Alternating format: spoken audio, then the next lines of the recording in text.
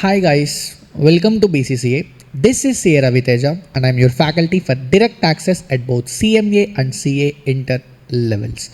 I really understand the current situation of the students that right now most of the students are very much worried about their exam preparation. Even though your concepts are good, even though if you have practiced enough number of problems, still there is little bit of less confidence in the students. So what I have decided is I have carefully analyzed all the past papers of the institute. I have started analyzing from the year 2016 onwards. From that year, I have carefully analyzed each and every question from the question papers which have been asked by the institute. And what I have identified is I have selected top 35 questions according to me.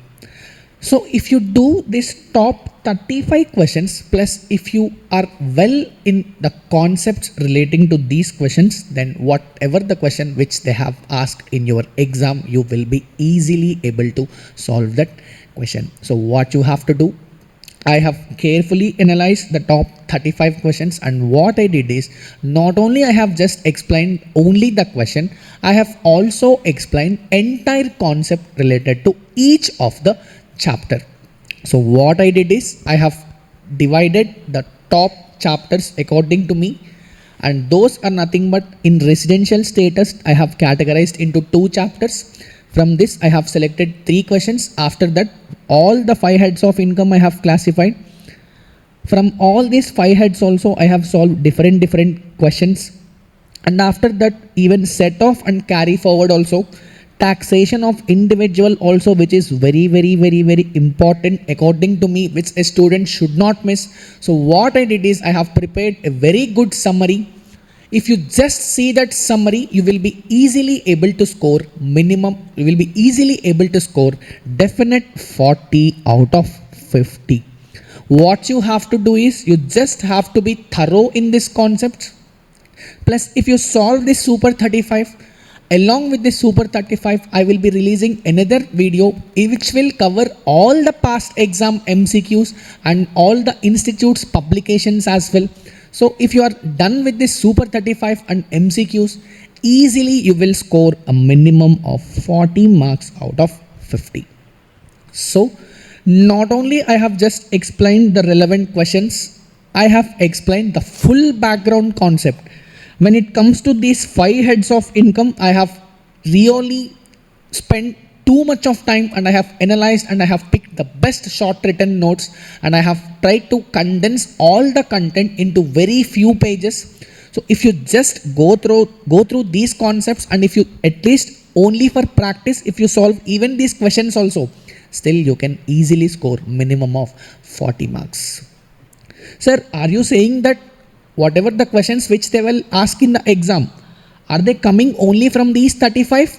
I cannot give that assurance, guys, but whatever the question which they can give in the exam, if you are fine with your concepts, all the concepts I have explained in this, along with that, if you at least solve these questions, then whatever the question which have come in the exam, you can easily score a minimum of 40 out of 50.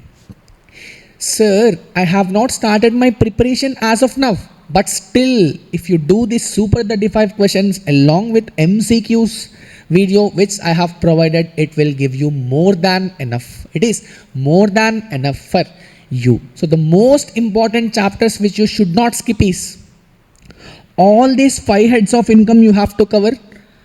Taxation of individual, definite question which you should not miss. I have summarized this into 1 hour. I have given you one beautiful short notes which will cover all the adjustments relating to all the 5 heads of income. From then you just have to apply. So for practice I have given 3 questions from this total income. All the questions which have recently asked in the exam, I have covered that.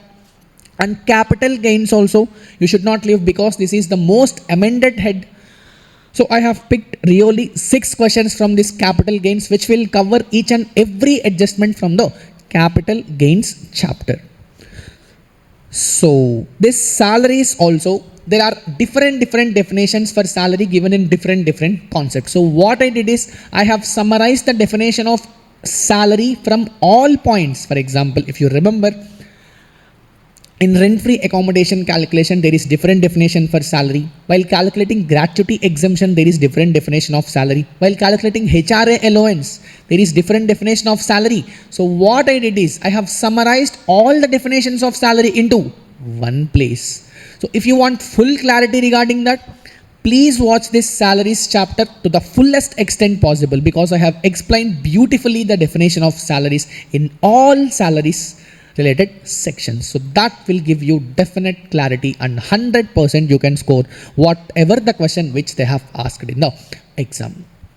So already I have released a marathon which is released in mixed language, and I have received a tremendous response from the students, and I am super happy for those response. So what I have thought is, this time I have decided to record a full-fledged English marathon which will cover concepts to the fullest extent possible. Along with that, I have also covered this super 35 questions also, but this time in full English mode. So the students, I hope you will take the complete advantage of this super 35 along with the concepts. And not only that, I will be releasing another video which will cover MCQs of all past exam papers and institutes publications also very shortly. So that's it guys. Happy learning, and watch this marathon completely and make the best use out of this. So thank you. So the very first head of income which we are going to start with is income from house property, which is very short and sweet. Income from house property. So before directly starting into income from house property, I just wanted to start with a detailed example which is going to cover all the heads of income which a person can earn. Okay, if you listen to this example perfectly, you can understand the classification of all the heads of income basically.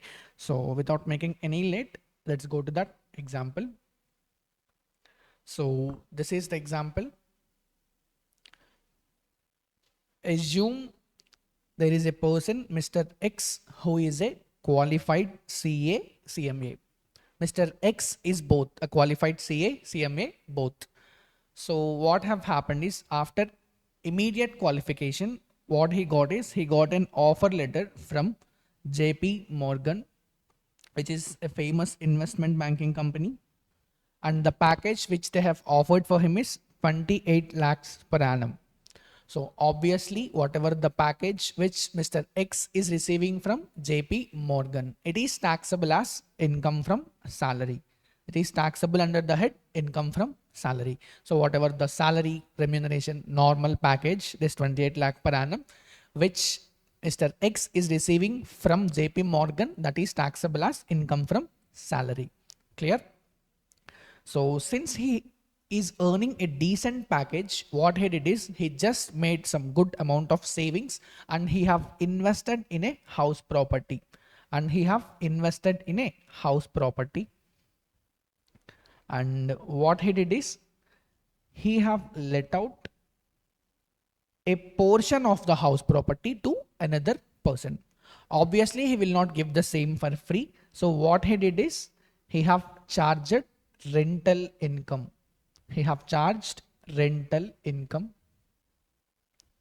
and such rental income which is received by Mr. X is taxable under the head income from house property. Clear? So now we have learned about two types of heads. The first one, salaries, we have covered, and the second one, income from house property, also we have covered. The third thing is, he just served in the corporate for just 2 to 3 years, and because of the boredom, what he did is, he just quit his teaching and joined in a practice. And he have joined in a practice, and because he is a qualified CA or CMA, he have started his own practice, and he have received professional fee from his clients. So whatever the professional fee which Mr. X is received from his clients, that is taxable under PGBP. The full form for this is profits and gains from business or profession. So whatever the professional fees which he have received from his clients, that is taxable under PGBP. And the next thing what have happened is, what Mr. X did is, He just transferred the property to another person. What Mr. X did? He just transferred the property to another person. Obviously, while transferring, there are chances that the property is sold at a gain. So in this case also, that is only happened. The property is sold for some gain. So now what you have to remember, whatever the gain which Mr. X is received because of the transfer, that is taxable under capital gain. That is taxable under capital gain.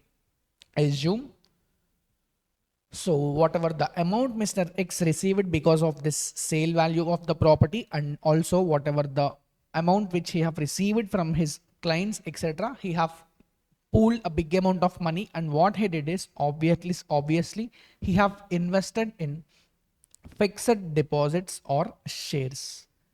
Mr. X have invested in fixed deposits or shares. Obviously, what have happened in this case?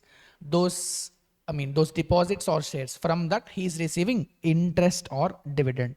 From those he is receiving interest or dividend. So such interest or dividend is taxable under income from other sources. So if you look at this example, here we have covered all the 5 heads of income. Clear? The first one, income from salaries, income from house property, PGBP, and the next one, capital gains, and the last one, income from other sources. Clear? If you want to give me a brief about these heads, I can do that. If any income needs to be charged under income from salaries, first of all, there has to be employer-employee relationship. If there is employer-employee relationship, then whatever the salary which a person is receiving, that is taxable as income from salary.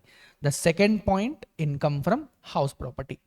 Here what they will say, first of all, there has to be a house property, and whatever the rental income which a person is receiving because of renting of such property. Clear? Whatever the rental income which a person is receiving because of renting that property. So that income is taxable under income from house property. And the third thing is profits and gains from business or profession. If any person is, rather than doing job, if he's started his own business or if he has started his own profession, in this case, whatever the remuneration or receipts which a person is receiving, that is taxable as PGBP.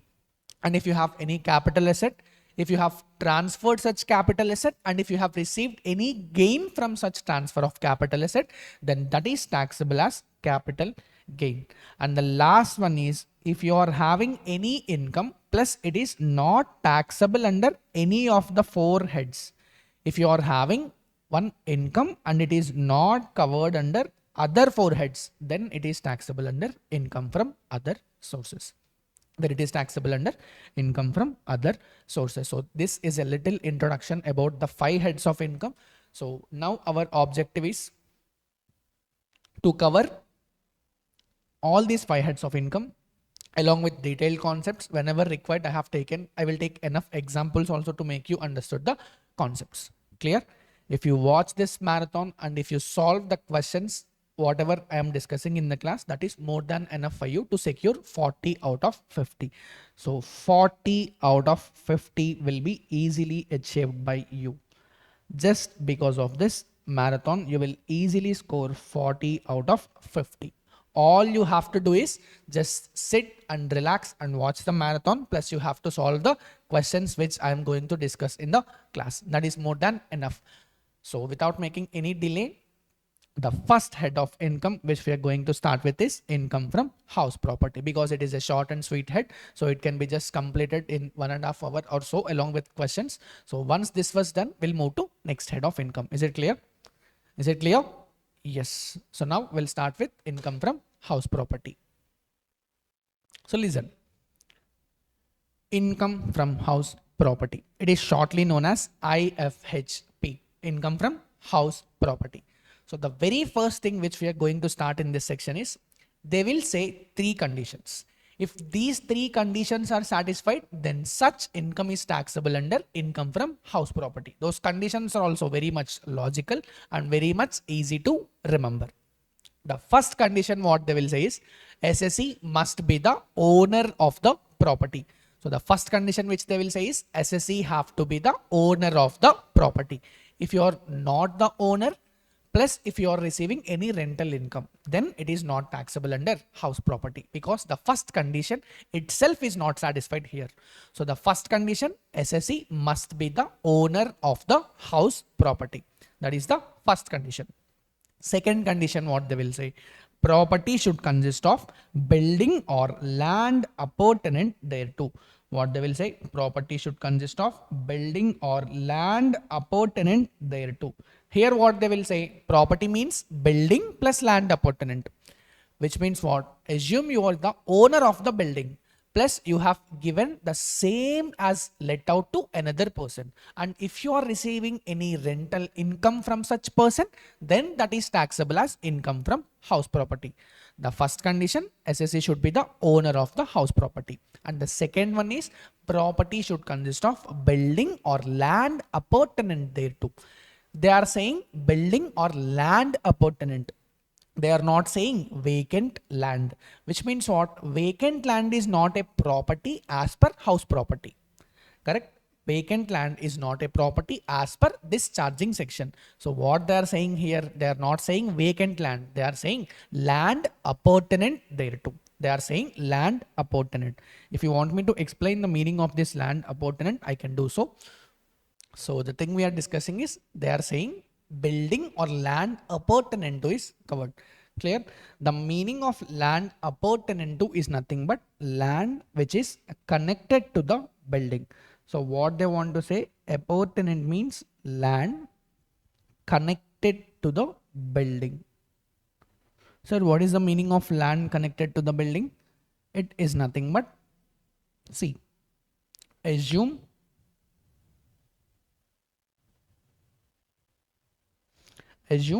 this is a building. Assume this is a building and these are nothing but the four corners of the building. So these are nothing but the four corners of the building. Assume the SSE is having here some car parking space he is having, and here the SSE is having some garden here, and here the SSE is having a swimming pool which is located. So it is very simple. The meaning of land appurtenant is nothing but land which is connected to the building. See, if this building is let out to the person, then it is covered under property definition. So if you are letting out the building, and if you are receiving any rental income, that is taxable as house property. But now what they are saying, not only that building, even the land attached to the building, which means what? Even though if you have given swimming pool which is attached to the building on rent, that income is also taxable under house property. If you have let out the car parking to any person, and whatever the rental income which you are receiving from such person, that is also taxable as income from house property. So what they are trying to say is, the second condition is property should consist of building or land appurtenant thereto. And the third condition is what they are trying to say, SSE should not use such property for his own business or profession. Try to understand this. This is very, very important condition. What is they are trying to say is, SSE should not use the property for his own business or profession. If you observe, they are placing restriction on the SSE's use of the property. They are saying SSE should not use for his own profession or business.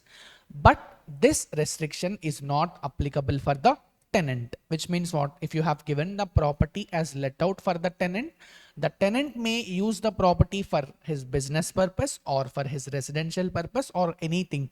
This restriction is not applicable for tenant. This restriction is applicable only for owner, So the three conditions. First one, SSE should be the owner of the house property, and second condition, property should consist of building or land appurtenant thereto. And the third condition is, SSE should not use the property for his own business or profession. Clear? Yes. Now let us move to the computation part. So here you will understand how to calculate the income from house property. First you have to start with gross annual value. First you have to start with gross annual value. From this you will deduct municipal taxes paid by the SSE. You will deduct the municipal taxes if they are paid by the SSE. Then you will get what? Net annual value. From net annual value, you have to deduct deductions under section 24.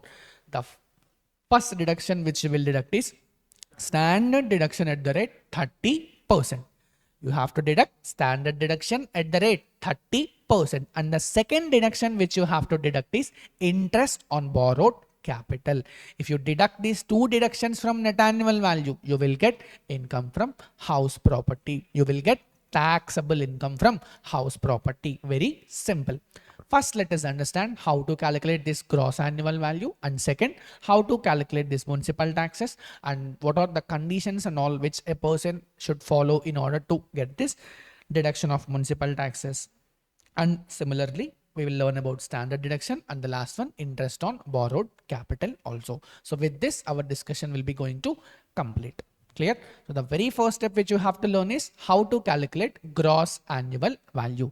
What I have did is I have divided this classification of gross annual value based on different cases. I have classified the same into totally 5 cases. So if you are perfect in these 5 cases, then whatever the question which they will give from house property, you will be able to solve that 100%. So what you have to do, you just have to listen what I am trying to say. GAV calculation based on 5 different cases. So first case, let us learn, that is when the property is let out for the entire period. When the property is let out for the entire period. Here what will be your GAV? Your GAV will be expected rent or actual rent received or receivable, whichever is higher. Expected rent or actual rent received or receivable, whichever is higher, will be your gross annual value. Is it clear? Yes. Then you may ask, sir, how to calculate that expected rent? Here only it is there. You have to calculate expected rent, but if you want to calculate, you need 3 things. The first thing which you should need is fair rent, and the second thing is municipal value, and the third one is standard rent. First, what you have to do, you have to compare fair rent or municipal value, and whichever is higher you have to take, and that whichever is higher will be compared with standard rent, and that whichever is higher will be compared with standard rent, and whichever is lower will be nothing but your expected rent. That you have to compare that with actual rent received or receivable, and whichever is higher will be your gross annual value. Whichever is higher will be your gross annual value. Clear? It is very simple. The first case is when the property is let out for the entire period. Clear? When the property is let out for the entire period. I just wanted to explain a small point on this, when the property is let out for the entire period. So listen to this very carefully. We all know that there are totally 12 months in a year. Correct? There are totally 12 months in a year.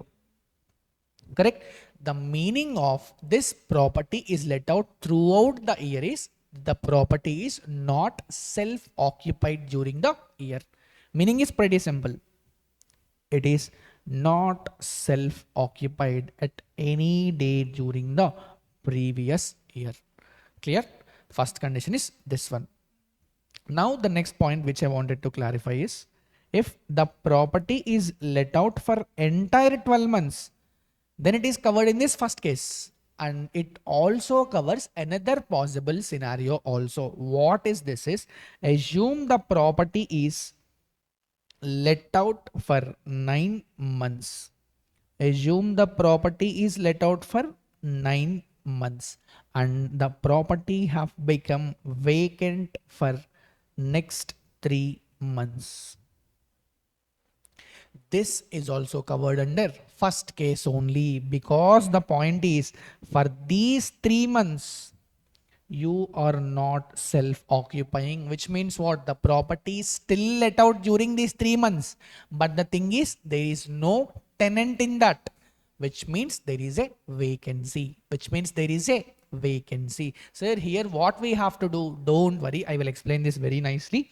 Here what you have to do is, if there is any vacancy, then you have to additionally calculate vacancy period rent. Then you have to additionally calculate vacancy period rent also. Clear, everyone? Okay, so here you have three things to remember. First one, expected rent you have, and next one, actual rent also you have, actual rent received or receivable, and the last one, vacancy period rent, and the last one, vacancy period rent. The thing here which you wanted to remember is you have to add these two things. You have to add these two things. Sir, what I have to add? I have to add actual rent received or receivable plus vacancy period rent. You have to compare this figure with expected rent. You have to compare this figure with expected rent. See, the thing is, if expected rent is less than or equal to actual rent plus vacancy period rent, then your gross annual value, will be actual rent. Clear? This is when if your expected rent is less than or equal to actual rent plus vacancy period rent. The next case is, listen to this very carefully, very, very important.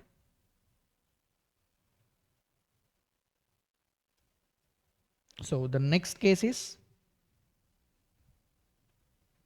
if the expected rent is more than the actual rent plus vacancy period rent, in this case, your GAV will be expected rent. Your GAV will be expected rent. These 2 points you have to remember. Sir, what I have to do in case of vacancy, you need to calculate additionally something called as vacancy period rent, and you have to add that vacancy period rent to actual rent. You have to compare that expected rent with actual rent plus vacancy period rent. If expected rent is less than or equal to actual rent plus vacancy rent, then your gross annual value will be actual rent. Otherwise, your gross annual value will be expected rent. The same point I have explained here. Now I will explain you the logic for this also. This is not something which you have to by heart. This is a logic which I will be explaining. So listen to this very carefully. First of all, I have written the same thing here.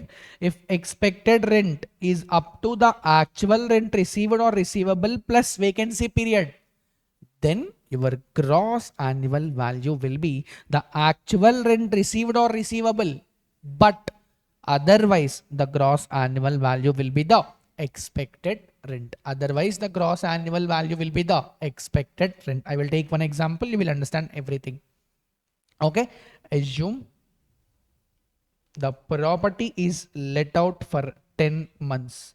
Assume the property is let out for 10 months and it is vacant for 2 months. The expected rent which I have calculated is, assume it is 1,50,000. Expected rent which I have calculated is how much? 1,50,000. Now the monthly rent for this let out property is 20,000. The monthly rent is 15,000. You can take monthly rent for this property is 15,000. Clear? You have to calculate and tell me what is my expected rent. You can take 9,000, then it will be good for you. So tell me the example as 9,000 rupees. Calculate and tell me how much is the actual rent received for this 9 months. It is obviously 90,000 plus calculate the rent for this vacancy period also, which means what? 2 into 9,000. So here my rent is how much? 18,000. So totally it is 1,08,000. But my expected rent is how much? 1,50,000. So 1,50,000 is more than 1,08,000. So in this case, your gross annual value will be how much? Your gross annual value will be expected rent, which is nothing but 1,50,000. Clear? Let us take another example. Through that example, you will understand everything. No need to by heart this. Assume the expected rent is 1,70,000. Assume the expected rent is 1,70,000. The actual rent which I have received is for the 10 months. For the 10 months, assume it is 15,000 per month. Assume it is 15,000 per month, which means for 10 months, how much I have received? 1,50,000 plus the vacancy period rent is 30,000. The vacancy period rent is 30,000. But my expected rent is how much? 1,70,000. This is nothing but 1,70,000 here. But right side I got 1,80,000. Which means it is less than or equal to. My expected rent is less than or equal to actual rent plus vacancy period rent, which is nothing but this first case. So here my GAV will be my actual rent. Now try to understand the logic for this.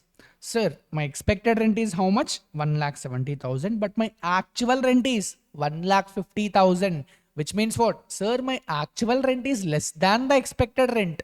But the reason for that amount is vacancy. Which means if there is no vacancy, my actual rent is more than the expected rent. That is what we have calculated here. You just have to tell, if you want actual rent to be taken as gross annual value, you have to prove that, sir, because of the vacancy only my actual rent is less. Sir, how can I prove that? Please add vacancy period rent to the actual rent received or receivable. If expected rent is less than or equal to that amount, then your gross annual value can be taken as actual rent. So check this part. In the first example, if you check, even though if you are adding your vacancy period rent, still your expected rent is more than the vacancy period rent plus actual rent, which means what? Your actual rent is less, but not only because of vacancy. Hence, you have to take GAV as expected rent. Very, very simple. If you understand the logic, excellent. Otherwise, you can simply by heart this thing. Both are same. What you have to remember ultimately is, if there is any vacancy, then you have to calculate vacancy period rent. So now you have three things. First one, expected rent. Second one, actual rent received or receivable. And the third one, vacancy period rent. If your expected rent is less than or equal to actual rent received or receivable plus vacancy period, then your gross annual value will be actual rent received or receivable. Otherwise, gross annual value will be the expected rent. Is it clear? Is it clear?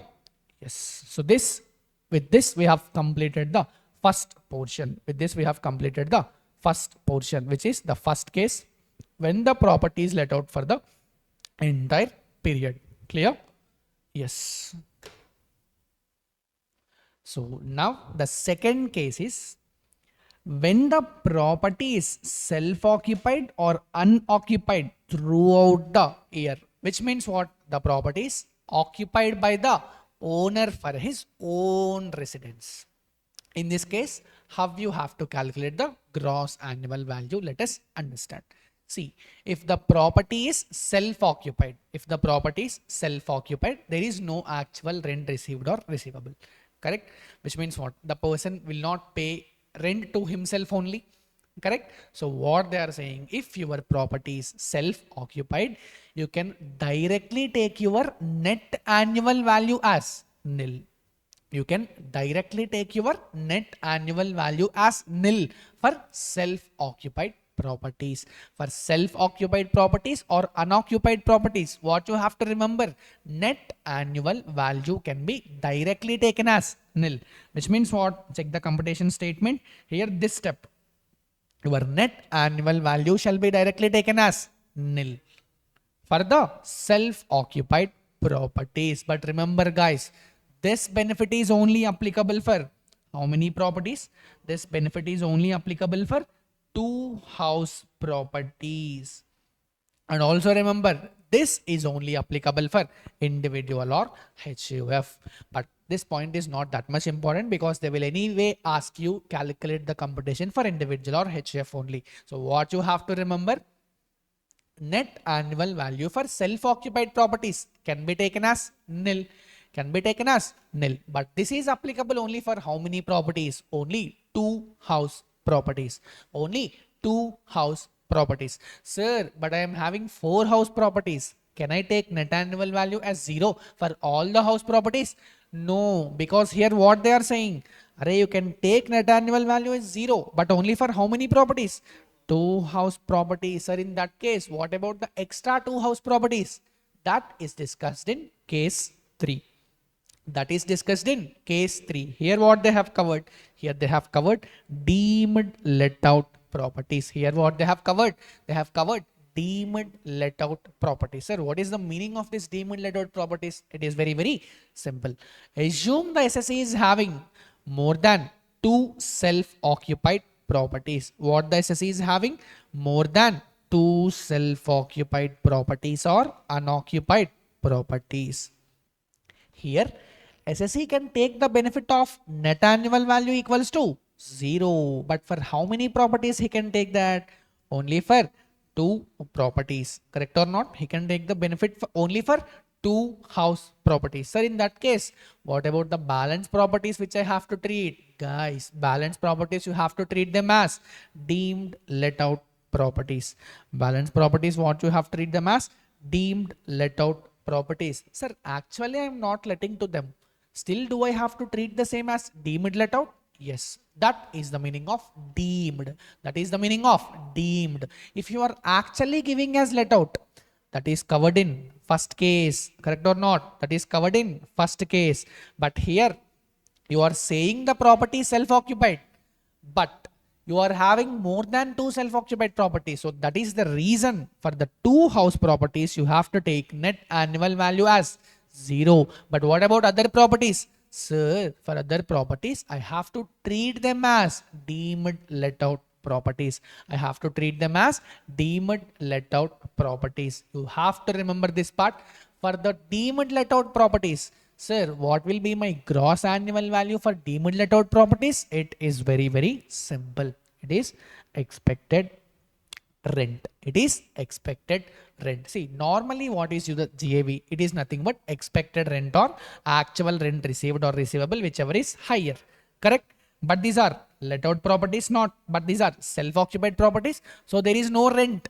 But they are deemed as let out properties. But they are deemed as let out properties, which means what? Their actual rent is 0. Their actual rent is 0. So that is the reason. Expected rent or actual rent, which is 0. Whichever is higher you have to take. So always you will get expected rent as gross annual value. Are you understanding?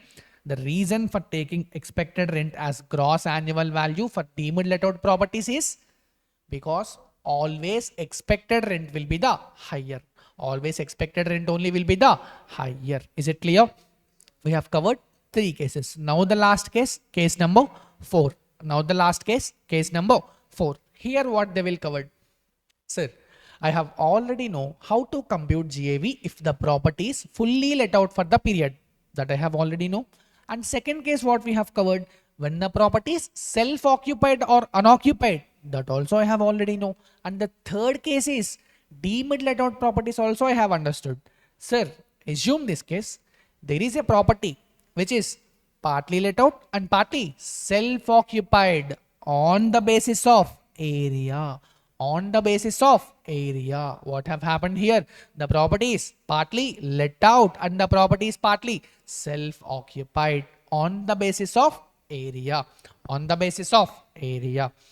Very, very simple. I can take one example. Assume this is the building. I have 2 floors. I have 2 floors. This is building A. This is ground floor. And this is first floor.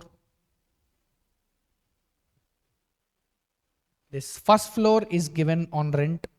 This ground floor, the owner is using for his self-occupation, which means what? This is a self-occupied property, whereas this is a let-out property.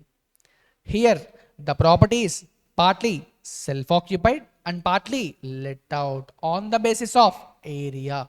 on the basis of area. Sir, the ground floor is entirely let out. Sorry, the first floor is entirely let out. So it is let out property. The ground floor is entirely self-occupied. So it is self-occupied property. Is it clear? Everyone? Yes. So here what you have to remember. See, there are municipal value, municipal taxes, standard rent, interest on borrowed capital, and fair rent. There are 5 components which you have to remember. These are nothing but the things which you will calculate while, these things which will be used in calculating gross annual value. The first thing, municipal taxes. The second thing, standard rent. The third thing, interest on borrowed capital. Next thing, municipal value. And the last one, interest on borrowed capital. All these things will be given for the entire property, which means what? For the entire house you will be given all these things. So now what you have to do, you have to apportion between self-occupied property and let out property. Sir, how I have to apportion? On any reasonable basis you can do the apportionment. Sir, but what is the meaning of reasonable basis? Guys, the reasonable basis is area. The reasonable basis is area, which they will definitely give in the question only. All you have to remember is, sir, if the property is self-occupied and if the property is partly let out on the basis of area. Here what you have to remember? You have to remember 5 things. Municipal value, fair rent, standard rent. Next one, municipal taxes. And the last one, interest on borrowed capital. So these will be given for the entire property. So now what I have to do? I have to bifurcate these things between self-occupied and let out property on some reasonable basis. Sir, what is the reasonable basis which is here? The reasonable basis is nothing but the area. The reasonable basis is nothing but the area. Another thing you have to remember that is very, very important. Actual rent received should not be apportioned. Sir, why actual rent should not be apportioned? Guys, actual rent received is there now. This is only for the let out period. Correct or not? So why will we apportion? See, whatever the municipal value, whatever the municipal taxes and standard rent, fair rent and interest, all these things all for the entire property. Hence we have apportioned, but this actual rent is only for the let out property only. So this will not be apportioned. So the only thing which you have to remember is actual rent will not be apportioned, because that is completely related to the let out property only. But other things, other 5 things should be apportioned between self-occupied property and let out property on some reasonable basis. Is it clear? Yes. So now the last case, which is property is partly let out and partly self-occupied, but this time not area wise. This time it is time wise. This time it is not area wise, guys. This time it is time wise. This time it is time wise. Sir, what is the meaning of this time wise? Don't worry. Assume, where is this? Yes, I have a property. One sec. I have a property and from April to December, I have given this property as let out. From April to December, I have given the property as let out. But from Jan to March, I have decided to occupy this property as self-occupied property. What I have decided, guys, I have decided to occupy this property as self-occupied, which means for the first 9 months it is let out property, and for the next 3 months it is self-occupied only. So what you have to do in this case, sir, how to calculate gross annual value here? Very, very simple. Very, very simple. You have to remember one logic. If the property is let out even for a single day in the year, listen, if a property is let out even for a single day in the year, you have to calculate income from house property, assuming it is covered in case number 1. Assuming it is covered in case number 1. Very, very simple. If the property is partly let out and partly self-occupied, which means what? Obviously, the property is let out at least for 1 day. Correct or not? So you have to calculate GAV as per case number 1. Sir, case number 1, what is the GAV? Case number 1, what is the GAV? It is nothing but expected rent or ARR. What is the meaning of ARR? Actual rent received or receivable, whichever is higher you have to take. Whichever is higher you have to take. But one thing you have to remember, this expected rent you have to take for entire period. This expected rent you have to take for entire period. Whereas this actual rent you have to take only for let out period. This actual rent you have to take only for let out period. Sir, why I have to do this? Because guys, you have given the property as let out at least for some portion. So what you have to do is you have to calculate the income from house property like this only. You have to remember this point. You have to calculate expected rent for the entire period, and that should be compared with actual rent received or receivable for let out period. Clear? Whichever is higher you have to take. One common thing which most of the students have a doubt is, sir, here you are saying that you have to compute the income assuming the property as let out property. Sir, what about this thing? What about this self-occupied property? Here I have taken the property for 3 months as self-occupied, which means can't I get the NAV equals to nil benefit? Answer is no, you will not get. So in this case, do I have to calculate the income twice? One for let out like this and for self-occupied, do I have to calculate net annual value equals to 0 again? No.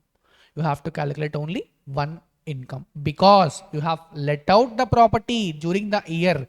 Guys, even though if you are let out for a single day in a previous year, you have to compute your income assuming the property is let out throughout the year. Assuming the property is let out throughout the year, but here you will not calculate that vacancy period rent because that property is not vacant, that is self-occupied. So that is the reason here you have to take expected rent for the entire period or actual rent for the let out period. This thing you have to remember for sure, because most importantly they will ask this question only. Most importantly they will ask this thing time wise and area wise. Combination problems they can ask. Sir, can you give us an example? Answer is yes, I will give you an example. But first let us complete the balance concepts also. After this, I will solve one question which has an adjustment of both partly self-occupied and partly let out on the basis of area also and on the basis of time also. Is it clear? Yes. So with this, we have completed the 5 cases as to how to calculate the gross annual value. Clear for everyone? Yes. So now for the second step, let us move to municipal taxes. The second step, let us move to municipal taxes. The meaning of municipal taxes, you already know that point. Municipal taxes means property taxes, water taxes, and sewerage taxes. Simple. 3 kinds of taxes are also called as municipal taxes. But in this, they will say some conditions. Only 2 points you have to remember. That's it.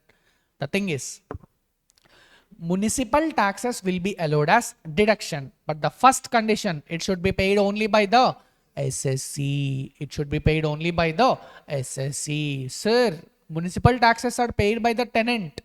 They are not allowed because the condition is they are allowed as deduction, but the condition is they should be only paid by the SSC. If they are paid by the SSC, then only deduction is allowed for municipal taxes. The second condition is it should be paid during the previous year. It should be paid during the previous year, which means municipal taxes are allowed as deduction only on cash basis or payment basis. Only on cash basis or payment basis. Municipal taxes, only 2 points you have to remember. First thing, It should be paid during the previous year, and it have to be paid only by the SSE. If they are paid by the tenant, not allowed as deduction. If they are not paid, then also not allowed as deduction. Correct or not? Everyone. Okay. Assume the SSE have paid municipal taxes for the last 10 previous years in the current previous year. In current previous year only, you will get deduction for all those municipal taxes because they are allowed only on payment basis. They are allowed only on payment basis. Clear? Everyone. One additional point which you have to remember. Sir, what is that additional point which I have to remember? This advanced municipal taxes. This advanced municipal taxes would not be allowed as deduction in the year of payment. In the year of payment. This is the only point which you have to remember. Advanced municipal taxes. For example, our current previous year is what? Previous year 24-25. If during the current previous year, if you have paid any municipal taxes for 25-26 or 26-27, these are called as advanced municipal taxes. The point is these are not allowed as deduction in the year of payment because your liability itself is not arising. So that is the logic. So if your liability has already arisen, and if you are actually paying, then only deduction. Sir, my liability itself is not arised. So even though if you have paid, that is not allowed as deduction. So even though if you have paid, that is not allowed as deduction. So with this, we have completed this municipal taxes point also. Very, very simple. Now, the third deduction, which is standard deduction at the rate 30%. Standard deduction at the rate 30%. You have to remember, guys, this is a standard deduction which will be allowed to all the SSEs, which is allowed to all the SSEs, irrespective of the actual expenditure incurred. You may incur any expenditure. For example, painting expenses you have incurred. Revenue repairs you have incurred, nothing will be allowed.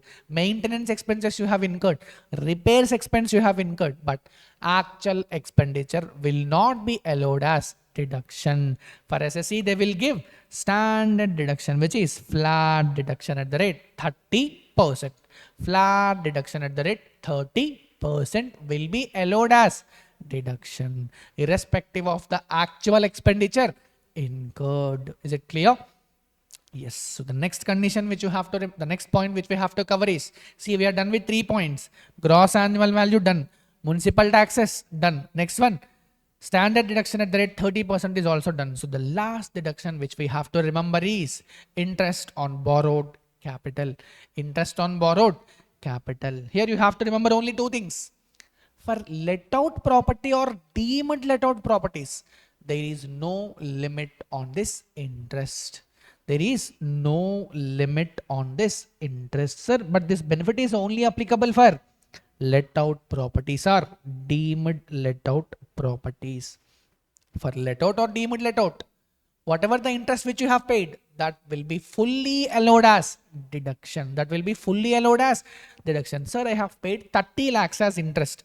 Will I get 30 lakhs as deduction? Answer is yes. If it is let out property or deemed let out property. Sir, but what if my property is a self-occupied property or a unoccupied property? Then you will get deduction, but maximum of 30,000 or 2 lakh will be allowed as deduction. How much you will be given? 30,000 or 2 lakh will be allowed as deduction. But in case of let out property, there is no limit for you. If in case of let out property, there is no limit for the deduction. But for self-occupied property or unoccupied property, the deduction is how much? 2 lakh or 30,000. Clear? 2 lakh or 30,000. Then students may get a doubt. Sir, when will I get 2 lakhs and when will I get 30,000? For this, you have to remember only 3 conditions. For this, you have to remember only 3 conditions. The first condition is loan should be taken for the purpose of acquisition or construction of the house property. Here what they will say, you can take the loan, but that loan should be only for the purpose of acquisition or construction of the house property. The first condition, sir, I have taken the loan for the repairs of the property. Is it covered? No. Here what they have covered, only acquisition or construction of the house property. Second condition is, sir, loan is taken on or after 1/4/1999. Loan is taken on or after 1st April 1999. Sir, I have taken the loan on 1998. Then this condition is not satisfied. Clear? The last point is, construction or acquisition should be completed within how much period? Within 5 years from the end of the financial year in which the loan is taken. It is not 5 years from the date of borrowing. No, it is 5 years from the end of the financial year in which the loan is taken. Here they will say 3 conditions. If all the 3 conditions are satisfied, then the deduction is how much? Maximum 2 lakhs, otherwise 30,000, otherwise 30,000. Guys, we are completing this interest point also. After this, we only have one important point, pre-construction period interest, which is very, very important. So listen, 3 conditions for self-occupied property. Guys, these are only conditions which are applicable for self-occupied property. Sir, what happened for let out property? For let out property, there is no limit only, hence no conditions required. For let out property, there is no deduction. Check this, for let out property, there is no limit on deduction, which means 100% will be allowed. So there are no conditions. But for self-occupied property, there are limits. For self-occupied property, what are the limits? 30,000 or 2 lakh. If you want 2 lakh, all these conditions should be satisfied. If you want 30,000, even if any of the condition is not satisfied, then you will get 30,000 deduction. 3 conditions. First one, loan should be taken for the acquisition or construction of house property.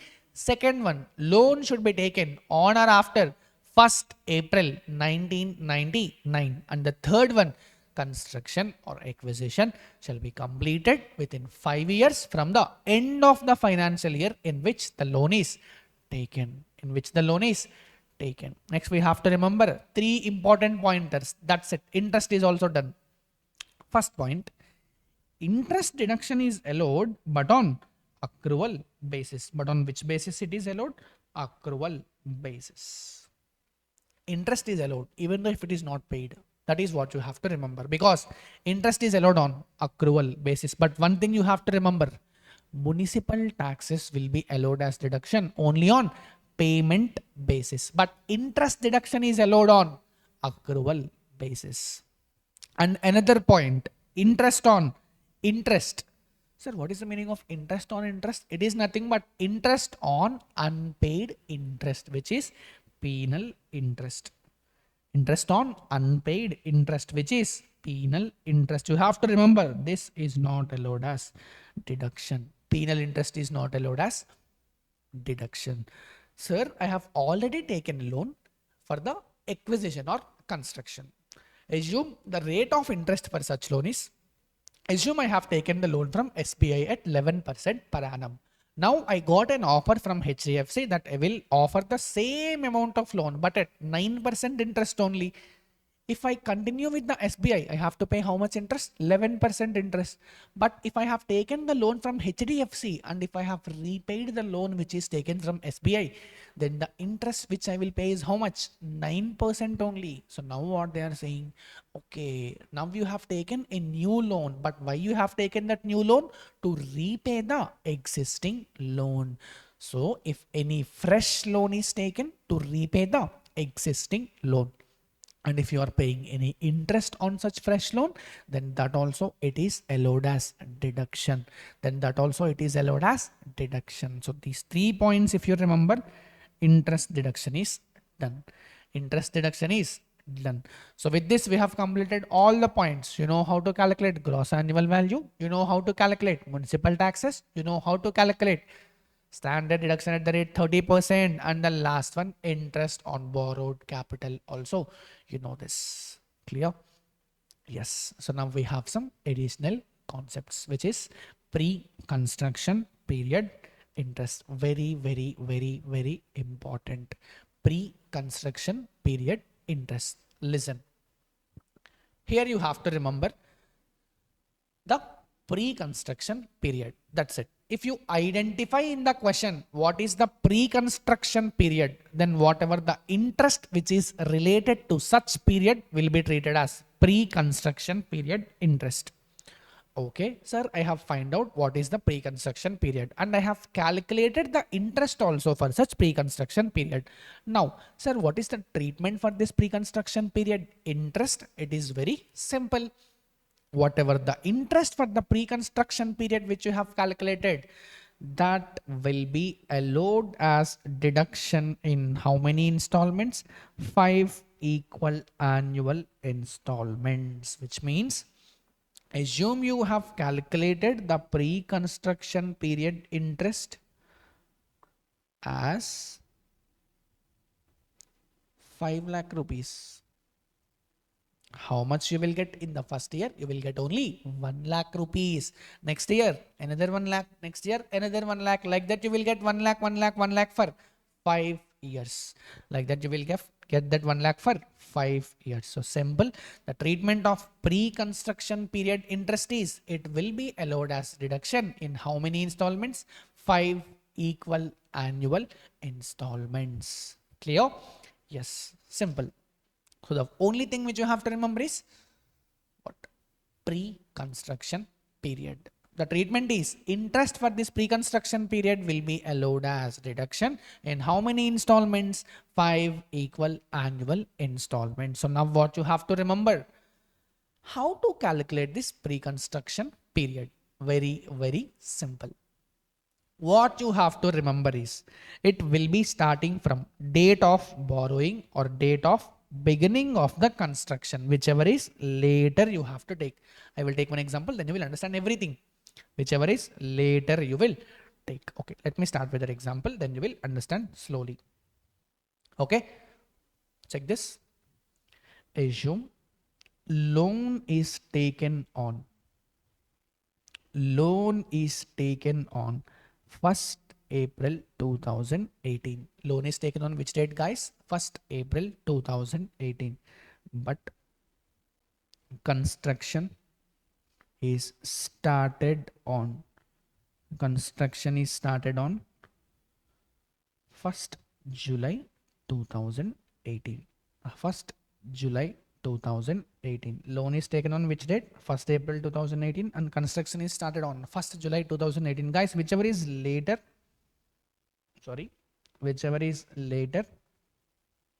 it is obviously 1st July 2018.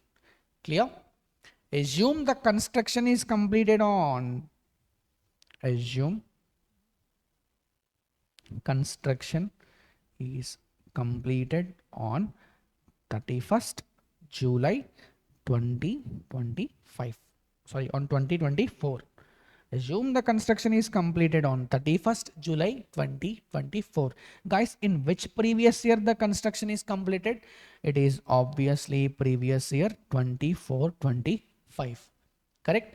The first date of this previous year 24-25 is how much? 1st April 2024. The first date of the previous year in which the construction is completed, it is nothing but 1st April 2024. What is the previous date for this? It is nothing but 31st March 2024. Correct? The previous date for 1st April 2024 is 31st March 2024. So this period is nothing but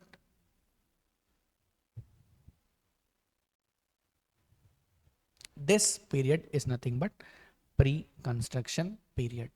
This period is nothing but pre-construction period. I will explain another example, then you will get everything clarity.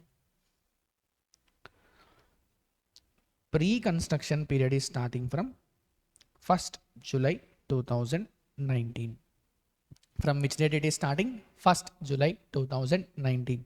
The construction is completed on which previous year? 31st March 2025. The construction is completed on which previous year? Sorry, which date? 31st March 2025. Which means it is related to previous year 24-25. Which means it is related to previous year 24-25. The starting date of this year is 1st April 2024. What is the just before date? It is nothing but 31st March 2024. So this is nothing but your pre-construction period. This is nothing but your pre-construction period, and whatever the interest which is related to this, that is called as pre-construction period interest. Is it clear? Yes. So if you want, 1 second, check this. Now you will understand everything. Date of borrowing you have to take, or date of beginning of construction you have to take, whichever is later. In the example I have taken that thing only, whichever is later I have taken, which means 1st July 2018. From this date the construction will begin. From this date the pre-construction period will begin.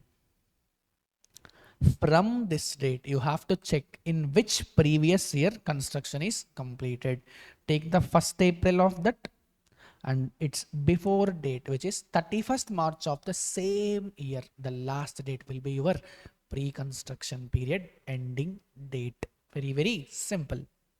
It will, the pre-construction period will start from this period and it will continue till end of the period prior to the previous year in which construction is completed. If construction is completed in previous year 24-25, my previous year will start from 1st April 2024. So you have to take the previous date, which is 31st March 2024.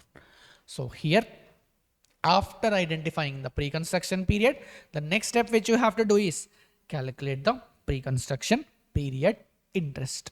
You have to allow this interest as deduction in how many installments? 5 equal annual installments. But remember guys, only from the previous year in which construction is completed, from that year only interest will be allowed as deduction. From that year only this pre-construction period will be allowed as deduction. Is it clear for everyone? Yes, it is clear. So with this, we have completed all the points related to calculation of gross annual value. Now we have two separate points. Those are also very, very simple. The first point is unrealized rent. Sir, what is the meaning of unrealized rent? That is nothing but similar to bad debt of your rent receivable, which means what? Your tenant should actually pay to you, but he is not paying. See, there is one logic for this. First of all, let us learn about the treatment. The treatment is pretty simple. The treatment is you have to deduct this from the actual rent received or receivable, but they will prescribe some conditions. The treatment is unrealized rent. See, you did not receive it from your debtor, you did not receive it from your tenant, so don't pay tax also on this amount, which means you can deduct from the actual rent received or receivable. But there are few conditions. The first condition which they will say is tenancy should be bona fide. What is the meaning of bona fide? It should be genuine or legal. The second thing is the defaulting tenant has already vacated the property. Or you have taken steps to compel him to vacate the property. The third one is SSE have taken all the legal steps to initiate the recovery. If these three conditions are satisfied, then you can deduct the unrealized rent from your actual rent received or receivable. Clear for everyone? See, the logic is pretty simple. You did not receive from your tenant, so why will you pay tax on that? You obviously will not pay tax on that, but there are some conditions. How many conditions? 3 conditions. If these 3 conditions are satisfied, what is the treatment for that unrealized rent? That can be deducted from actual rent receivable. Deduct from the actual rent received or receivable. Is it clear? Yes.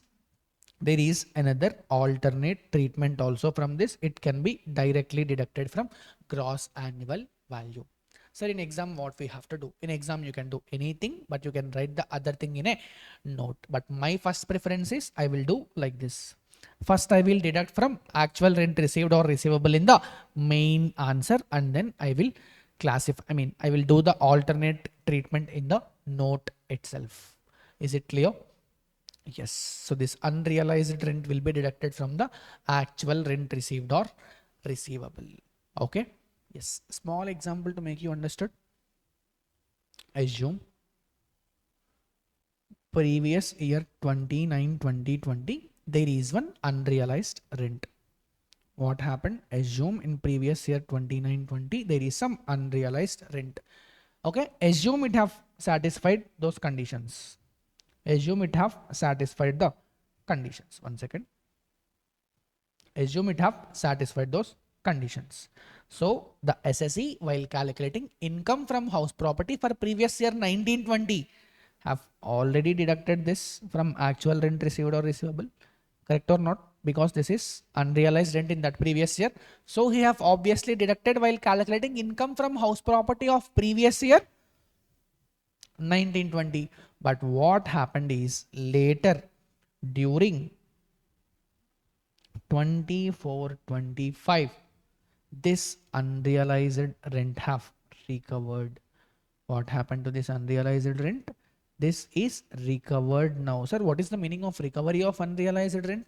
Earlier I thought that tenant will not pay to me, but now the tenant has become good. He have come to me and he have paid the unrealized rent. So the treatment for this is earlier, have you paid taxes on this unrealized rent? Answer is no, because you have deducted from actual rent received or receivable. So the treatment is now you have to pay tax on this. Now you have to pay tax on this. Sir, it is taxable in which previous year? It is taxable in the year of recovery. It is taxable in the year of recovery. Which means if you receive in previous year 24-25, it is taxable in previous year 24-25. Clear? Yes, but one thing you have to remember, even in this year, you will get 30% standard deduction. Will get what? 30% standard deduction. Is it clear? Yes. So like this, you can remember 70% of the recovery of unrealized rent will be taxable. 70% of recovery of unrealized rent will be taxable. So this is the same point which I have explained. So you have to remember 70% is taxable in the year of recovery. Clear? Yes. So the last point which is pending is co-owned property. The last point which is pending is co-owned property. The meaning of this co-owned property is if the property is owned by two or more owners, then it is said that the property is a co-owned property. Here what you have to remember, in case of self-occupied property or unoccupied property, annual value for each co-owner can be taken as nil. Can be taken as nil. Very, very simple.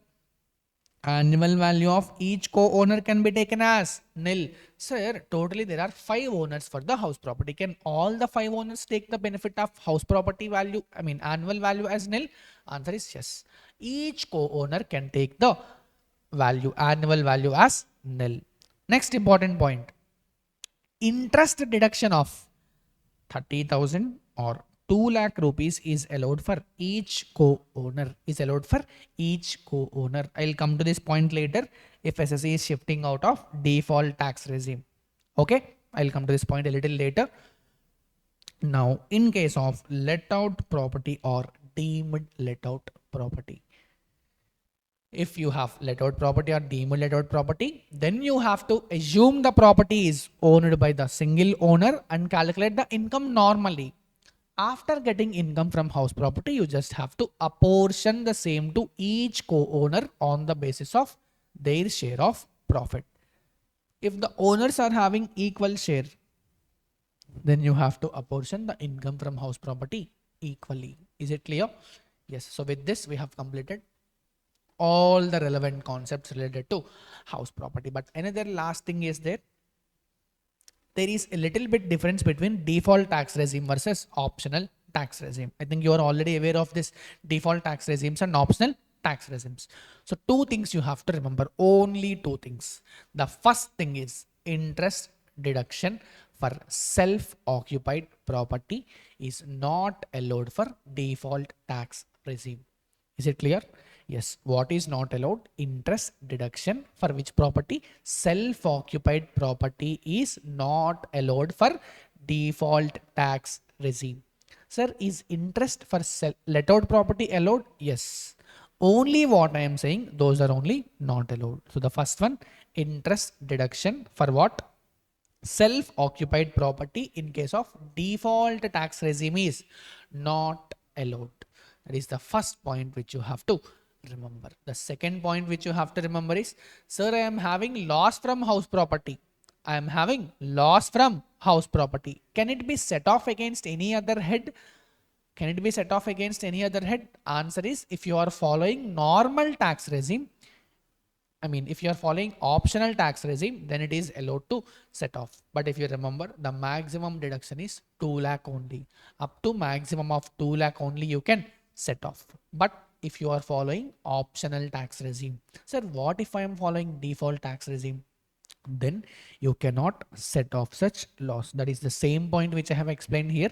Losses from house property cannot be set off against any other head, or even you cannot carry forward the same also if you are in default tax regime. If you are in default tax regime, such loss from house property cannot be set off against any other head, or also it cannot be carried forward for next years also. The same point I will discuss again when we are discussing set off carry forward of losses also. So is it clear? Yes. So with this, we have completed all the relevant concepts which are related to house property. Clear? Yes.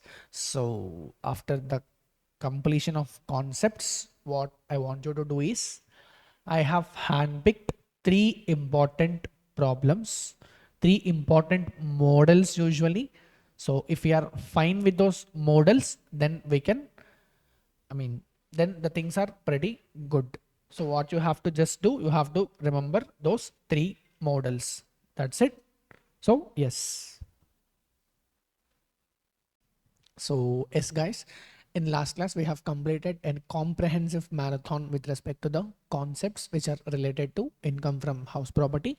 So now we'll start with some problems, because only if you solve problems, then only your conceptual clarity is completed, because you guys have already know that in exams they're going to test based on problems. So how much your concepts are strong, you need some amount of practice with respect to problems as well, because when you are completely confident with respect to problems, then only we can say that your conceptual clarity is totally complete. So without making any further delay, what I did is I have picked some three problems which are very, very important.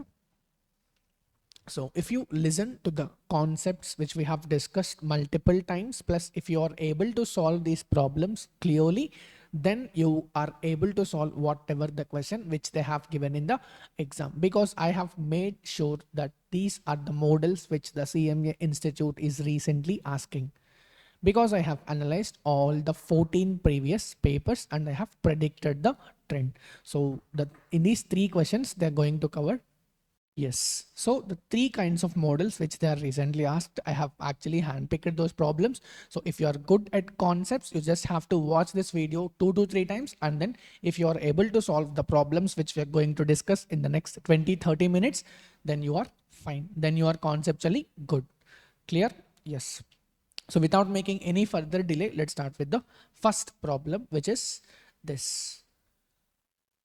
So let's start analyzing the question. So the first part which they are saying is, Mr. Ajnabi has a house property in Cochin. The house property has how many units? Two equal dimension units. The house property has two equal dimension residential units. What they are saying, unit 1 is self-occupied. Unit 1 is self-occupied and unit 2 is let out, and unit 2 is let out. So let us just write the summary here. So the first problem we are trying to solve is unit 1, it is self occupied, and unit 2, it is let out property. If you observe the question, they are saying these are two equal residential units. Clear? Yes. So the thing is pretty clear. There are two equal residential units. We have one property which is self-occupied and another unit which is let out property for the period. Clear? So first you have to analyze this under which case. Is it covered under case 1, or is it covered under case 2 or case 3 or 4 or 5 for GAV calculation? If you look at this, you will understood that this is nothing but partly let out property and partly self-occupied property based on area. It is nothing but partly let out property and partly self-occupied property based on the area. Clear? Yes.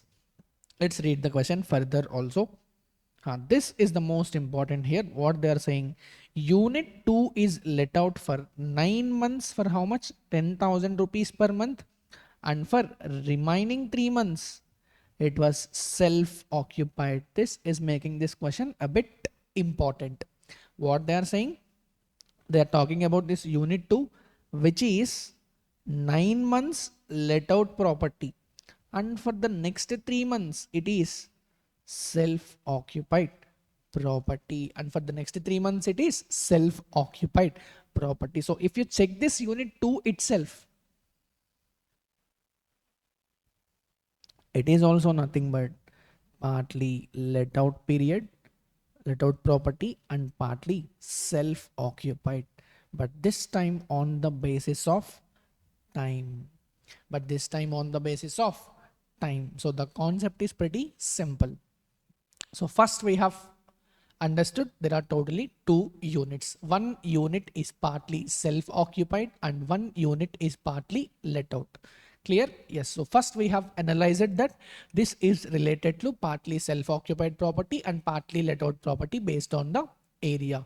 But if you look at the unit 2, they are also saying that unit 2 is partly let out property and partly self-occupied based on the time. Based on the time. So if you ask me, this is a combination of two cases.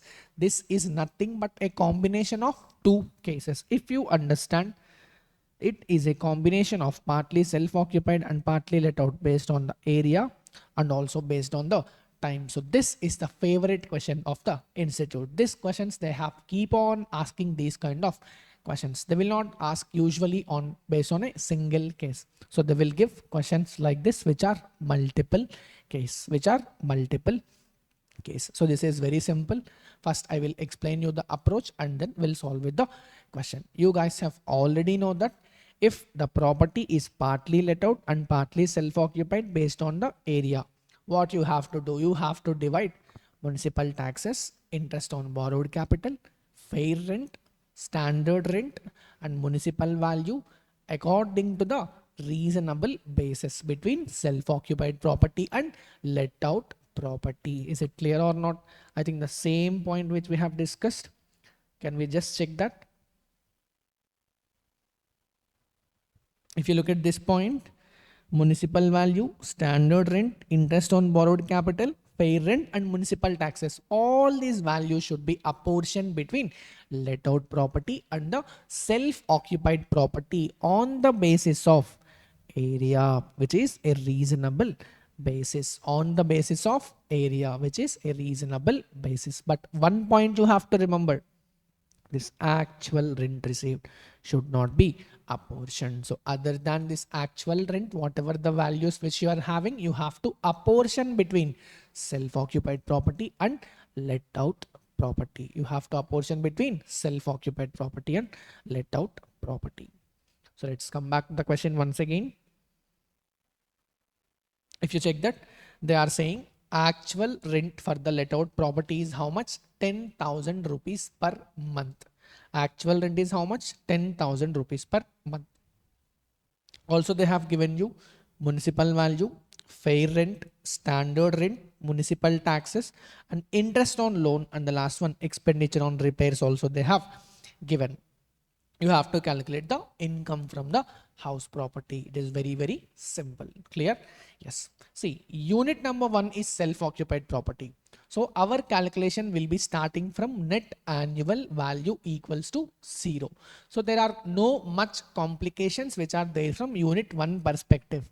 What you have to do is simple thing. This interest on borrowed capital is there, which is 40,000. You just have to apportion that 50% towards self-occupied property. So that is pretty simple. Our main focus will be first towards that let out property, which is unit 2, which is unit 2. So here what will you do? First, whatever the fair rent which they have given, you have to take only 50 percentage, because the property is partly let out and partly self-occupied based on the area. So first you have to apportion 50% only. So here I have taken fair rent, which is 1,60,000 into 50 percentage, which is 80,000 rupees. And the next one, what is there? Municipal value, which is how much? 2 lakh rupees. So 2 lakh into 50 percentage, which is nothing but 1 lakh rupees. And obviously the standard rent which they have given, it is 3 lakh multiplied by 50%. So which is called as 1,50,000. So what you have to take while calculating expected rent? Fair rent or municipal value, whichever is higher you have to take, and that should be compared with standard rent, and whichever is lower will be your expected rent. So here I have did the same thing. Here my expected rent is how much? 1 lakh rupees. Here my expected rent is 1 lakh rupees. See, if you observe the case, here unit 2 is partly let out and partly self-occupied, but on the basis of time. Therefore, the gross annual value will be expected rent for the entire period or actual rent for the let out period, whichever is higher you have to take. This you have to remember.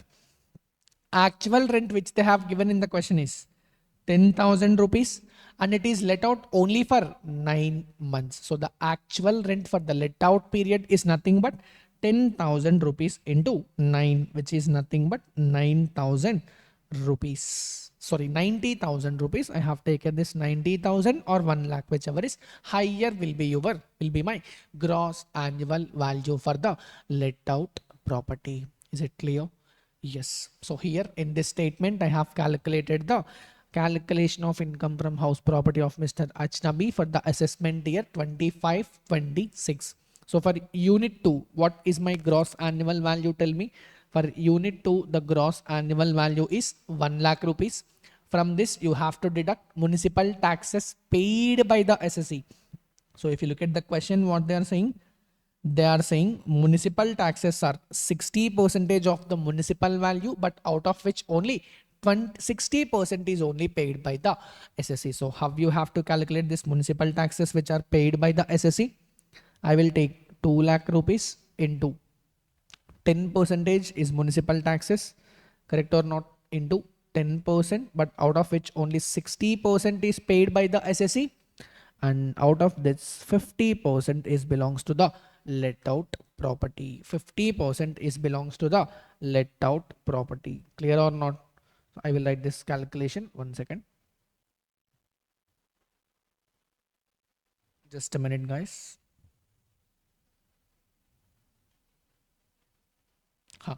This municipal taxes point I will write here.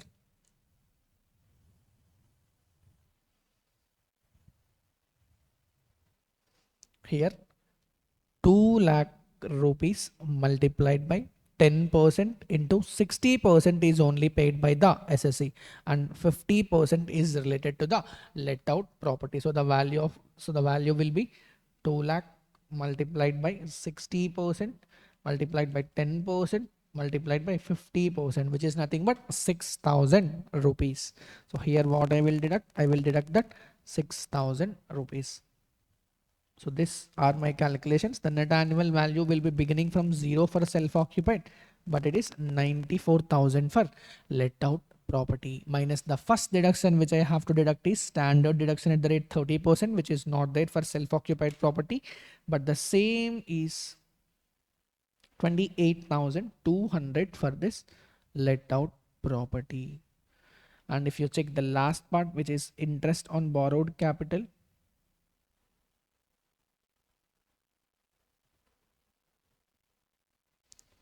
how much is the interest which they have given in the question, which is 40,000 rupees. So this 40,000 rupees should be apportioned between self-occupied property and let out property, which means here I will get 20,000 loss. Here also I will deduct 20,000. So the net income. So the net income is from self-occupied property. I am getting a loss of 20,000 rupees. But from let out property, I am getting an income of how much? 45,800. Correct or not? So how much is the SSE's net income? Minus 20,000, which is 25,800. So the net income from house property is 25,800. Is it correct or not? So this is how you have to start solving these type of questions. So here the net income from house property is how much? 25,800. Here the only complication which a student will face is he have to analyze for which case he is calculating the GAV. Like that, he just have to simply break the question into steps and then he have to solve the answer. Is it clear? Yes. So the first challenge is he have to identify which case he is referring to. So is it clear? Yes. So these are one kind of questions which the institute will usually asks. If they don't want to ask this type of question, if they feel that this question has become routine for them, then they may ask the following question which we are discussing just now. So what you have to do, those who have already completed the question, they just have to analyze this question once again. And if you are comfortable, then let's go to the next question. Clear? Yes.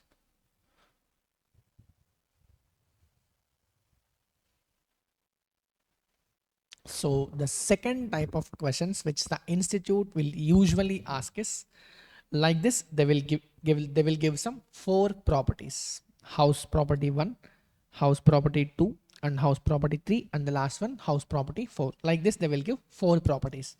Okay, and they will ask you to compute income under the head income from house property. Clear? In this question, I am taking an assumption that I am solving this question assuming SSE is shifting out of default tax regime.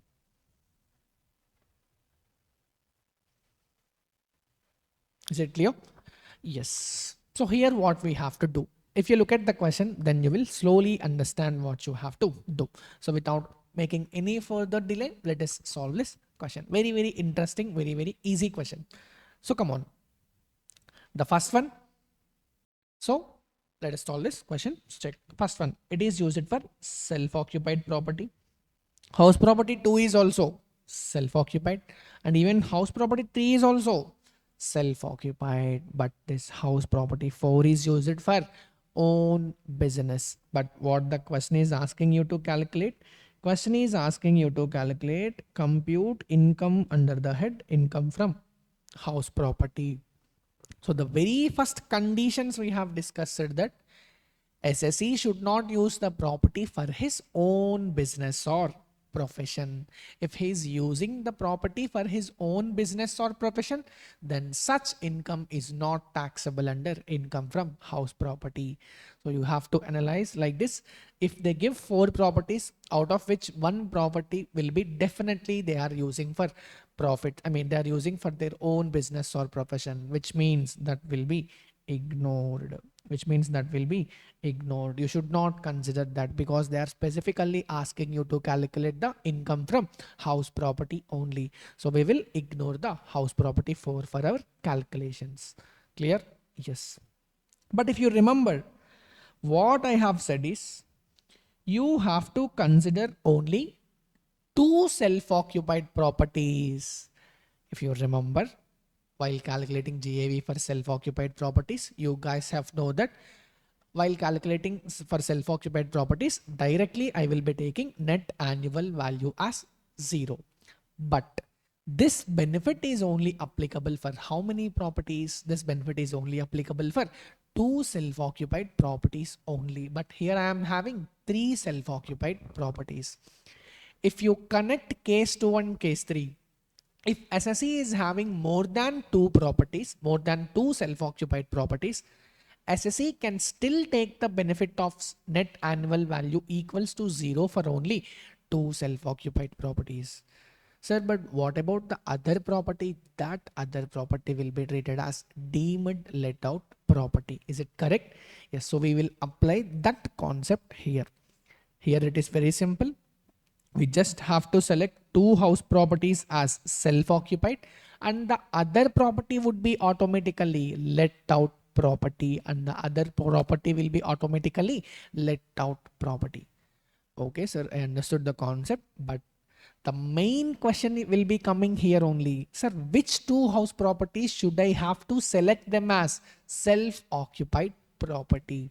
Because if you look at the question, we are totally having three properties, which means what? I will be having three options. If I want, I can select option 1, I mean house 1 and house 2 as self-occupied, then house 3 will be my deemed let out property. That is option 1. Okay, I will write here. See, now you guys have understood that only SSE can select two house properties as self-occupied. Correct or not? Which means what? First I will do option 1 and 2 self-occupied. Then, sorry, house 1 and 2 self-occupied.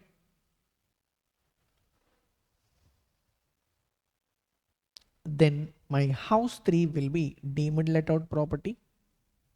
Correct or not? If I have selected house 2 and 3 as self-occupied, obviously house 1 will become deemed let out property. But if I have selected house 1 and 3 as self-occupied properties, my house 2 will become deemed let out property. Are you understanding? Yes, sir, if SSE is having more than two self-occupied properties, we can take the benefit of net annual value equals to 0 for only two self-occupied properties. Sir, then what about the other properties we have to treat? We have to treat the deemed let out properties. We have to treat the balance property as deemed let out properties. So in order to understand which property should I have to treat them as deemed let out property, first we have to select two self-occupied properties. Then other property would be automatically deemed let out property. So my question is, sir, which option we have to choose? Shall we choose this option or shall we choose this option or shall we choose this option?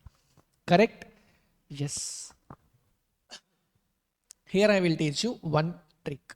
If you do this trick in 2 minutes, you will find the answer. In 2 minutes, you will find the answer. Otherwise, most of the students will like to solve this question like this.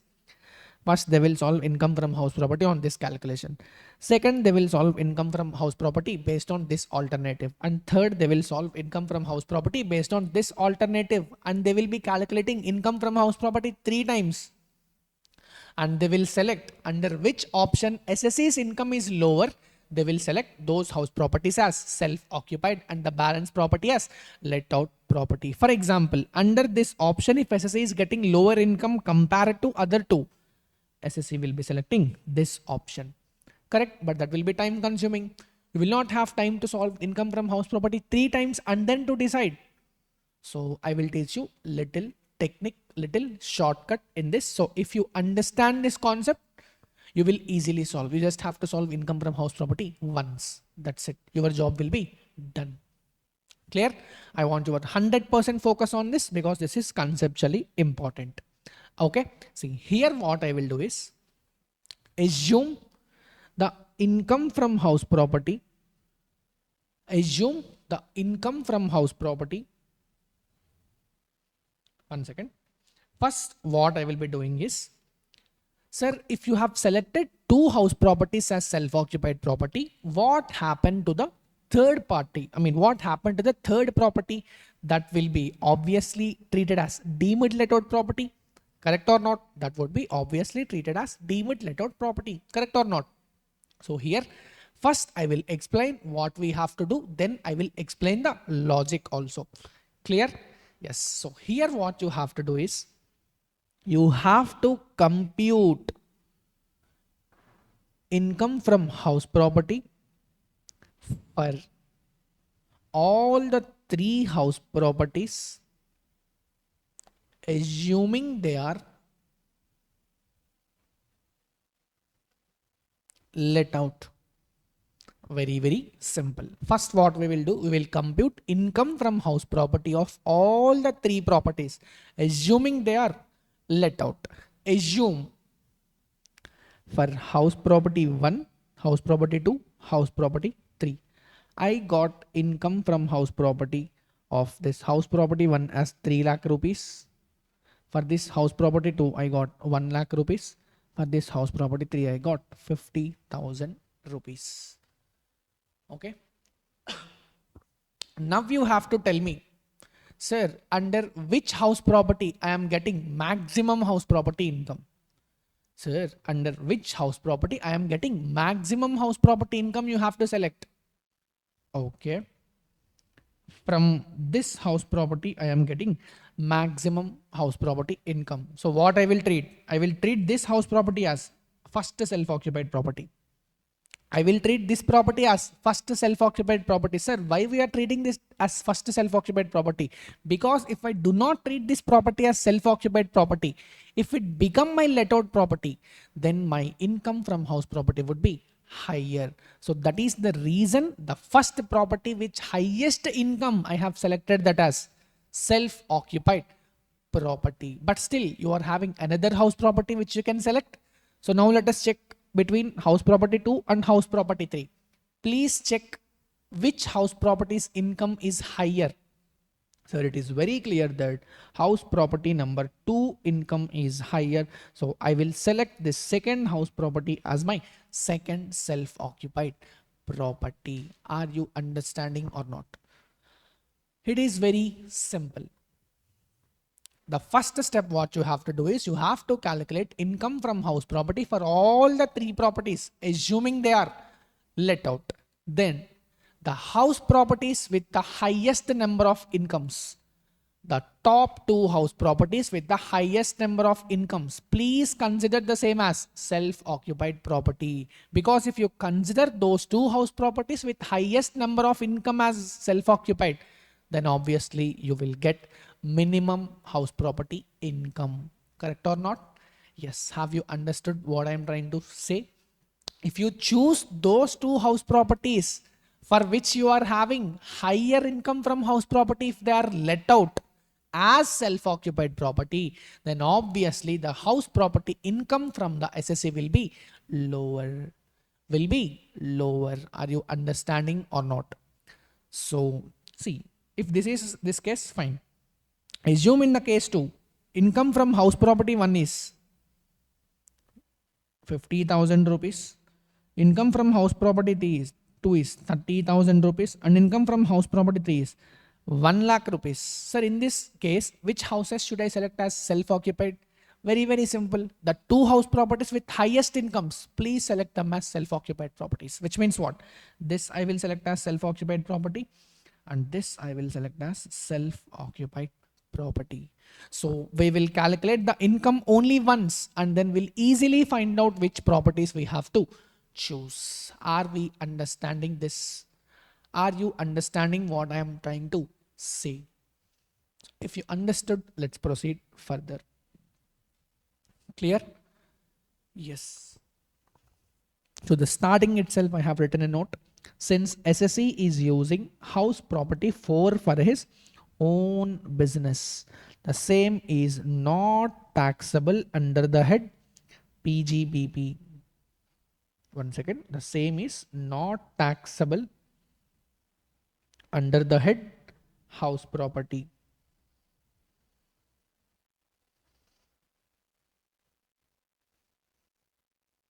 Yeah. So our next step is, sir, which house properties should I select them as self-occupied property? So I have written the first working note that only you have to identify the properties which should be chosen as self-occupied so that it was beneficial for the SSC. So in this first what we have to do, we have to calculate income from house property of all the three properties assuming they are let out. So the very first thing what we have to do is, first our income from house property calculation will be starting with gross annual value. Sir, how will I get my gross annual value? Very simple, guys. Expected rent or actual rent, whichever is higher, you have to take. But these are self-occupied properties, so there is no actual rent, which means your expected rent will become your gross annual value. So for the first house property, what will be my expected rent? Municipal value or fair rent, whichever is higher you have to take, which is 3 lakh rupees, and that should be compared with standard rent, which is 3 lakh again. So whichever is lower will be your gross annual value. For the first property, my gross annual value is how much? 3 lakh rupees. Similarly, I will check for second also. 2 lakh is my municipal value. 2 lakh is my fair rent, whichever is higher I have to take. So it is obviously 2 lakh. And that should be compared with standard rent, which is 2 lakh 40,000. So whichever is lower. See, higher of these two and lower of this higher figure and this. So obviously it is 2 lakh rupees for house 2. For house 3, 7 lakh or 6 lakh, whichever is higher you have to take. So, and that should be compared with again 7 lakh, whichever is lower. So here the thing is 7 lakh rupees minus municipal taxes paid by the SSE. For the first house property, it is 15 percentage on municipal value you have to take. So 3 lakh into 15 percentage, which is nothing but 45,000, which is nothing but 45,000. For the second house property, the municipal value is 2 lakh rupees into 15 percentage, which is 30,000.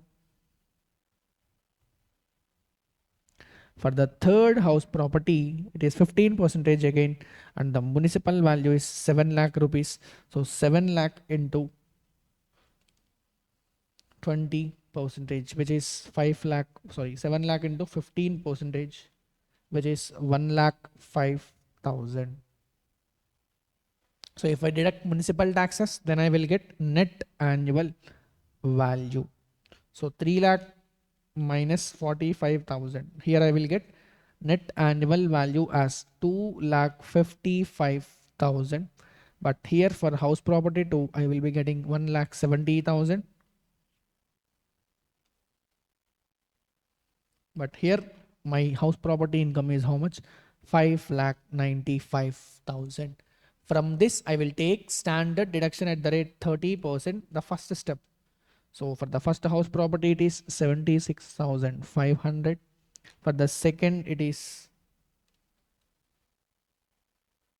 51,000. And for the third, it is 1,78,500. Understanding? To the next step, interest on borrowed capital, 40,000, 1 lakh and 2 lakh 10,000. Okay, yes, 40,000, 1 lakh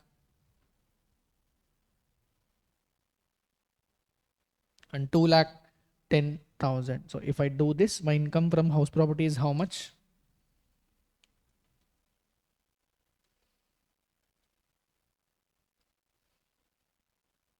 For first house property, it is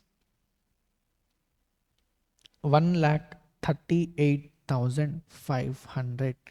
But for second property, how much it is? 19,000.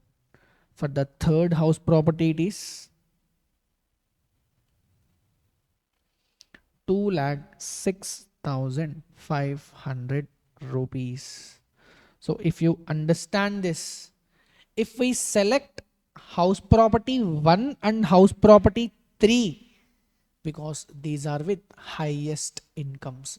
These are with highest income. So I have to select these two house properties as self-occupied property. In that case, the last property, which is house property 2, will be my deemed let out property, and this is the only property which I have let out. I will get minimum income, so I will select this property and I will treat this as deemed let out property. Is it clear? Yes. So here what I have did, our option is very simple.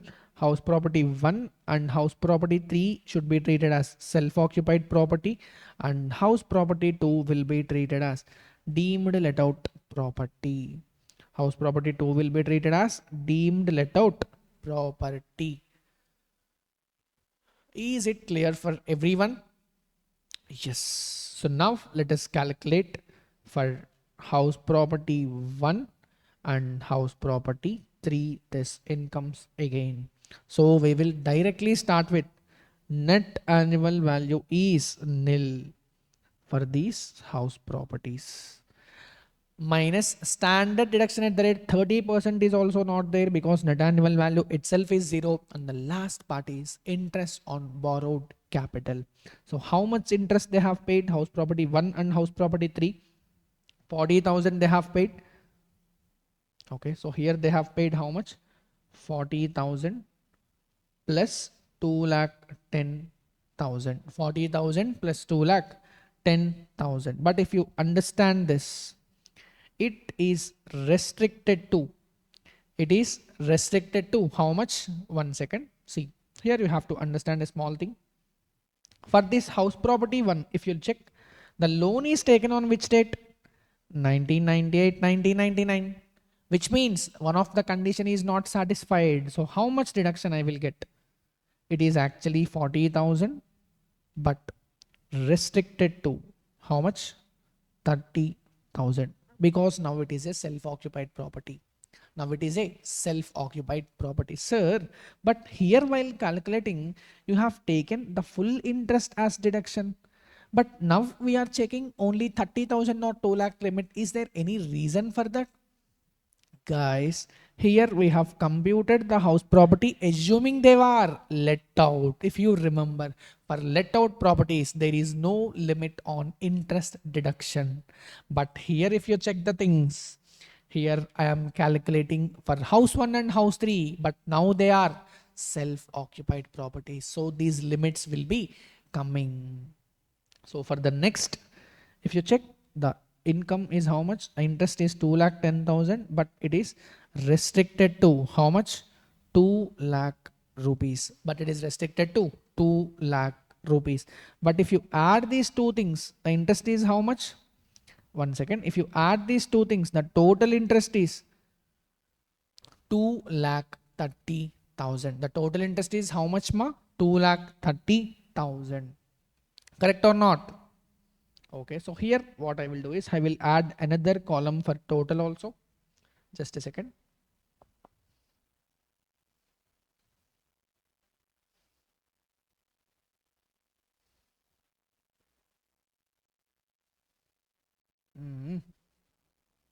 Okay, I'll write this once again, but one moment.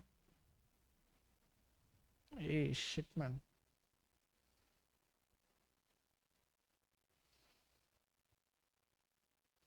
Okay, no worries. Here I will draw another column called total. So for house property 1, if you check, that interest paid is how much? 40,000, but it is restricted to how much? 30,000. But for house property 2, the interest paid is how much?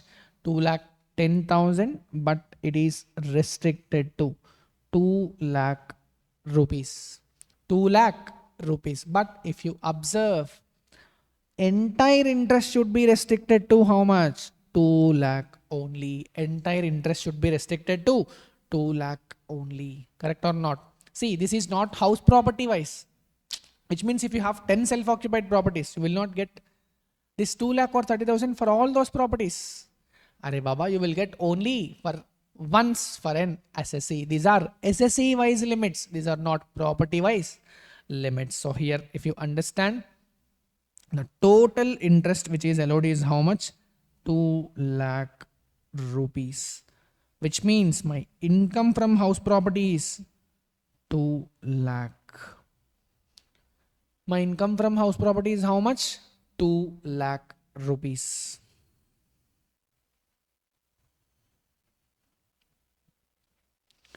Okay, have you understood this question? So now we have already selected the option. So now let us calculate the income from house property for those self-occupied properties now. That's it. So you have two self-occupied properties, which are house property 1 and house property 3. So you all know that our income from computation itself will start from net annual value as 0. Standard deduction at the rate 30% also would not be available because the net AV itself is 0 in this case. But interest on borrowed capital will be allowed. So check for house property 1 how much interest they have given. 40,000 rupees.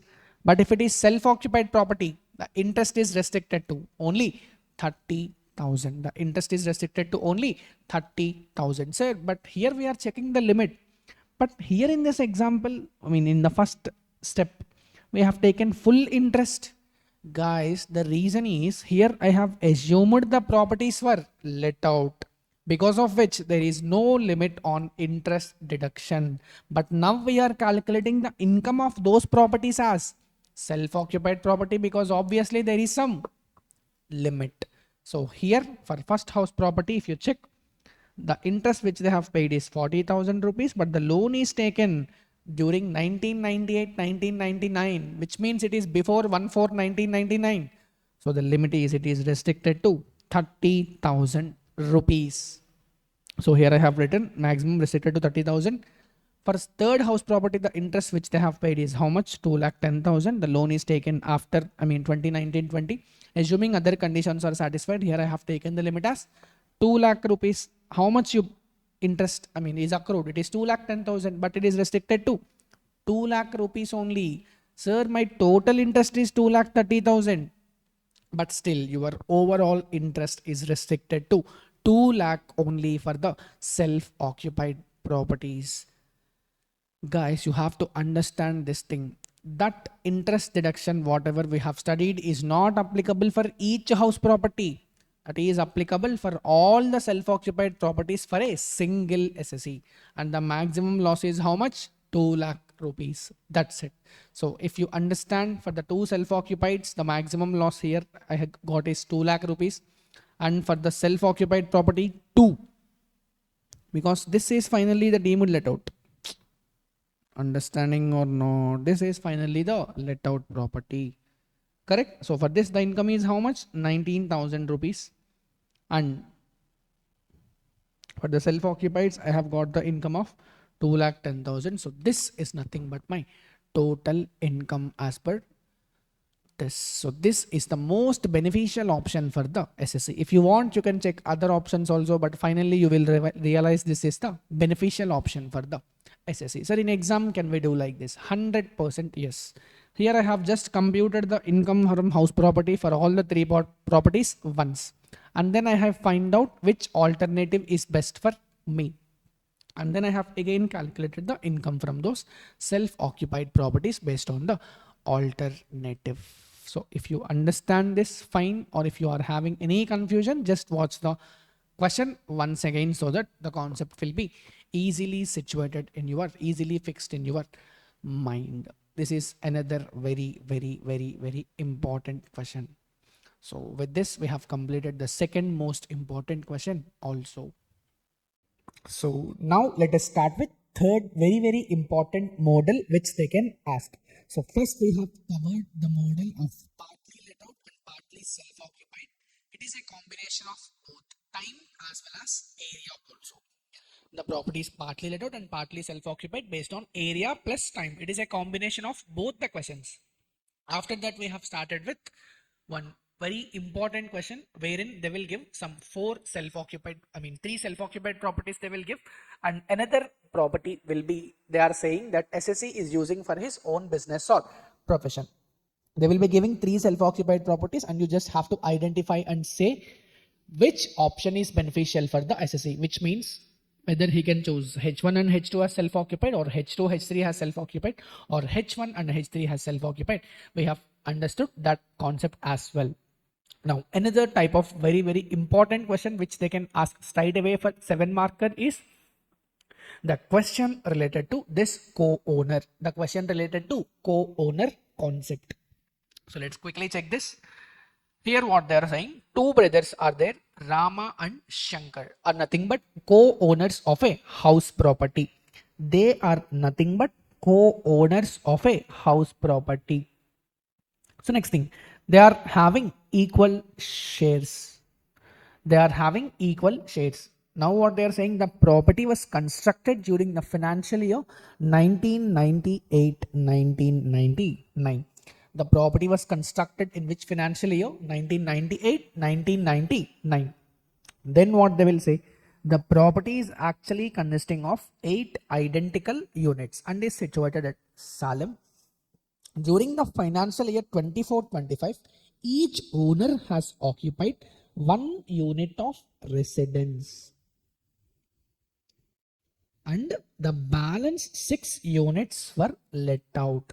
And the balance 6 units were let out at a rent of 14,000 per unit. This is the actual rent which they have been given.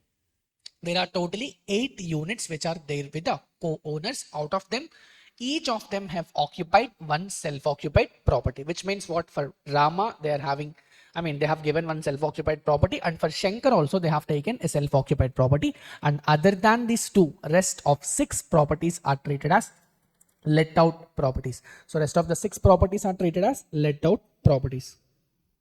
The municipal value of the property is 9 lakh rupees and the municipal taxes are 10 percentage of the municipal value, which are actually paid during the previous year. The other expenses also they have given, this repairs they have given, insurances they have given. If standard deduction at the rate 30% is allowed, these actual expenses would not be allowed as deduction. That point you have to notice. But they have also given this interest payable on loan also. They have given this interest payable on loan also. Next one of the let out remain vacant for 4 months. Out of the 6 properties which they have been let out, one property is vacant for 4 months. Rama could not occupy his unit for 6 months as he was transferred to Bangalore. He do not have any other house, which means what they are saying is the house which Rama is self-occupied is unoccupied property. So even for unoccupied property also we can treat the net annual value as 0. After this, the other income of Rama and Shankar are 3,50,000 and 1,80,000, which is respectively for the financial year 23-24. The co-owners received during the year 1,40,000 as unrealized rent and 50,000 rupees as arrears of rent. If you observe, both this arrears of rent and unrealized rent will be taxable in the previous year in which they have been received. Along with that amount, you also have to remember one thing, that 30% of standard deduction would also be availed with respect to the unrealized rent or arrears of rent which is received, which means what, 70% of the rent which they have taken is taxable. Clear? Yes. So first let us analyze the question which they are trying to say, and then you will easily understand. You have to read the question once again to understand what exactly I am trying to say. Here what I did, it is very, very simple. First what you have to do is, there are totally 8 properties which are there in the question. There are totally 8 properties which are there, out of which 6 properties are, out of which 2 properties are self-occupied by each of the co-owner, and there are balance 6 properties which are actually let out, and there are balance 6 properties which are let out. Out of the 6 properties, if you observe the question, 5 properties are fully let out and 1 property is vacant for 3 months. If you understand this, then our answer would be very, very, very, very easier. So out of 2 properties which are self-occupied and other 6 properties, out of which 5 properties are fully let out during the entire period. But for 1 property, there is vacancy period of 3 months. But for 1 property, there is a vacancy period of 3 months. So,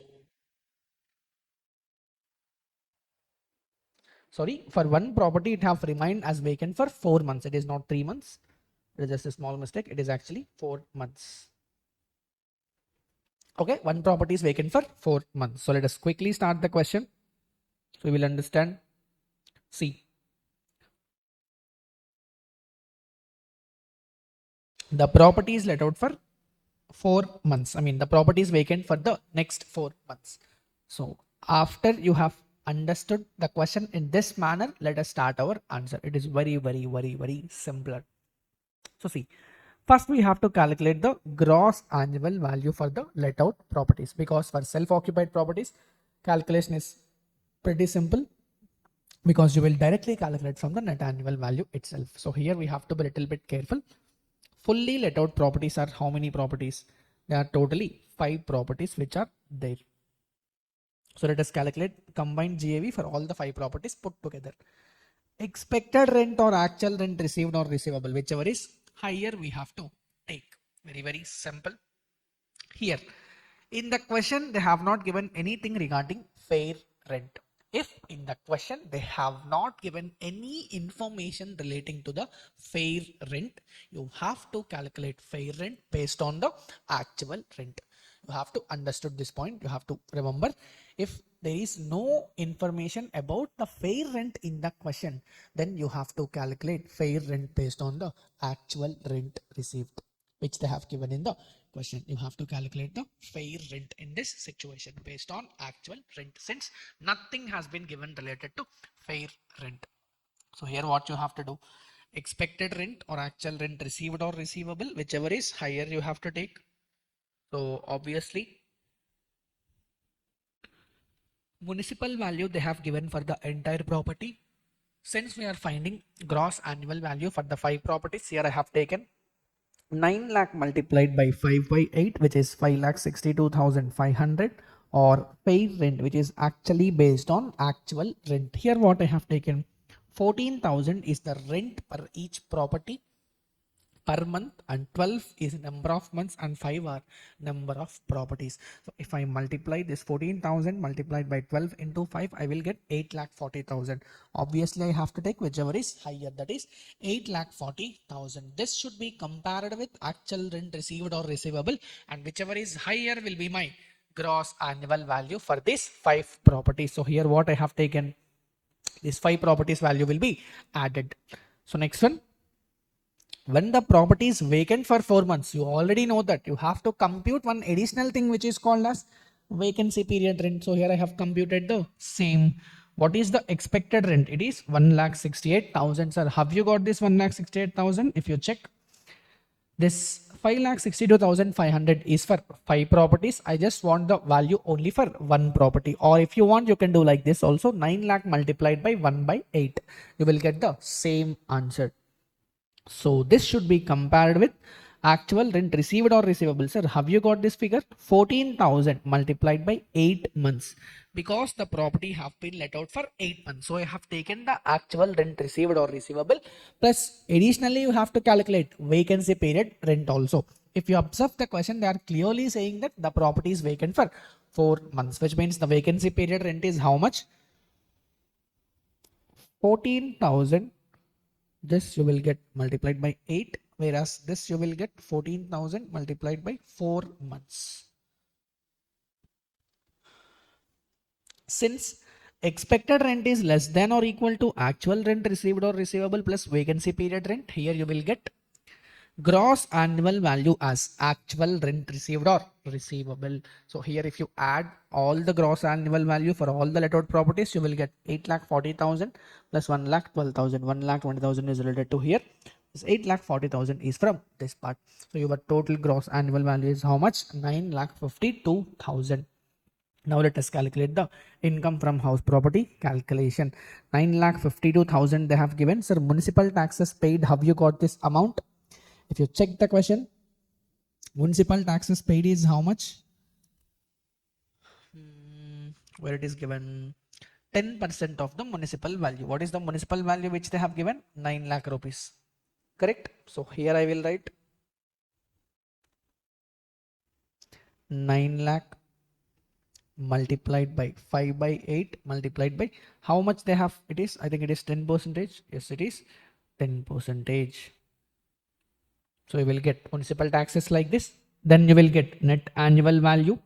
which is 8,84,500. From net annual value, you have to take two deductions. The first deduction is standard deduction at the rate 30%, which is if you multiply this 8,84,500 into 30%, you will get this amount. Plus, sorry, this is 9 lakh multiplied by 6 by 8. 6 by 8. Next part.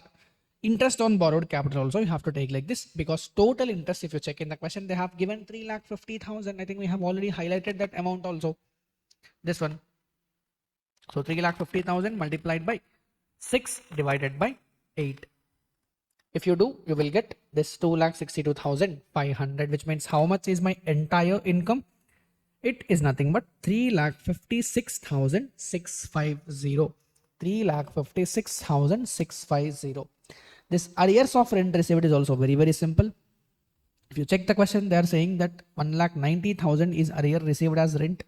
So how I will do this? 1,90,000, sorry, it is 99 or 90? 1,90,000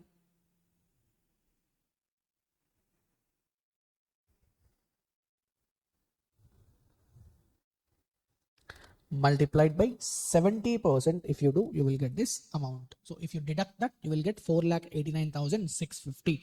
If you read the co-owner provisions, first what you have to do is you have to calculate the income from house property, assume it is owned by single co-owner, and then at last you have to bifurcate the income according to the co-owners ratio. Understood? Yes. Next, I have calculated calculation of income from house property for what? Self-occupied property. Rama, Shankar. Net annual value will be directly taken as nil because both are self-occupied property. From this, you have to deduct one deduction under section 24. Then you have to deduct standard deduction at the rate 30% and then interest on borrowed capital. Sir, have you got this amount? 3,50,000 multiplied by 1 by 8. 3,50,000 multiplied by 1 by 8. If you do, you will get this 43,750. But since it is a self-occupied property, if you check the question, they are saying that the property is constructed during 1998, 1999, which means obviously the loan is taken before that period only.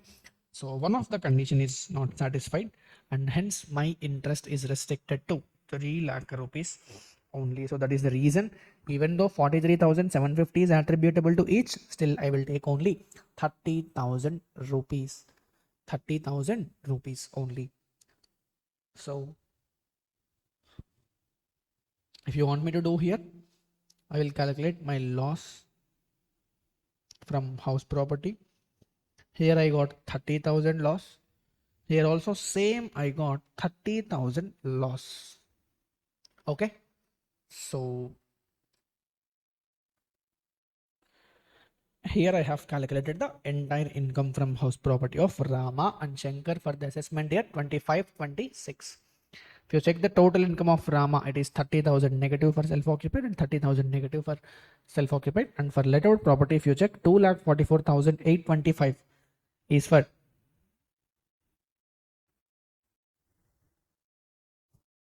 Rama and same amount of 2,44,825 is for Shankar also. So after that, whatever the other income which they have given in the question, I have added 3,50,000 is related to Rama and 1,80,000 is related to Shankar. So I have added this, and with this I have got the total incomes of Rama and Shankar as 5,64,825 and 3,94,825 respectively. So clear? Yes. So with this we have completed the conceptual questions related to income from house property. And also we have discussed the concept also in very much detailed manner. So that's it from house property. So we will continue with next head. So the next concept which we'll learn is income from other sources. We all know that any income is taxable under income from other sources if it is not taxable under any of the other four heads. Okay. Plus if any income is not exempted and if it is not taxable under any other four heads of income, then it is taxable under income from other sources.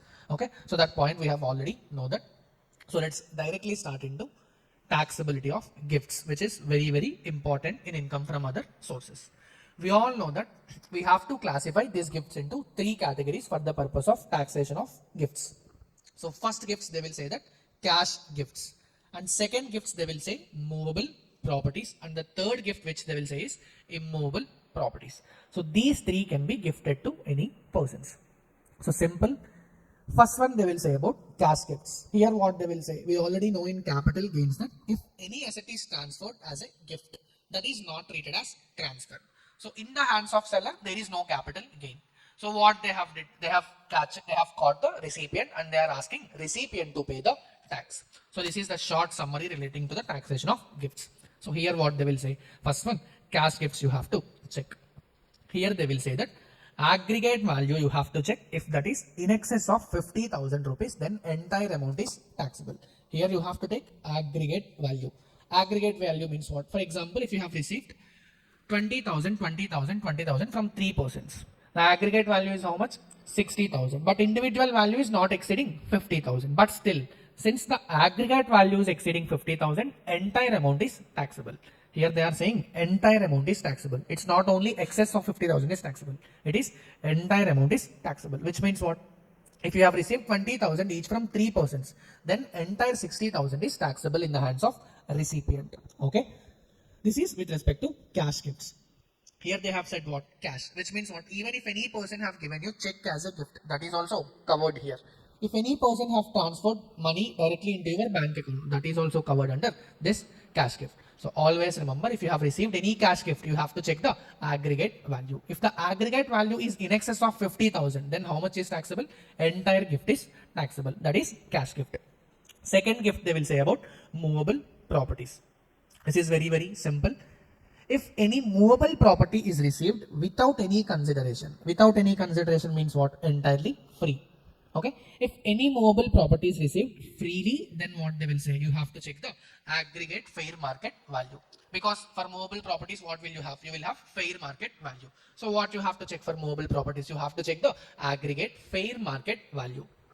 If aggregate fair market value is in excess of 50,000 rupees, then it is fully taxable. Very, very simple. In case of mobile properties, what you have to take? You have to take the aggregate fair market value. If aggregate fair market value is more than 50,000, then entire amount is taxable.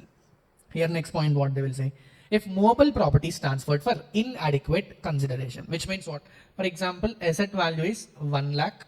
They have transferred only for 20,000. This is what? Inadequate consideration. So here what they will say, you have to check the difference between fair market value and consideration.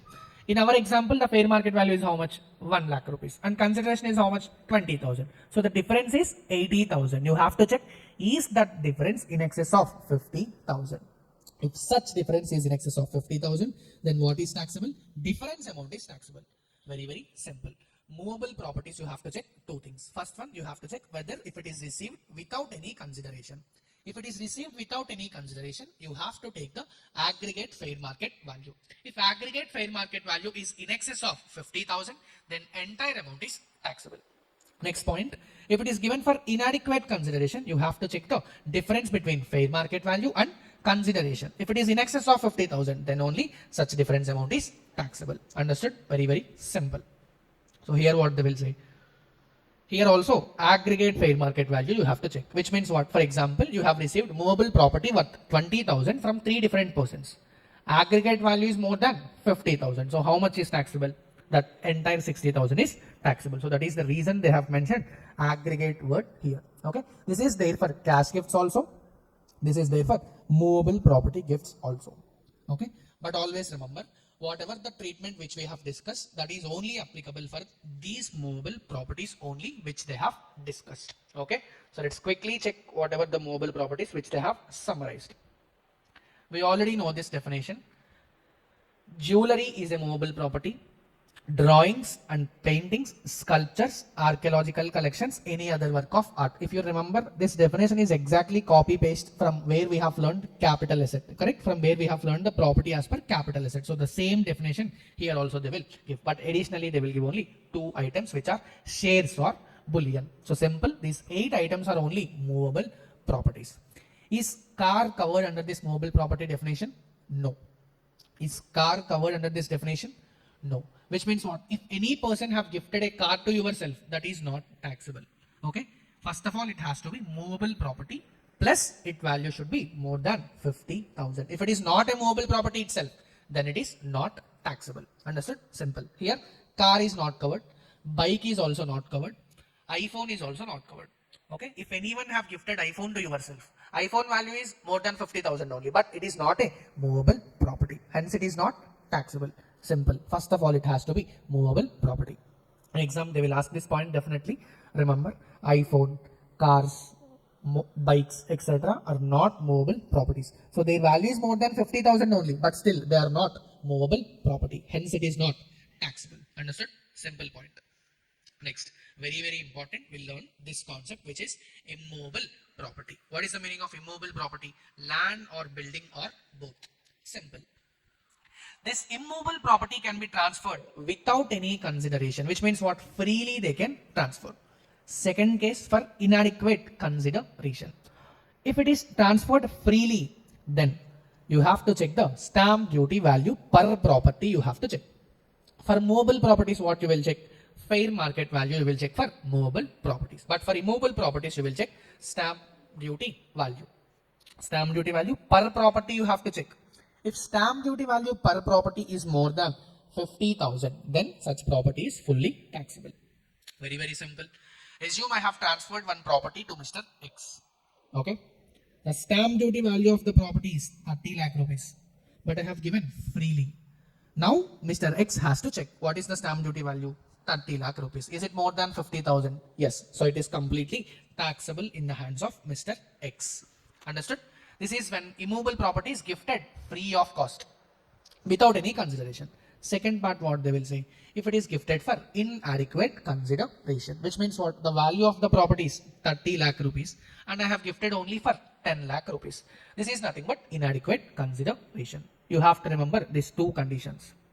You have to remember these two, very important. So first one, stamp duty value is more than 110% of actual consideration. This point we have already discussed in capital gains chapter. We have very important section which is section 50C. Okay, there you will check this point. What you have to check? Stamp duty value you have to check. If stamp duty value is more than 110% of consideration and SDV minus consideration is more than 50,000. This condition is very important. If both the conditions are satisfied, then only difference amount is taxable. Then what is taxable? Difference amount is taxable. This is very important. In exam they will ask, they will focus on this point only. 2 points you have to remember. First point, stamp duty value should be more than 110% of actual consideration. And difference between stamp duty value and consideration should be more than 50,000. Then what is taxable? Difference amount is taxable. Okay, I'll explain with the help of an example. Okay, assume there is a immovable property. The property is owned by Mukesh Ambani. What have happened in this property? Mukesh Ambani have transferred the property to Rohit Sharma. The stamp duty value of the property is how much? 200 crores. The stamp duty value of the property is how much? 200 crores. Actual consideration is how much? 2 crores. If you observe, Ambani have transferred the property of 200 crores for only 2 crores. To whom? To Rohit Sharma. Okay. Here you have to understand two sections. One section, this is section 50C, which will be there in capital gains chapter. If you remember, if stamp duty value is more than 110% of actual consideration, stamp duty value will become full value of consideration. I think you have remembered this section. If stamp duty value is more than 110% of actual consideration, then full value of consideration will be stamp duty value. Which means what? Here please check. Stamp duty value is how much? 200 crores. Actual consideration is how much? 2 crores. Calculate 2 crore into 110%. It is only 2.2 crores. But stamp duty value is how much? 200 crores. Which means it is clearly more than 110% of actual consideration. Therefore, full value of consideration you will take directly stamp duty value only, which means 200 crores. Understood? Simple. So now what will happen? He have to calculate his capital gain. Minus he will take cost of acquisition and he will calculate long-term capital gain or short-term capital gain as the case may be. This is in the hands of Ambani because he is the seller. Okay, now let us understand this from the point of buyer, which is recipient. Okay, this entire gift taxation is applicable for the recipient only or buyer. Here what I have written these conditions, the same I have checked here. First condition, is stamp duty value more than 110% of consideration? Yes, that is the reason why this section is applicable. So check here, is stamp duty value more than 110% of consideration? Yes. And second condition, the difference between stamp duty value and consideration. What is the stamp duty value? 200 crores. What is the consideration? 2 crores. Difference is how much? 198 crores. Is it more than 50,000? Yes. Therefore, what is taxable? Difference amount is taxable. Which means here what is the difference? 200 minus 2, 198 crores is taxable. Understood? Yes. Understood? Here, this 198 crore is taxable in the hands of buyer, plus this 200 crores is taxable in the hands of seller. Is taxable in the hands of seller. If you observe, in this 200 crores also, 198 crore is there. Correct or not? This 200 crore also, 198 crore is there. Which means what, sir? Is it double taxation? Is it double taxation? Because buyer is paying tax on how much? 198 crores. Seller is paying tax on 200 crores. Is it double taxation? Answer is yes. The reason why it is double taxation is here you are selling the property for less than stamp duty value. Okay? People will misuse this provision. So what they have said is, if you are selling your property for less than stamp duty value, double taxation will be applicable. If you don't want this double taxation, sell the property above the stamp duty value. In that case, department will be happy because they will get the correct capital gain. Understood or not?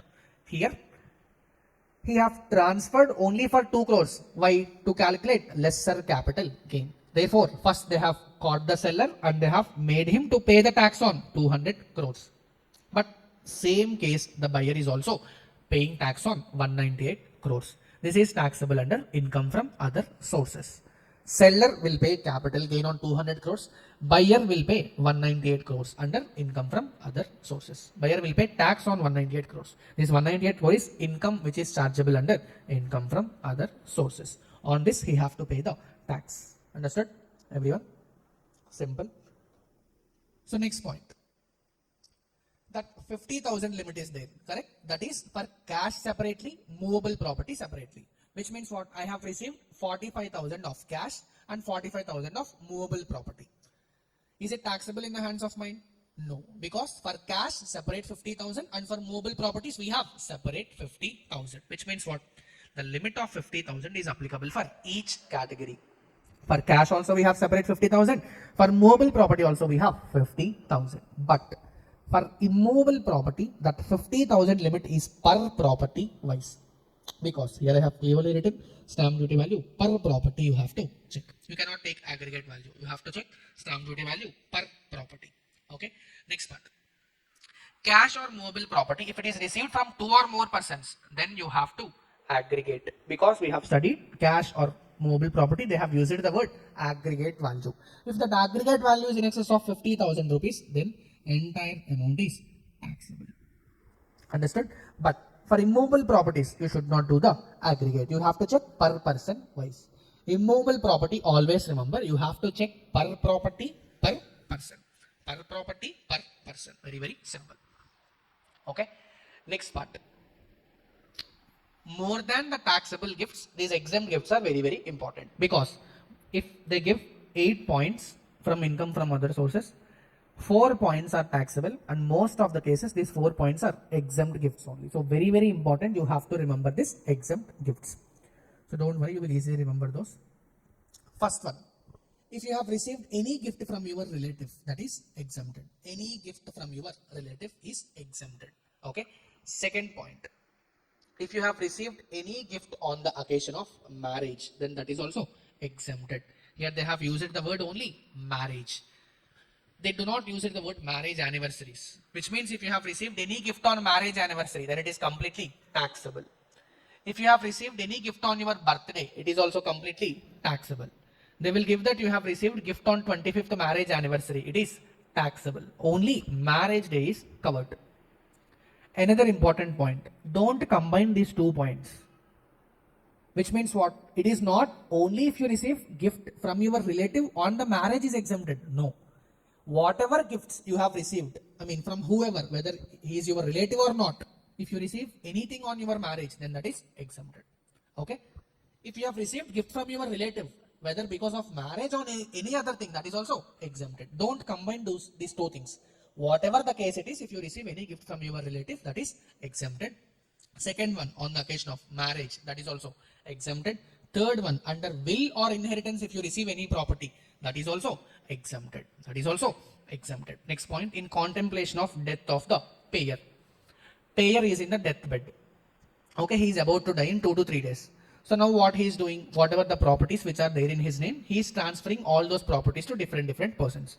So on account of those, if you have received any property, that is also exempted. Okay. From local authority, if you have received any expense, any gift, that is also exempted. Next point, if you have received any expenses for the treatment of COVID, that is also exempted, because COVID time this cash is very much essential. So assume the treatment cost is 2 lakh rupees. If any person have given you 2 lakh rupees, you cannot say that it is more than 50,000, so it is taxable. You cannot say like that because that is COVID. So what they will say, they have provided an exemption for this COVID. Next point, if you have received any gift from or by any foundation, university, trust, educational institution or hospital, that is also exempted. Next point, if you have received it from or by any trust which is registered under these sections of Income Tax Act, there is no need to remember these sections. Next one, from an individual by a trust which is created solely for the purpose of relative of individual. Assume I have formed one trust. From that trust, the benefit will go to my relative. Okay. If I have given any trust to, if I have given any gift to that trust, that is exempted. From an individual by the trust. If the trust receives any gift from myself, and such is created only for the purpose of relative, and this is also exempted. Okay, these are very important. You have to remember these things. Okay, I have designed one shortcut. So if you look at this shortcut, you will easily remember this. Okay, the shortcut is Lahari without A is cute plus MD. Okay, LA for local authority. So if you have received any gift from local authority, that is exempted. H for hospital. A is not there, so R for relative. If you have received any gift from your relative, that is exempted. I for inheritance. I for inheritance. And C for COVID. COVID related times, if you have received any gift, see, only COVID is covered. Other than COVID, nothing is covered. Okay, only for the purpose of COVID, if you have received any amount, that is exempted. U for university. T for trust, and E for educational institution. M for marriage, and D for death of the payer. Okay, in contemplation of the death, you have to write this, because if he is already dead, then what he will gift?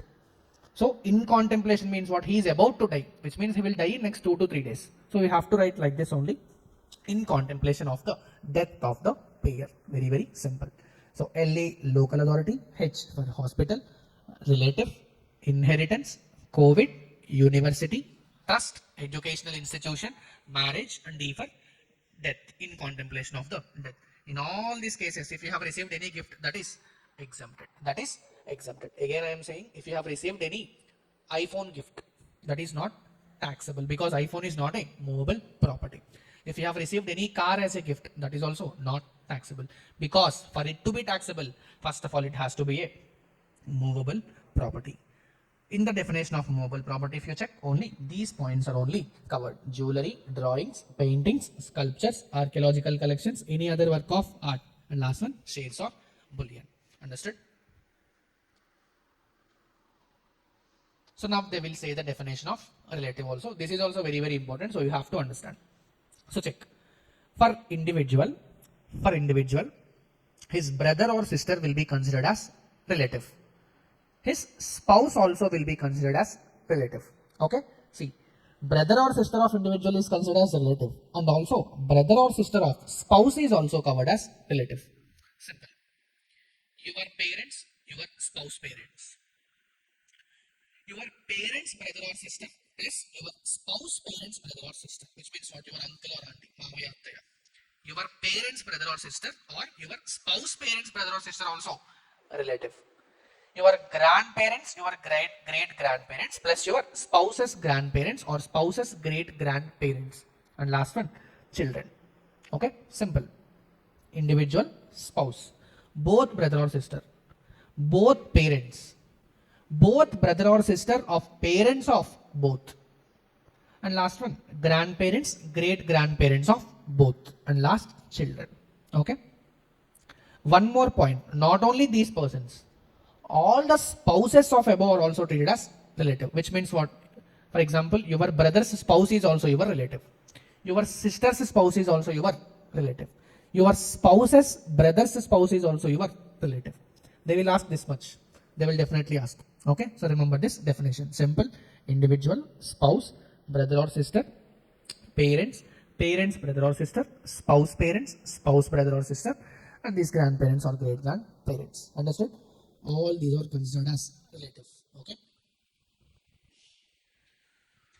So this is the biggest thing. Other than this gift, rest are all very small things.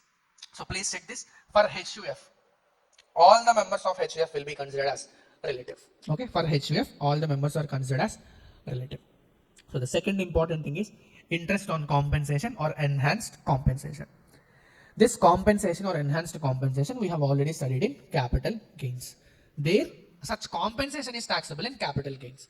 But if you have received any interest on such compensation, that is taxable in other sources. Okay, compensation, enhanced compensation. For example, if any compulsory acquisition of any movable property have taken place, government will pay you compensation. So that compensation is taxable under capital gains. But here what they have covered, interest on compensation. Okay, simple. Always remember this is taxable under income from other sources in the year in which such interest is received. Remember, 50% of such interest shall be allowed as deduction from such income. Assume you have received 2 lakh as interest on enhanced compensation. Out of this, 50%, which means 1 lakh will be allowed as deduction. So only 1 lakh will be taxable. Simple. How much is allowed? 50% will be allowed as expenditure or deduction. Okay, so this is interest on compensation or enhanced compensation. Simple. First you have to tax entire amount minus you have to take 50% as a deduction and balance 50% will be taxable. Understood? Next part. Interest on securities. Interest on securities. Very simple. First you have to check is securities are held as stock in trade of the SEC. Which means what?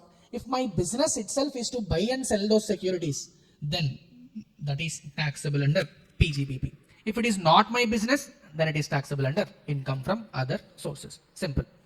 Interest on securities. What you have to check, whether buying and selling of securities is your business or not, you have to check. If buying and selling of securities is your business, then it is taxable under PGBP. Otherwise, income from other sources. Okay.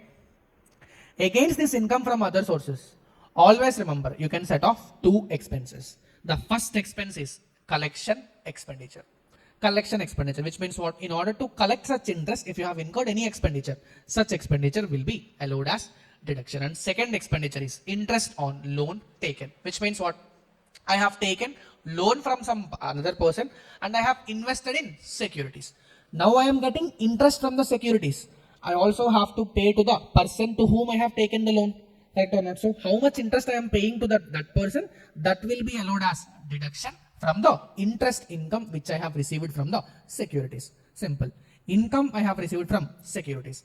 Interest expense I have to pay to the person to whom I have taken the money. So whoever person I have paying the money, that interest will be allowed as deduction. Understood? Simple point. Interest on securities. 2 expenditure are allowed as deduction. Next point. Family pension. This also we have already know. Family pension means what? Assume employee have died. So now his legal heirs will get the pension from the employer. You already know that we have discussed one pension in salaries chapter also. But that pension is when employee is receiving from employer. But here what happened? Employee is died. Now who are receiving? Legal heirs of the employee or SSE is receiving, or widow pension or whatever the old age pension which you see those people receive and all, it is taxable under income from other sources. Okay, simple. If they have given this family pension, always remember, one second, always remember this is allowed as deduction. What is this? 1/3 of family pension received or 15,000 you have to take in case of optional tax regime, or 25,000 you have to take in case of default tax regime. Whichever is lower will be allowed as deduction. Understood?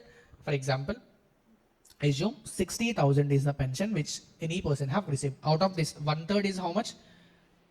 One third of 60,000 is how much? Huh? 20,000. If I am following optional tax regime, I have to compare this with 15,000. Whichever is lower means how much? 15,000 will be allowed as deduction. If I am following default tax regime, how much here I have to take? 25,000. Whichever is lower means how much? 20,000 will be allowed as deduction. Understood? Simple point. Okay. So next point, casual incomes. Casual incomes. This point also most of the people have already know about this. So whatever the incomes which you have earned very casually is called as casual incomes. Simple. Lotteries, card games, horse races, gambling, casinos, game shows on TV, crossword puzzles, everything will be taxable as casual incomes only. Always remember the tax rate, flat 30%. These are taxable at flat 30%. Okay. Next point. Always these are taxable on gross basis only. Always these are taxable on gross basis only. No losses can be set off against these casual incomes. Always remember, even casual losses also cannot be set off against this casual incomes. Which means what? Assume I have played one lottery. Out of this, I got 6 lakh rupees as profit. 6 lakh rupees as profit and 2 lakh as loss. How much is my net profit? 4 lakh is my net profit. But for the purpose of tax, you cannot set off this loss against incomes, which means how much you have to pay the tax? On 6 lakh, you have to pay the tax. Sir, but this still it is a casual loss only, but it is not allowed to be set off against casual incomes, which means what? Casual incomes are straight away taxable without setting off any expenses or losses. Always remember, even casual losses cannot be set off against this. Next point, chapter 6A deductions are also not available. See, this is what? Special taxable income. For any special taxable income, chapter 6A deductions are not applicable, which means what? If you remember, there are other special tax rates, LTCG under 112, 112A, STCG under section 111A. All these are special rates incomes only. So for any special rate income, chapter 6A deductions are not applicable. Understood? So next part. Even basic exemption limit is also not applicable for special rate of incomes. For example, you have received only 1 lakh rupees as betting. Can you take basic exemption limit 2,50,000 and all? No, it is straight away taxable, which means 1 lakh into 30% you have to take, and last we have to add the health and education cess also. Clear? Everyone? So next part, income from letting out of plant and machinery or furniture. Simple. Assume you are having a plant and machinery or a furniture. You have given as let out to some other person. Here what you have to check? It is taxable under other sources, but if it is not taxable under PGBP. First you have to check whether that is the business of you or not. If it is business of yours, then it is taxable under PGBP. If it is not your business, then it is taxable under other sources. Understood? Next part. Composite letting of building. What is the meaning of composite letting of building? Which means building plus furniture. For example, building plus washing machine plus AC or plus geysers. Like this, they will give composite letting.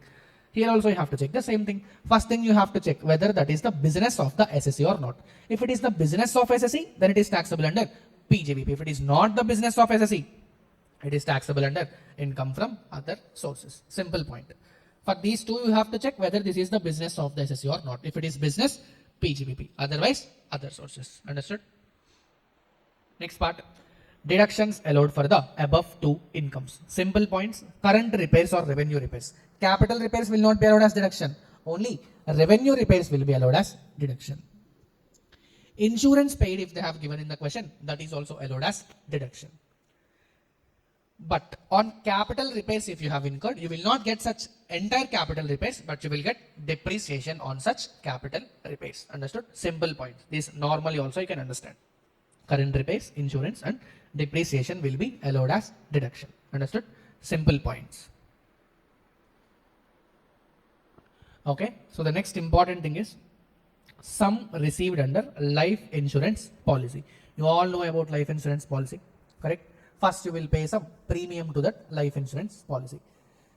Some of the life insurance policies will be matured at the time of death of the person, which means what? If any person's death happens, such person's family will receive the income. Those are one type of policies. Some policies are like this. There will be some fixed period. If such period is completed, then insurance company will be giving such majority amount of life insurance proceeds to her, to their families or that person. Clear? This is how life insurance policies will work.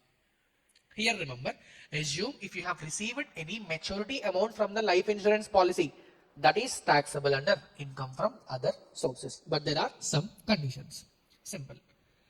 Whatever the maturity amount which you have received from life insurance policy, that is taxable under income from other sources only. But the first condition is it is not exempted. If it is exempted, then why will you include in other sources?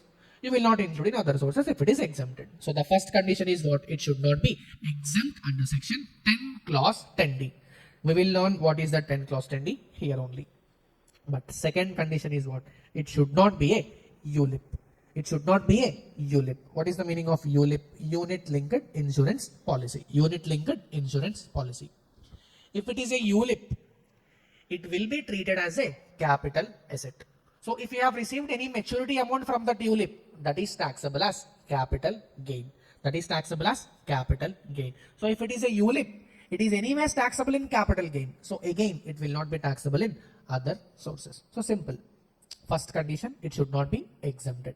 Second condition, if it is a ULIP, then it is taxable under capital gains. So here they are saying it should not be a ULIP. It should not be a ULIP, because if it is a ULIP, it is taxable under capital gains. The last point, if it is not a Keyman insurance policy which is received by employer or employee. Keyman insurance policy. This we have already discussed at PGBP.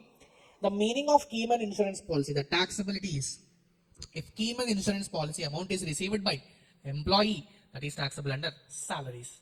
If Keyman insurance policy is received by employee, that is taxable under salaries. If it is received by employer, that is taxable under PGBP. If it is received by employer only, then it is taxable under PGBP. So here what I have said, it is not a policy which is received by employer or employee. Why? If it is received by employee, it is taxable under salaries. If it is received by employer, then it is taxable under PGBP. So here what I am saying, it is not a policy which is received by employer or employee. Which means what? If it is received by legal heirs of the employee, then only it is taxable under other sources. Simple. 3 points. First one, it should not be exempted. Second, it is not a ULIP, because if it is a ULIP, it is taxable as capital gains. So it is not covered under other sources. Last point, it is not a Keyman insurance policy which is received by employer or employee. Then only it is taxable under income from other sources. Understood? Okay. So now let us learn about this exemption. The first part, life insurance policy. If you have received at the time of your death, then it is fully exempted. Okay. If you have received any maturity amount from life insurance policy at the time of death, it is completely exempted. Because if some person dies, assume he have received any life insurance amount, it is not correct for the tax people to go to their families and ask the tax amount, because they are already sad by the death of that person. So they are clearly saying, on account of death, if you have received, that is clearly exempted. But on maturity, if you have received, which means what? Assume the period of the policy is 10 years. So after 10 years, the policy is over. So you will get the maturity amount. Understood? So here let us check. The first point which they will say is, if the policy is issued on or after 1st April, let's check these 2 points together, because the rates are same for these 2 points. Okay. If any policy is issued on or after 1st April 2013, if any policy is issued on or after 1st April 2013, then you have to check 15% and 10% limits. 10% for normal people, 15% for disabled people. So on what you have to calculate this 15%? I will explain. Okay, simple. If any policy is issued on or after 1st April 2013, you have to take 10% or 15%. I will take one example, then you will understand. If any policy is issued during previous year 2012-13, then you have to take 10% for all people.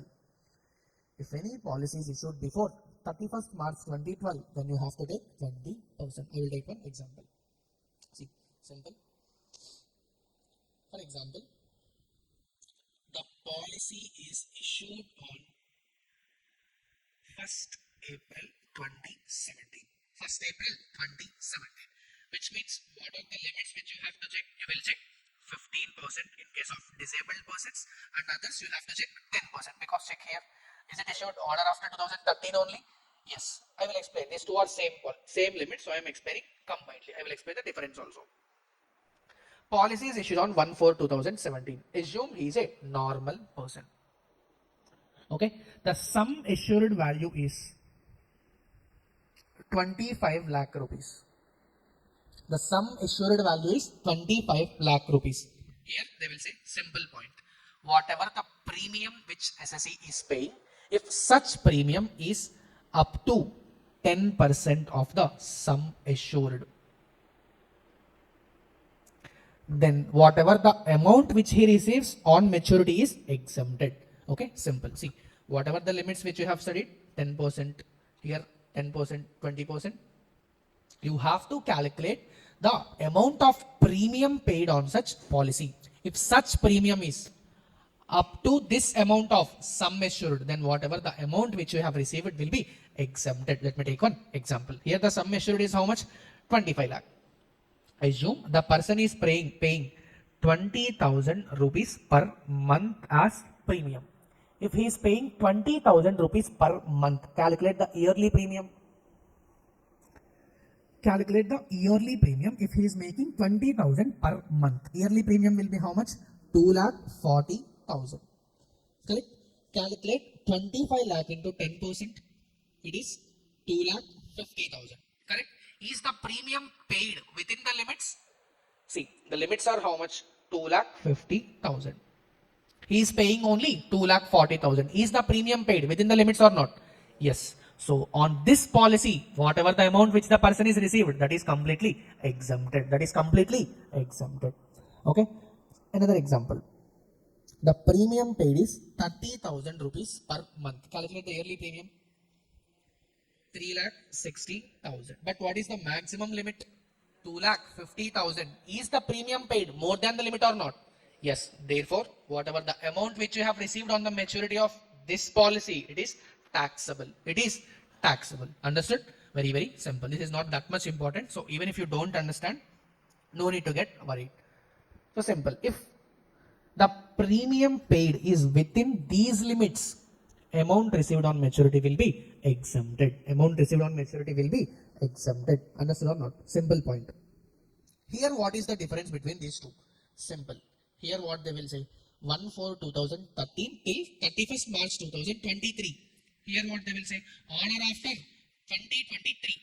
Simple. Here, if any policy is issued on or after 1st April 2023, they will say that premium payable shall not exceed 5 lakh rupees during any previous year. This word is not there here. This is the new point which they have added. If any new policy is issued on or after 1st April 2023, if your policy premium itself is more than 5 lakhs, which means you are a rich person. Therefore, for you, this exemption is not required. So what they have did, if the premium policy, if the premium value itself is more than 5 lakh, then for you, exemption is not applicable. But these words are not there in these policies. Okay, so simply you can refer 15%, 10%. See, these limits you have to calculate on sum assured. Okay, all limits you have to calculate on sum assured.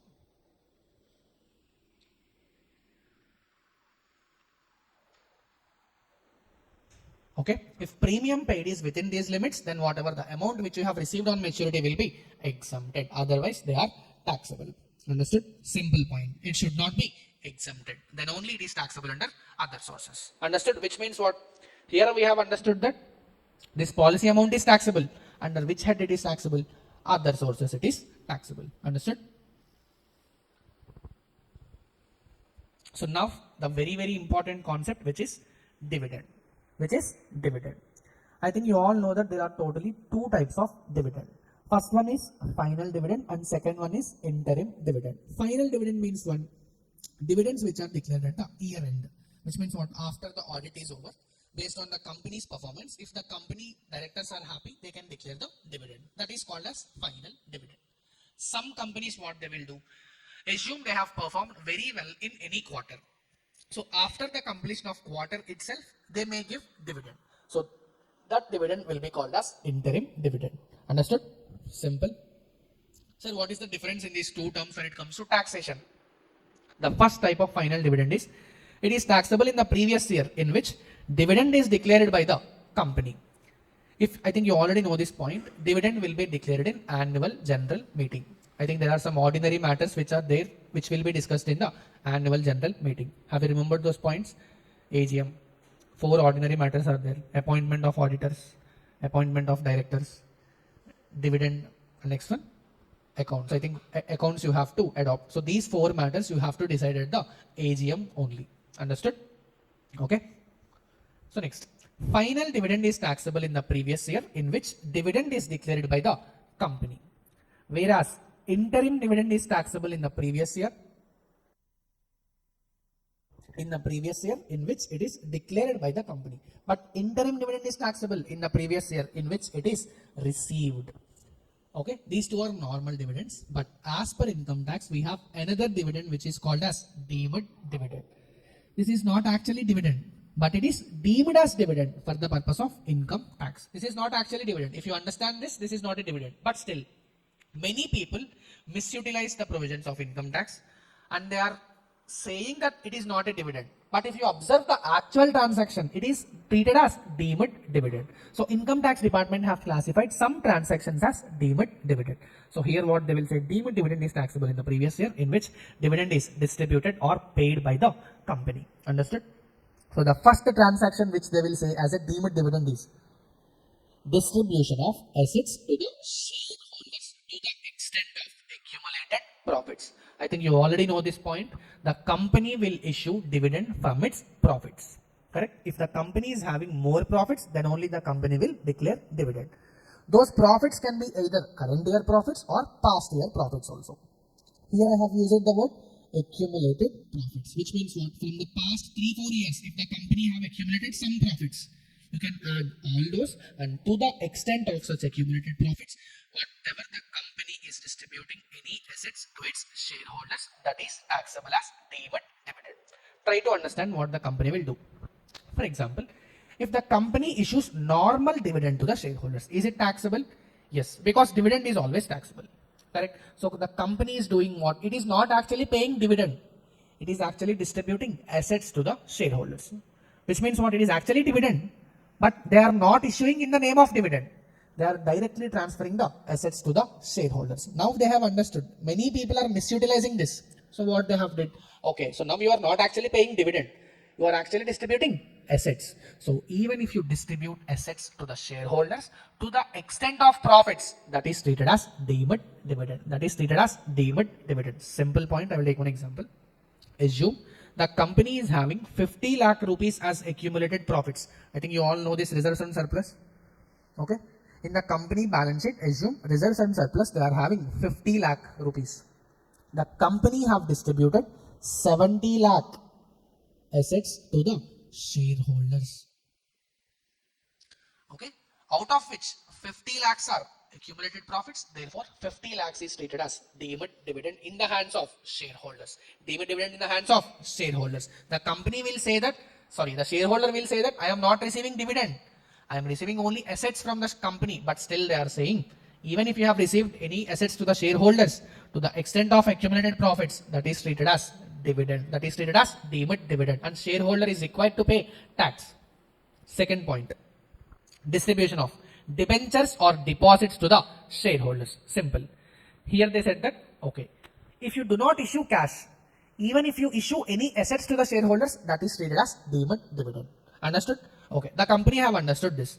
So now what the company is doing, they are not distributing assets, they are giving debentures or deposits to the shareholders. Okay, I think you all know about debentures. For example, the period of debentures is 5 years. After 5 years have happened, the company will redeem the debentures, which means what? It will pay amount to the shareholders because now they are debenture holders. Understood? They are not actually paying cash dividend.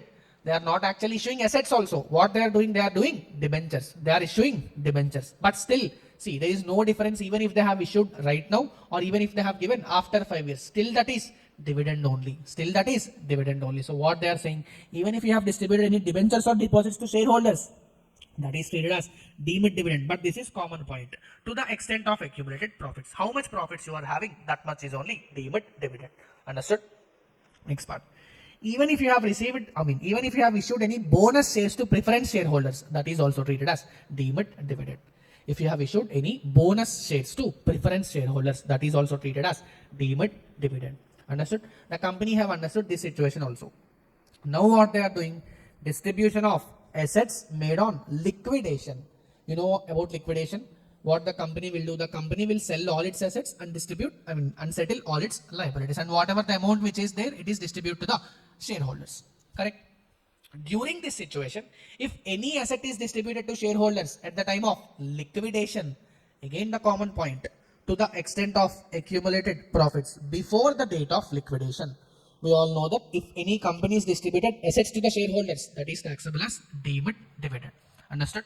So we have covered three very important points. Okay. Another point, clause D is there. That is not that much important, so I have not included here. Okay.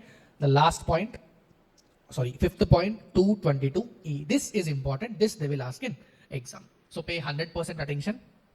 This point is applicable for a unlisted public company or private company. This point is applicable for unlisted public company or private company. Okay, simple. There is one company which is A Private Limited. Okay. What it have did, it have given one loan or advance to shareholder who is Mr. A.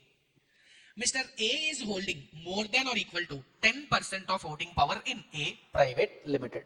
Mr. A is a shareholder. He is holding more than 10% of voting power in which company? A Private Limited. Assume he is holding 30% of voting power. Is he holding more than 10%? Yes. Okay.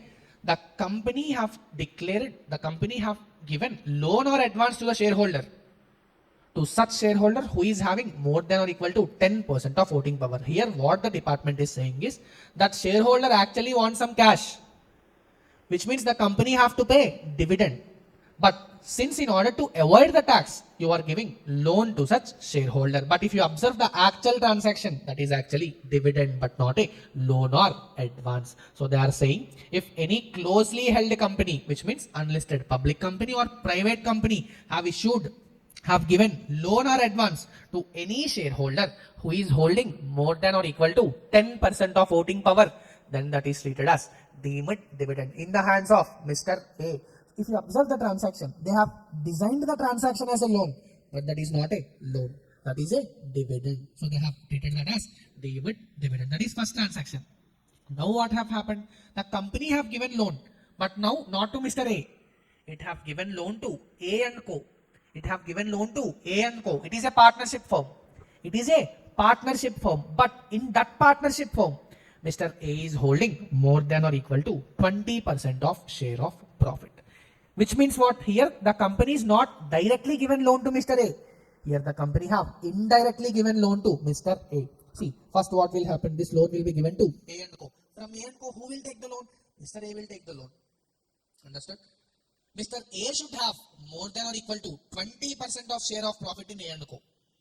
If it is a company, for example, if it is another company called AB Private Limited, here also he should hold 20% or more voting power or 20% or more voting power.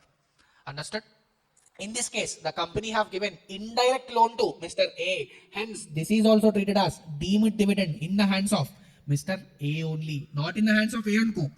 Ultimately, the loan is taken by whom? Mr. A only. So it is treated as deemed dividend in the hands of Mr. A.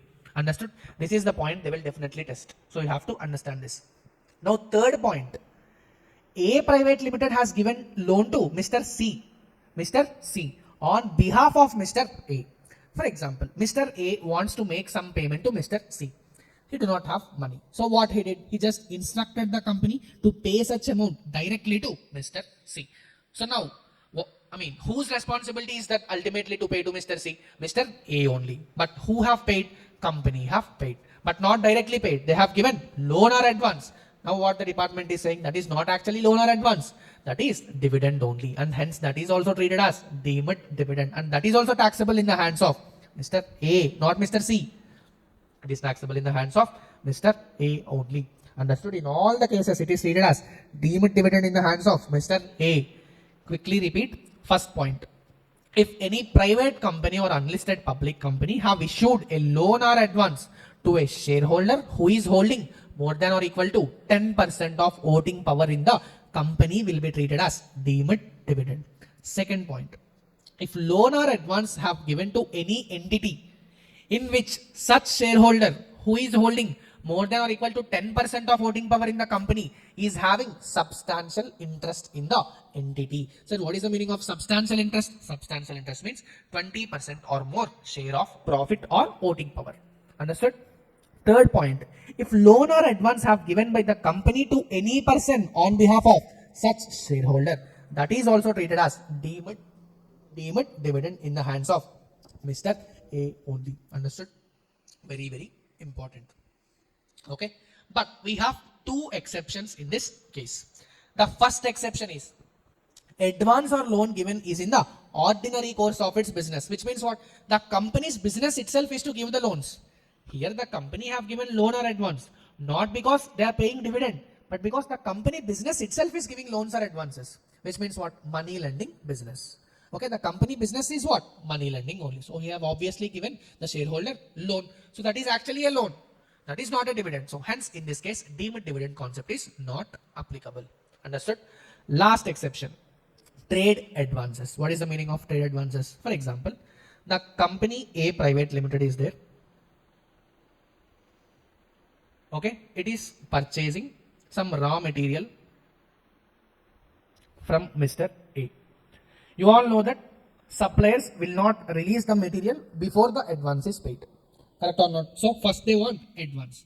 So now the company have paid some advance of 50 lakh rupees. Because if you check here, they will say loan or advance also. So this is also advance, but this is a trade advance. But this is a trade advance. Here the loan is given for the purpose of purchase only, not for the purpose of dividend. Hence, in this case also, deemed dividend provisions are not applicable. Understood? Two exceptions, but very, very important, especially this last section. Okay? Understood? So next point, last point. If company have made any payment of buyback, I think you already know the buyback meaning. Buyback means what? Buying back of shares by the company itself. Company have bought the shares. Now the shareholder will receive some money. Correct or not? So whatever the money which the person receives, that is taxable as deemed dividend. That is taxable as deemed dividend. Because if you observe, the company will generally make buyback when the company is having huge profits. Also, the company will issue dividend also only when the company is having huge profits. If you observe, both the purposes are same. So now they have made both the taxabilities also same. So even if you have received money because of buyback, but still the purpose is same. So it is taxable as deemed dividend. It is taxable as deemed dividend. Understood, everyone? Okay. So the next concept is income received versus income earned. You have to understand these two concepts: income received and income earned. Is there any difference between income received and income earned? Yes, there is difference. So that is the reason why I have written like this. So simple. See, the meaning of income received is, okay, let me take an example. Let us assume a person have earned 10 lakh rupees from lottery. 10 lakh rupees from lottery. You all know that 30% is the TDS rate. 30% is the TDS rate, which means how much will be deducted as TDS? 3 lakh rupees will be deducted as TDS. And balance, how much amount they will pay to him? 7 lakh rupees is nothing but income received. Correct or not? If you check here, lottery income received is how much? 7 lakhs. But lottery income earned is how much? 10 lakh. Lottery income received is 7 lakh. Earned is 10 lakhs. Now my question is, how much income will be taxable as income from other sources? Is it 7 lakh or is it 10 lakhs? 10 lakh is taxable. Correct? Because this is tax which is already paid to the government, but still that is also your income only. So 10 lakh should be taxable, which means what? Not income received, but income earned should be taxable. Income earned should be taxable. Sometimes they will give like this: gross minus TDS will be your net amount. This 10 lakh is nothing but gross amount. This 3 lakh is nothing but TDS amount, and whatever the 7 lakh which we have earned is nothing but net amount. Understood? But always remember, you have to tax the earned amount only, but not the received amount. So here what they will say, income earned means what? It is before TDS, but income received is after TDS. In question they will sometimes give the word net of TDS, which means what? They have already deducted the TDS, and whatever balance you have received, that is the amount. For example, if TDS rate is 100%, sorry, TDS rate is 30%. If they have given income received, which means how much you have received? You have received 70%. Correct? If the TDS rate is 10% and they have given the word interest, income received, then how much you have received? 90% you have received, which means what? 100 minus TDS rate is what you have received. Understood? Okay. So here, income earned should be included in total income calculation. Mostly they will give the word income received in two items. They will give for lottery income and they will give for interest received also. Remember these 2 points. Mostly they will give in these two cases only. First one, if they have given lottery income received, which means what? TDS rate is 30%. TDS rate is 30%, which means received is how much? 70%. Similarly, they will give for interest received. It is 10%, which means how much you have received? 90%. How much you have received? 90%. If they have already given you 70%, you have to calculate 100%. It is very, very simple. For example, assume 6,30,000. 6,30,000 is nothing but interest amount interest received. So tell me the 100% amount. Tell me the 100% amount.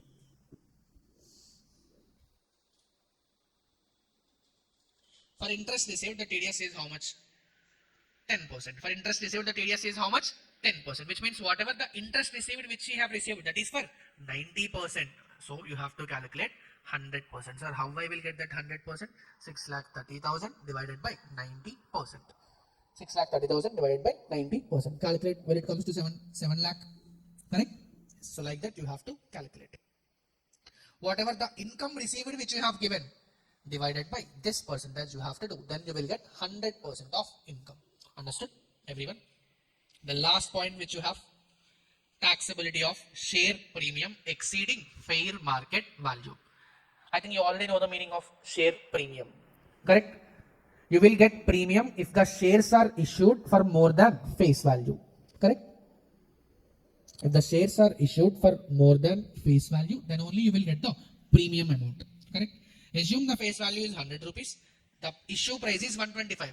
Then only you will get the premium. Correct? The fair market value of the share is 150 rupees. The fair market value is how much? 150 rupees.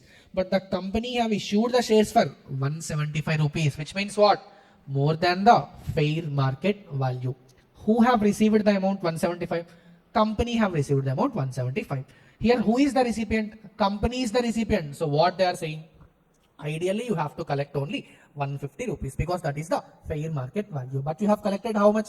175. Is this share issued at premium? Yes, because the face value of the share is how much? 100 rupees. The face value of the share is 100 rupees. So now, we have issued for more than fair market value. So whatever the difference which is there, that is taxable in the hands of company under other sources. Because they have received the benefit more than which it should receive. So clearly they are saying whatever the 25 rupees which they have received, that is taxable under income from other sources. Understood? So yes, the same point which I will say, this is also applicable for unlisted public company or private company. If issue price is more than fair market value, and if the shares are issued at premium, then the difference between issue price and fair market value will be taxable under income from other sources in the hands of company. In the hands of company. The last deduction which you have to remember is, against dividend income you can set off only one expenditure. Against dividend income you can set off only one expenditure. So what can I set off? Only interest expenditure I can set off. So what is this interest expenditure? I have taken loan from any other person and I have invested such amount into shares. I will receive income from such shares, which is dividend. So whatever the interest which I am paying to that person, that will be allowed as deduction. That will be allowed as deduction. But remember, maximum 20% only will be allowed as deduction. Maximum 20% will be allowed as deduction. Okay. For example, 1 lakh is the dividend income. 1 lakh is the dividend income. I have taken the loan from person and I am paying 60,000 as interest.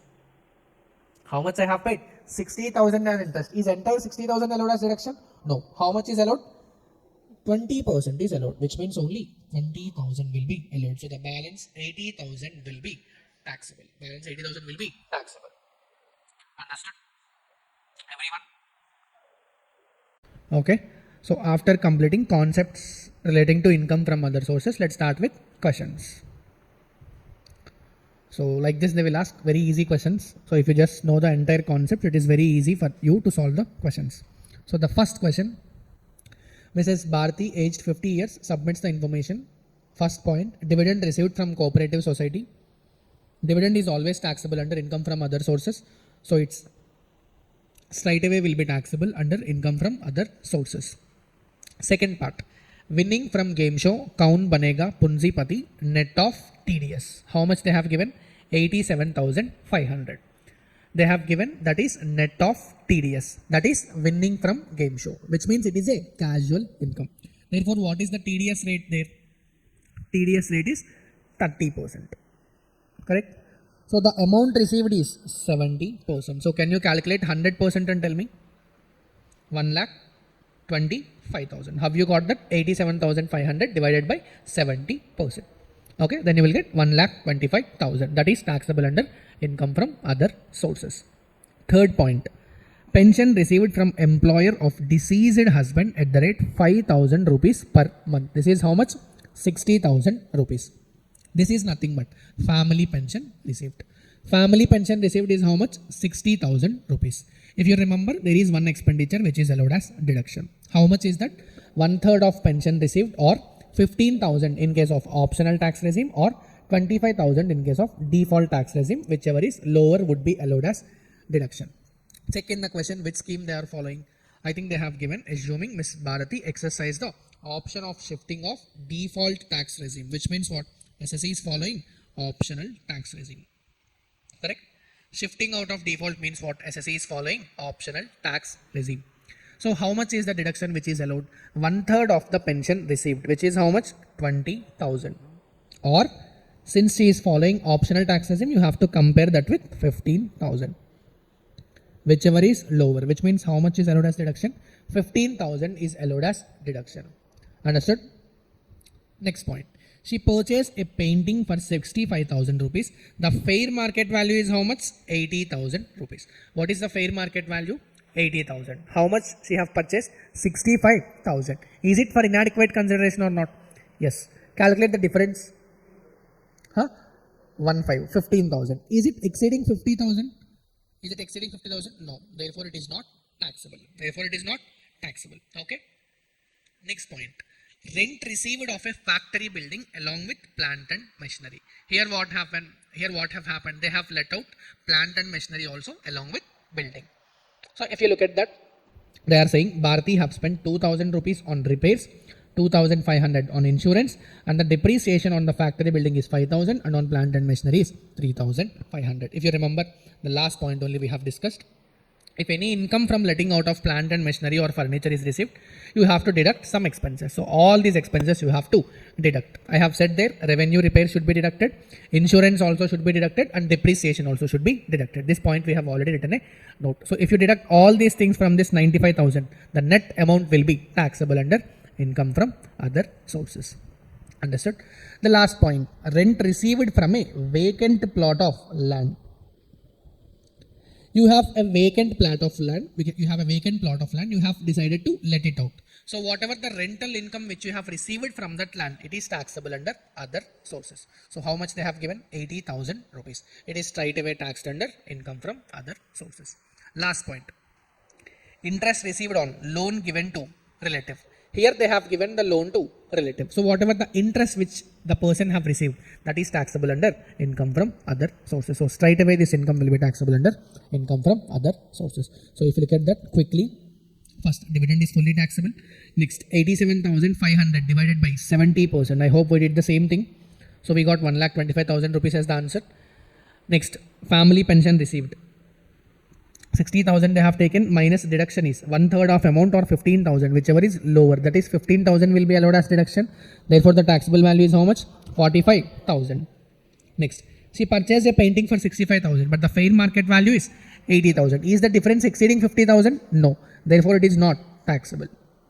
Okay.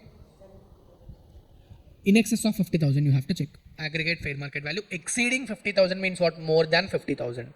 Equal to 50,000 is not covered. So if it is more than 50,000, then only you have to take. Okay. See, exceedant not kada. Exceedant meaning it should cross. Exactly 50,000 is not a taxable. Next one. Rent received from a factory building. I think this point we have already explained. 95,000 minus repairs, minus insurance, minus depreciation on both you have to deduct. And the balance amount will be taxable amount. And the last part, rent also is taxable. Interest received is also taxable. So finally the taxable income from other sources how much? 3,54,500. Understood? Simple. Here in this income from other sources, usually you are able to understand the entire question. But the thing is, this question they will give for 7 marks. If you directly calculate the answer, you will only get 4 marks. Balance 3 marks if you want, you just have to write some note points. Mandatory note points you have to write. So the first note point which we can write is regarding this point, because we have converted that into gross amount. They have given net of TDS. So we have converted that into gross amount. That point you can write. Even this point also you can write, standard deduction point. And painting point also you can write. And even this point also you can write. So at least 4 note points you have to write in order to get full 7 out of 7 marks. Understood? So this is a plain simple question which is very easy. So after this, let's move to illustration 12. See, here also you can check how many points are there. Only 1, 2, 3, 4, 5, 6 points are there. They have given for 7 marks. So you have to write at least 3 to 4 note points in order to get full marks.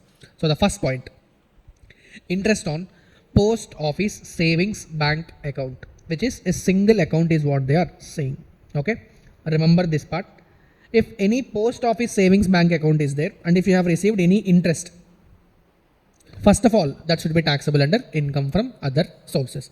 But remember, for this post office savings bank account, you have one exemption. You have one exemption. If it is a single amount, then 3,500 will be exempted. If it is a joint account, then 7,000 will be exempted. That is per annum. That is per annum. If it is a single account, then how much is exempted? 3,500 will be exempted. They have given only how much? 2,500. But the maximum amount is 3,500. Therefore, entire amount is exempted. Entire amount is exempted. Next point. Winnings from lotteries net. 28,840 they have given. That is winning from lotteries. So the rate of TDS which they have deducted is how much? 30%. So whatever the amount which they have received is 70%. So can you calculate the full 100%? 41,200. Have you got that amount? 28,840 divided by 70%. Then you will get that 41,200. Understood? Yes. Next part. Received a motor car as gift from her friend on the occasion of her birthday. First you have to check, is motor car a movable property or not? Motor car is not a movable property. Just now we have heard. So even others, there is no need for you to study. For friend, no need to study. Occasion of her birthday, you no need to read that point. If it is a car, it is simply not a movable property. Therefore, straight away you can read that as not taxable. Understood? So yes. Next part. Cash gift of 15,000 rupees each from her friends. From her 4 friends. 15,000 multiplied by 4, which means how much she have received? 60,000 rupees. I already said that for cash gifts you have to check the aggregate amount. Is aggregate amount from all the 4 persons put together exceeding 50,000? Yes. Therefore, how much is taxable? Full 60,000 is taxable. Understood? Next part. Income from undisclosed sources. See, this is also if any new income has given in the question.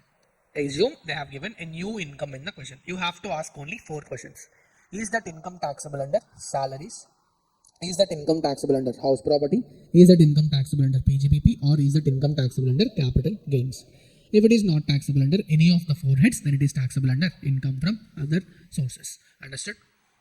So fine. Next part, rent received from subletting of house property. Rent paid to original owner is 22,000. I think you know the meaning of subletting.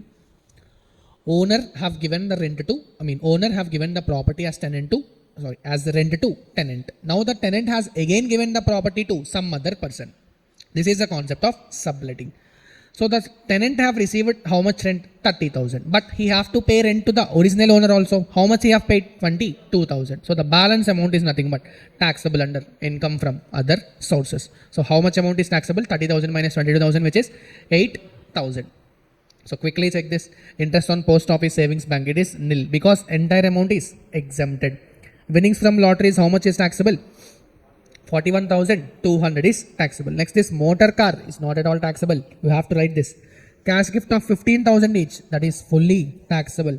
Income from undisclosed source is also fully taxable. Next point, subletting is also 8,000, which is taxable.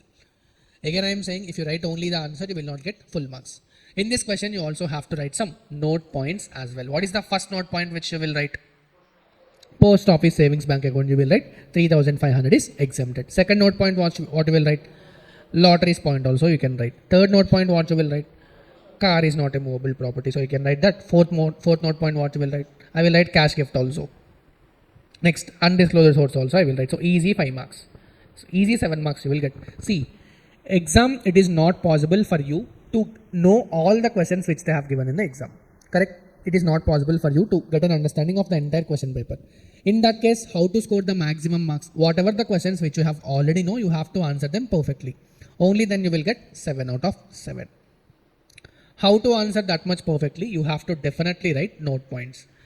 Even though if you feel that you know the answer very much, still if you forget to answer the note points, examiner will not understand that you have this much knowledge. So they will not give you marks. Only examiner will know the answer which you have presented. If you have presented perfectly with the help of note points, then there are high chances that full marks will be awarded for each questions. Okay. So next question, let's check. Illustration 13, one last question and then move to the next concept. So check this. Mr. Ajit, a resident Indian aged 55 years, a cost and management accountant, shares the following information. First one they are saying, he have evaluated some answer books of professional exams. Okay. And he have received how much income? 70,000 income. 1 second.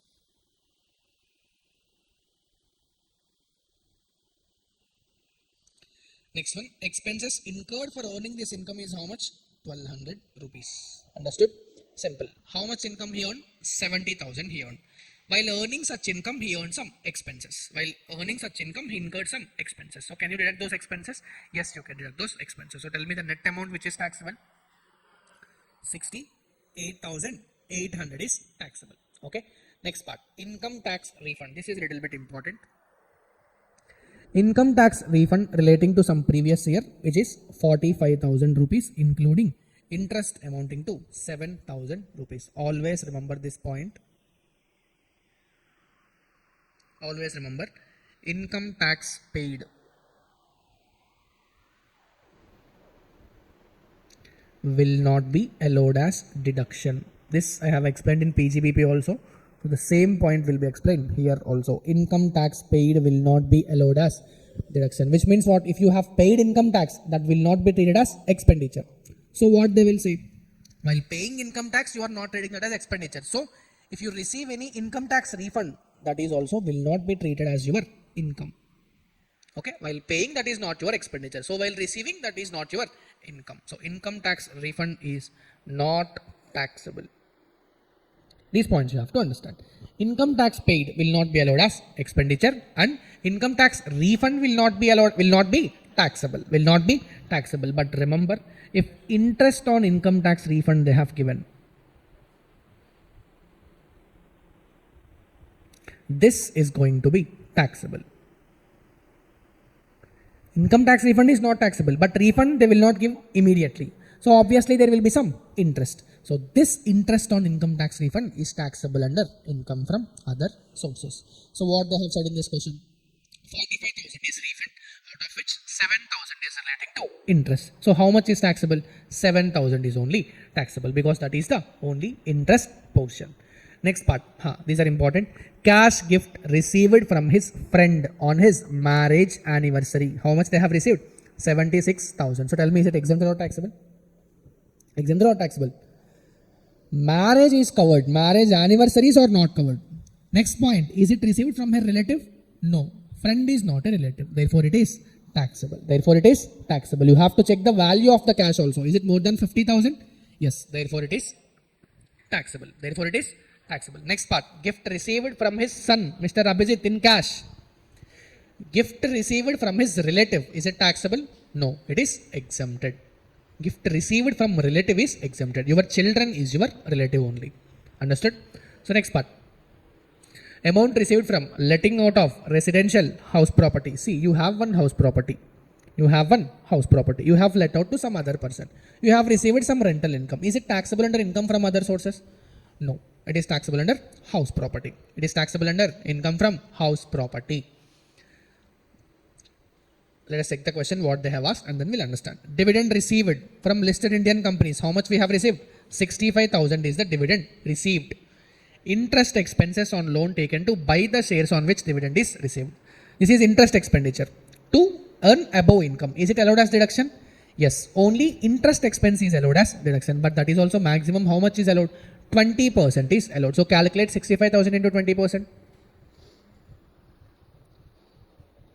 I think it is 13,000. So this 13,000 will be allowed as deduction, not 15,000. Understood? So if you check the question, they will allow only 13,000 as deduction. I think all the numbers we have taken correctly. So 68,800 they have got, 7,000, 76,000. These two are not taxable. In the question they have asked you to calculate income chargeable under the head income from other sources only. If they ask you to calculate total income, in that case, this also you have to calculate. This income from house property also you have to calculate. Understood? But here they have asked you to only calculate income from other sources. So we have calculated only that thing only. Understood? Again I am saying if you want full marks in income from other sources, you have to write definitely note points. Without note points, you will not get marks. Okay? So the next important chapter, very important, it is set off and carry forward of losses. Okay. Before starting with this set off and carry forward of losses, first of all, let us analyze in which heads losses is possible. In which heads getting losses is possible, then we'll understand the treatment of those losses. If you understand, in the head income from salaries, is it possible to get losses? No.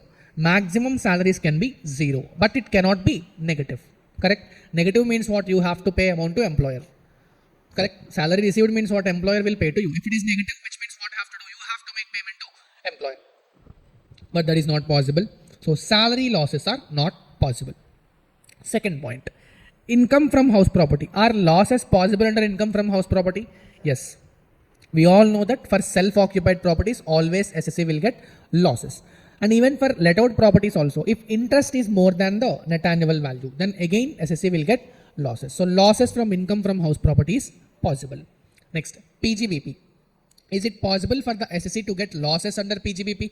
There are high chances that SSA will get losses in PGBP only, because maximum chances are there to get losses in which head? PGBP. Capital gains. Is it possible for the SSA to get losses under capital gains? Yes. Capital gains when they will come if any property is sold. Correct? Is it possible for the SSA to always sell the property at gains only? It is not possible. So sometimes SSA may get losses also. And the last head, is it possible for the SSA to get losses under income from other sources? Yes. Casual losses are also there. Correct or not? For example, assume you have got winnings from lotteries or like that. From that, it is possible for the SSA to incur some losses also. So first we have analyzed it. Is it possible or not? Getting losses, is it possible or not, is first what we have analyzed. So except salaries, it is possible for all the heads to get losses. Understood? Yes. Next point. Analysis of losses for easy understanding. Easily you have to analyze 3 points. House property losses, there is no need to analyze. So other 3, which means business losses, capital losses, other losses. You have to remember these 3 things. First one, business losses you have to analyze into 3 parts. First are speculation business losses. specified business losses and normal business losses, or otherwise called as other business losses also. But these two you have to remember: speculative, specified. Speculative business, specified business, or normal business losses. Capital losses you have to analyze into two parts: long-term capital losses, short-term capital losses. That point you already know. Other losses you have to analyze into three. First one, casual losses. Losses from owning and maintaining race horses. And last one, other losses. See, horse races is different. Owning and maintaining race horses is different. Horse races is casual income. But owning and maintaining race horses is different losses. Okay, very, very simple. Please analyze business losses into three parts: speculative business loss, specified business loss, normal business loss. Capital losses you have to analyze into long-term capital loss, short-term capital loss. Other sources losses you have to analyze into casual losses and losses from owning and maintaining race horses. And last one, other losses. Understood? Simple. Sir, why we have to analyze these things? You will understand now. So the first head of adjustment which you have to learn is two types of adjustments are there in set of chapter. The first one is intra-head adjustment and second one is inter-head adjustments. The meaning of intra-head adjustment means what? Within the head if you are making any adjustments. For example, I am having house property head income. I am having two properties. From one property I am getting a loss. From another property I am getting a profit. Now I have to make adjustment within the same head of income. That is called as intra-head adjustment, which means what? Same head you have to make the adjustment. So what they will say, loss from one source of income can be set off against profit from other source of income if both belongs to same head. Next, if it is not covered under this exception, which means it can be set off. There is no restriction. If it is covered under this exception, then you cannot set off. So now let's understand the exceptions. First exception is loss from speculative business. Second exception, loss from specified business. Third exception, long-term capital loss. Fourth, casual losses. Losses from activity of owning and maintaining race horses. And last one, losses from exempt sources. Losses from exempt sources. See, we have only 6 exceptions which are covered. All these 5 adjustments, exceptions 1, 2, 3, 4, 5 are nothing but what we have analyzed above. Correct or not? First one, speculation business. Next one, specified business. Long-term capital loss, casual loss, activity of owning and maintaining race horses losses. All these losses are not eligible for intra-head set-off. Are not eligible for intra-head set-off. Understood? Which means what? I am having loss from speculative business. I have another business which is non-speculative business. Can I set off my speculative business loss against profit from non-speculative? No. That is the reason of exception in intra-head adjustment. If it is not covered under this exception, then I can easily set off. Correct? Even though both belong to same head, but still you cannot set off these items. Now, sir, against what items can I set off these? Simple. If you have loss from speculative business, that can be set off if you have profit from speculative business. If you have other businesses profit, then you cannot set off. But if you have profit from speculative business, you can set off. Second point, you have loss from specified business. That can be set off if you have profit from specified business. But if you have profit from other business, then you cannot set off. Next point, long-term capital loss. If you have long-term capital gain, you can set off. But if you have short-term capital gain, you cannot set off. You cannot set off. See, both long-term capital loss and short-term capital gain belong to same head. If it is not covered in exception, then I can set off. But since it is covered in exception, I cannot set off. Next point, casual losses. This is one exception. Casual losses cannot be set off even against casual incomes also. This is the point you have to remember. You have casual income and you have casual loss. That loss also you cannot set off against casual incomes. Next point, activity of owning and maintaining race horses. If you are doing activity of owning and maintaining race horses and if you got any loss, that loss can be set off only against profit from such business. And last one, losses from exempt sources. What is this loss from exempt sources? Example, assume they have given agricultural loss in the question. If they have given agriculture income in the question, will you consider that in the total income? No. Therefore, agriculture loss also, please ignore that. Ignore that. Don't consider. Ignore that. Don't consider in your total income calculation. Understood? Simple point. Okay. One more point I just want to explain. There are two items which you have to understand: the capital losses. Correct? There are two heads, which is long-term capital loss and short-term capital loss. Try to understand what I'm trying to say. This long-term capital loss is nothing but Mukesh Ambani. This short-term capital loss is nothing but Anil Ambani. If Mukesh Ambani is in losses, can Anil Ambani help him? No, because Mukesh is rich. Anil Ambani is not that much good enough. So, if long-term capital loss is there, Anil Ambani cannot help him, which is what? Short-term capital gain cannot be set off, long-term capital loss cannot be set off against short-term capital gain. Always remember this. Next. If Anil Ambani is in losses, can Mukesh Ambani help? Yes. Which means what? If short-term capital loss is there against long-term capital gain, it can be set off. It can be set off. Next question. Mukesh Ambani is in losses. Can Mukesh Ambani help him? Yes. Which means other long-term capital gain, if I am having, can I set off? Answer is yes. Okay. Always remember this: capital losses. Capital losses are like Mukesh Ambani, Ambani's family. Okay. Let's compare this with other heads also. Which means what? This capital losses head is Ambani family. Other heads, which means house property loss, PGBP loss, other sources loss, etc. If you are having, if Ambani family is in losses, compare these other heads with India. If Ambani family is in losses, can India help him? No.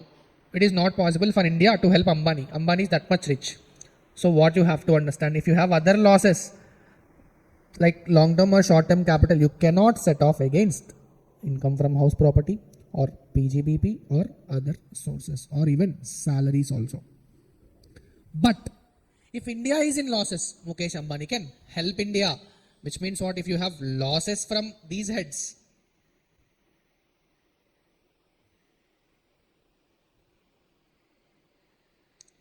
can Ambani family help you? Yes. Both long-term capital gain and short-term capital gain can help. Understood or not?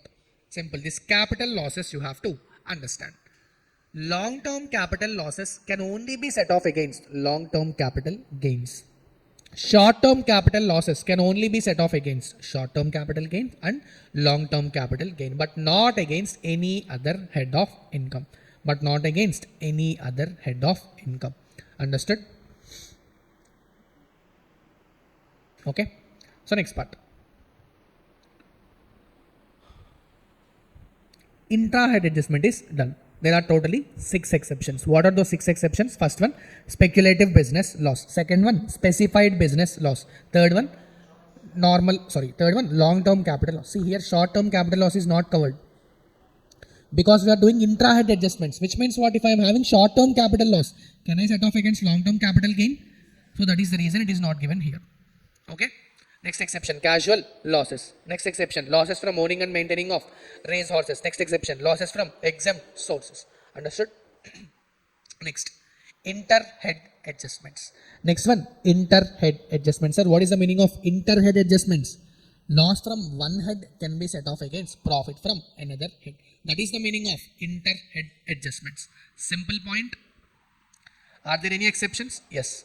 Whatever the 6 exceptions which you have studied, those 6 exceptions will be same to same here also. They will be there. Speculative business will be there. Specified business will be there. Long-term capital loss will be there. But here you have to add short-term capital loss also, because short-term capital loss also cannot be set off against other heads. Next. This is also there. Activity of owning and maintaining race horses. Next one. Losses from exempt sources is also there. And 2 most important points. These are super important, which you cannot ignore. PGBP loss can be set off against any other head except salaries. Except salaries. If you have PGBP loss, can you set off against house property income? Yes. Can you set off against capital gains? Yes. Can you set off against salaries? No. Always remember, business loss cannot be set off against salaries. Next part. House property loss can be set off against any other income, but maximum 2 lakh rupees. But maximum 2 lakh rupees. Here I will write. This is applicable in case of optional tax regime only. Why also I will explain. House property loss can be set off against any other head. Which means what? Can house property income set off against salary? Yes. PGBP loss cannot be set off against salary. Can house property loss set off against salary? Yes. Can house property loss set off against PGBP? Yes. Can house property loss set off against capital gains? Yes. But maximum 2 lakhs. All the heads put together, maximum 2 lakh can only be set off. Understood? Simple points. We have completed intra-head. We have completed inter-head also. Understood? Next. Sir, what order of set off you have to follow? Because we learned intra-head also, inter-head also. Can we do inter-head adjustment first and then do intra-head adjustment next? Can we do like that? No. Always you have to do intra-head adjustment first for all the heads. For all the heads, first you have to do intra-head adjustment only. And next, inter-head adjustment you have to do after completion of intra-head. Still, if you are having some losses, then those losses can be carried forward. Understood? Simple point. If you have first losses, first do intra-head adjustments. Still you are having losses, do inter-head adjustments. After that, still if you are having any loss, that loss will be carried forward. Understood? Next, most important. If any loss is carry forward once, it can only be set off against same head of income. Try to understand. I'll give an example. Assume for the previous year 22-23, I am having a house property loss of 20,000 rupees. Okay. In 23-24, I don't have house property income, so I cannot set off this. Correct or not? In 24-25, I have house property income of 10,000 rupees, PGBP income of 20,000 rupees. 24-25. I am having this brought forward loss of 22-23 previous year. Now my question is, can this house property loss be set off against PGBP income? No, not first. If it is carried forward, then it can only be set off against same head of income, which means other than house property. Even though if you have incomes in another head, still you cannot set off because it is already carried forward. Once it is carried forward, you can set off only against same head of income. Understood? So this is the point which I have written. Okay. Next part. Time limit for carrying forward of losses. Always remember, for 2 items they will say that there is no time limit. That is specified business loss. There is no time limit for carry forward. Second point, unabsorbed depreciation or unabsorbed scientific research expenditure or unabsorbed family planning expenditure. For these 2 items, there is no time limit. Speculative business loss and losses from owning and maintaining racehorses. The time limit is 4 assessment years succeeding the relevant assessment year. 4 assessment years succeeding the relevant assessment year. For example, previous year 21-22, SSE got the loss. Which means what? This is related to which assessment year? Assessment year 22-23. After this, take 4 assessment years, which means what? 23-24, 24-25, 25-26, 26-27, which means it can be carried forward for these 4 assessment years. Understood? So next part. All other losses, 8 assessment years succeeding the relevant assessment years. But here you have to understand one thing. All other losses except losses from other sources.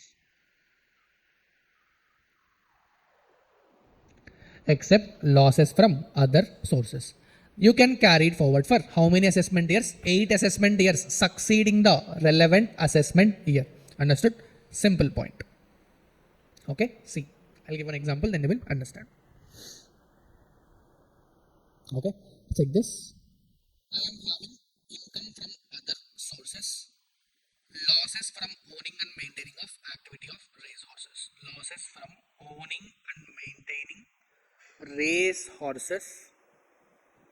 I am having 70,000 loss. I am having other losses. For example, interest income I am having, which is a negative amount, which is a loss, 30,000. Always remember this. Loss from owning and maintaining racehorses, I am having 70,000 rupees loss. I don't have any income for profit from owning and maintaining racehorses, which means what? I cannot set off this against other incomes. So this loss can be straight away carried forward because there is no income from activity of maintaining and running racehorses. So this amount will be straight away carried forward. So my next question is, what about this interest income? Always remember, other sources losses. Other sources losses, which means what?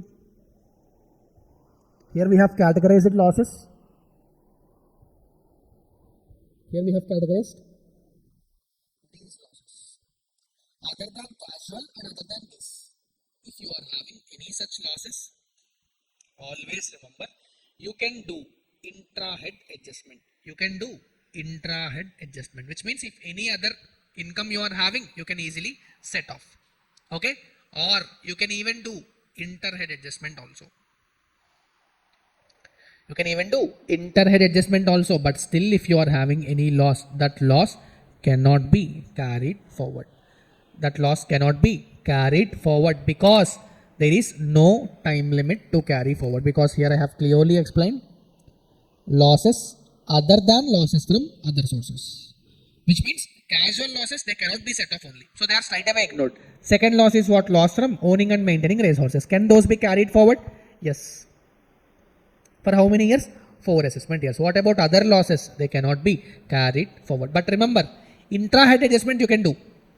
Inter-head adjustment also you can do. But you cannot carry forward. You cannot carry forward. Understood? That is important point. Okay. So next part. Here what they will say. Carry forward of losses will be allowed, but the condition is the return of income should be furnished within the time limit. The return of income should be furnished between the time limit, before the time limit given under section 139 subsection 1.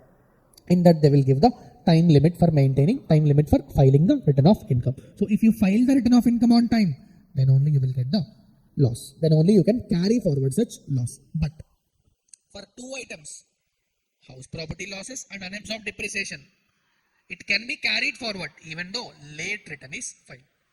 Normally, if you want to carry forward, you can do, provided you have filed the return of income up to the due date. But for two items, house property losses, unabsorbed depreciation, or scientific research, or family planning expenditure also, deduction, it can be carried forwarded even though you have filed a late return. Still it can be carried forward. Understood? Easy point. So yes. So with this we have completed all the important points related to exam. But there are 2 to 3 cases which they can ask as MCQ. So let's quickly check those points. Succession of a firm is done by inheritance. Assume all the partners are died in a partnership firm. The partners' legal heirs have formed another partnership firm, which means what? They have taken over the partnership firm. So now it is run by the legal heirs of the partners. This kind is nothing but succession by inheritance. Here, if any business losses are there by the older partnership firm, they can be carried forward by the new firm also. And unabsorbed depreciation, if anything is there, that can also be carried forward by the new firm. Understood? Simple. Otherwise than by inheritance, which means what? I have purchased the partnership firm. Now, for you, that business losses are not allowed to be carried forward. But unabsorbed depreciation can be eligible. Unabsorbed depreciation can be eligible. Next point, death of a partner or retirement, which means what? Assume if any partner is died, then his share cannot be carried forward. For example, assume 1 lakh is the loss. There are totally 4 partners, equal ratio, which means 25,000 will be related to each partner. Assume one partner is died. His share is how much? 25,000 is his share. So his share is not allowed to be carried forward, which means how much is allowed to be carried forward? 75,000 is allowed to be carried forward. But unabsorbed depreciation can be fully carried forward. Understood? Simple point. Now the last one special case they will say, you can easily just see this. Don't waste much time on this because this is not that much important. But since it is there, let us just discuss. Simple.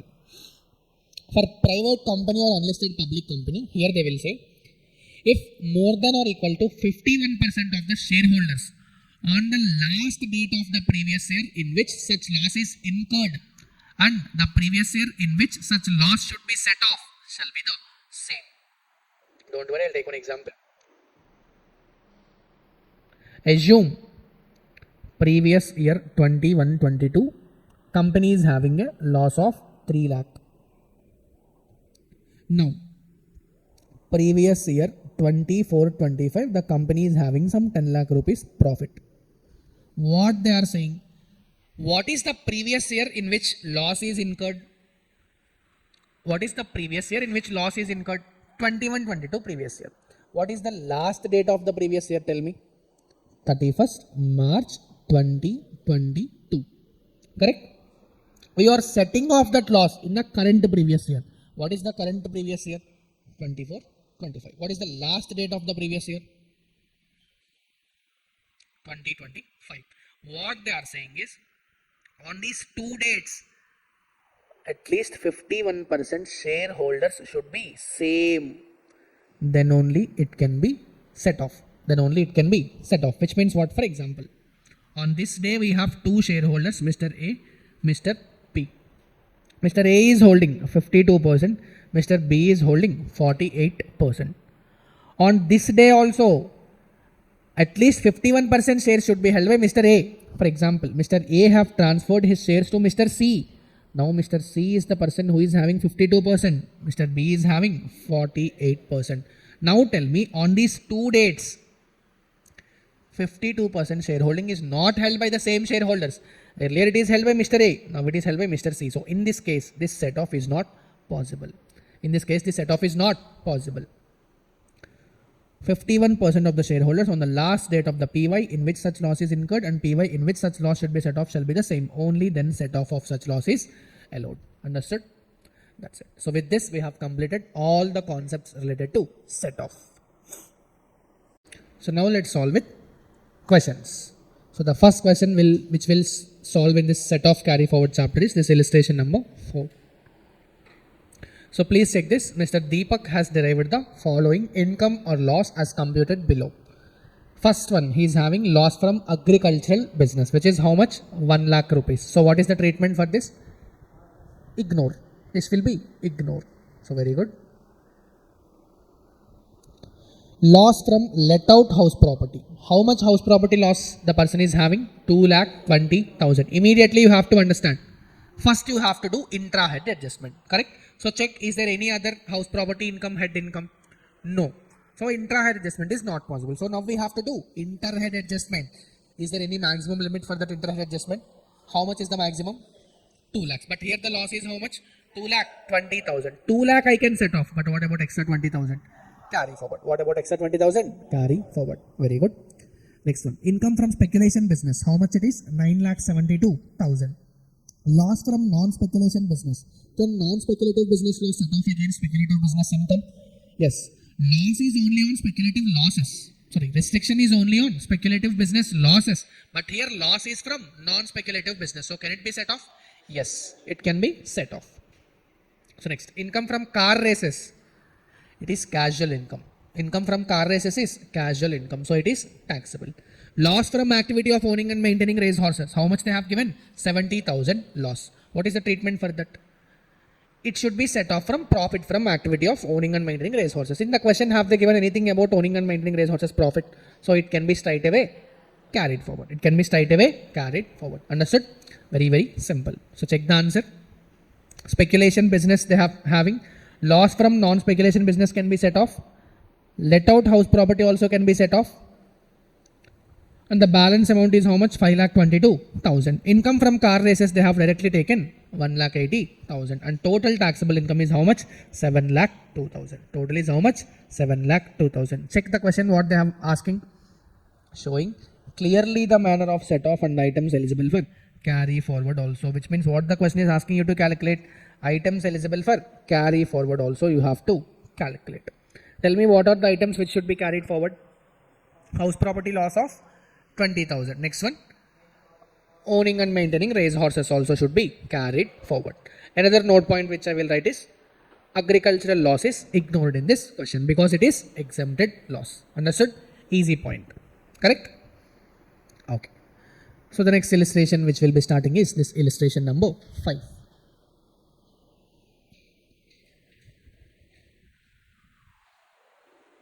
Illustration number 5. This is a little bit important question. So please pay focus. So check this. But before understanding this, you have to understand this point. So if you look at this, here I have said that house property loss can be set off against any other income but maximum 2 lakh rupees. But this is only applicable for optional tax regime. Which means what? In case of default tax regime, if you have any house property losses, those cannot be set off against any other head. This 2 lakh restriction is only applicable for optional tax regime only, which means in default tax regime, you cannot set off normal losses. You cannot set off house property losses. In that case, what is the treatment? Sir, can I carry forward that losses also? No, you cannot even carry forward those losses also. Which means if you have any house property losses and if you are following default tax regime, the losses from house property will be lapsed. The losses from house property will be lapsed. Which means what? You cannot set off. You cannot carry forward also. You cannot set off, you cannot carry forward also. But that is only applicable in default tax regime. But if that is related to optional tax regime, then you can set off against any other head. But maximum 2 lakhs. Okay, so now let us read this question. So first one, Mr. Sumit, blah, blah, blah, they have gives you the following information. First one, loss from self-occupied property. How much it is? 3,40,000. Let's keep this. Income from business of buying and selling shares of listed companies. There were no delivery of shares which is involved. This is the meaning of speculation business. If there is actual delivery, then it is not a speculation. But here they are specifically saying there is no delivery of shares involved, which means what? It is a speculation business. From speculation, I am having what? Income. I am having income. This is speculative income. Check. Next part. Loss from other speculative business. This is how much? 13,10,000. I have profit from one speculative business. How much it is? 4,50,000. And I am having loss from another speculative business. How much it is? 13,10,000. Can I set off one loss from speculative against another loss? Another income? Yes, both are speculative only. Both are speculative only. They are not saying speculative business loss can be set off only against same speculative income. No. Speculative business loss can be set off against any speculative income. So can this loss set off? Yes. How much can be set off? 4,50,000 only can be set off. Which means balance amount is how much? 8,60,000. It will be carried forward. It will be carried forward. Understood? Next, salary income they have given. Short-term capital loss on sale of depreciable assets.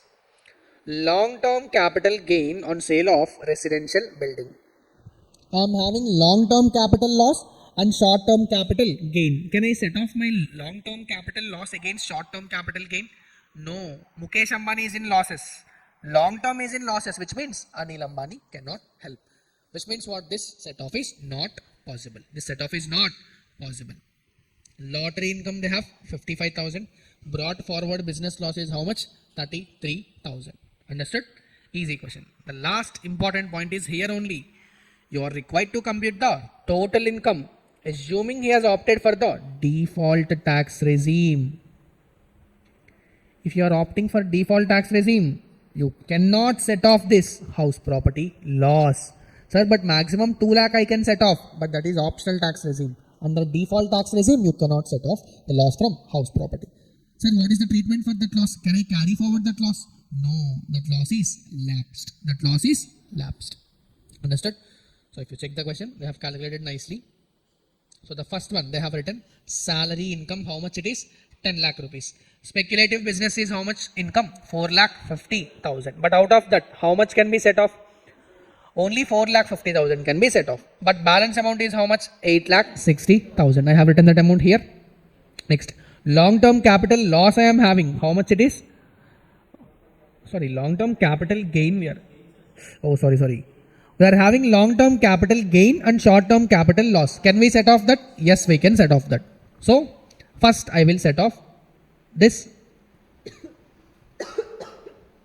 entire long-term capital gain.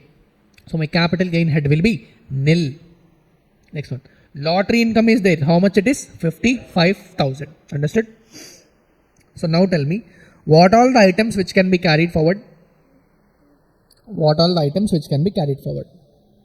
Capital loss is there. Short-term capital loss. How much it is there? 3,60,000 minus 1,30,000. 2,30,000 will be carried forward. Next item.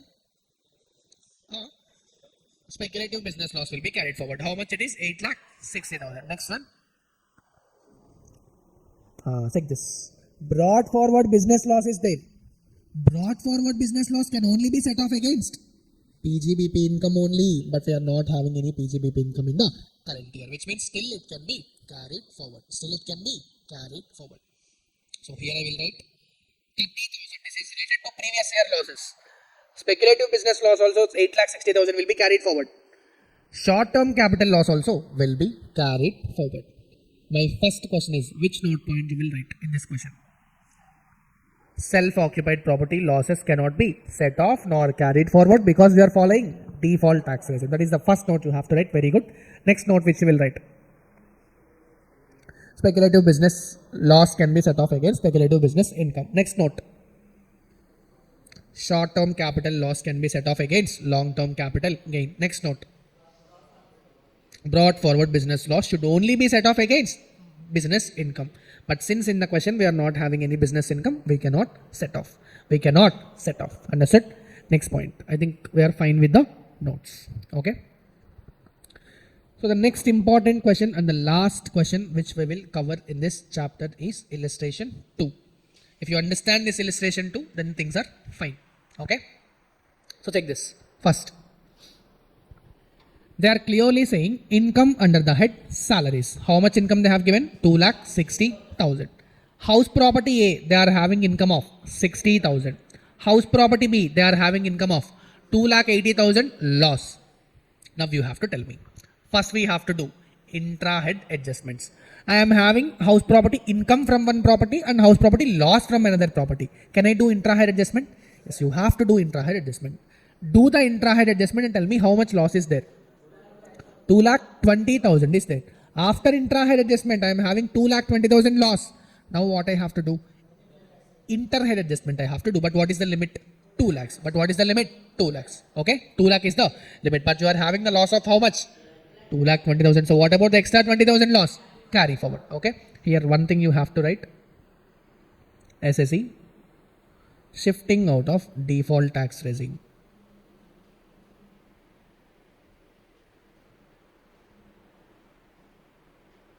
Okay? Listen. House property loss 20,000 will be carried forward. Next question. Speculative business income is there. That is 20,000. Normal business loss I am having 1,30,000. Can I set off my normal business loss against speculative business income? Normal business loss I am having. Can I set off? Yes. Only speculative business loss cannot be set off. But speculative business income I am having. So I can set off my normal business losses. Understood? Next part. Income from activity of owning and maintaining race horses. I am having a loss. You have to check whether you are having any profit from the same business. I think we don't have. So it will be carried forward directly. Income from agricultural business. Ignore because it is exempted loss. Next part. Short-term capital gain. I am having gain. Long-term capital loss I am having. Can long-term capital loss be set off against short-term capital gain? Not possible. Very good. Carry forward. Lottery I am having 10,000.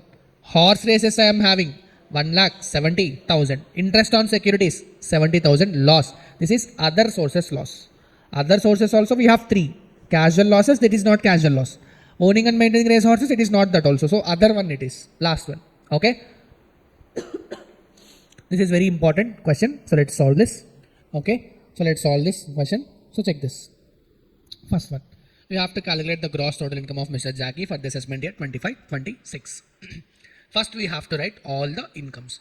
So first we have to write this income from salary, house property A, speculative business income, short-term capital gain and lotteries and horse races. Always remember, casual incomes will be directly going into outer column. No set off against those incomes because you all know that casual losses also cannot be set off and other losses also cannot be set off. So these casual incomes will be directly sitting in outer column. Now let us write with losses. So the first loss which we will write is house property B. 60,000 loss is there. Correct. Balance loss is how much? 2,20,000. So first you have to do inter-head set off and then you have to do carry forward. Correct? Okay. Next. Speculative business income, how much we are having? 20,000. Normal business loss, how much we are having? Check the question. I think 1,30,000 we are having. Correct? 1,30,000. But I can set off only 20,000. So first I have set off that 20,000. Correct? Short term capital gain, how much I am having? 30,000. Now, listen, we are having two losses. So first try to understand what I am saying. Here we are having interest loss. It is how much? 70,000. Correct? Check the last point. It is 70,000. Next one. House property loss also we are having. How much loss it is having? House property loss? 2,20,000. Business loss we are having. Tell me how much business loss we are having? 1 lakh. Correct or not? My question is how much salary income we are having? 2,60,000 we are having. So tell me what I am asking. If I set off house property loss, how much house property loss I can set off? 2 lakh I can set off against salary. If I set off 2 lakh house property loss against salary, 2 lakh house property loss can be carried forward. Sorry, 20,000 house property loss can be carried forward. What about this 70,000 losses? It cannot be carried forward because these are other sources losses. Correct or not? So these cannot be carried forward. But I have another option also. First what I will do, I will set off these losses. Because these cannot be carried forward. Therefore first SSE have to set off these losses. Okay. What about extra thing? See, 70,000 he can set off. 2,60,000 is his salary. 70,000 he can set off. Balance salary is how much? 1,90,000. So now he can set off that house property loss. House property loss maximum how much it can be set off? 2 lakh can be set off. So I have set off 1,90,000 here. You understood why I have set off interest on securities first? Because it cannot be carried forward. So first it is beneficial for the SSE to set off that loss only. Understood? Okay. Now my salary income is nil.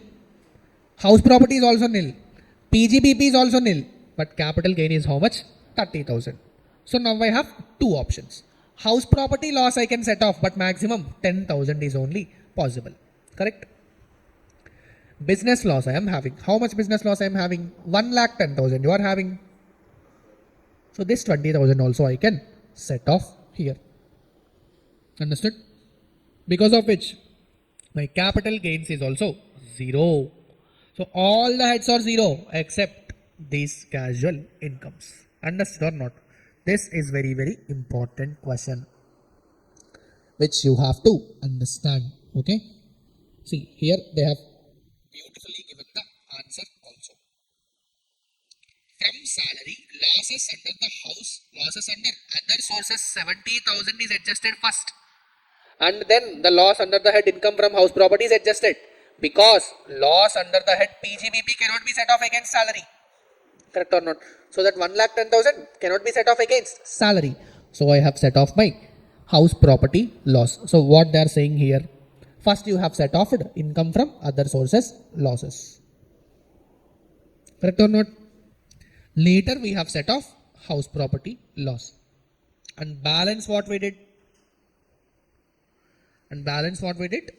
House property loss of 10,000 and PGBP losses of 20,000 is adjusted against short term capital gain. I think we did the same. Short term capital gain is 30,000, house property loss is 10,000, business loss is 20,000. So we can set off the same like this only.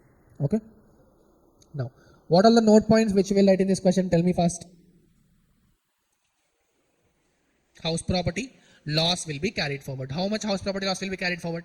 20,000 house property loss will be carried forward. Very good. 1 second.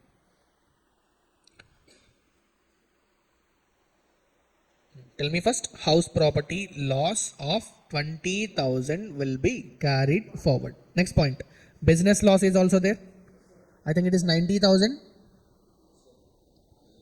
1,10,000 we are having, but we have already set off against. So 20,000 is also set off. So how much it is? 90,000 will be carried forward. Tell me about other items. Agriculture business is having, that will be ignored. Correct or not? Agriculture loss will be ignored. Next point. Interest on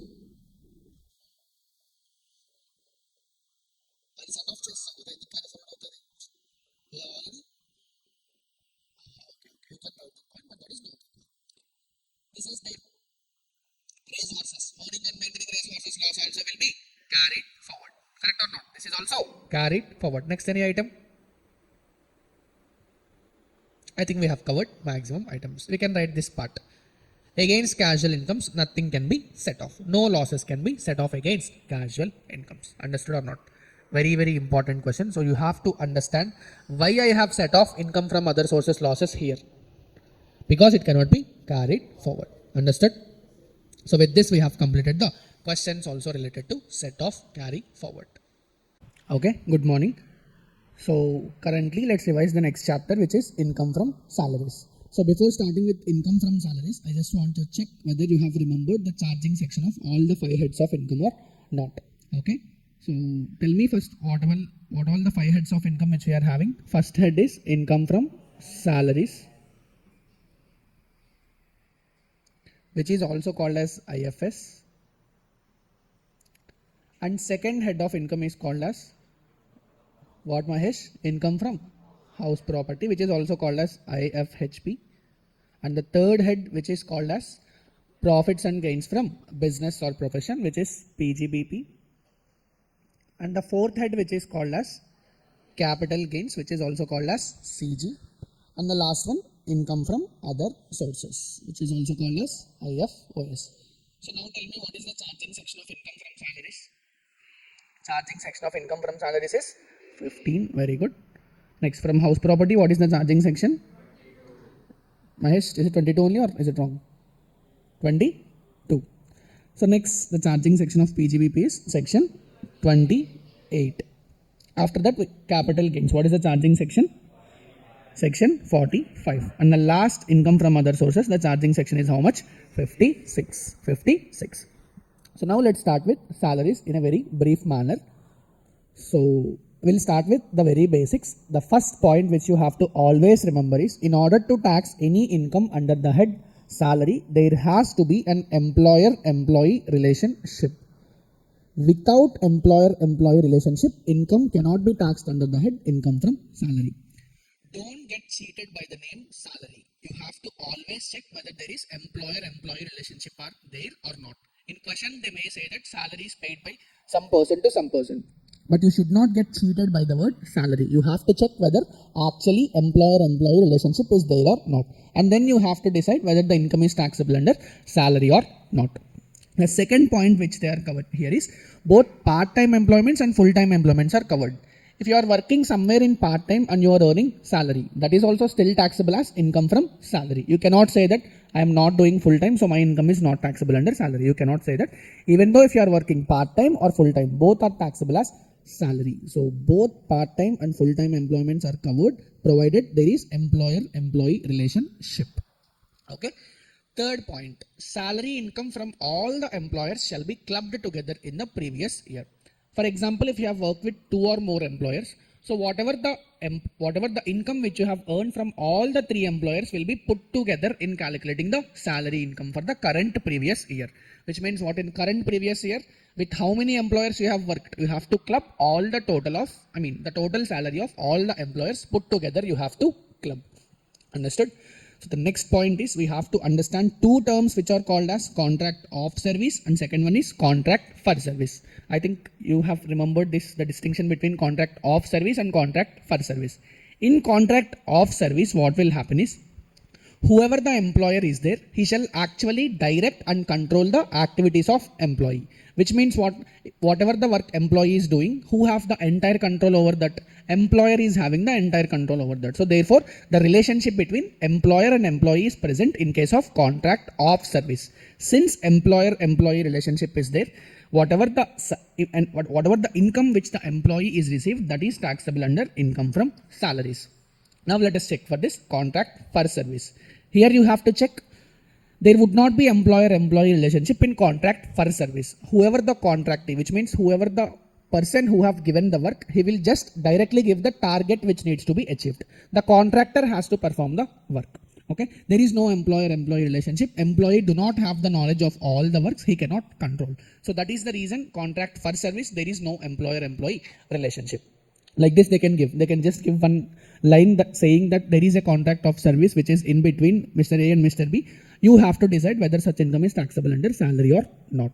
If there is contract of service, that is taxable under salary. If there is contract for service, that is not taxable under income from salaries. That is not taxable under income from salaries. Next point. Agent and principal relationship is also not employer-employee relationship. Agent and principal relationship is also not employer-employee relationship. So whatever the remuneration which the principal paid by the principal paid to the agent, that is not taxable under salary. Sometimes they will give like that. Salary paid by principal to agent. Is it taxable under salary? No. You should not get cheated by the word salary. You have to check whether there is actual employer-employee relationship is there or not. So you have to understand principal agent relationship is not employer-employee relationship. So the next point. Whatever the salary which is received by the partner from partnership firm.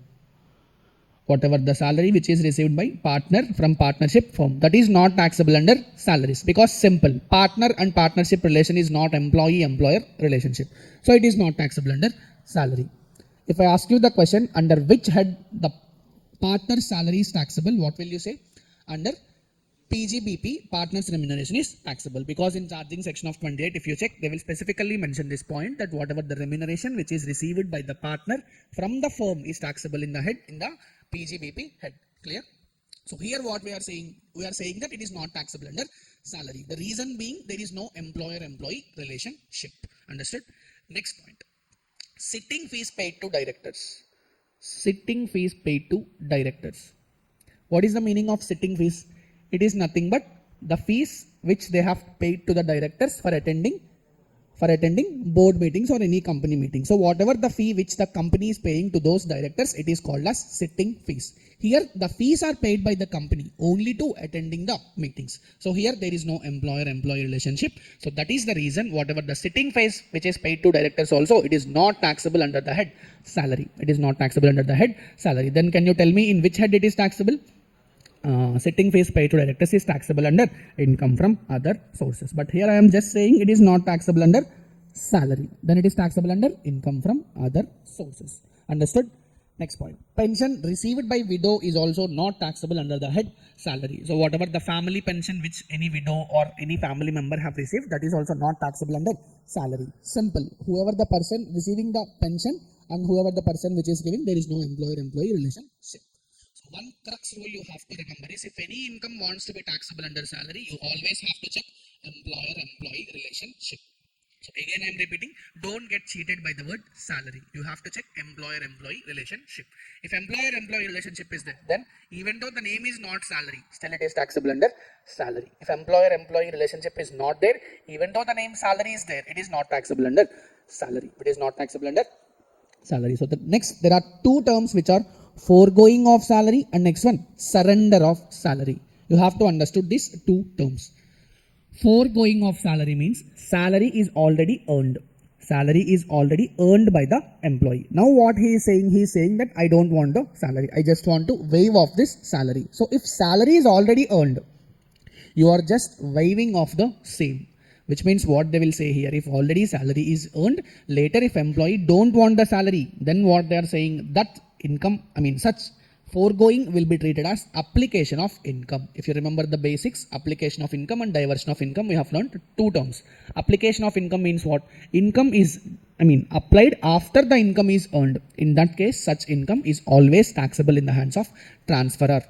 Here what they will say, foregoing of salary means what? If already salary is accrued, whatever the subsequent waiver which you have done, that would be still taxable in the hands of employee. Still taxable in the hands of employee. And you have to learn another term which is called as surrender of salary. We have to learn another term which is called as surrender of salary. Here what they will say, if any employee surrenders his salary directly to the central government, then it is not taxable. Because income tax will be paid to whom? Central government only. Here what the person have done? He have surrendered his entire salary to the government. So there is no need for him to pay any extra taxes. Understood? Two terms. Foregoing of salary is always taxable. Surrender of salary is not taxable. You have to remember these two terms. Clear? So the next portion which will start is section 15, which is charging section. Section 15, which is charging section. Here what they will say, salary is always taxable. Due basis or receipt basis, whichever is earlier. Simple. Salary is always taxable on due basis or receipt basis, whichever is earlier. If you have received that first, then it is taxable on receipt basis. You have received it later, but it is already due, then it is taxable on due basis. Simply you have to remember salary is always taxable on due or receipt basis, whichever is earlier. Whichever is earlier. For example, assume you have received in advance. So whatever the salary which you have received in advance is taxable in the year of receipt. For example, our current previous year is what? Previous year 2024-25. 24-25. Assume in the last month of March 2025. Person have received the salary for the next 3 months, which is 1st April 2025 to 30 June 2025. His salary is not become due, but still he have received the 3 month salary in which month? March 2025. Which means what? Whatever the 3 month salary which the person have received, that is entirely taxable on which previous year? 24-25 only, because salary paid in advance is always taxable in the year of receipt because of whichever is earlier. Understood? If it is already taxable in the year of receipt, the same will not be taxable again in the year of due, because you have already paid the taxes in the current year only. So again in next year, that will not be taxable. Again in the next year, that will not be taxable. Next point, advance salary is different, advance against salary is different. Those two you have to understand.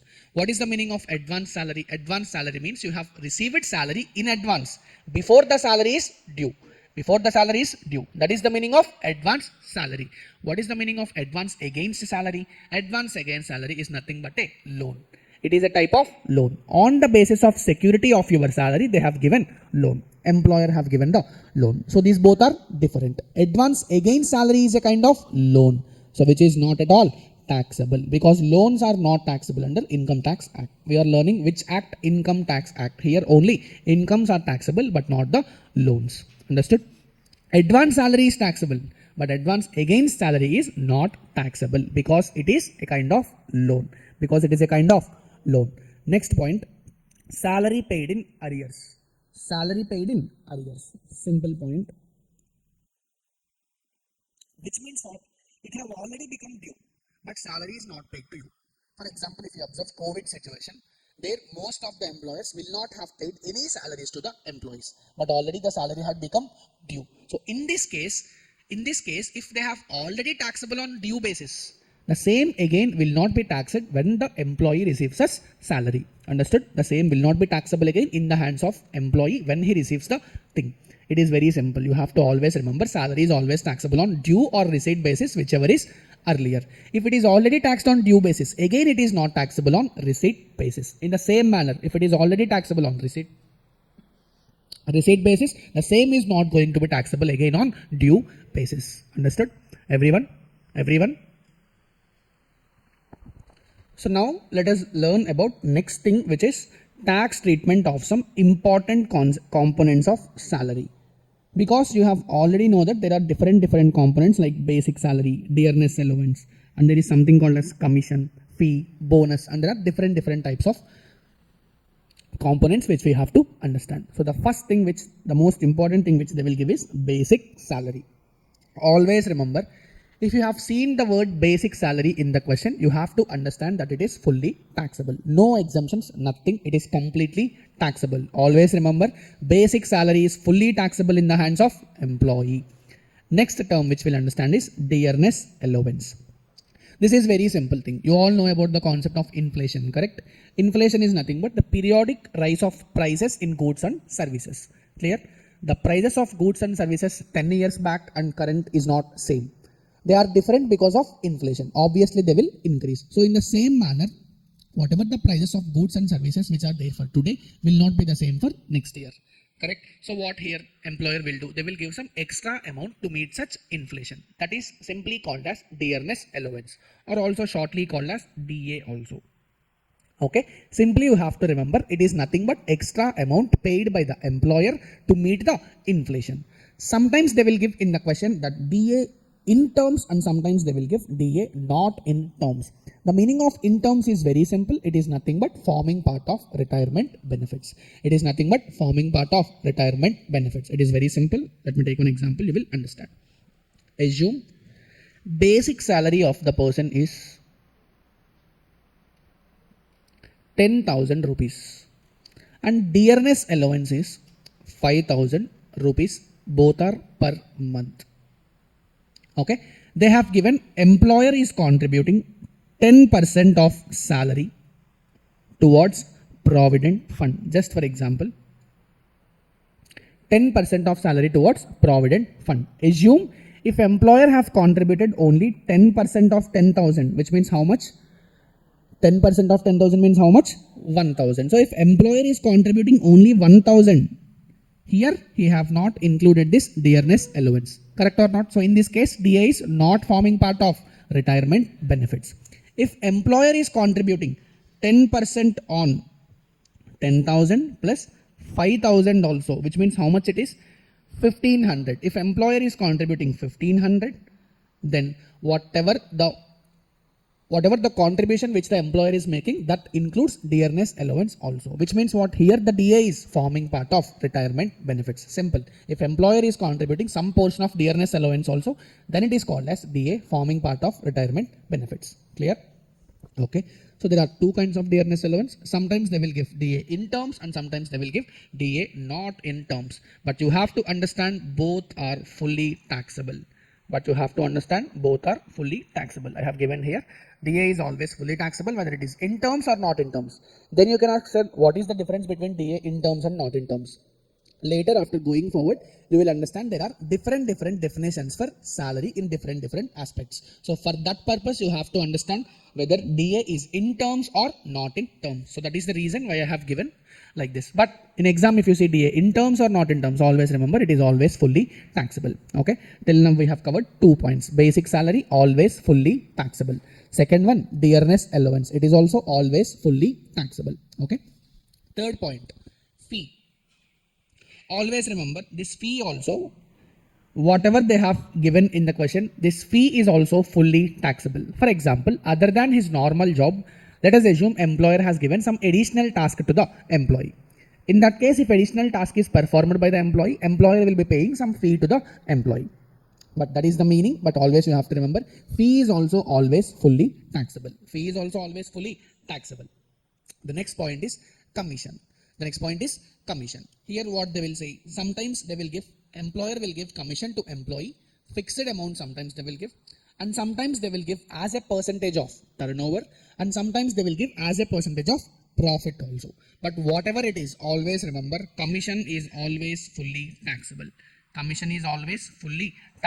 Till now we have heard 4 terms. Basic salary, always taxable. Dearness allowance, always taxable. Fees also always taxable. And the last one, commission also always taxable. But still here I have made a distinction of percentage of turnover, percentage of profit or fixed amount. Same reason I can say. In salary definition, sometimes they have used the word percentage of turnover, sometimes they have used the word fixed amount, and sometimes they have used the word percentage of profit. So further going forward, you will understand why I have used these 3 terms. But always remember, whatever the commission which they have given, that is always fully taxable. The last portion which we will cover is bonus. Always remember, bonus is also fully taxable. Whatever the bonus they can give seasonal bonus, festival bonus, joining bonus, any bonus is always taxable. So till now we have heard 5 things. Basic salary, always fully taxable. Next one, dearness allowance. It is also always fully taxable. Third one, fees, always fully taxable. Fourth one, commission. It is also always fully taxable. And the fifth one is bonus. Always bonus is also taxable. So the next important thing which we have to learn is allowances. Here I will discuss only house rent allowance. What about other allowances? For other allowances, I have already discussed in one video. I will give reference to that video. I will attach to this video. That is very simple. You have to classify the allowances into 3 parts: fully exempt, partly exempt, and fully taxable. Okay. These 3 I have understood very explainedly in another video, which I will be attaching to this. So other than those allowances, the next very important allowance which you have to remember is house rent allowance. This is the most favorite allowance for the institute. So this you can mark it as very, very important. You can keep a double star. Okay. Check this. Remember, this house rent allowance exemption is only available when the assessee is shifting out of default tax regime. Which means what? This is applicable only if the assessee is staying in optional tax regime only. Which means HRA is not available for default tax regime. This I have already discussed in the fully exempt, partly exempt, fully taxable allowances chart. So if you remember this chart, then you will easily understood this point also. What is the amount of exemption under HRA? Very, very simple. First one, you have to compare actual HRA received with 40% or 50% of salary for the relevant period. And that should be compared again with rent paid minus 10% of salary for the relevant period, whichever is lower. Whichever is lower. Very, very simple. Actual HRA received you have to take, or 40% or 50% of salary, or rent paid minus 10% of salary, whichever is lower will be the exemption of HRA. Very, very simple. Here I have used two words, 40%, 50% of salary. When will we use 40%? When will we use 50%? Let us understand. 50% will be used for metro cities and 40% will be used for non-metro cities. Always remember, metro cities are not those cities where we are having metro facility. No. As per income tax, there are only how many metro cities? Only 4 metro cities. What are those metro cities? Kolkata, Mumbai, Chennai, Delhi. Kolkata, Mumbai, Delhi, Chennai. Okay. What, you are Chennai fan or what? Metro, no, but there is order. They will start from north. Chennai is towards south, so that will come at the last. Chennai will come at last. So check. 40% is applicable for non-metro cities and 50% is applicable for metro cities. What is the meaning of metro cities? Kolkata, Mumbai, Delhi, Chennai. Clear? Everyone? Okay. Here one important point you have to understood. For the purpose of HRA, there is different definition for salary. Different definition for salary. What I am doing is I will not discuss the definitions of salary here. After completion of all the exemptions, I will discuss whatever the salaries which they have used all together at once. Okay, so that you will easily remember those things. But here, once again I am repeating, exemption of HRA. What is the exemption of HRA? Actual HRA received, or 40% or 50% of salary for the relevant period, or rent paid minus 10% of the actual salary, whichever is lower. What is the meaning of salary? I will discuss towards end. 40% is applicable for non-metro cities and 50% is applicable for metro cities. Okay, this is the exemption amount. You have to check how much HRA you have received minus this exempt amount. Then whatever the amount which you are getting, that is taxable HRA. That is nothing but taxable HRA. Understood? So the next thing we'll start with is with retirement benefits. Okay. So the next benefit, retirement benefit, which will start is the first retirement benefit, which is pension. Okay, which is pension. See here, if you want to understand this pension, first of all you have to learn two terms. One is commuted pension and the other one is uncommuted pension. The meanings I have explained here. In the second point, if you check, the meaning of commuted pension is what? Lump sum amount of pension received. If you have received the pension amount in lump sum, that is known as commuted pension.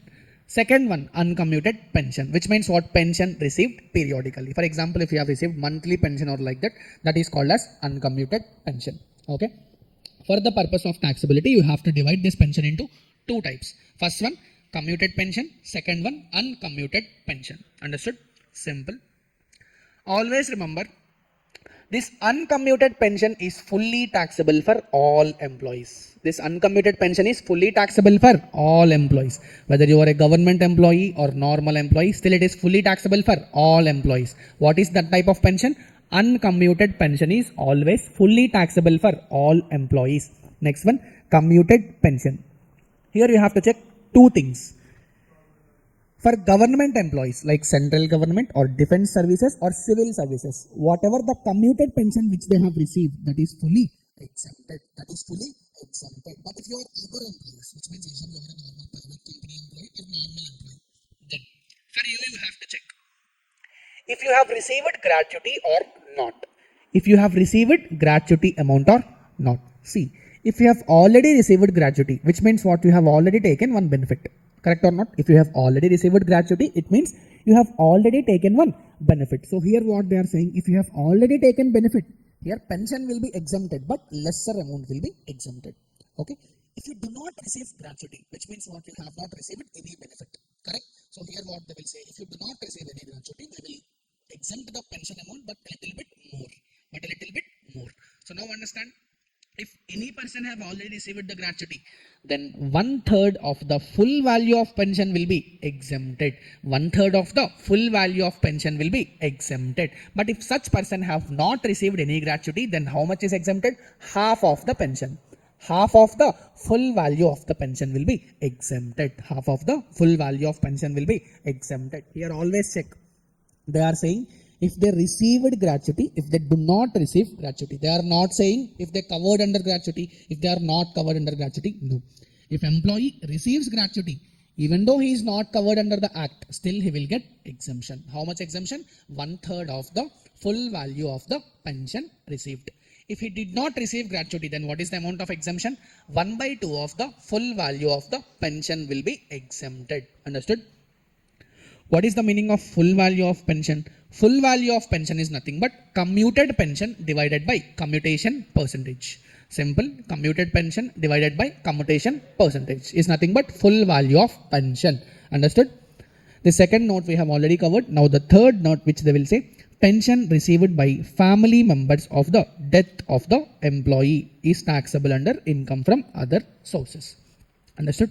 If employee dies, whatever the pension which legal heir or widow of the employee is receiving, that is not taxable under salary, because obviously there is no employer-employee relationship. So it is taxable under which head? Income from other sources. Understood? Okay.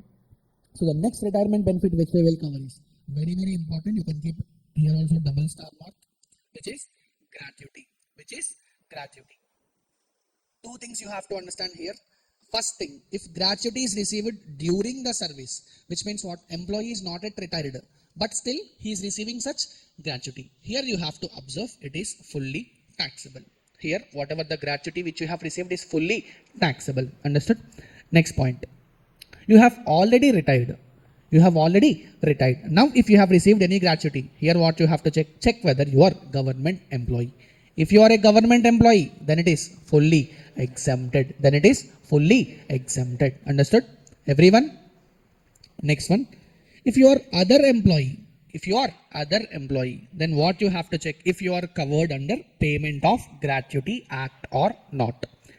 Assume you are covered under Payment of Gratuity Act. Now what they will say? Exemption amount will be actual gratuity received or 20 lakh rupees or 15/26 into last drawn salary into number of completed years of service or part in excess of 6 months. Here what I am saying? Part in excess of 6 months. Understood? The meaning of part in excess of 6 months is what? Assume employer is worked for 29 years 7 months. Here what you will take? 29 or 30? Here you will take 30 years. Very good. Assume employee have worked for 29 years 3 months only. Here how much you will take? 29 years only you will take. If you have worked for 6 months or more, then you have to take that as 1 year. Then you have to take that as 1 year. Understood? Okay.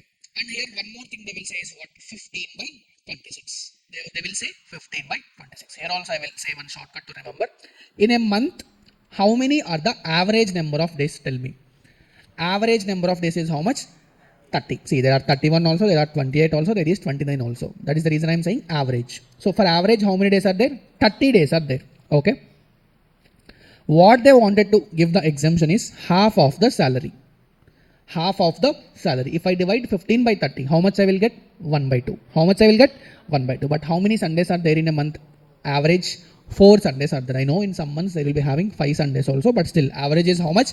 4 Sundays. So here they have deducted those 4 Sundays, which means how much I will get? 15/26. How much I will get? 15/26. Always remember, this 15/26 will be used if you are covered under Gratuity Act only. If you are covered under Gratuity Act only. Once again check that. Actual gratuity received or 20 lakh rupees or 15/26 multiplied by last drawn salary,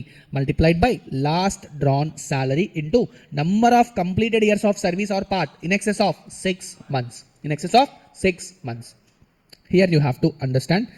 Here I have used the word exception 1. Here I have used the word exception 1. The reason why I have used the word exception here is, if you understood, I said that I have discussed the salary definition towards the end. Towards the end. Here they will use one different definition for the salary. Different definition for the salary. So that is the reason why I have mentioned exception 1 here.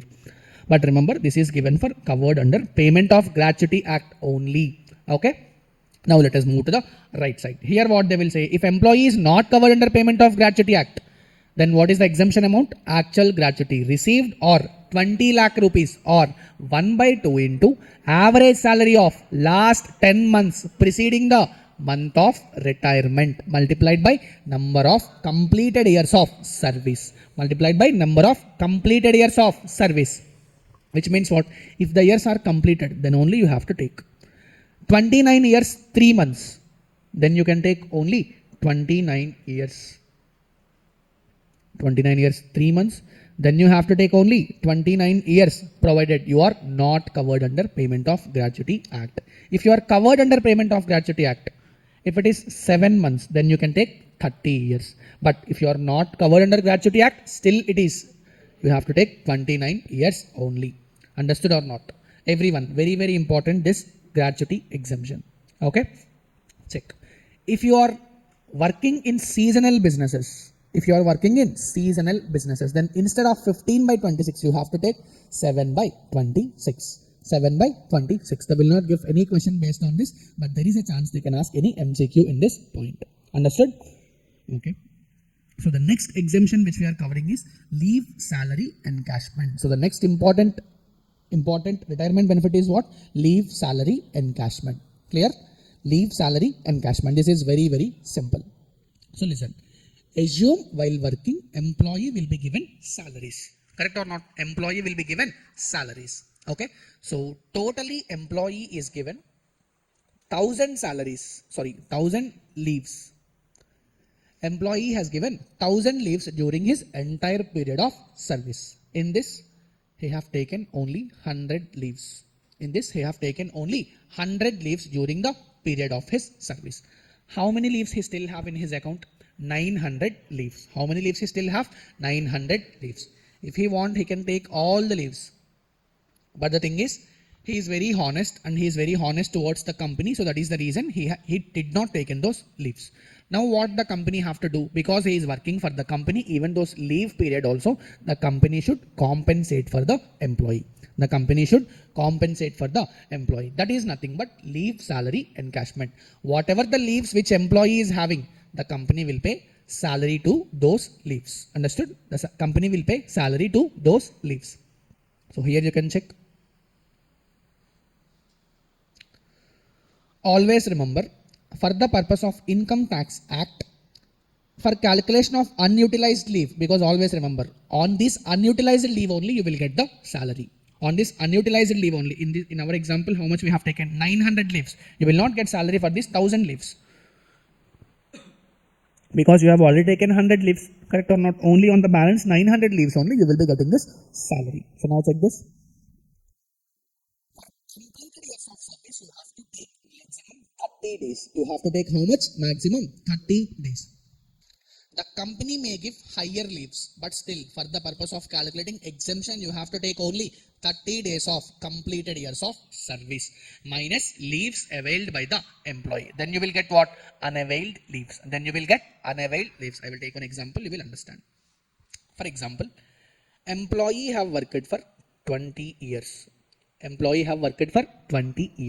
The company has a policy that it will give 2 months leave. It will give 2 months leave for every completed year. 2 months leave for every completed year. For every year you can take how many months leave? 2 months leave. Assume SSE have completed 20 years. In this case, how many leaves will the SSE can take? How many months? How many months he can take? 20 years multiplied by 2 months, which means 40 months he can take the leaves during his entire period. Correct or not? He can take 40 months leave. This is the company policy. The company will give 2 months leave for every 1 year of service. Understood? How many years of service the employee have worked? 20 years, which means employee can take how many months leave? 40 months leave. Okay, but still for the purpose of calculating exemption, you have to consider only 30 days for each completed year of service, which means what? Here you can take only 1 month leave. Here you can take only 1 month leave for every completed year of service. This is the maximum. This is the maximum. Okay, which means how many months he can take? 20 months, because he have worked for 20 years. Understood? From this 20 months, you have to deduct how many months he have taken the leave. For example, assume he have taken for 6 months. So whatever the balance which he is having, which is 14 months, on this he will receive the leave salary encashment. I mean, for the purpose of calculating exemption, you have to consider this part. What I am trying to say is, if you observe here, maximum 30 days, which means what? 1 month for each completed year of service you have to take. From that you have to deduct whatever the leaves the employee have availed. Then you will get what? Unutilized leave. Then you will get unutilized leave. Exemption is very, very simple. First one, if it is received during the period of service, then it is fully taxable. Most of the retirement benefits are like this only. If they have received during the period of service, they are mostly fully taxable. Understood? But at the time of retirement, if you have received, at the time of retirement, if you have received, what you have to check? If you are covered under other employees. Because if you are government employees, it is fully exempted.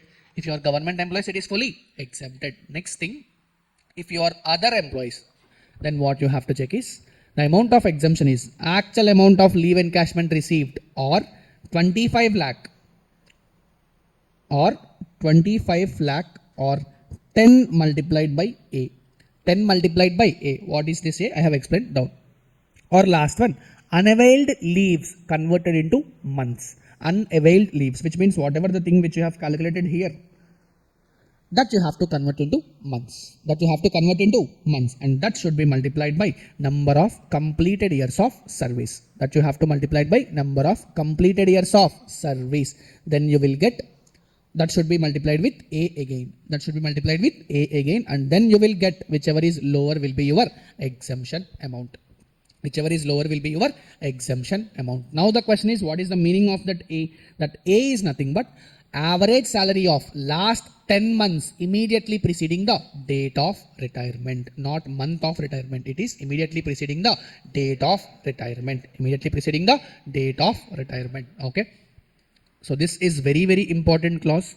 Immediately preceding the date of retirement. So my advice is what? After solving this adjustment, here what they will say? Average salary of last 10 months immediately preceding the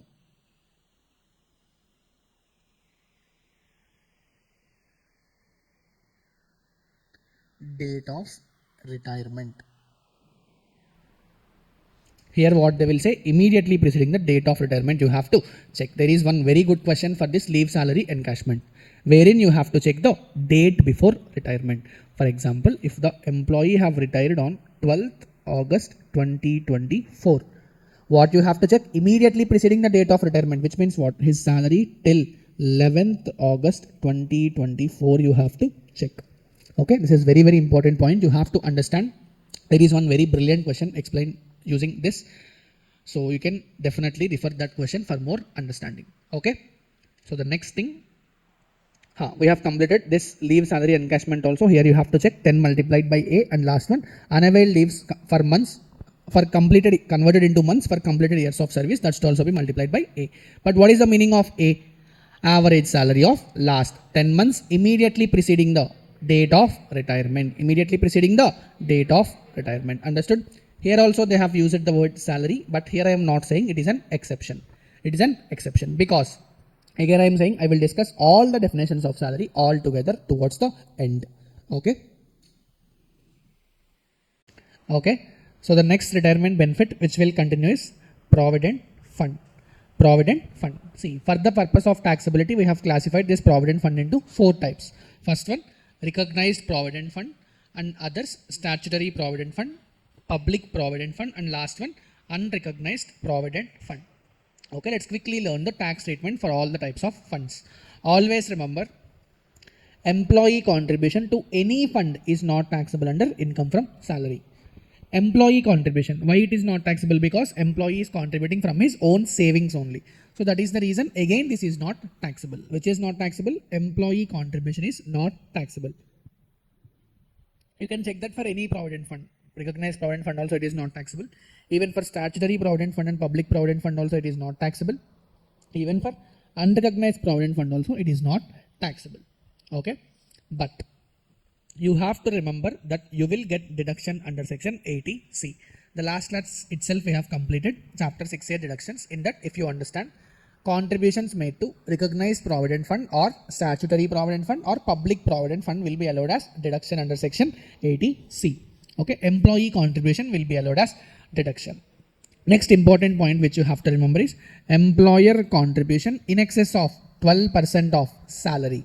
In excess of 12% of salary will be taxable. Employer contribution in excess of 12% of the salary will be taxable. Here also they have used the word salary, but the definition of salary we'll discuss towards the end. Okay, what you have to remember is employer contribution in excess of 12% will be taxable. For example, employer have only contributed 9% of salary. Is it taxable? No. Assume he have contributed 15% of salary. How much is taxable in this case? 3% is taxable. 5. In excess of 12. In excess of 12, which is 3% is taxable in this case. Understood? Always remember employer contribution in case of recognized provident fund in excess of 12% is taxable. 12% is taxable. Next point. Interest on employer or employee contribution. This is also very, very important. Interest in excess of 9.5% per annum will be taxable. Very, very simple. Interest in excess of 9.5% per annum will be taxable. For example, in the question they have said that 6% per annum is the interest which is received on employer contribution or employee contribution. Is there anything taxable in this case? No. But if it is exceeding 9.5%, for example, assume the interest is 11% per annum. Is it exceeding 9.5%? Yes. How much is exceeding 9.5%? That much is taxable. In this case, how much is exceeding 9.5%? 1.5%. So 1.5% is taxable in the hands of employee. Understood? Very, very simple. Always remember, employer contribution in excess of 12% of salary will be taxable, and interest on employer or employee contribution in excess of 9.5% per annum is taxable. This is only for recognized provident fund. This is only for recognized provident fund. So the next type of fund which we'll cover is statutory provident fund and public provident fund. Here always remember, maximum cases whatever applicable which are there, those are completely exempted. Those are completely exempted. If you check employer contribution also, it is fully exempt for statutory provident fund, and for public provident fund there is no employer contribution because any public can deposit in the public provident fund. So there is no employer contribution in that PPF.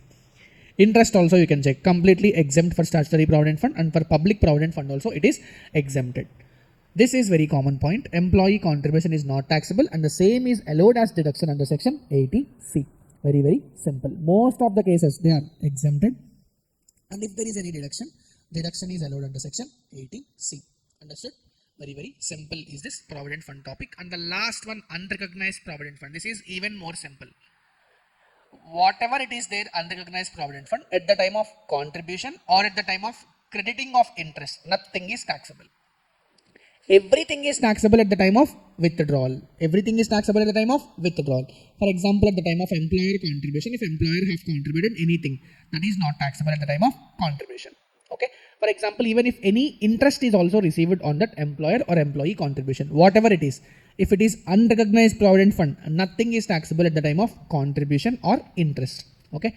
Try to understand this. Employee contribution, it is not allowed. It is not taxable under the head income from salary. If you remember 6A deductions, contribution to unrecognized provident fund is not allowed as deduction. All the points, employer contribution is not taxable.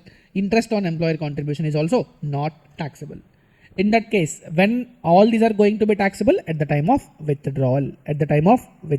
Here I have given amount received on withdrawal from unrecognized provident fund. This is thumb rule. Employee contribution is never taxable. But whatever the employer contribution and interest on employer contribution which is there, that is taxable under the head income from salaries, and interest on employee contribution is taxable under income from other sources. Income from other sources. See, these are applicable at the time of withdrawal only, not at the time of contributions. Understood? So we have completed RPF and we have completed PPF. SPF is also done and URPF is also completed. Now let us see with this common note points. At the time of withdrawal, whatever the amount which you have withdrawn from SPF and PPF, that is fully exempted. Fully exempted because that is completely government fund. Everything is exempted for SPF and PPF. Okay. But for RPF, they will say that if employee have rendered continuous service of 5 years or more, if employee has rendered continuous service of 5 years or more, whatever the amount which the employee have withdrawn from recognized provident fund, that is exempted. That is exempted. But the condition is what? He have to serve the employer for at least continuous 5 years. At least continuous 5 years. Okay. There are few cases in which employee is not worked for 5 years or more, which means what? Employee is worked for less than 5 years. Still, in the following cases, whatever the amount which that person has received, that is exempted. That is exempted. What is the first case? They will say, if employee's health is not good, employee is ready to work for 5 years, but his health is not good. So that is the reason he have not worked for 5 years or more. So in this case, it is exempted even though employee have worked for less than 5 years. Second point, employer has shut down the business or closed the business, which means what? Employee is ready to work, but employer itself has closed the business. In this case, employee cannot work in this situation. So in this case also, even though employee is worked for less than 5 years, still the exemption is there. Last point, any other cause which is not in the control of employee. If these three reasons are there, if employee is not working for less than 5 years, then still whatever the amount which the person is received from withdrawal will be exempted. Withdrawal will be exempted. Understood or not? Very, very important. Out of all these things, recognized provident fund is very, very important because here only taxable components are there.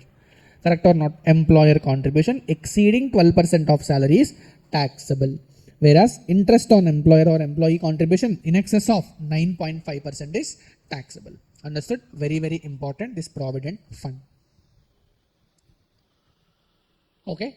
After this, let's quickly start with this retrenchment compensation also. These two are not that much important, this retrenchment compensation and voluntary retirement compensation. If you have time, you can give preference to last time, but these are not that much important. Last day before exam, no need for you to revise all these things. If you just remember the limits, then it is more than fine. Simple.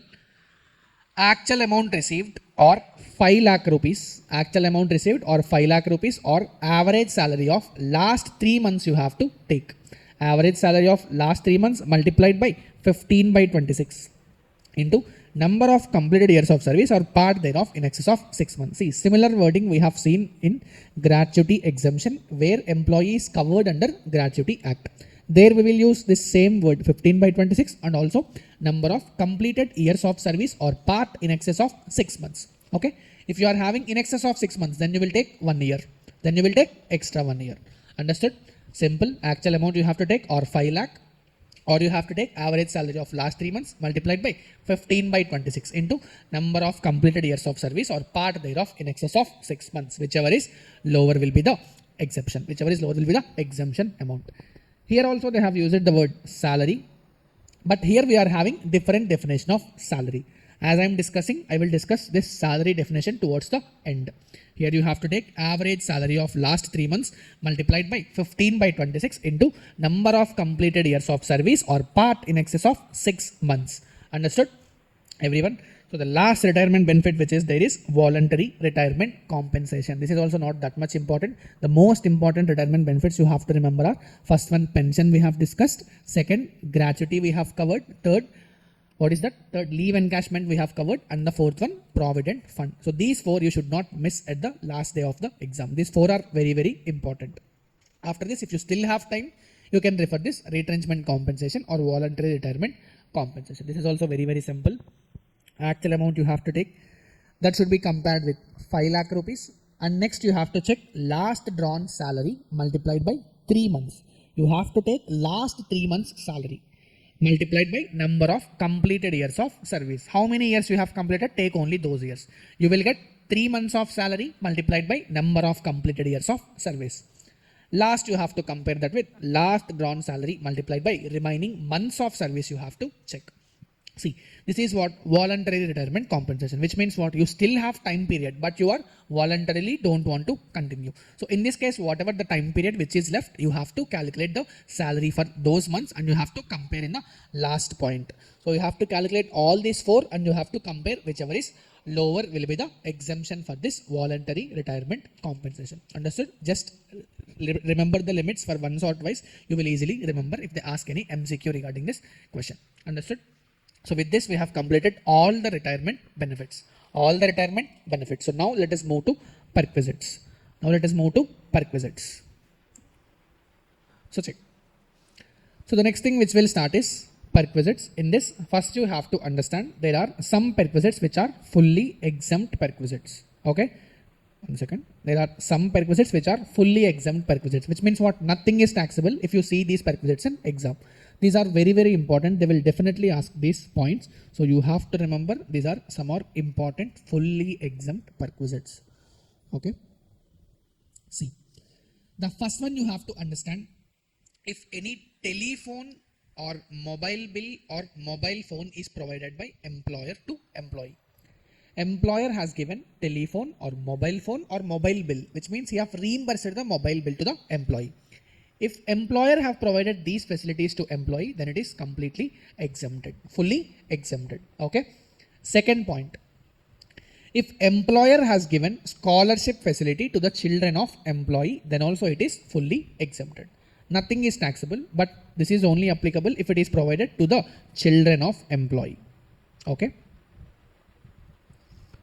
To the children of employee, then only it is exempted. Third point, what they will say, if any goods are sold by employer to employee at concessional rate. At what? Concessional rate, which is normally less than the market price if any employer is selling goods to employee. That is also fully exempted. For example, you know that employees of DMart and all, they will get the prices of those goods at even lesser prices than what the prices are. So this is also a kind of perquisite which is available for those DMart employees. But what you have to remember here, whatever the goods which are sold by employer to employee at concessional rates, that is fully exempt perquisite. That is fully exempt perquisite. Next point. This is very, very important. They will definitely ask this point. Personal accident policy or medical insurance premium paid by the employer to employee is also fully exempted. Personal accident policy or medical insurance premium. Only these two are fully exempted. In questions, they will give this term. Life insurance premium paid by employer. It is not covered under such exception. Therefore, it is fully taxable. You have to remember. In one question, we have checked this point if you remember. They will give medical insurance premium also, personal accident policy also, and life insurance premium also. 3 points they will give. Only medical insurance and personal accident policy. Those two are only exempted. Which means what? This life insurance premium paid is fully taxable. This you have to remember. This is tricky point. They have given in the exam already and most of the students have already confused. Life insurance premium paid by employer is not exempted. It is fully taxable. So next point, conveyance facility provided by employer to employee. Conveyance allowance is different. Conveyance facility is different. Allowance, you have to check that allowance chart. If you remember, fully exempt, partly exempt, fully taxable. You have to check that part. But here what they are saying, it is not conveyance allowance. Here employer itself is providing conveyance facility, which means what? Car or cab is provided by employer only to employee. Here what you have to remember, this is also fully exempted. And the last point is tax on non-monetary perquisites paid by the employer. Very, very simple. For example, what happened? Employer have provided rent-free accommodation to employee. That is non-monetary perquisite. Correct or not? That is non-monetary perquisite. Employer have provided rent-free accommodation. Employer have calculated tax on such rent-free accommodation and he have paid the tax also. Who have paid the tax? Employer have paid. Whose tax? Employee tax. Employer have paid employee tax. First of all, is that perquisite? Yes, it is perquisite because employee's benefit is met by the employer directly. Hence, it is a perquisite.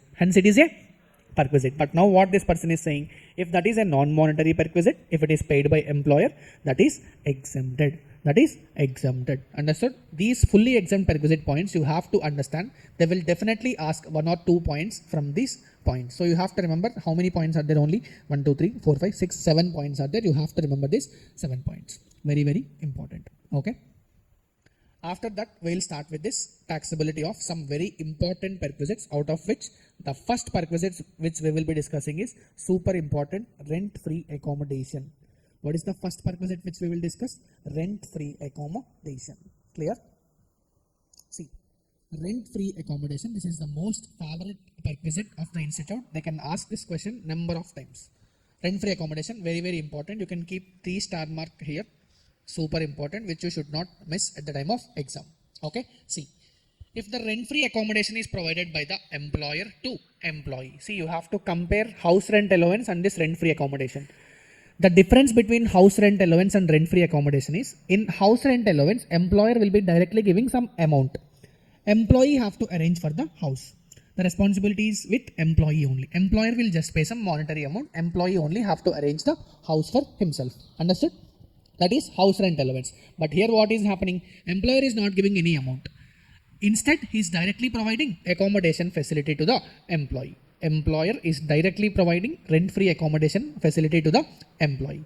Very, very simple. First, for unfurnished accommodation. For unfurnished accommodation, if it is provided to government employee, then license fee fixed by the government will be taxable. License fee fixed by the government will be taxable. If it is provided to any other employee, you have to check, very, very simple. If employer is the owner of the house, then the taxable value will be 5%, 7% or 10% of the salary. 7.5 kada? Yes. 5%, 7.5% or 10% of the salary. 1 second. 5%, 7.5% or 10% of the salary. Clear? But if employer is not the owner, then employer have taken on hire and it is being provided to employee. Here what is the taxable value? Rent paid or 10% of the salary, whichever is lower. Rent paid or 10% of the salary, whichever is lower. Always remember. Here also I have used the word salary, which is an exception 3. So always remember this exception 3 which is there. This I will discuss after the end of the chapter. Towards the end of the chapter I will discuss this definition. But what you have to remember, if it is provided to government employee, license fee fixed by the government is taxable. Provided to other employee, if employer is the owner, then 5%, 7.5% or 10% of the salary is taxable. If it is hired by employer, then how much is taxable? Rent paid or 10% of salary, whichever is lower will be taxable. Sir, what is the meaning of salary? We'll discuss at end. But if hotel accommodation is provided, many big companies will provide hotel accommodation directly to the employee. If hotel accommodation is provided, then you have to check hotel charges paid or 24% of the salary, whichever is lower would be the taxable value. Here again they have used the word salary. Everything related to salary I will summarize at the end. Okay. Next. Sir, here you have said 3 points, 5%, 7.5% and 10%. Under which scenarios these 5%, 7.5% and 10% are applicable? That is very, very simple.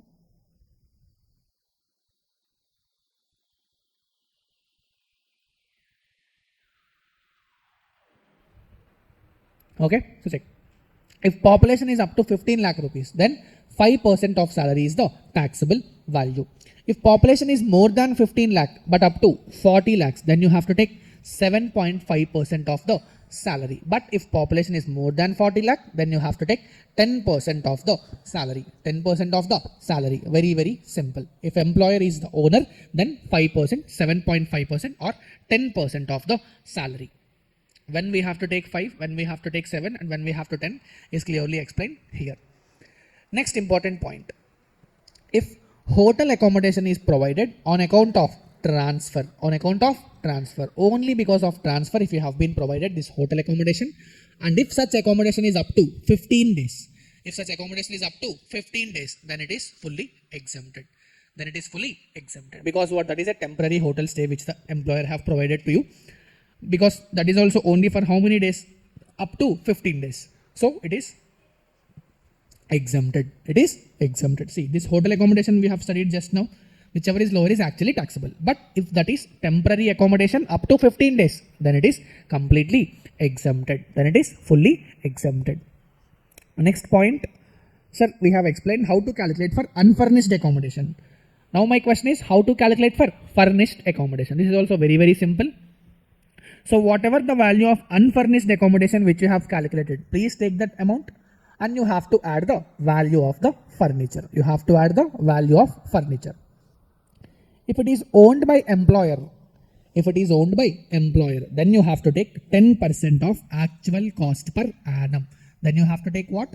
10% of actual cost per annum. Whatever the actual cost which is there, out of that 10% you have to add to the value of unfurnished accommodation. Understood? The next part. If it is hired by employer, how much hire charges which are paid by employer that you have to take. And you have to add, and finally you will get the value of the furnished accommodation. Understood? Very, very simple. You have to take unfurnished accommodation value. You have to add 10% of the cost if employer is the owner. If employer is not the owner, he is taking on hire and he is providing to employee. Then here what you have to add? Actual hire charges paid or payable you have to add. And then you will get the value of furnished accommodation. Understood? Everyone? Okay. Next, this is super important point. You can keep a double star for this point. Okay. See, here what they will say, I will explain with the help of an example. Try to understand. Okay. Here there are two places. One is Hyderabad and another place is Chennai. Okay. Employer is presently working in Hyderabad. Now he got a transfer and he have to move to Chennai. Okay. The employer have provided one rent-free accommodation in Hyderabad because he is working in Hyderabad. Now what happened? He has shifted to Chennai. So in Chennai also, here the employer have provided another rent-free accommodation. If you observe, how many rent-free accommodations this employee is having? 2 rent-free accommodations this person is having. Correct?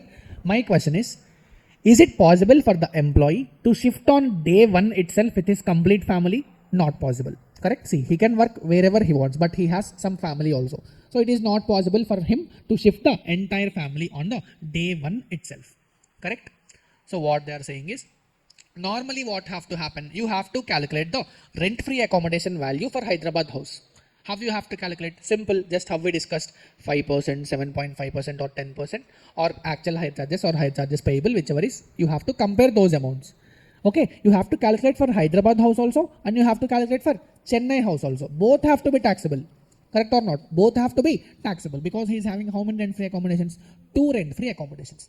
Now what the act is saying is, if employee has moved to another city on account of transfer, okay, on account of transfer, plus if employee have given 2 rent-free accommodations in this case, then what they are saying is up to a period of 90 days. Up to a period of 90 days, what they will say is only one house will be taxable. What they will say? Only one house will be taxable. That is also which they will say, please calculate the house, perquisite value for both the houses. Whichever is lower would be taxable. Whichever is lower would be taxable. Whichever is lower is taxable. Only one house will be taxable.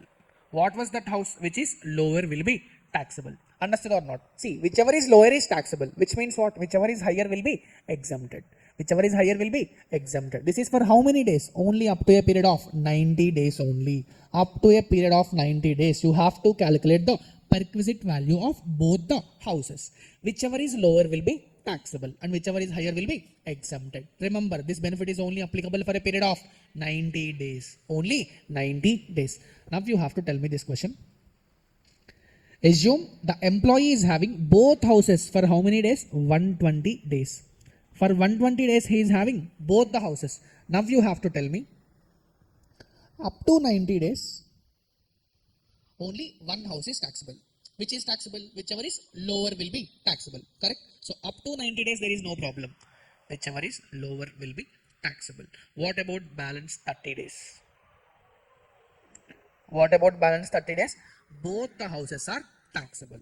Okay, you have to calculate taxable value for both the houses and both will be taxable. There is one very good question in the material which you should not miss after this. Understood? Both the houses will be taxable. Up to a period of 90 days, you can take this benefit. What is that benefit? Only one house will be taxable. But up to a period of 90 days. What if more than 90 days also employee is having two houses? Then you have to take both the houses and you have to tax both the houses. Understood or not? Very, very important point. Okay. See, now come here.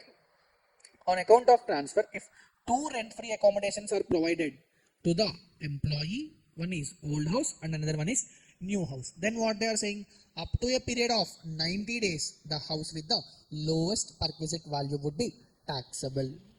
Which means what? The house with the highest perquisite value would be exempted. Understood or not? Very, very important. Okay, understood? So next perquisite, medical facility provided by employer to employee or his family. Listen, here family means spouse is covered, children are covered, and also includes parents, brother and sister if they are dependent. Spouse and children, even though they are dependent or not, they are covered. But parents, brother and children and sister will be covered only if they are dependent. Understood? Very, very simple. If this medical facility is provided within India, you have to check whether it is maintained by employer or is it a government hospital or is it for the treatment of specified diseases. If it is treatment for specified diseases, then you have to obtain approval from CCIT. CCIT means Chief Commissioner of Income Tax. Very good. Okay. Yes. So next, medical insurance premium, health insurance premium and personal accident policy. These 2 points we have already seen in fully exempt perquisites. Additionally, health insurance premium also, if they have paid, who paid? Employer paid. Then it is fully exempted. Okay. Next point, if they are provided outside India, you have to check medical treatment only for the patient and expenses of stay for patient and one attendant will be exempted. But the condition is amount permitted by RBI. How much amount is permitted by RBI? That much is exempted. This point is applicable when the medical facility is provided outside India. If it is provided in India, you have to check 3 things. Whether it is a hospital maintained by employer or government hospital or it is prescribed for treatment of diseases which are specified. Okay. Next, travel expenses also will be exempted if the gross total income is up to 2 lakh rupees. This is useless point. You can easily ignore this, but if you want, you can just remember. Okay. Always remember, reimbursement of medical expenses incurred by employee from employer in respect of other hospitals, for example, private hospitals and etc., then it is fully taxable. Last point, medical allowance. Allowances are completely different. Allowances, you have to check only those 3, whether it is fully exempt, fully taxable or partly exempt. That's it. Don't compare those allowances with this perquisites. Okay. Next important thing, movable assets. Movable assets. This is also very, very simple. These movable assets they can give for use or they can directly sold to employee. If they are directly given to use, then you have to check if it is laptop or computer. The taxable value is how much? Nil. If it is laptop or computer, what is the taxable value? It is nil. If it is any other asset, you have to check whether it is owned by the employer. If it is owned by employer, then 10% of actual cost per annum. I think the same thing we have checked in rent-free accommodation point also. There also I have added because it is nothing but movable furniture. It is nothing but movable property. So if employer is the owner, you have to take the 10% of actual cost per annum. If it is hired by employer, you have to add higher charges paid by the employer. Very, very simple movable property. If it is laptop or computer, nil. Other assets owned by employer, 10%. Hired by employer, higher charges. That's it. Very, very simple. Next part. If it is sold to employee, you have to calculate WDV of asset minus sale value. Then you will get taxable value. The question is, sir, how you have to calculate this WDV of asset? What is the meaning of WDV? Written down value. Okay. See. If the transferred asset is laptop or any electronic device, you have to calculate depreciation by WDV method How much is the rate of depreciation? 50% depreciation, and you have to choose WDV method for calculating depreciation. For each completed years you have to take. Understood? If 2 years are completed, then you have to multiply with 2. Okay. Next. If the asset is a car, then you have to calculate depreciation using WDV method. And the rate of depreciation is how much? 20%. And the rate of depreciation is how much? 20%. If the transferred asset is any other asset other than these two, then you have to calculate depreciation using straight line method, and the rate of depreciation is how much? 10% for each completed years. Okay, this is also too complicated. They may not ask this much, but still they may test in MCQs. So very simple. Remember the rates 50, 20, 10. 50, 20, 10. WDV, SLM. You can easily calculate these things. Okay, understood? Movable properties also done. Another most important facility is education facility. Education facility provided to employee. Education facility provided to employee. If it is provided to employee, then it is completely exempted, which means taxable value will be nil. We have seen scholarship point as fully exempt perquisite. If any scholarship is provided to children of employee, then it is fully exempted. Just now we have seen in fully exempt perquisites. Here, scholarship is not provided. Employer itself is providing education to the employee's children. Children of employee, then also it is exempted if value of education is up to 1000 rupees per month. If it is up to 1000 rupees per month, plus what they will say additionally, education should be provided by the institution owned by the employer or employer having tie-ups. It should be the owner should be the employer, or he is having tie-ups with those education institutions. Then whatever the education facility which the employee is getting from employer, that is also fully exempted. Understood? That is also fully exempted. Okay. First one. Next important thing is gifts. Okay. See, very simple. You have to classify two kinds of gifts. First gifts are gifts in money. Second gifts are gifts in kind. Cash gifts are always fully taxable. Cash gifts are always fully taxable. Next, if you have received any gifts in kind, you have to check the fair market value or aggregate value. You have to check. If aggregate value is up to 5000, then it is fully exempted. Up to 5000, then it is fully exempted. If the value of the gifts is more than 5000, then there are two alternatives. First alternative is fully taxable.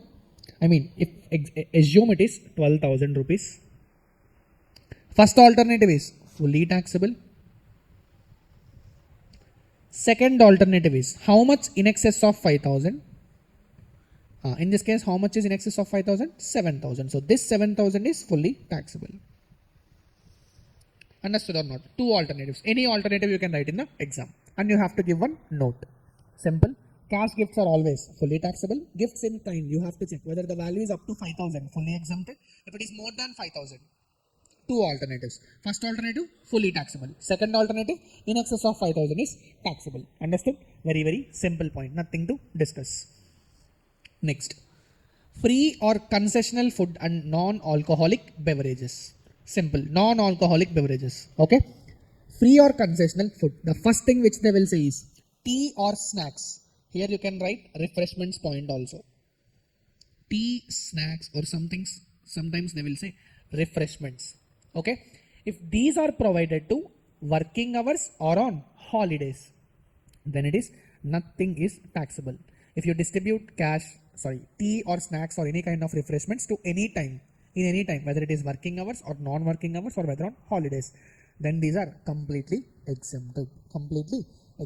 Next, if you provide any food and non-alcoholic beverages, you have to check. First of all, they have to be provided during working hours only, plus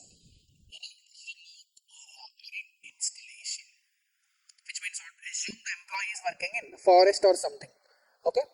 In these kind of places, if he is getting any food or non-alcoholic beverages facility, then it is not taxable. Other places, up to 50 rupees is exempted. Up to 50 rupees per meal is exempted. For example, assume the cost of the meal is 200 rupees per meal. How much is exempted?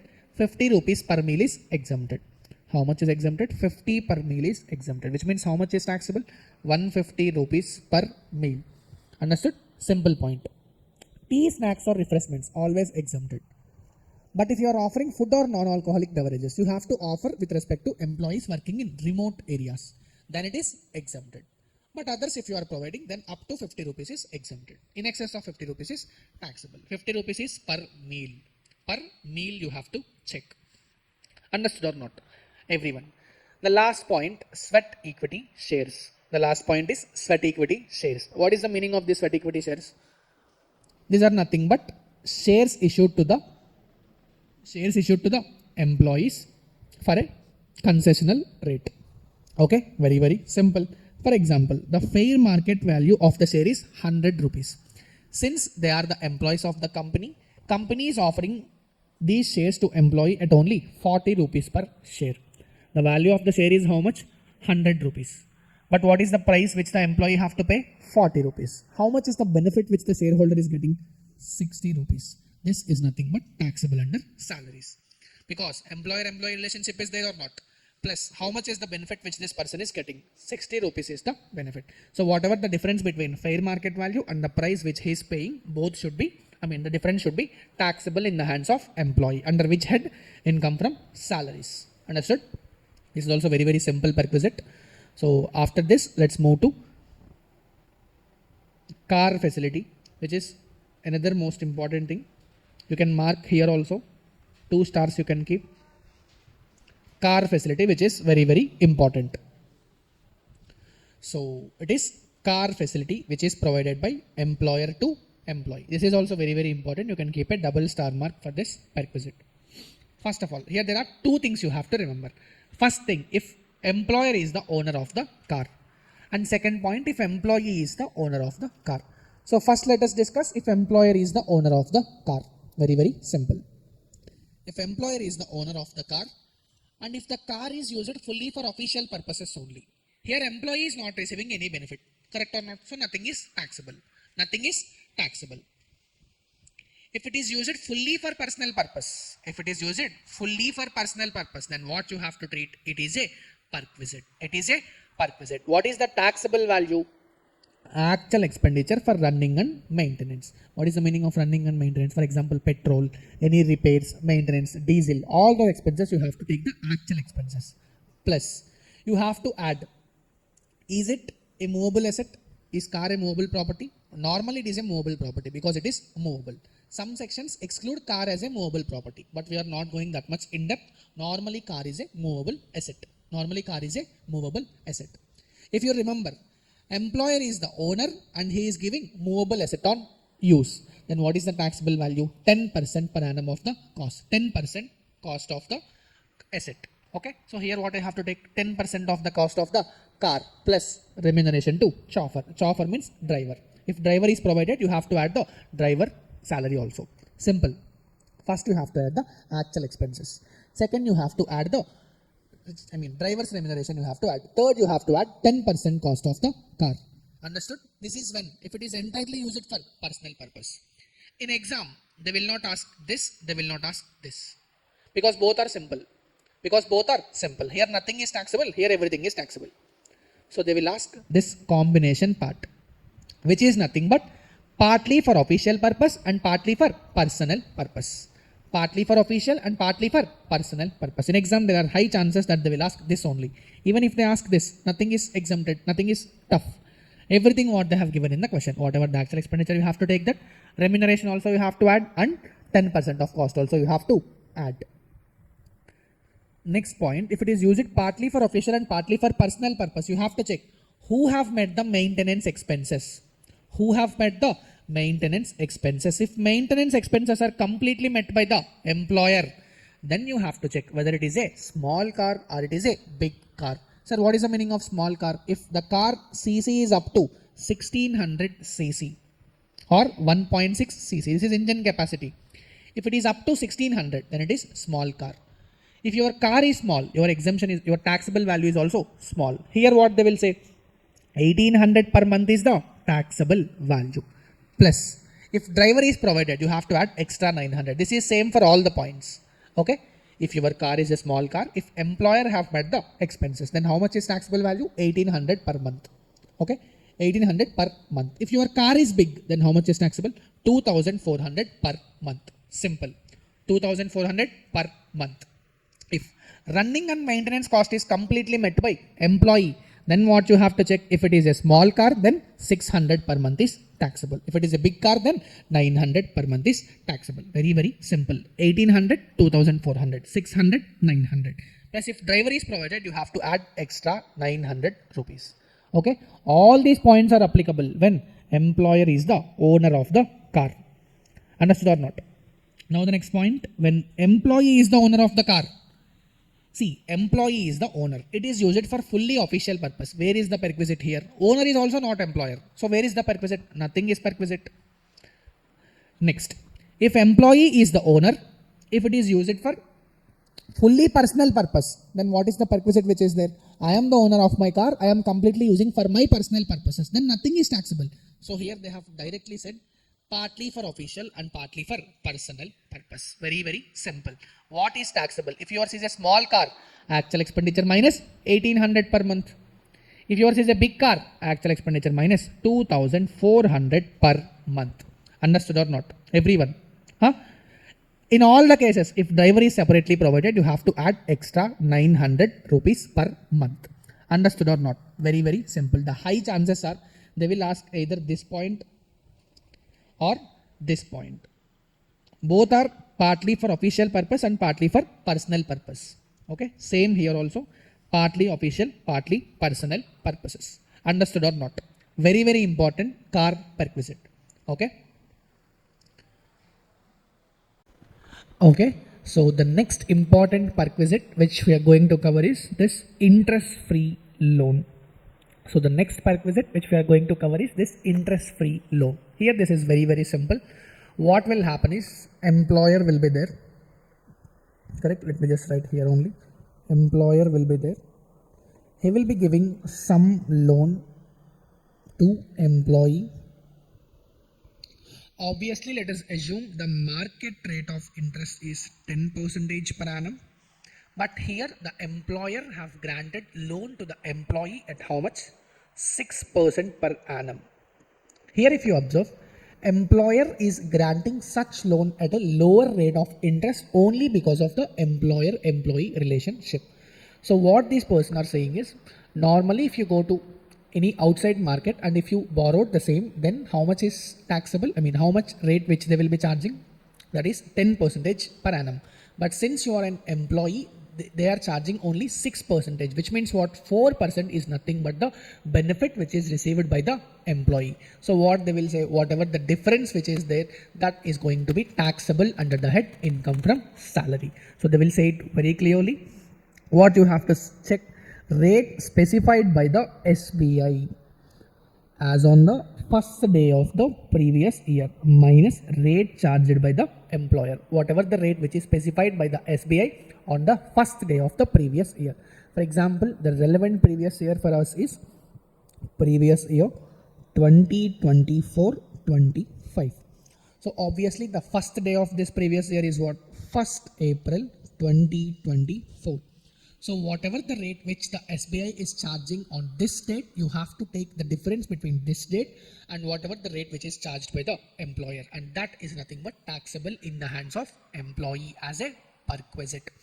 You have to understand another important thing is, if they are very small amount of loans, then nothing is taxable. Which means what? They have defined that if the aggregate amount of loan is not exceeding 20,000 rupees, then it is not taxable. Which means clearly they are saying if this is up to 20,000 rupees, then such loans are fully exempted in the hands of employee.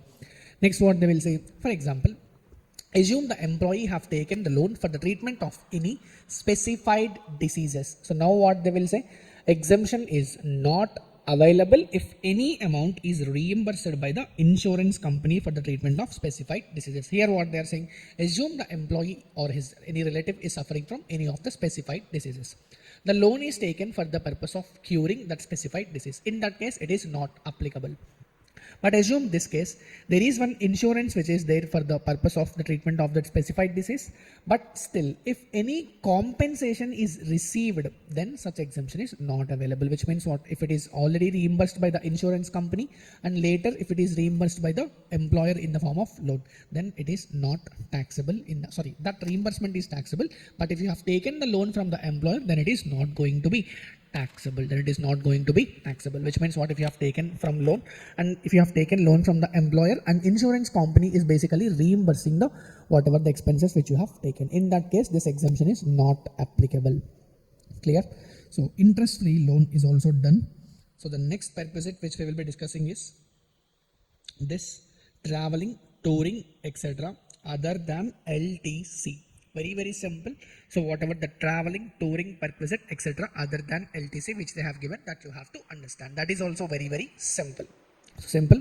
Here what they will say, let us say employer have provided any traveling facility or touring facility for the employee. So now let us understand this taxability. This is a very common perquisite which nowadays many employers are basically offering. So let's quickly check this. Very simple. If such facility is provided from any outside services, then what you have to take, whatever the expenditure incurred by the employer for such facility, you have to take that amount as taxable perquisite. Next point what they will say, if the facility is provided from own sources of the employer, then what you have to take, value at which such facility is offered by the other agencies to the public. Which means what? Similar agencies, how much they are offering to the public, that value will be taxable if that is provided by the employer's own sources. If it is provided by any other sources, then what you have to take, whatever the amount which is paid by the employer to such agency will become the taxable value. And another points here, if you look what they will say, for example, employee is on official tour and whatever the expenses which are incurred for any member of his household accompanying him. For example, employee went with his wife. So whatever the official expenses, whatever the expenses which they have incurred with respect to his wife, those are taxable.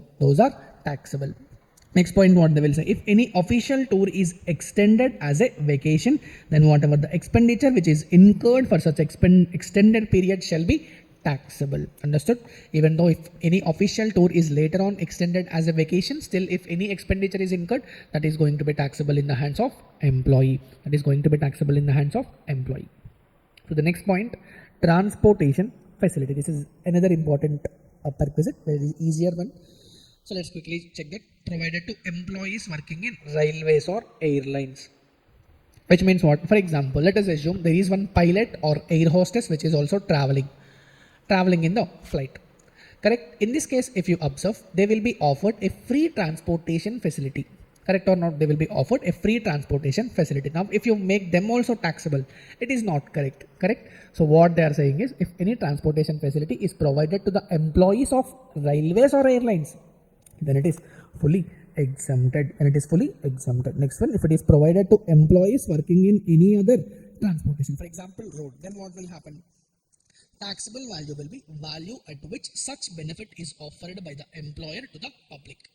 If it is provided any other ways other than railways or airlines, then what you have to take, whatever the value which it is provided to the public, general public, you have to take that value as taxable value. Understood? Yes.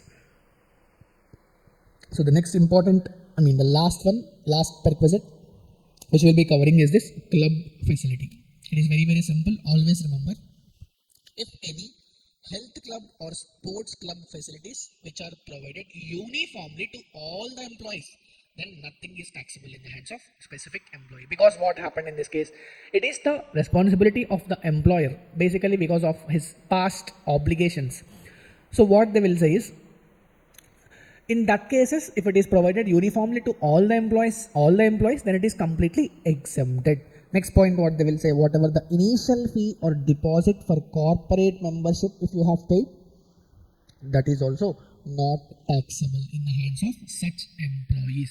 But always remember, if you have paid any membership fees which are annual membership fees or quarterly membership fees like that, or if you have paid any periodical fees or payable to the club and renewal fees etc., if you have paid, then all such things would be taxable. Another important thing is this point, if you have incurred any expenditure through credit card and if such expenditure is reimbursed by the employer, then what they will say is such person will be such amount will be taxable. But if you have incurred only for office purposes, then exemption may be available.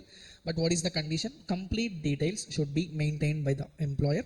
Next point, employer is giving a certificate for such expenditure to the effect that the same was incurred wholly and exclusively for the official duties. Very, very simple. So yes, we have completed all the perquisites from all the important perquisites which are important from the exam perspective. We have completed all the things. So the next thing which we will understand is there are some perquisites which are only taxable for specified employees. There are some perquisites which you have to remember that those are only taxable for specified employees. Sir, what is the meaning of specified employee? If any person is the director of a company, then he is treated as specified employee of that company. Next one, employee whose cash salary is more than 50,000 rupees. It is per annum. If your salary is more than 50,000, then you are treated as specified employee. And next one, if any employee is having substantial interest in the entity, substantial interest means more than or equal to 20% of the voting power. It's very, very simple. If you are director of the company, then you are treated as specified employee. Second point, if your cash salary is more than 50,000, then you are treated as specified employee. And last point, if you are an employee who is having a substantial interest in the entity, then also you are called as specified employee. Here what they will say, very simple.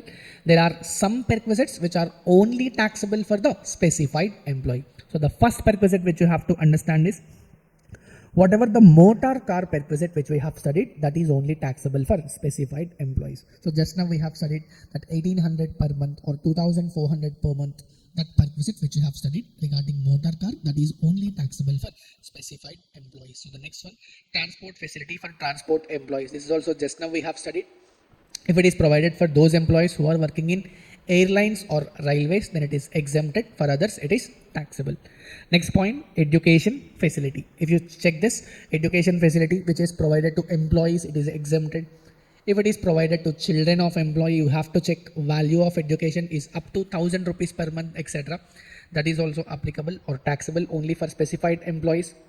Then the next part, gas, electricity and water supply.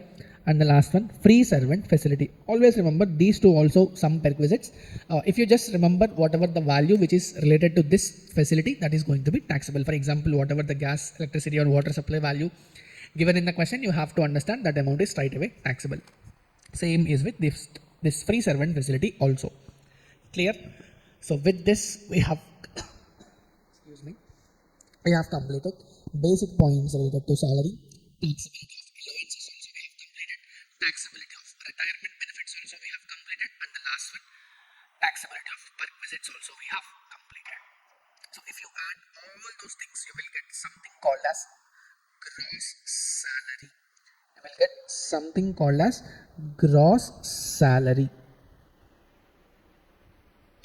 From this gross salary, always you have to remember there are totally 3 kinds of deductions which you have to deduct.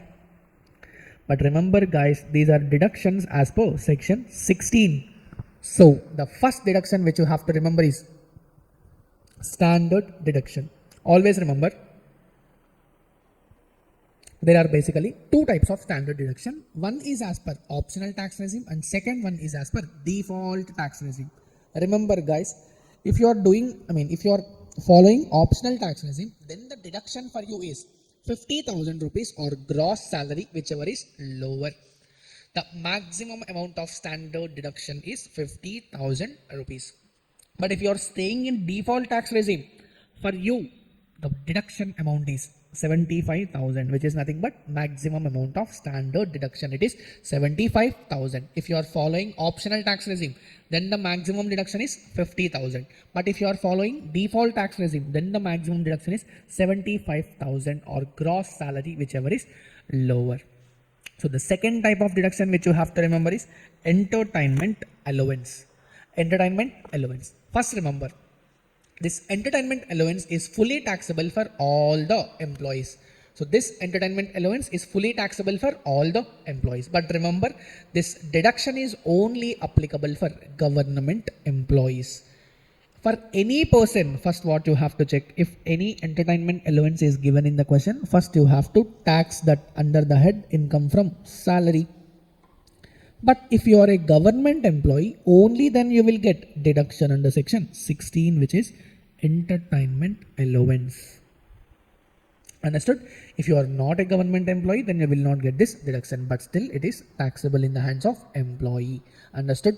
Yes. So here what they will say, it is very, very simple. Whatever the actual amount of salary which employee have received, or 5,000 rupees or 20% of salary, whichever is lower, will be the deduction for entertainment allowance. Simple. Actual amount received or 5,000 rupees or 20% of salary, whichever is lower, will be the deduction for the entertainment allowance. Here also they have used the word salary. Sir, what is the meaning of salary? Just hold on guys. I will explain all the salary at once. So the next point, professional tax. Always remember, if it is paid directly by employee, then you will get deduction directly. But if it is paid by employer, first it is nothing but a benefit which is given by the employer. Correct? So first you have to tax the same as a perquisite, and later deduction is allowed for the professional tax paid. Understood? Yes, very, very simple. Professional tax, if it is paid by the employee, deduction is allowed. But if it is paid by the employer, first you have to understand it is taxable as perquisite, and then deduction is allowed. And then deduction is allowed. Understood? Yes. So now it is very, very important. So the next 5 minutes of discussion, what I am doing for the purpose of calculation of salary in income from salaries chapter. This is very, very crucial. Okay. So I want complete focus. So listen. First of all, sir, what is the general definition? Normally, in maximum cases of where the word salary is used, always remember the definition of salary is basic plus DA in terms plus commission as a percentage of turnover. Very, very simple. If nothing, if it is not covered under exception, because here what I have did is, first I have given the general definition of the salary, and then I have summarized all the cases wherein there is different definition of the salary, which is very, very, very, very important. So what you have to remember, if it is not covered under the exception, then the definition of salary is basic plus DA in terms plus commission as a percentage of turnover. Always remember guys, here I have specifically mentioned commission as a percentage of turnover. If commission is given in fixed amount, then it should not be included. So you have to include the commission only when it is given as a percentage of turnover. So simple formula, normal cases, the meaning of salary is basic plus DA in terms plus commission as a percentage of turnover. Second, however, we have some different definitions in the following cases.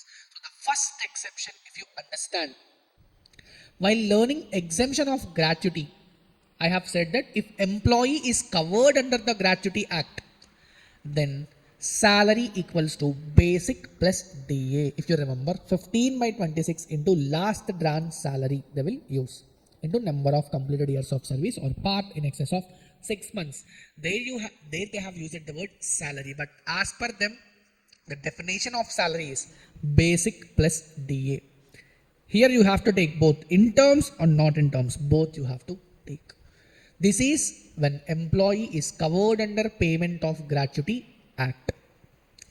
So the second exception which you have to remember is retrenchment compensation. So while learning the exemption of retrenchment compensation also, they have used the word salary.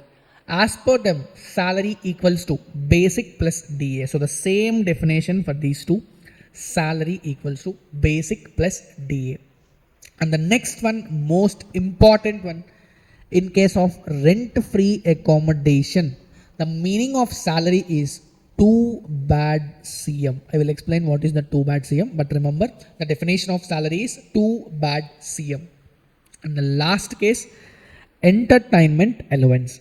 The definition of this entertainment allowance salary in this entertainment allowance is only basic you have to take. Only basic you have to take. Once again, I am summarizing all the things, so please remember it is very, very important. Okay, see, salary, If nothing is given, which means if it is not covered under the 4 exceptions, then always remember the definition of the salary is basic plus DA in terms plus commission as a percentage of turnover. This is normal definition. Sir, are there any exceptions? Yes. Sir, what is the first exception? When the employee is covered under Gratuity Act. Okay. If employee is covered under Gratuity Act, then the exemption, the definition of the salary will be basic plus DA. Basic plus DA. So the second exception which they will say is, sir, in case of retrenchment compensation, the definition of the salary will be same to same, basic plus DA. And the third exception which you have to remember is while calculating rent-free accommodation perquisite, which is the most important perquisite according to me. The meaning of this salary is 2 bad CM. Sir, what is the meaning of this 2 bad CM? Very, very simple. 2B equals to basic you have to take. And next one, bonus you have to take. So basic and bonus you have to take if they are given in the problem. And next one, A for you have to take allowances. So whatever the allowances which they have given in the question, you have to take the taxable value of those allowances. And D for dearness allowance in terms you have to take. And C for commission you have to take. And C for commission you have to take. And last but not the least, M for monetary payments you have to take. For example, in the question, assume they have given fees or some sort of overtime fees, etc. kind of things. You have to add those things. So very, very simple. For the purpose of calculating rent-free accommodation, the definition of salary is 2 bad CM. Basic, bonus you have to take. For all the allowances, you have to take the taxable value. And for D, which means dearness allowance, you have to take if it is given in terms. And next, C for commission you have to take. Remember guys, here all commissions you have to add. And last, M for monetary payments. M for monetary payments. Example, if there is any fees given in the question or something kind of overtime fees, etc. if they are given, you have to take them. You have to consider them. So very, very simple. And the last exception which is there is entertainment allowance. In case of entertainment allowance, always remember only basic salary you have to take for the purpose of calculating deduction. So it's very, very simple guys. So one final time I'm revising.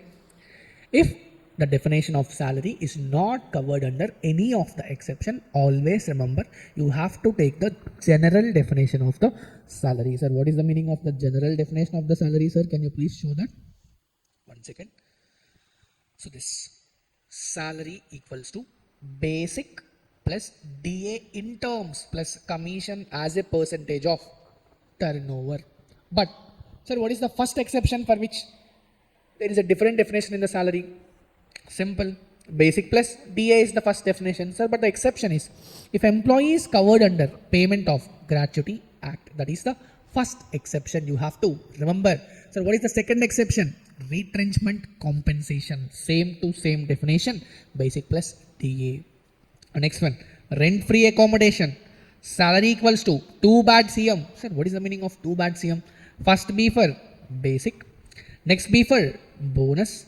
A for allowances you have to take. Sir, allowances, so what I have to take? You have to take the taxable value of all the allowances. And next D for dearness allowance in terms you have to consider.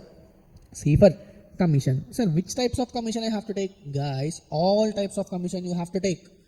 M for monetary payments. Sir, what is the meaning of monetary payments which needs to be covered here? Any kind of fees or overtime fees, etc. if they have given in the question, you have to take these things. So this is the definition of salary as per rent-free accommodation perquisite. And the last exception which is there is entertainment allowance. So while calculating deduction of entertainment allowance, the definition of salary is pretty simple. Here you have to take only basic salary. Here you have to take only basic salary. So with this we have completed the meaning of the definition of salary as per different places. Okay. So the next thing, I think we have covered almost maximum topics, but one of the last thing which I wanted to revise is, always remember guys, if SSE is following default tax regime, you have to remember few points. The first point which you have to remember is, in case of default tax regime, the standard deduction is how much? 75,000. In case of default tax regime, the standard deduction of 75,000. And next what they will say, whatever the exemptions which are there, those are not applicable. You already know some of the exemptions. HRA, you already know that. Leave travel concession, you already know that. Free meals exemption, just now we have studied. If any meals are provided to any other place, then exemption is available up to 50 rupees per meal. Guys, but remember, that is only applicable when the SSE is following optional tax regime. Which means what? If SSE is staying in default tax regime, such exemption is not applicable. So the next deduction which you have to remember is entertainment allowance and also professional tax. See, just now we have heard this. These two are nothing but deductions under section 16. So yes, these two deductions under section 16, entertainment allowance and professional tax, are also not applicable for default tax regime. That point you have to remember. And the last one, special allowances under section 10 clause 14 except DTC. So what is the meaning of DTC? Daily allowance, traveling allowance, transport allowance, and last C for conveyance allowance. Is it clear? Yes. So with this we have completed all the important concepts related to the chapter which is salaries. So now without making any late, let us directly start with the important problems. Okay. Yes. Okay. So after completion of the concepts revision, let us directly start with the problem. So the first important problem which I wanted to discuss in this series is illustration 9 of page number 31. Okay, so let's check this quickly. So the first one, basic salary they have given, which is 15,000 per month. I have already said this, whatever the basic salary which they have given in the question, always remember guys, that is completely fully taxable. So here they are saying 15,000 per month, which means very simple. You have to multiply 15,000 into 12 months, and that is going to be fully taxable in the hands of employee. Clear? Yes. So the second part, dearness allowance which they have given 5,000 per month. They are saying it is not forming part of retirement benefits. The same point we have already covered. If they have given dearness allowance, whether it is forming part of retirement benefits or not forming part of retirement benefits, DA is always taxable. So here I will write DA is also fully taxable. Okay. Yes. Now the third point, hostel allowance. Now the third point, which is hostel allowance. If you check it in allowances part, if you remember, it is covered in one of the partly exempt allowances, which is children hostel allowance. If you check that, 300 per month per child would be exempted, but it is restricted to 2 children, which is available to the SSE. But here what you have to understand, here they are clearly saying she does not have any child. What they are saying, she does not have any child. So in this case, what you have to remember, that whatever the allowance which you have learnt, that exemption is not applicable since they don't have any child. So that you have to understand. Next part, tiffin allowance. Guys, it is neither partly exempt allowance nor fully exempt allowance. Therefore, this tiffin allowance is fully taxable allowance. So the next part, transport allowance. Guys, if you remember, this transport allowance is covered in partly exempt part. Up to 3,200 per month is exempted. But that exemption is only applicable for blind, deaf and dumb or physically handicapped persons only. Since such kind of information is not mentioned in the question, such exemption is not applicable, which means this is also fully taxable. So this transport allowance is also fully taxable. Next one, what they have given, bonus they have given. Guys, bonus is also, I have already said in the basics itself, Bonus is always fully taxable, whether it is seasonal bonus, festival bonus, joining bonus, relocation bonus, or whatever bonus it is. Bonus is always fully taxable. So the next part, very, very simple. Commission they have given. This point also I have covered. So whatever the commission which they have given in the question, whether it is percentage of turnover or whether it is percentage of profit or whether it is a fixed amount, commission is always taxable in the hands of employee is what you have to remember. So the next part, free refreshments in office. So the next point is free refreshments in office. So always check this, guys. The meaning of this refreshments is what? A kind of tea or snacks is what they have provided. A kind of tea or snack items, etc. So these items, if they are provided within the office, then the taxable perquisite is nil. So hence it is fully exempted, I can say. So the next part is mobile phone facility provided by the employer. Guys, this point we have already covered in fully exempt perquisites, which means what? Whatever the mobile phone which is given by the employer, that is fully exempted. And the next part, computer facility work. This is also we have covered. If any computer is provided by the employer to the employee, then the taxable value would be nil. This we have covered in movable asset. Correct? If laptop or computer is provided, then always remember that is not taxable in the hands of employee. Okay. So the last point which they have given is she has been provided a rent-free accommodation. So here comes the little bit interesting concept which is owned by the employer. So you have to quickly understand, if any rent-free accommodation which is owned by employer is there, then what is taxable? 5%, 7.5% or 10% of the salary for the relevant period is taxable. This is what you have to understand. Here they are saying what? The property is situated in Kolkata, which means obviously the population is more than 40 lakhs. Hence you have to take the 10% of salary for the relevant period. 10% of salary for the relevant period. So other than this rent-free accommodation, let's check the answer for this question. So the first thing, basic salary 1,18,000 they have got. Sir, how this 1,80,000? Very, very simple, guys. 15,000 multiplied by 12 months. And if you check the bonus, they have directly given 20,000 per annum. So I have taken 20,000 per annum. Next, allowances part, if you check, dearness allowance they have given, they are saying 5,000 per month. So here this dearness allowance I will take 5,000 multiplied by 12 months, which is 60,000. And the next part is this hostel allowance. So check this, 1,000 per month is there, but 300 per month maximum 2-child exemption will be given. But that is only given if employee is having a child. But here they are clearly saying that the employee is not having any child.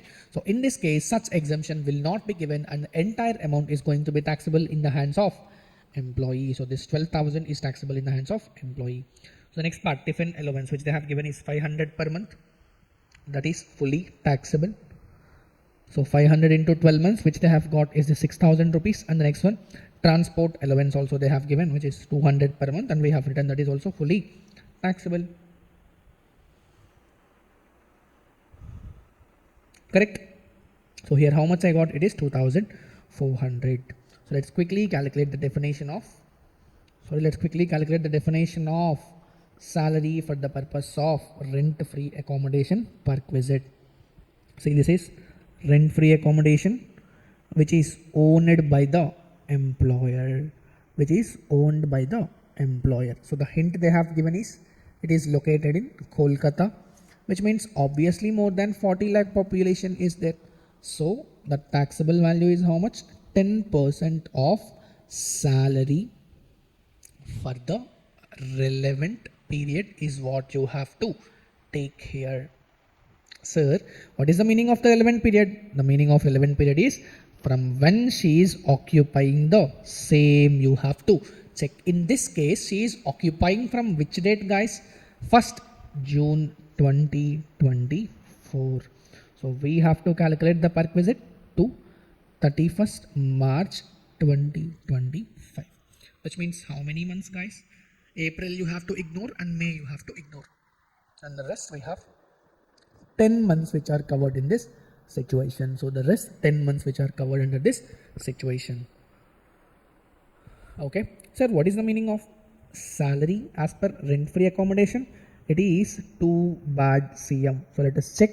First B for basic, second B for bonus, and third A for, let me write allowances, and I will write taxable value of allowances.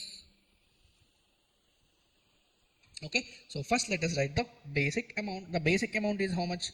1,80,000. So it is fine. And bonus amount is how much? Bonus amount is also 20,000. So it is also very much fine.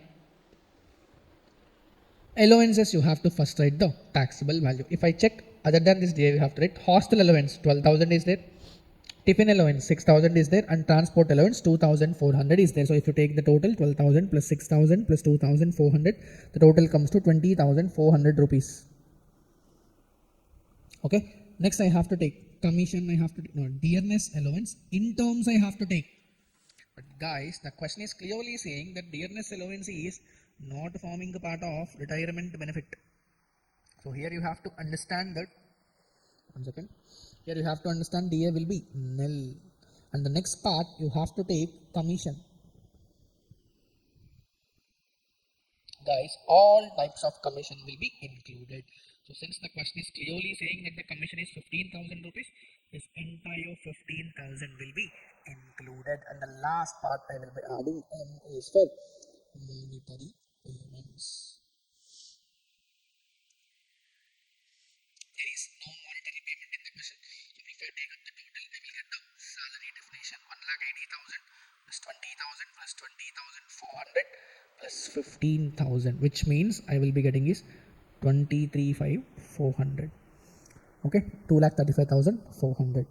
But here I have to write 10% of salary for the relevant period. Which means how much here I will take, guys? 2,35,400 into 10 by 12 into 10%. So the taxable value is how much? 19,617 is the taxable value of the rent-free accommodation which they have given in the question. So if you check this part, 19,617 is nothing but the rent-free accommodation which they have given in the question. So is it clear?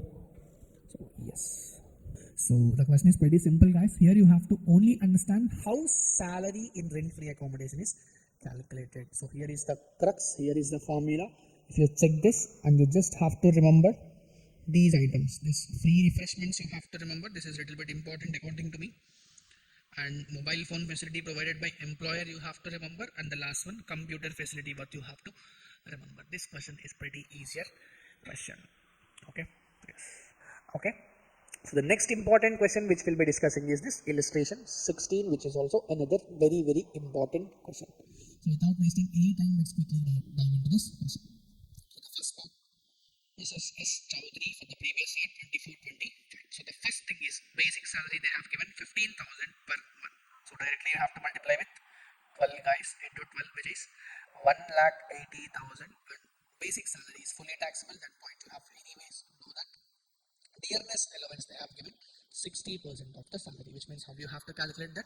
60% of the basic salary, which means 1,08,000 will be the dearness allowance. And the third part is medical allowance.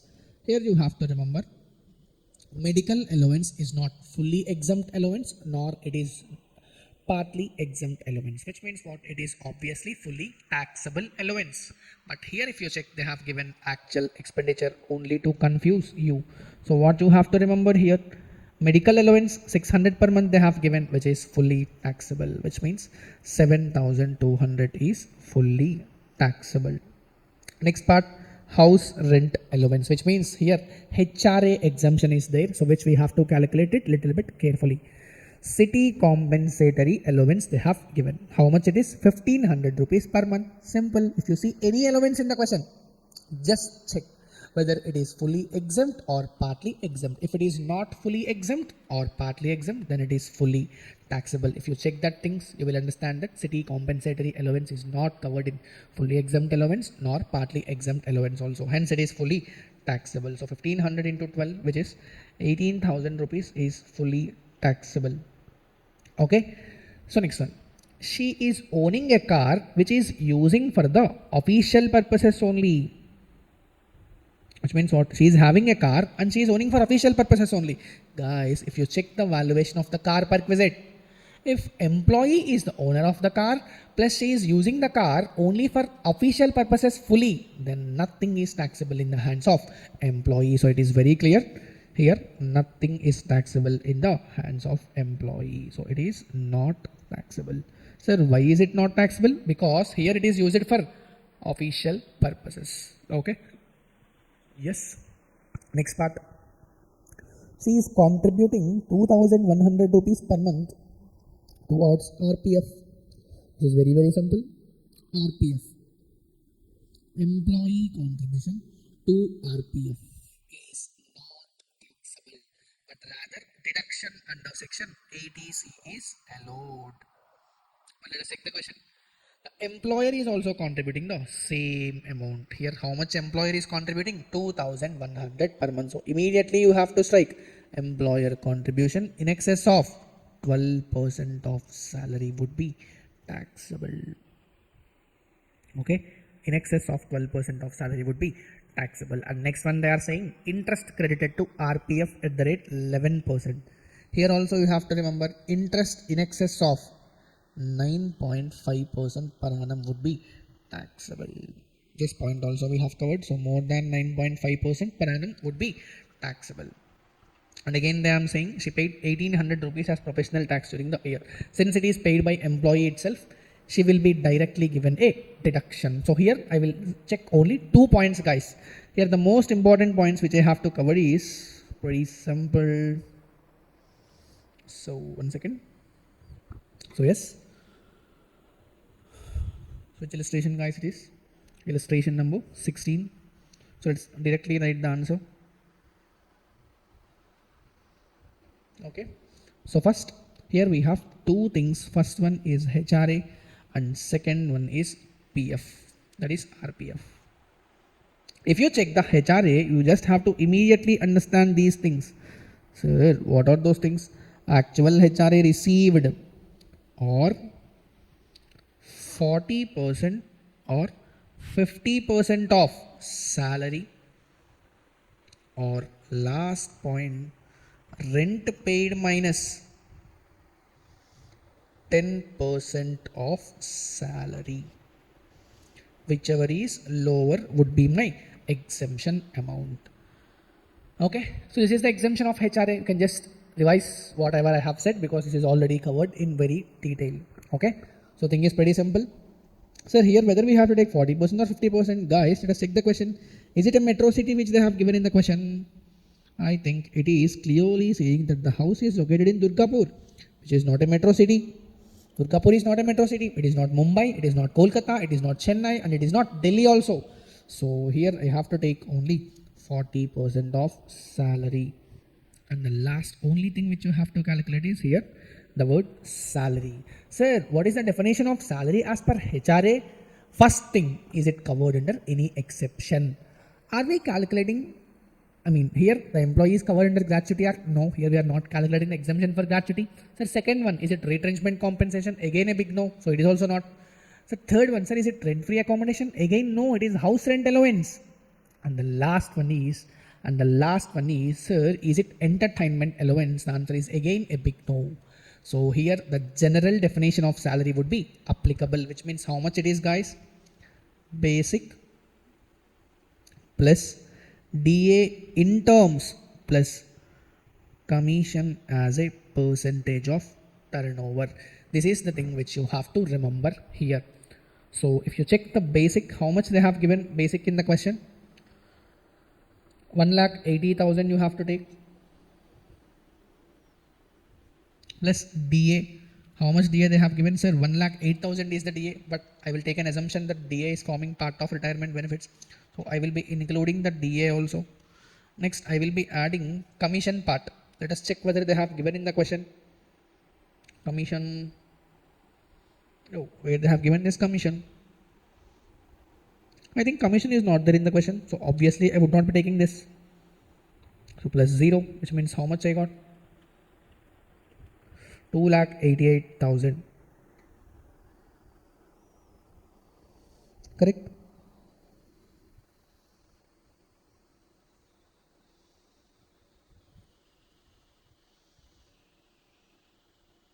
Okay, so check first one. Actual HRA received. If you check the question, the actual HRA is how much? 6,000 rupees per month, which means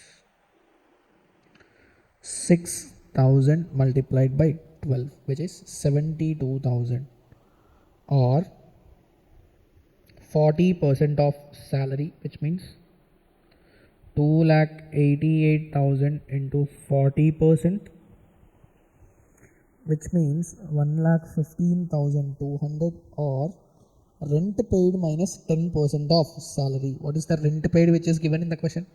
7,200 per month, which means 7,200 into 12 months minus 10% of salary, which means 28,800. So if I take the total, it comes to 57,600, and whichever is lower will be the exemption amount, which means how much is the exempt HRA in this question? If you check the exempt HRA in the question, the answer is pretty simple, which is 57,600 rupees. Okay, we have calculated it correctly. Okay, so yes, next part is, if you check this RPF, one point you have to remember: employer contribution to RPF in excess of 12% should be taxable. Okay, so first let us check 57,000, sorry, into 12%, which is how much? 34,560. Okay, tell me, sir, how much contributions you have made? 2,100 into 12 is 9,360 is taxable.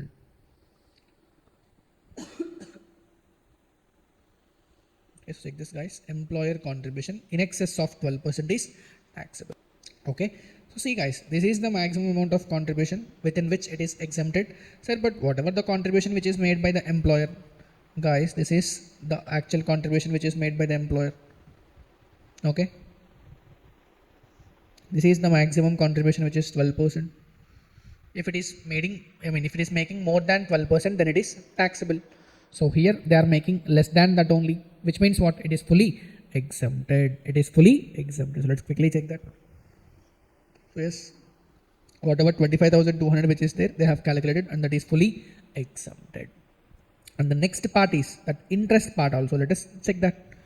Interest is also they have given 2,200 rupees. Guys, here you have to observe one thing.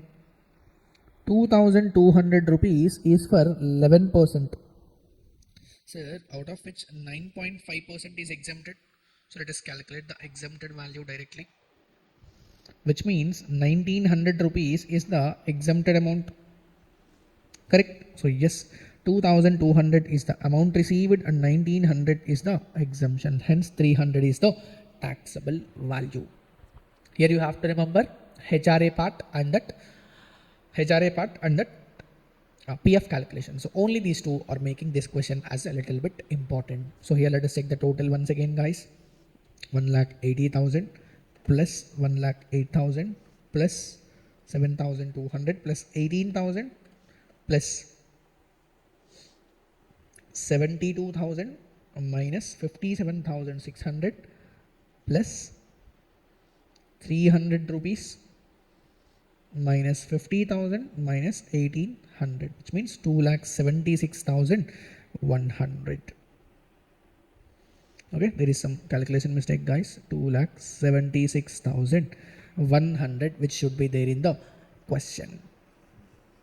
Okay, so yes. Okay, so other points, these are pretty simple points. So what about the standard deduction which they have given, which is 50,000, and the professional tax which is 1800. So you have to add those things and those two will be deducted because the question is asking you to calculate the taxable income from the head salary. So yes. Okay. So now let's start with the final question from this income from salaries chapter.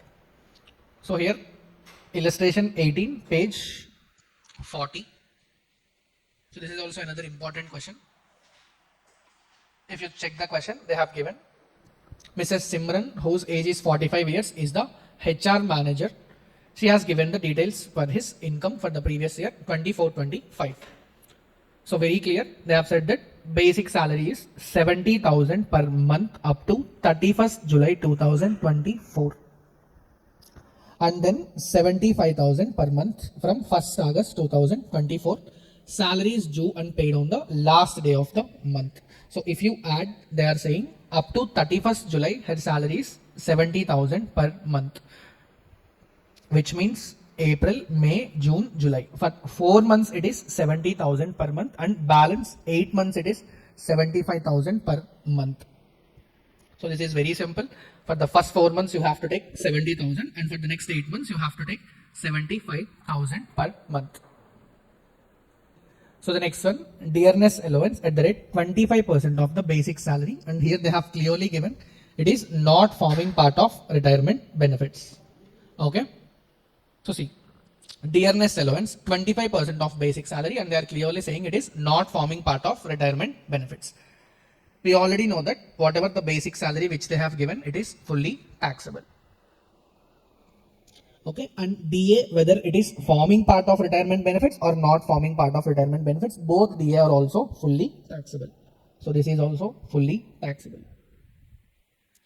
Third point, if you check, they are saying bonus equal to 1 month salary is paid in July 2024 on basic salary plus DA applicable for that month. And they are saying bonus for 1 month is paid. Along with that, they have paid dearness allowance also, which is applicable to that month, which means what you have to take 1 month basic you have to take plus DA for that month. That is also very, very simple. But we already know that whatever the bonus which they have given, that is also fully taxable.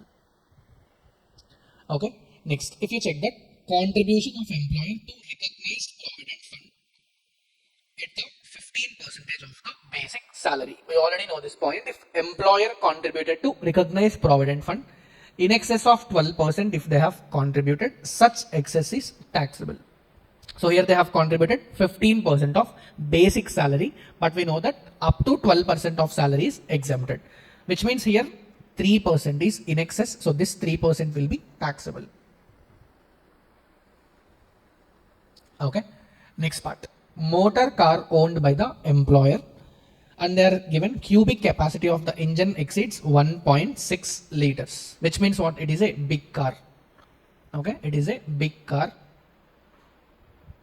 provided to the employee from 1st January 2025, which means in the previous year only 3 months employee have used the car, January, February, March. Only 3 months you have to calculate the perquisite value.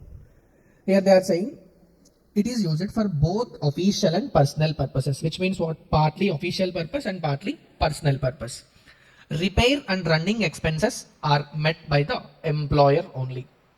Okay, which means what they are saying, employer is the owner of the car plus running and maintenance expenses are also met by employer only. So if you remember, in case of big car, 2,400 per month will be the taxable perquisite. Very, very simple. In case of big car, if employer is the owner of the car plus running and maintenance expenses are met by the employer, then 2,400 per month will become taxable value of the perquisite. Next point, 10,000 paid as hostel expenses allowance for the 2 children. 10,000 they have paid as hostel expenses allowances for 2 children. Okay, children hostel allowance. If you remember, it is 300 per month up to 2 children is exempted. Okay, 300 per month up to 2 children is exempted. Okay, so see, last point, 48,000 rupees which is paid as education facility for 2 children in a school maintained by the employer. If you remember, if any school is maintained by the employer, value of education up to 1,000 rupees per month is there, then it is exempted. But here it is more than 1,000 rupees per month, so it is fully taxable. Okay, so let's check this answer which they have did. So basic salary they have taken 70,000 into 4 months plus 75,000 into 8 months, which is correct only. So please check the calculation whether they have taken correctly or not. 70,000 into 4 months plus 75,000 into 8 months. It is 8,80,000. So next part, dearness allowance they have given 25% of the basic salary. So you have to calculate 25% into 8,80,000, which is 2,20,000. And we have already written dearness allowance is also fully taxable. So third point, bonus. They have said July month salary plus 25% is paid as a bonus. If you check the July month salary, July month the salary is how much? 70,000 only. So it is very simple. You have to take 70,000 plus 25% of dearness allowance, which means what it is? 87,500. Bonus is also fully taxable. Okay. This employer contribution I will explain to fund. You know that 12% of the salary is exempted. At this point, let us calculate. Check the motor car. They have taken 2,400 per month. From January, we have to count the perquisite value. January, February, March. 3 months and the value of the perquisite is 2,400 per month. So it is 2,400 multiplied by 3 months, which is 7,200. This is also very simple point. Next part, hostel allowance which they have given. How much they have given as hostel allowance? They have given 10,000 rupees. But we already know that 300 per month up to 2 children is exempted. Which means how can we calculate that? 300 multiplied by 12 into 2, which is 7,200. So the taxable amount is how much? 2,800. And the last point, if you check, education facility for children in a school maintained by the employer. See, what is exempted? If the value of education is 1,000 rupees per month, then it is exempted. Here it is not up to 1,000 rupees per month. Therefore, exemption is not applicable, which means it is fully taxable. Okay. So I'll explain this employer contribution to RPF point. So let's check that. If you check the question, how much contribution employer had made? He have made 15% of the basic salary. 15% of the basic salary. Okay. See, we know that employer contribution to recognized provident fund in excess of 12% of salary is taxable. First, let us calculate the maximum amount. First, let us calculate this 12% of salary and then we'll compare with the amount which he had contributed. What is the meaning of salary for this purpose? If you look at, we already know the definition of salary. In maximum cases, the definition of salary is basic salary you have to take plus dearness allowance forming part of retirement benefits you have to take and plus commission as a percentage of turnover. This is the basic salary definition which we have to follow in most of the cases. But we have few exceptions. Okay, if you remember, there are totally 4 exceptions. The first exception is if employee is covered under Payment of Gratuity Act. There the formula is basic plus DA. And second exception is retrenchment compensation. There also same definition of salary will be there. And the third exception is rent-free accommodation. For rent-free accommodation, we have salary called as 2 bad CM. Okay. I think I have already explained in the marathon, which we have recorded. So you will easily understood this. And the last exception is entertainment allowance. Okay. For this entertainment allowance, salary means only basic you have to take. This is not covered under the exception. So the definition of salary is this definition only. It is basic plus dearness allowance in terms plus commission as a percentage of turnover. So check in the question. What is the basic which we have to take? I think in the answer they have already taken 8,80,000 is the basic salary which we have to take. So 8,80,000 plus check DA, is it forming part of retirement benefits or not forming part of retirement benefits? It is not forming part, which means we cannot take that figure. So that is 0. Plus check in the question whether they have given any commission. Commission also I think they have not given. So this is also will not be taken, which means it is 8,80,000. Take 12% of 8,80,000, which is 12%. 1,05,000. ఒకసారి చూడండి మళ్ళీ 8,80,000 into 12%. 1,05,600. Okay. This is the maximum contribution which is allowed. If anything is made in excess of this, such amount will be taxable. Correct. So this is exempt amount. Now let us check how much actual contribution did the employer have made. Actual contribution, if you check, they are clearly saying 15% of basic salary they have made. 15% of the basic salary, which means please calculate 15% of basic salary, which is 8,80,000 multiplied by 15%. Tell me how much it is. 1,32,000. They have made 1,32,000, but exempt is how much? 1,05,600, which means taxable amount is how much? Taxable contribution is 1,32,000 minus 1,05,600. It is 26,400, which is taxable as salary. Okay, very simple. 26,400 is nothing but taxable component. Okay, see here in this case, these both are same. This is also 8,80,000. This is also 8,80,000. Always it need not be the same. Because here we are not having any dearness allowance, plus commission is also they have not given in the question. Here the important part is this portion. You have to take 12% of salary and you have to understand the definition of the salary. The definition of the salary in most of the cases is this definition only. But if it is covered under any exception, the definition of salary will be changed. We have totally 4 exceptions with respect to change in the definition of salary. Okay. So, hi guys, welcome to BCCA. This is Ravi Teja and I'm your faculty for direct taxes at both CMA and CA inter levels.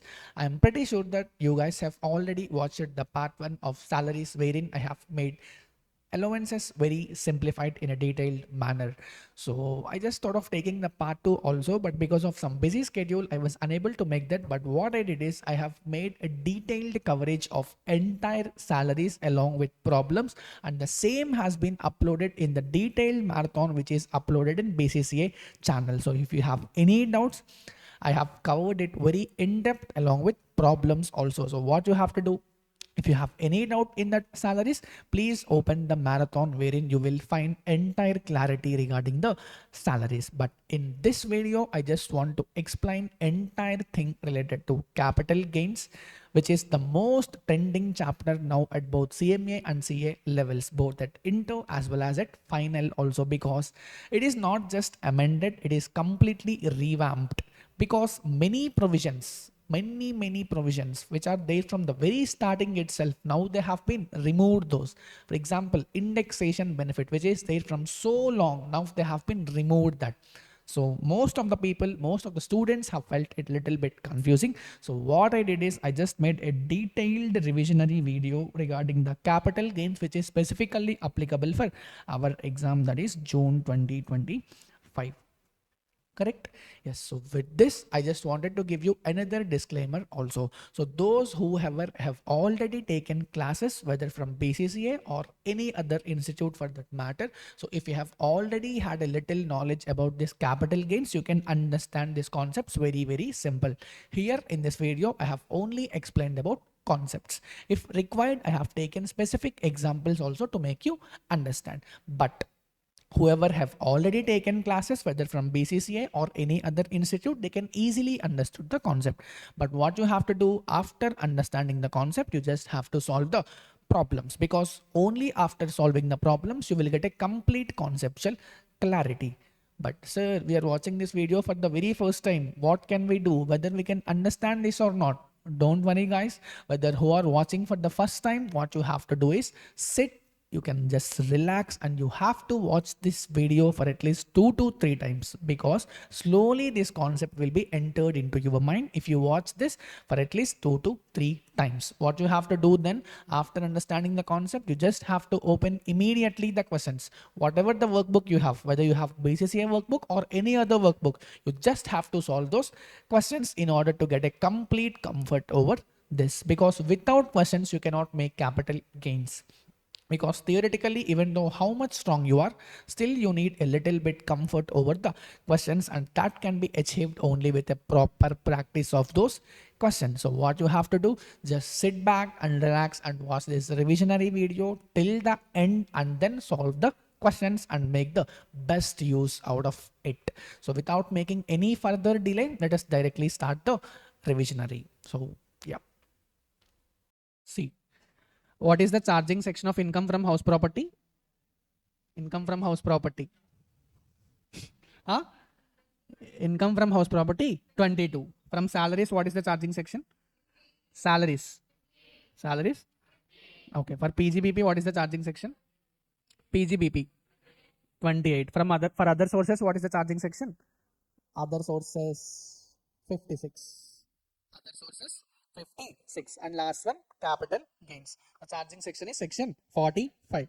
See, at least charging sections you have to remember. Whether other content you have remembered or not, that will not make much difference. But at least some charging sections you have to remember. See, what is the charging section from income from salaries? Income from salaries 15. House property 22. PGBP 28. Capital gains section 45. And last one, income from other sources section 56. Understood? At least these 5 charging sections you have to remember. What is the charging section for salaries? 15. For house property 22. For PGBP 28. For capital gains 45. For other sources 56. Clear? Okay. You all know the importance of this charging section. This charging section explains what incomes are covered under each head. Clear? What incomes are covered under each of the head is explained by charging section. So let's learn about this section 45. In this section 45, they will say that profit or gain arising from transfer of a capital asset. Transfer of a capital asset. And they are saying it is taxable in the previous year in which such transfer have taken place. Understand this capital section. Understand this charging section of capital gains and try to understand what they are saying. What they are saying, there should be a capital asset. There should be a capital asset. Plus, it should be transferred. It should be transferred. Two conditions are there. First of all, it should be capital asset. Second, it should be transferred. If a capital asset is transferred, then only capital gain will come. Then only capital gain will come or attract. It is taxable in which previous year? In the previous year in which transfer have taken place. So generally what in the previous year in which transfer have taken place, in the same previous year, capital gain is taxable. If you remember, we have studied some exceptions also. If you remember, we have studied some exceptions also. If you remember section 45 subsection 1a, section 45 subsection 2, section 45 subsection 4, 45 subsection 5. If you remember, insurance company, damage or compensation received from insurance company. Second section, conversion of capital asset into stock in trade. And last one, compulsory acquisition of government, compulsory acquisition of any immovable property by central government. Clear? So let's slowly learn about all those things. But general section is what? Capital asset plus transfer. You will get capital gain. It is taxable in which previous year? In the previous year in which transfer have taken place. Clear? So first what we have studied, we have understood the meaning of capital asset. We have understood the definition of capital asset. If you observe, it starts with any kind of property. It starts with any kind of property. Any kind of property means what? Movable, immovable, tangible, intangible, personal, business. Every asset is covered. Any kind of property is covered, whether or not connected with business or profession, which means what? Personal assets are also capital assets. Personal assets are also capital assets. Next point, any securities held by foreign institutional investor. This point is not that much important from exam point of view, but you have to understand. If foreign institutional investor is there, if he is holding any securities, that is treated as capital asset. That is treated as capital asset. What is the third point which they will discuss? Any ULIP. What is the meaning of ULIP? Unit linked insurance policy. ULIP means unit linked insurance policy. What they will say, if it is issued on or after 1st February 2021. 1st February 2021. See, if it is already exempted under 10 subsection 10D, if it is already exempted under 10 clause 10D, it is exempted. It is exempted. So the matter is over. So the matter is over. But if it is not exempted, if it is not exempted, which means what? It is taxable. Correct or not? If it is not exempted, it is taxable. For it to be taxable, it has to be capital asset. Correct or not? If it needs to be taxable, it should be a capital asset. Now they are saying in this section that such ULIP for which exemption is not applicable, that is capital asset. If exemption is not applicable, that is taxable. That is taxable. So if it needs to be taxable, first of all, it should be capital asset. Correct? So this section is saying that even any ULIP to which exemption is not applicable, that is also called as capital asset. That is also called as capital asset. After this, we have understood that what is the meaning of any kind of property. They are saying movable, immovable, tangible, intangible or personal. Every asset is covered. Every asset is covered. And now they are saying, but it excludes. But it excludes first exclusion, stock in trade. First exclusion, stock in trade. If you remember, why stock in trade is excluded? Because it is taxable under PGBP. Correct? If you sold any stock of trade, if you sold any stock in trade, that is taxable as PGBP. That is taxable as PGBP. So it is excluded from the definition of capital asset. So it is excluded from the definition of capital asset. Next point, personal movable property. What is excluded? Personal movable property. If you remember, I have explained the logic also. In these personal movable property, SSE will always get losses. SSE will always get losses. If SSE gets losses, it is beneficial for him. Correct or not? It is beneficial for him. So what the department have did, they have excluded personal movable property from the definition of capital asset. They have excluded personal movable property. Personal immovable property is capital asset only. They have only excluded personal movable property. Clear? Examples: furniture, car or cycle. If you sold car or cycle, any personal assets, you will always get losses. You will always get losses. So what the department have did, they have excluded from the definition of personal movable property. Sorry, they have excluded from the definition of capital asset. Clear? And again they have said some 6 items. Again they have said some 6 items. If you sold these 6 items, you will get profit. You will get profit. So that is the reason they have included in the definition of capital asset. See, personal movable property is excluded from capital asset, and these 6 items are excluded from personal movable property, which means these 6 items are capital assets. These 6 items are capital assets. If you transfer these 6 items, you will get capital gain. If you transfer these 6 items, you will get capital gain. What are the 6 items? First one, jewelry, drawings, paintings, sculptures, archaeological collections, any other work of art. So if you transfer these 6 items, you will get capital gain. You will get capital gain. Very good. Next asset. Next exclusion is what? Rural agricultural land. Rural agricultural land. Okay. What they are saying? Agricultural land which is not located in urban area. Agricultural land which is not located in urban area. And they have defined the meaning of urban area. They have defined the meaning of urban area. What is the meaning of urban area? If population is more than 10,000 but up to 1 lakh, that area is urban area. Plus its surrounding 2 kilometers is also treated as urban area. Next, if population is more than 1 lakh but up to 10 lakhs, that area is urban area. Plus its surrounding 6 kilometers will also be treated as urban area. Last point, if population is more than 10 lakhs, not only that area, plus its surrounding 8 kilometers is treated as urban area. If agricultural land is not situated in urban area, it is called rural agricultural land. It is called rural agricultural land. Rural agricultural land is not a capital asset. Rural agricultural land is not a capital asset, which means what? If you transfer any rural agricultural land, will you pay capital gain? No. Because condition you have to remember, it should be a capital asset plus it should be transferred. If something is not a capital asset, no capital gain. If something is not treated as transferred, then also no capital gain. Clear?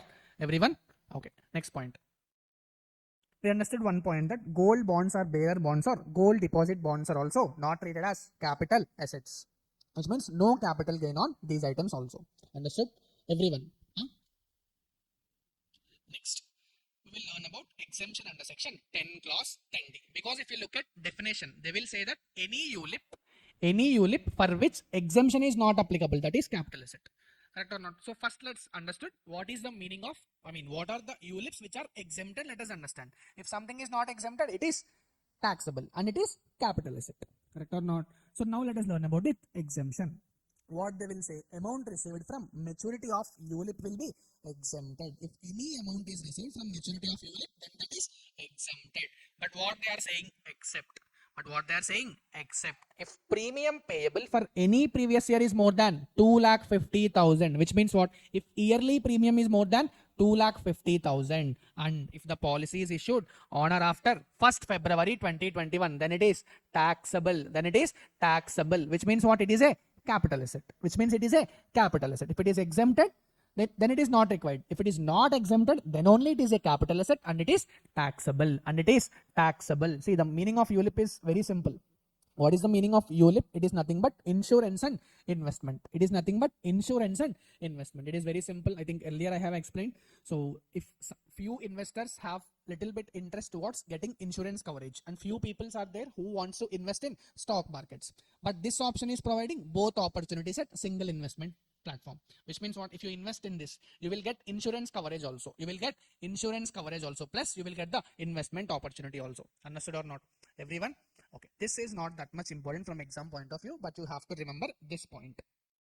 If premium payable for any previous year is more than 2,50,000, if you receive any amount from such policies on maturity, those are taxable. Those are taxable, and they are capital assets. And they are capital assets. Because they are capital assets, that is the reason they are taxable. Because condition you have to remember, if it is capital asset plus transfer, then only capital gain. Understood? Next point.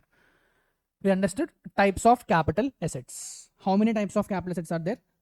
Two types of capital assets. First one, short-term capital assets, long-term capital assets. Okay. If you understood, you have to remember this date. 23rd July 2024. From the basics onwards, I am stating this date.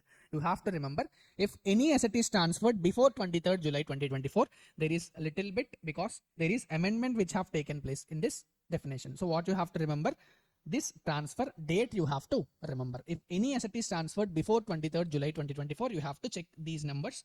If asset is transferred on or after 23rd July 2024, you have to check these numbers. So first, we have divided those assets into three categories. Those assets into three categories. First one, category A. Category A. First, listed securities other than units recognized in Indian Stock Exchange. Second asset, units of equity-oriented mutual fund. Third asset, zero coupon bonds. Last asset, units of UTI. Units of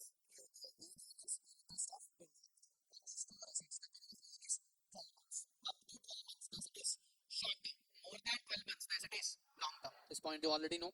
If you remember, I said that you have to remember at least these two. At least these two. First two assets. Listed securities you have to remember, and second one, units of equity oriented mutual fund. Next, category B assets. Category B assets. In category B, what they will say? Shares other than covered in category A, which means unlisted shares. Which means unlisted shares. Second asset, immovable property. Immovable property. For these two assets, what is the period of holding which you will check? 24 months. If period of holding is up to 24 months, then short term. If period of holding is more than 24 months, then long term. Then long term. Understood? Everyone? Then last category, any other asset. Any other asset. Here is the amendment. Here is the amendment. Here what you have to check. If asset is transferred before 23rd July 2024, then you will check 36 months. Then you will check 36 months for any other asset. If the asset is transferred on or after 23rd July 2024, then you will check 24 months only. Then you will check 24 months only. Clear? And one small amendment is this other than unit. This other than unit word is removed from 23rd July 2024. It is removed from 23rd July 2024. Again, I am saying this amendment is not that much important from exam perspective, but you have to remember this. You have to remember this. Earlier it should be 36 months. Now they have changed it to 24 months for any other assets. Category A and category B, they did not change the time limit. Only category C they have changed. Earlier it is 36. Now they have changed it to 24 months. Understood? If short-term capital asset is transferred, you will get short-term capital gain. If long-term capital asset is transferred, you will get long-term capital gain. Understood? Easy point only. Yes. Next point. If you remember, I already said that for the following assets, you will always get short-term capital gain. For two assets, you will always get short-term capital gain, irrespective of period of holding. Irrespective of period of holding. What are those assets? Depreciable assets. What are those assets? Sale of depreciable assets. Second one, section 50AA. First one, sale of depreciable assets. Second one, section 50AA. Depreciable assets. Are you able to interlink with PGBP? Now I have explained in PGBP also the reason for why they have given short-term capital gain. Understood or not? Sale of depreciable assets, always you will get short-term. I have interlinked this with PGBP already. Correct? Next part, section 50AA. This is there in capital gains only, which will slowly explain. Yes, that market linked debentures point. Okay. After this, we understood how to calculate computation of short-term capital gain or long-term capital gain. First, you have to start with full value of consideration or sale consideration. Minus you have to deduct expenses on transfer. Minus you have to deduct expenses on transfer. Try to say without saying. Then you will get net sale consideration. Then you will get net sale consideration. From that you will deduct cost of acquisition. From that you will deduct cost of acquisition. After that cost of improvements. After that cost of improvements. Last you will get gross short-term capital gain or long-term capital gain. From that, exemptions under section 54. from that exemptions under section 54 series. Then at last you will get taxable short-term capital gain or long-term capital gain. Are you remembering? Okay. Yes. Another most important thing you have to observe, if any long-term capital asset is transferred when before 23rd July 2024, you will get indexation. You will get indexation, which means what? If any asset is transferred on or after 23rd July 2024, there is no indexation. Always you have to keep this point. If any asset is transferred, if any long-term capital asset is transferred on or after 23rd July, no indexation. On or after 23rd July, no indexation. Okay. Okay. But if the asset is transferred before 23rd July, you will get indexation. You will get indexation. Then what you will take? Instead of cost of acquisition, you will take indexed cost of acquisition. Instead of cost of improvements, you will take indexed cost of improvements. Indexed cost of improvements. How to calculate this indexed cost of acquisition? Tell me. Cost of acquisition multiplied by index for the year of transfer divided by index for the year of acquisition. This point is very simple. Next, indexed cost of improvements. How will you get this? Cost of improvement multiplied by index for the year of transfer divided by index for the year of improvement. Correct? This is also easy point. Okay. Okay. Next, we have started with transfer definition. There we understood what transfer includes: sale, exchange, or relinquishment. You know the meaning of sale. You know the meaning of exchange also. Exchange means what? Barter system. Asset for another asset. Asset for another asset. Next point, relinquishment of asset.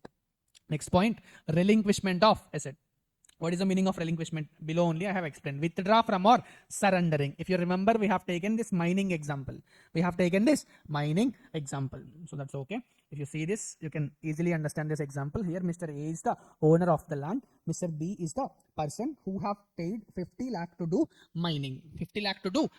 Now this person has paid 50 lakhs, which means what? He have the mining rights. After that, what happened? Mr. C have come to Mr. B and Mr. B have sold his mining rights to Mr. C. If you observe, Mr. B have relinquished his right. And it is a transfer. So capital gain will come in this situation. Understood?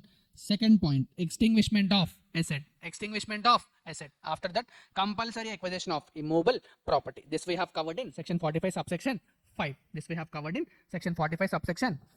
After that, conversion of capital asset into stock in trade. This we have covered in section 45 subsection 2. After that, transfer of immobile property. Subject to few conditions. If you remember, there are 3 conditions. I will say, you will remember. First one, the agreement should be in writing. Second point, consideration is already paid or promised to be paid. Third point, buyer have already taken the possession of the property. Is transferred to the buyer. These points are there in concept book. See here what have happened. Remember, there are 2 parties, seller and buyer. If registration is done in the name of buyer, then only transfer is done. Correct or not? So what this person is doing? This person is not registering in the name of buyer, but possession is already transferred to buyer. Consideration is already paid. Agreement is also there. But still they are telling what? If these conditions are satisfied, even though registration is not done in your name, that is still treated as transfer. Those 3 points are there in our concept book. No need to worry. Those 3 points are there in our concept book. Okay. Next point, maturity or redemption of zero coupon bond. If you have any zero coupon bond and if maturity or redemption is done, that is also treated as transfer. If you remember, after this we learnt very important thing. See, try to listen this. Capital gain in case of transfer of land or building or both on or after 23rd July 2024. My first question is, have you remembered the tax rates? Okay, see, LTCG under 112. First I will write that, then you will understand. See, LTCG under 112. LTCG under section 112. If you remember, If any asset is transferred before 23rd July 2024, then there is one treatment. Plus, if any asset is transferred, no need to write, you already know this point, on or after 23rd July 2024, there is another treatment. If you remember, if any asset is transferred before 23rd July, what is the tax rate? Very good, 20% with indexation. Correct or not? 20% with indexation. If any asset is transferred on or after 23rd July 2024, then tell me the normal case. Normal case, the tax rate is how much? 12.5% without indexation. 12.5% without indexation. Clear or not, everyone? But if you remember, they have said that only for one asset, they have retained the benefit of indexation. They said that only for one asset, they have retained the benefit of indexation. What is that asset? What is that asset? Land or building or both. Land or building or both. Plus, it is only applicable for resident individual or HUF. Plus, property acquired before. Very good. Property acquired before which date? 23rd July 2024. 23rd July 2024. Because the reason is very simple. If this is acquired on or after 23rd July, you already know that there is no indexation. Correct or not? So no indexation for you. No indexation for you. See, because the reason is also very simple. Earlier, what is there? Indexation is there. But now indexation is not there. So that is the reason. People started shouting. And they said that, see, earlier there is indexation and now there is no indexation. In order to make them cool, what the government have decided? First, it have changed the rate. Earlier, the rate is how much? 20%. Now they have reduced that to 12.5%. Now it is reduced to 12.5%.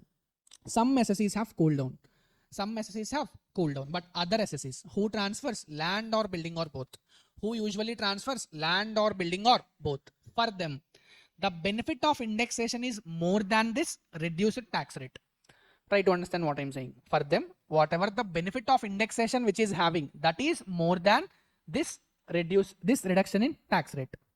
Understood? So what they have said, only for land or building or both. Your tax is how much? 20% with indexation or 12.5% without indexation, whichever is lower. Understood? This is only applicable for land or building or both. Another important thing, this is while calculating tax on capital gain. Because if any asset is transferred on or after 23rd July 2024, capital gain will be always computed without indexation. But while calculating tax, you have to compare. What you have to compare? 20% with indexation or 12.5% without indexation, and whichever is lower will be your tax payable. If you remember, we already did one good example. Check this. Just one example. It will take some 2 minutes. So focus here. We have one person who have purchased house property on 17/8/2002. 17/8/2002, which means in which previous year this is purchased? Previous year 2002-3. Correct? It is purchased in previous year 2002-3. House property cost is how much? 5 lakh. On 1/5/2004, which means in which previous year? 2004-5. He have incurred improvements of how much? 2,50,000. These are cost of improvements. This is cost of acquisition and these are cost of improvements. After that, what happened on 1/10/2024? On which date? 1/10/2024. House property is transferred for how much? 18 lakh rupees. On which date? 1/10/2024. Which means, is it on or after 23rd July or before 23rd July? On or after 23rd July. Correct or not? So first, brokerage is how much? It is 2%. What they are asking you to calculate? Calculate capital gain and tax payable. As I am always saying, If asset is transferred on or after 23rd July, there is no indexation. There is no indexation. So while calculating capital gain, you have to take sale consideration. It is 18 lakh rupees minus expenses on transfer. Here only I have said 2% is brokerage. So if I deduct that 2 lakh, I will get 17 lakh 64,000 as my net sale consideration. Correct? Minus cost of acquisition. There is no indexation. There is no indexation because asset is transferred on or after 23rd July. So there is no indexation. Minus cost of improvement. Same, no indexation. So 5 lakhs and 2 lakh 50,000. So what is my taxable long-term capital gain? 10 lakh 14,000. 10 lakh 14,000. If they have asked you only to calculate capital gain, your answer is over. Your answer is over. But they are asking you to calculate tax. How will you get this tax? 20% with indexation or 12.5% without indexation. Correct or not? Huh? What is the capital gain without indexation? 10 lakh 14,000. So we have to multiply 10 lakh 14,000 into 12.5%. Then I will get 1 lakh 26,750. Then I will get 1 lakh 26,750. Another thing is this 20% with indexation. 20% with indexation. With indexation. Now you have to compute capital gain once again. See. Sale consideration is how much? 18 lakh. Expenses on transfer is how much? 36,000. After that you will get net sale consideration. This is same. Minus here you have to do indexed cost of acquisition. So I have taken 5 lakh. Index for the year of transfer is 363 and purchase here index number is 105. Then I will got indexation here, indexed cost of acquisition. Same manner I have calculated indexed cost of improvements also. Here I will get this amount. So if I calculate total long-term capital gain, I got loss. Of how much? 7,67,668. 668. Now I have to calculate 20% on this. But this is loss. So I can write 0. So here what I have written 0 or 1,26,750, whichever is lower, which means how much? 0. So there is no tax payable. And your capital gain is how much? 10 lakh 14,000. Your capital gain is how much? 10 lakh 14,000. This is not your capital loss.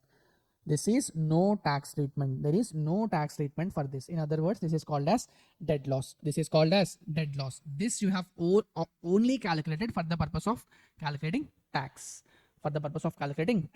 Payable. If you understand, capital gain should always be computed without indexation only if asset is transferred on or after 23rd July. But while calculating tax, you have to compute capital gain once again with indexation. But that capital gain is dead loss. That if you get loss, that is dead loss. Even if you get gain, you have to calculate tax. That's it. Understood? Everyone? Huh? Okay. Next point. We learned about some of the transactions which are not treated as transfer. You will remember each and every point. So you have to say. First one, transfer of a capital asset by individual or HUF by way of gift or will or inheritance. Gift, will, inheritance. There is no transfer. So no capital gain in the hands of seller. See, that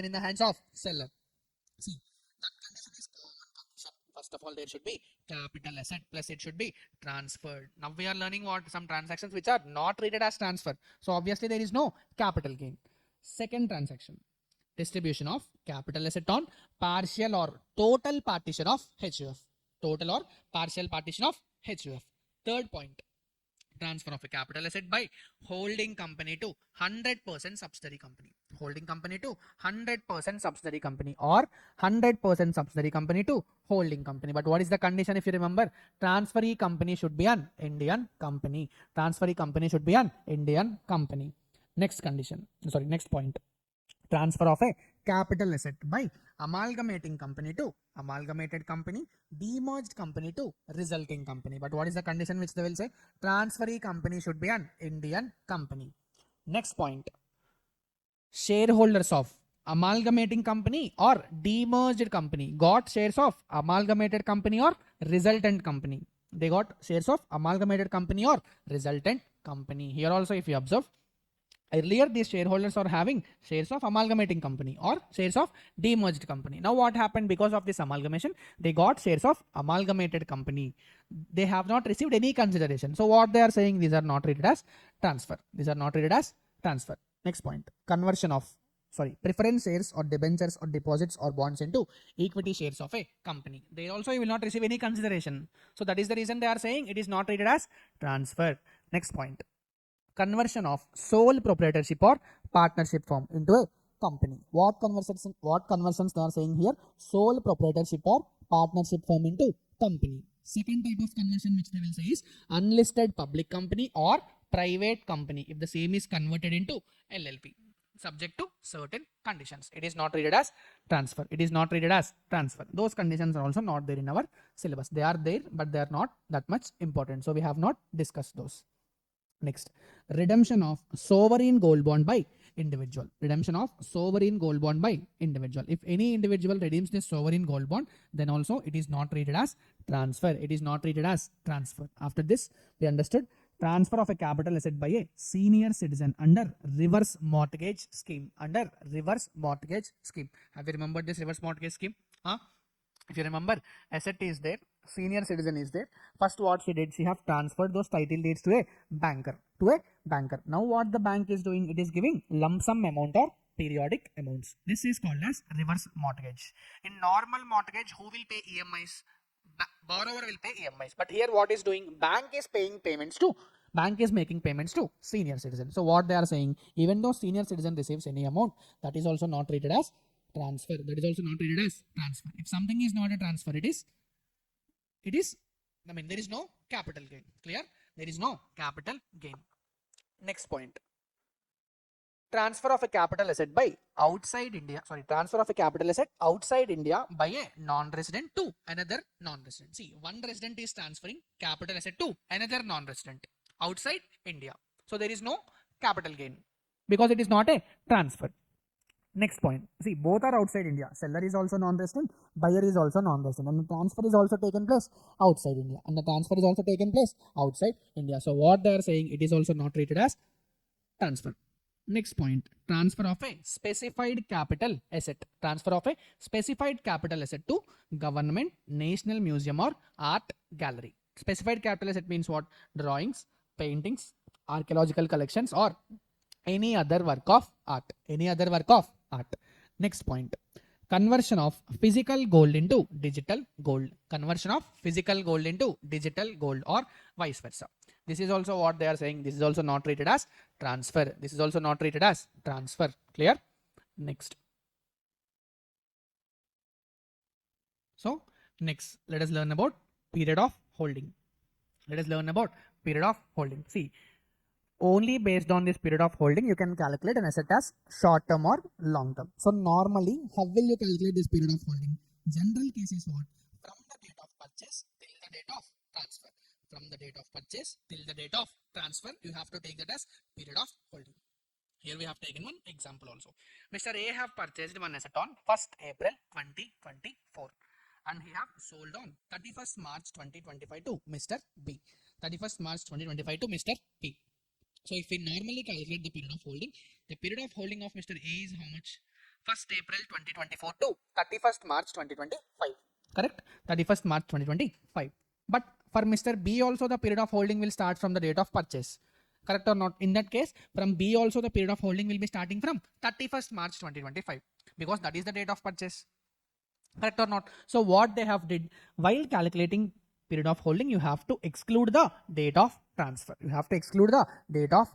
Which means what? Here if you check Mr. A, the period of holding is how much? From 1st April 2024 to 30 March 2025, which means we have excluded the date of transfer. For Mr. B, it starts from 31st March 2025. Understood? Next, we have learned about some special cases. In that cases, what they will say, the first special case is what? Cases covered in section 49 subsection 1 modes. If you look at those section 49 subsection 1, which will be covered later, but you have to remember, period of holding includes period of holding of previous owner or previous asset. Previous owner's period of holding you have to take, or previous assets period of holding you have to take. Next point, for right shares. You have to take period from the date of allotment of such right shares. There is something called as date of allotment. From that date, you have to calculate the period of holding. For which shares? Right shares. For right shares. Next point, sale of rights. Sale of rights. Here what you have to take, you have to take the date from the, you have to take the period from the date of offer. You have to compute the period from date of offer. After that, bonus shares. After that, bonus shares. If you remember, for bonus shares also, period from the date of allotment should be taken. Period from the date of allotment should be taken. Next onwards, very, very important. So try to focus, because from here only most of the exam questions are asked. Numbers. Okay. So from here, numbers will come. So pay 100% attention. The first one, you have to, we will start our capital gains computation with which figure? Full value of consideration or sale consideration. So which value you will take here? You will take sale value of the asset. You will take sale value of the asset. However, fair market value of asset transferred. If consideration is not ascertainable, which means what? Barter system. Which means barter system. Then you will take fair market value of asset transferred. If that is not available, then you will take fair market value of asset received. Then you will take fair market value of asset received. After that, expenses on transfer. Expenses on transfer, which means what? For example, while selling, if you incurred any commission expenses, any registration fees, or any brokerage, etc., those will be allowed as deduction. Those will be allowed as deduction. From sale consideration, you will deduct expenses on transfer. So these expenses you have to deduct. After that, cost of acquisition. After that, cost of acquisition. Very, very important. So focus. First, what cost you will take? Original cost of the asset you will take. What you will take? Original cost of the asset you will take. But one thing you have to remember, STT paid shall not be allowed as deduction. What is not allowed as deduction? STT paid shall not be allowed as deduction. See, we are learning capital gains chapter. So while calculating capital gain, STT paid would not be allowed as deduction. Second point, if any expense is allowed as deduction under any other head, if any expense is allowed as deduction under any other head or chapter 6A deductions, it should not form part of cost of acquisition. It should not form part of cost of acquisition. If you remember, we have taken example of income from house property computation there. You know that interest on borrowed capital will be allowed as deduction while calculating income from house property. Correct? And if you know little bit accounts, in accounts what they will say, if you have taken any loan to purchase an asset, if you have taken any loan to purchase an asset and you have purchased the asset or constructed the asset, so till the asset is ready to use, till the asset is ready to use, you will calculate the interest, and that interest will be added to the cost of acquisition. Correct or not? That interest will be added to the cost of acquisition. Now what these are saying, you also know that while calculating income from house property, there is something called as interest on borrowed capital. There is something called as interest on borrowed capital. Correct? So if you remember, there are two types of interest: pre-construction interest, post-construction interest. So if you already allowed that interest deduction there, then such will not be added in cost, because you have already taken benefit once, so it would not be allowed as benefit again. So it would not be allowed as benefit again. So only one benefit. If you have already taken deduction under any other head, so don't come here, because if you take double deduction, that is not correct. So what they are saying, one deduction is fine. One deduction is fine. Next, cost of improvements. What is the meaning of cost of improvements? Additions or alterations to capital asset, which means what? There is one building. SSE have constructed first floor or second floor or third floor. These are called as cost of improvements. Cost of improvements. Okay. Yes. After this, very, very important, treatment of assets acquired before 1/4/2001. If any asset is acquired before 1/4/2001, because if you look at indexation numbers, the very first year which will be started is how much? Previous year, 2001, 2. Correct or not? So obviously, if any asset is purchased before 1/4/2001, then what is the treatment? You have to understand. So carefully listen. Very, very important. First one, cost of acquisition you will take as actual cost of acquisition or fair market value as on 1/4/2001, whichever is higher. What you will take? Actual cost of acquisition or fair market value as on 1/4/2001, whichever is higher.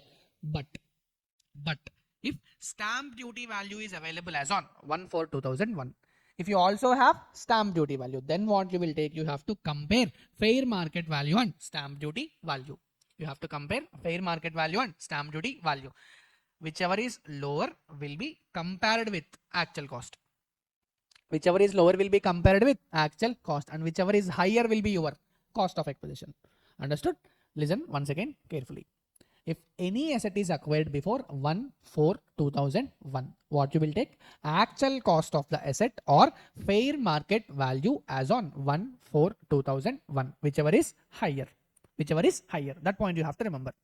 But if specifically they have given stamp duty value as on 1/4/2001, instead of taking fair market value here,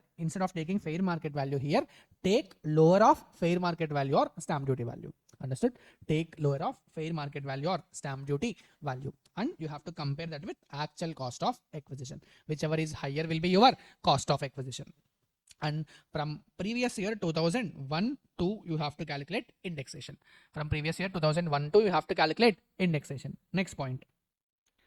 Cost of improvement incurred before 1/4/2001 should be ignored. Cost of improvements incurred before 1/4/2001 should be ignored because here you are taking fair market value as on which date? 1/4/2001.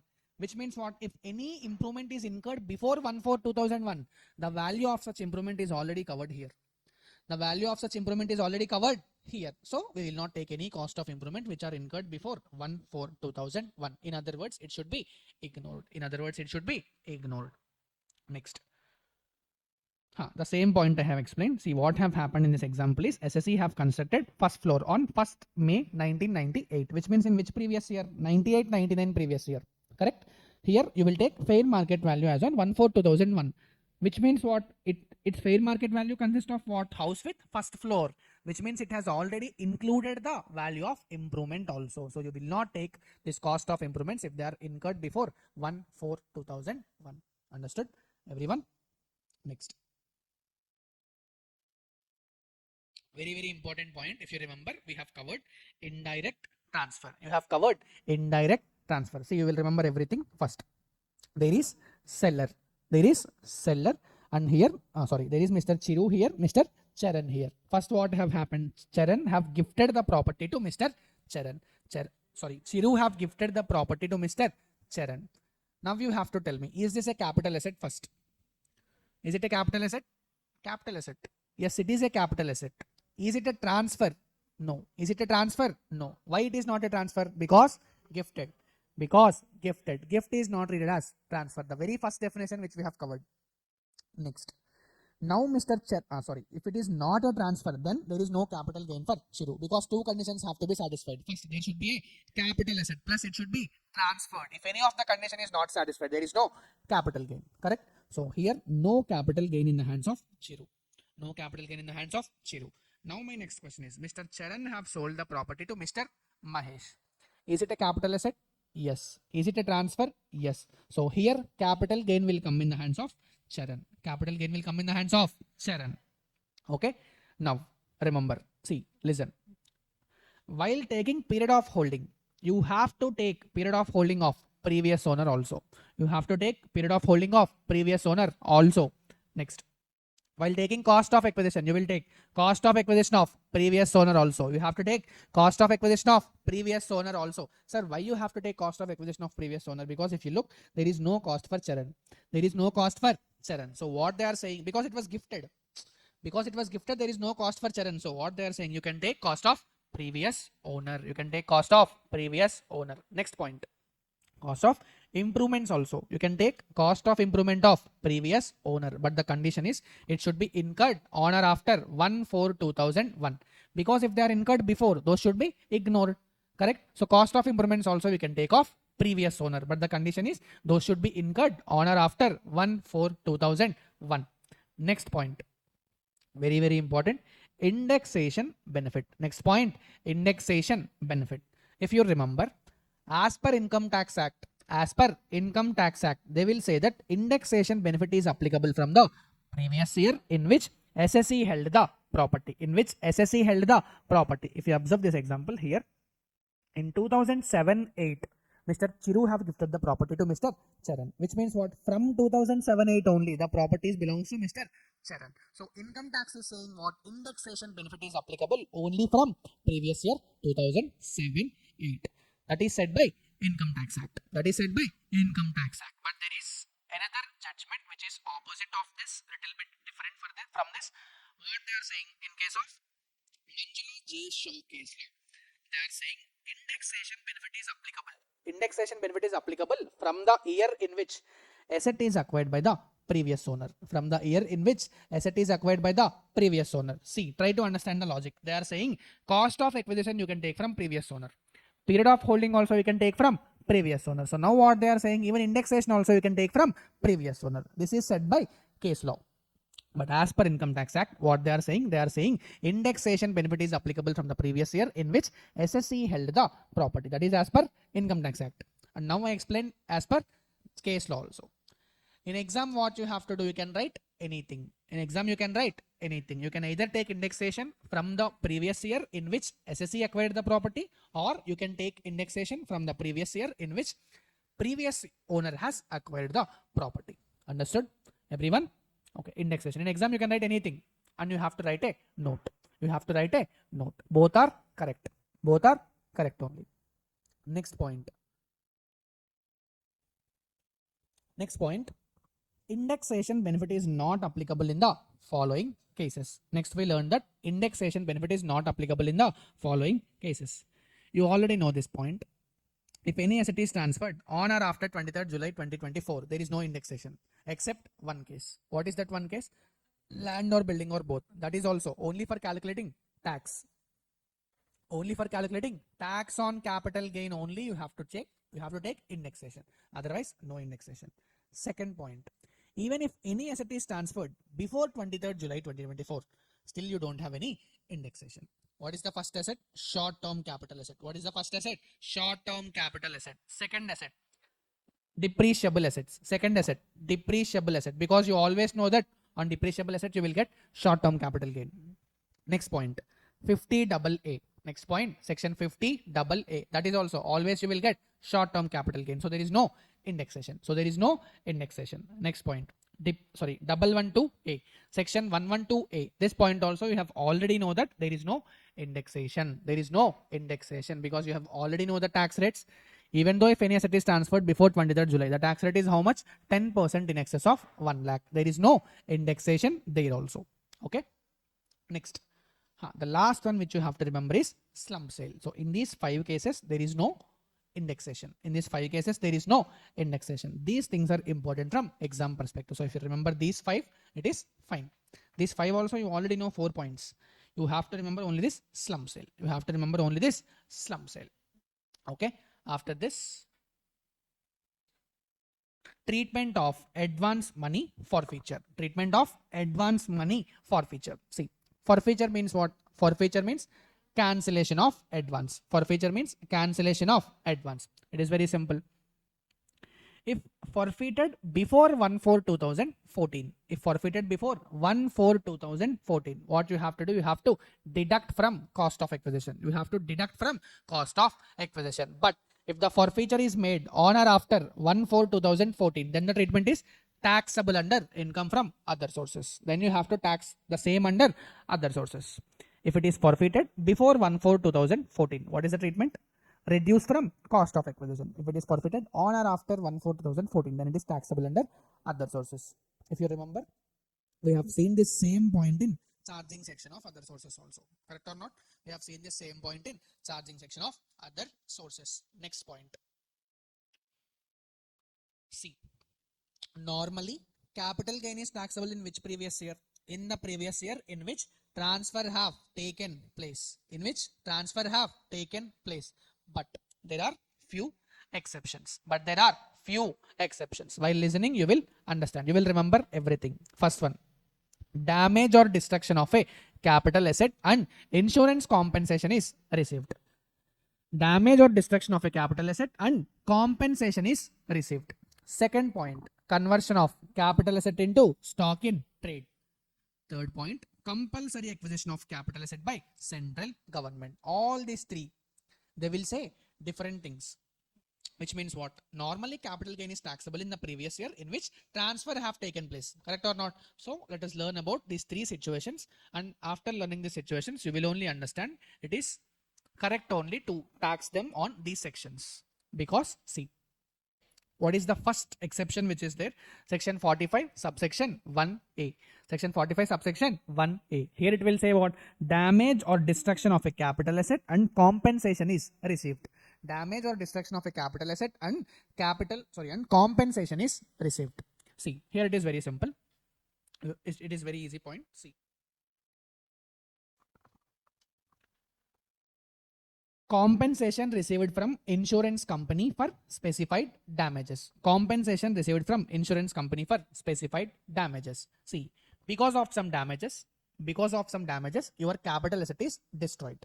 Because of some damages, your capital asset is destroyed. And now you are getting compensation from insurance company. So here what they will say, while taking full value of consideration or sale consideration, you have to take. If you receive any cash compensation from insurance company, you have to take such cash. Or if you have received any asset from insurance company, you have to take fair market value of the asset received. Simple. If you have received any cash, you will take cash. If you have received any asset, you will take fair market value of such asset. That is full value of consideration minus cost of acquisition or cost of improvements. What you will take? As usual, you will take cost of acquisition or cost of improvements. What you will take? As usual, which means whatever the destroyed asset is there, that you will take. Next point, indexation benefit is applicable till which previous year? Always you have to remember, indexation benefit is always applicable till the year of transfer.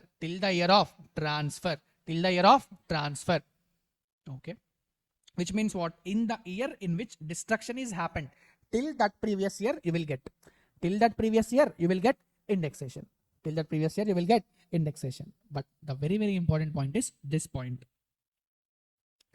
It is taxable in the previous year in which compensation is received. Normally it should be taxable in the year of destruction because that is the year of transfer. Correct or not? But here what they are saying, it is exception. So what they are saying, it is taxable in the previous year in which compensation is received, because SSC have already suffered the loss. So it is not correct to ask him to pay capital gain on such loss. So what they are doing here, they are waiting till the SSC receives insurance compensation. So the moment SSC receives insurance compensation, they are asking him to pay the capital gain tax. Very simple. Here what you have to remember is this full value of consideration or sale consideration. Which value you will take, you have to remember. If you have received any cash compensation from insurance company, that should be included. I mean, whatever the cash you have received, or if you have received any capital asset, you have to take the fair market value of the capital asset received. Okay. Next, indexation benefit is applicable till the year of destruction. After that, it is taxable in the previous year in which compensation is received. It is not taxable in the year of destruction. It is taxable in the year of compensation received. Understood? Everyone, open your books. Everyone,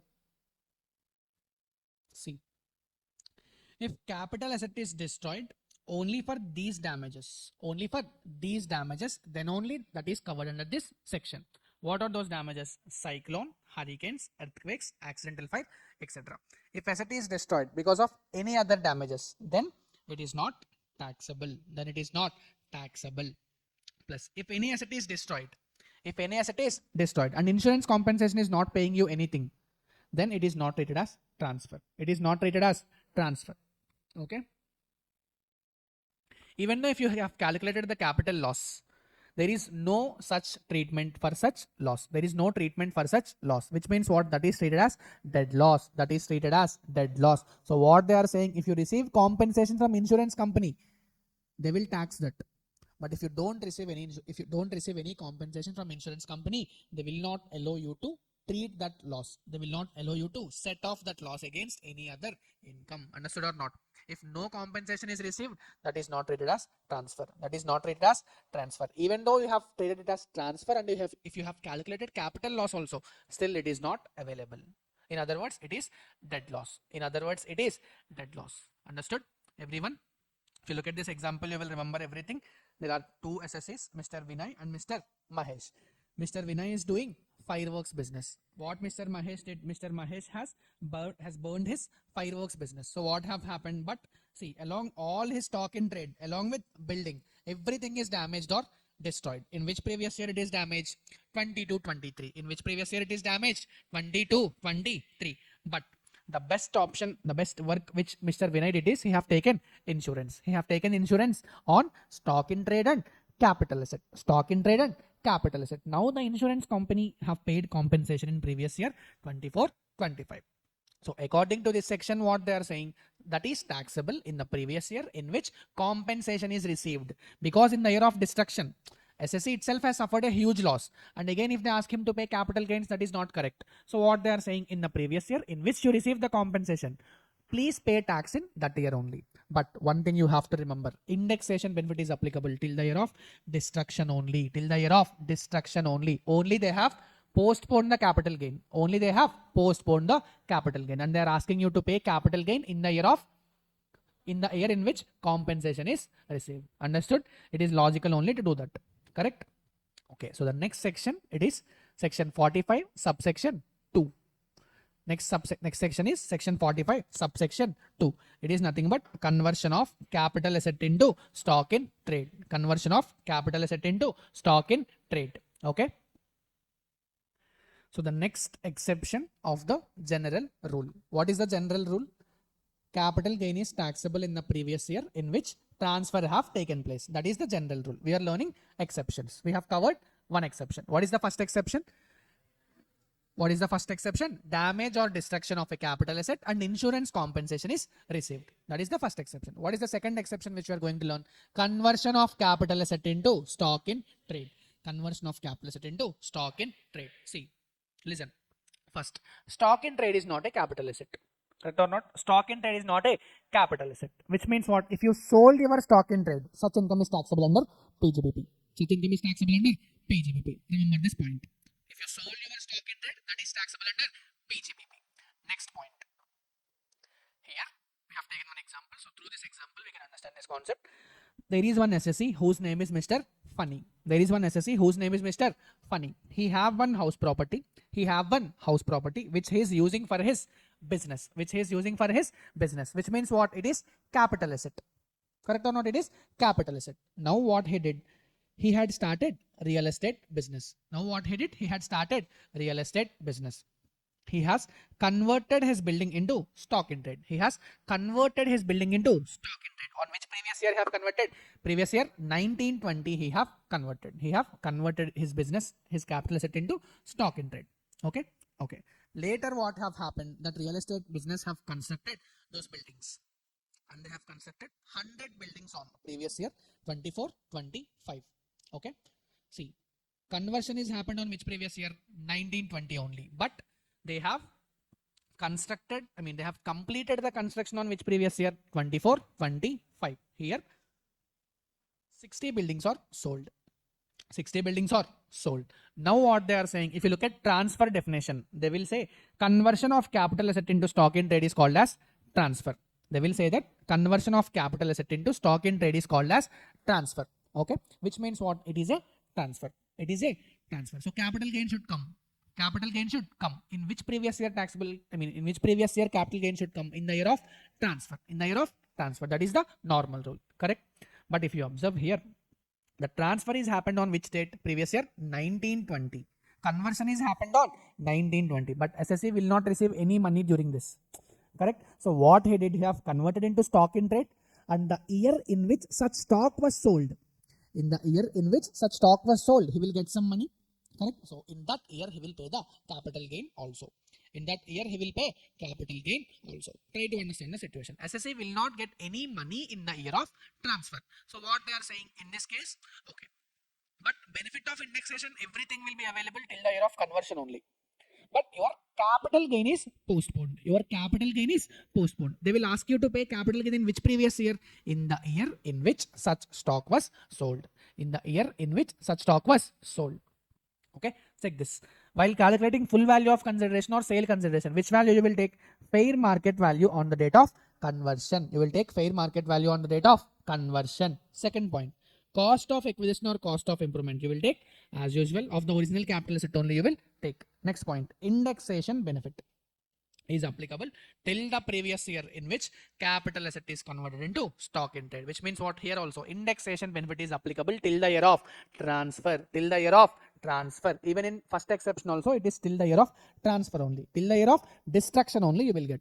Here also in the same case, till the year of conversion only you will get indexation. But important point is this: it is taxable in the previous year in which such stock was sold. It is taxable in the previous year in which such stock was sold. You have to understand two things. In the year in which such stock was sold, you will get PGBP income also. Because if you sell your stock, you will get PGBP income. Correct or not? But another income is what? You have converted your capital asset into stock in trade, which means what? Now you have to calculate capital gain also. Now you have to calculate capital gain also. Understood? Are you remembering? Here for the first note point we have written that point only. In the year in which such stock was sold, in addition to the capital gain computed above, he will also get PGBP income. He will also get PGBP income also. Here what we have to think, sale value you have to take minus fair market value of capital asset as on date of conversion you will deduct, which means what, this value. Whatever the full value of consideration you have taken, that will be deducted from PGBP income. Correct? That will be deducted from this sale value, and other revenue expenses also you have to deduct. Then you will get PGBP income. Then you will get PGBP income. Next point.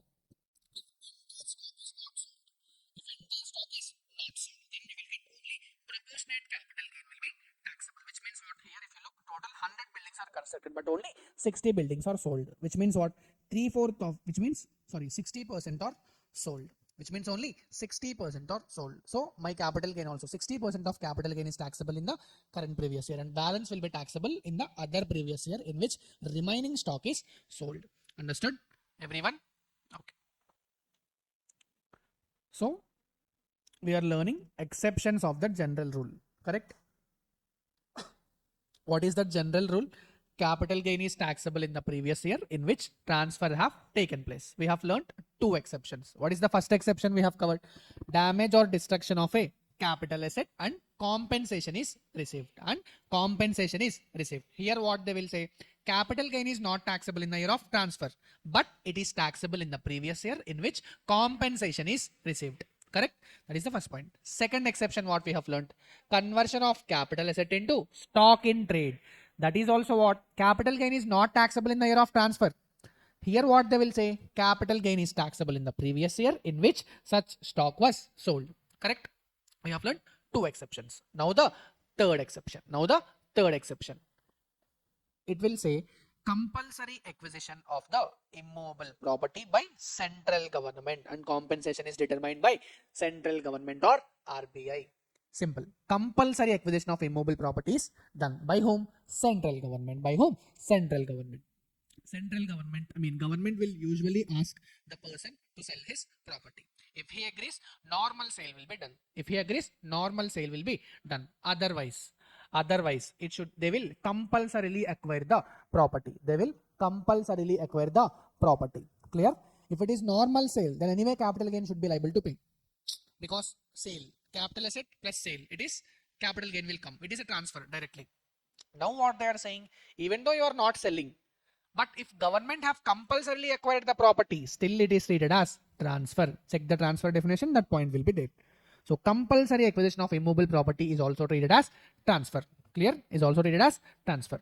Okay. Now what they will say, there are two types of compensations here. There are two types of compensations. You have to remember this. First one, initial compensation. Second one, enhanced compensation. First one, initial compensation, and second one, enhanced compensation. See, there is one property which is constructed in the middle of the forest, but what the central government have did, central government have compulsorily acquired the property. Okay, the year of transfer is what? Year of compulsory acquisition. Year of transfer is what? Year of compulsory acquisition. Assume the compulsory acquisition is happened in previous year 21-22. Okay, in this case initial compensation is received. What is received? Initial compensation of 50 lakh rupees is received. In which previous year? 25-26.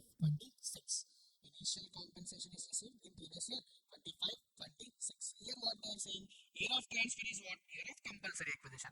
But in that year, SSE will not have any money. First of all, he is not willing to sell the property, but government have compulsorily acquired the property. That is fine. Now, if the government again asks him to pay the tax, it is not at all correct, because first of all, he is not interested to sell the property. But anyway, you have acquired the property. Again, if you ask him to pay capital gains, that is not correct. So what they did, they have provided exception. They have provided exception. What they will ask, okay, in the year in which you receive the compensation, please pay tax on that year. Please pay tax on that year. Which means what? If in 25-26 you have received initial compensation, that full compensation, on that full compensation you have to pay tax in which previous year? 25-26 only. Clear? Understood? Next, if SSE feels that initial compensation which is paid by the government is very less, if SSE feels that initial compensation paid by the government is very less, he can challenge the same in the court of law.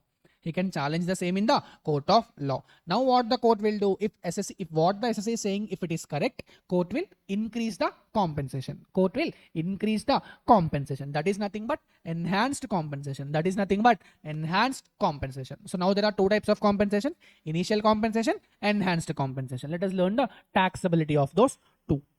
First, sale consideration you have to take total compensation received or receivable. Total compensation received or receivable you will take. For what? Initial compensation. But for enhanced compensation you will take only total compensation received. You can take only total compensation received minus cost of acquisition is cost of acquisition, what you will take as usual for initial compensation. Next part, expenditure on transfer also, you will get only legal expenses or litigation expenses. You will get only legal expenses or litigation expenses, because it is compulsory acquisition, which means what? Buyer will not sell his property, so obviously he will keep some lawyer, and there are some fights are going on. Meanwhile, the government acquires the property, that is for sure. But what SC can do, maximum he can fight for compensation. So if there is any legal or litigation expenses, those are allowed as deduction. Next point, indexation benefit is applicable till which previous year? Till the year of transfer. Till the year of transfer. In all the exceptions, indexation benefit is applicable till the year of transfer only. What they have did, they have only postponed the capital gain, but indexation till the year of transfer only. Year of transfer means what? Year of compulsory acquisition. Correct or not? Okay, last one, but it is taxable in the previous year in which compensation is received. It is taxable in the previous year in which compensation is received. This is while calculating initial compensation. Now for enhanced compensation, what is my sale consideration? Total compensation received. Cost of acquisition would be nil, because the entire cost is already set off here. Entire cost you have already taken while calculating capital gain for initial compensation. So enhanced compensation, there is no cost. Understood? Minus litigation expenses, normally allowed as deduction. Next point, indexation benefit is, see, cost is only not there. What indexation you will have? Cost of acquisition only is nil here. So obviously indexation is also not there. Last point, enhanced compensation is also taxable in the previous year in which enhanced compensation is received. In which enhanced compensation is received. Next point, if initial compensation is received in installments. If initial compensation is received in installments, remember, entire initial compensation will be taxable in the previous year in which first installment is received. Are you remembering this point? Initial compensation, if it is received in installments, entire initial compensation is taxable in which previous year? In the previous year in which first installment is received. But in case of enhanced compensation, if you received only part is only taxable. Are you remembering? In case of enhanced compensation, if you receive part, only part will be taxable. Clear or not? Okay, next part. Nature of enhanced compensation is what? If initial compensation is long term, enhanced compensation is also long term. If initial compensation is short term, enhanced is also short term. Clear? Last point. If any compensation is received by way of interim order, if any compensation is received by way of interim order from a court or tribunal, then what they will say? It is taxable in the previous year in which final order is passed. If you see interim order in the exam, you have to check the previous year in which final order is passed. The previous year in which final order is passed. Understood? Okay. So with this, we have completed 3 exceptions. What is the first exception? Damage or destruction of a capital asset. There what they will say, capital gain is taxable in the previous year in which compensation is received. What is the second exception? Conversion of capital asset into stock in trade. In this case what they will say, capital gain is taxable in the previous year in which such stock was sold. What is the third exception which we have covered? Compulsory acquisition of immovable property by central government. Here also what they will say, capital gain is taxable in the previous year in which compensation is determined, in which compensation is received. Sorry, not determined, compensation is received. Understood? In all the three cases, indexation is available till the year of transfer. Indexation is available till the year of transfer. Understood? Everyone? Okay. See. Another very important section, section 50C. If they ask questions from capital gains, 95% they will ask related to immovable property only. If you remember, I think we have solved many questions in capital gains. Almost all the questions, I think 95 to 90% of the questions are from immovable property only.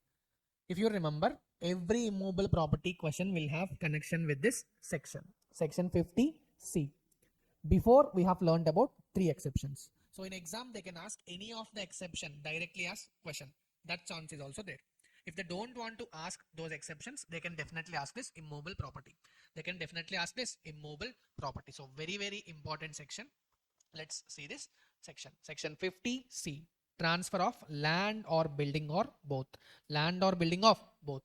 Here, if stamp duty value is more than 110% of actual consideration.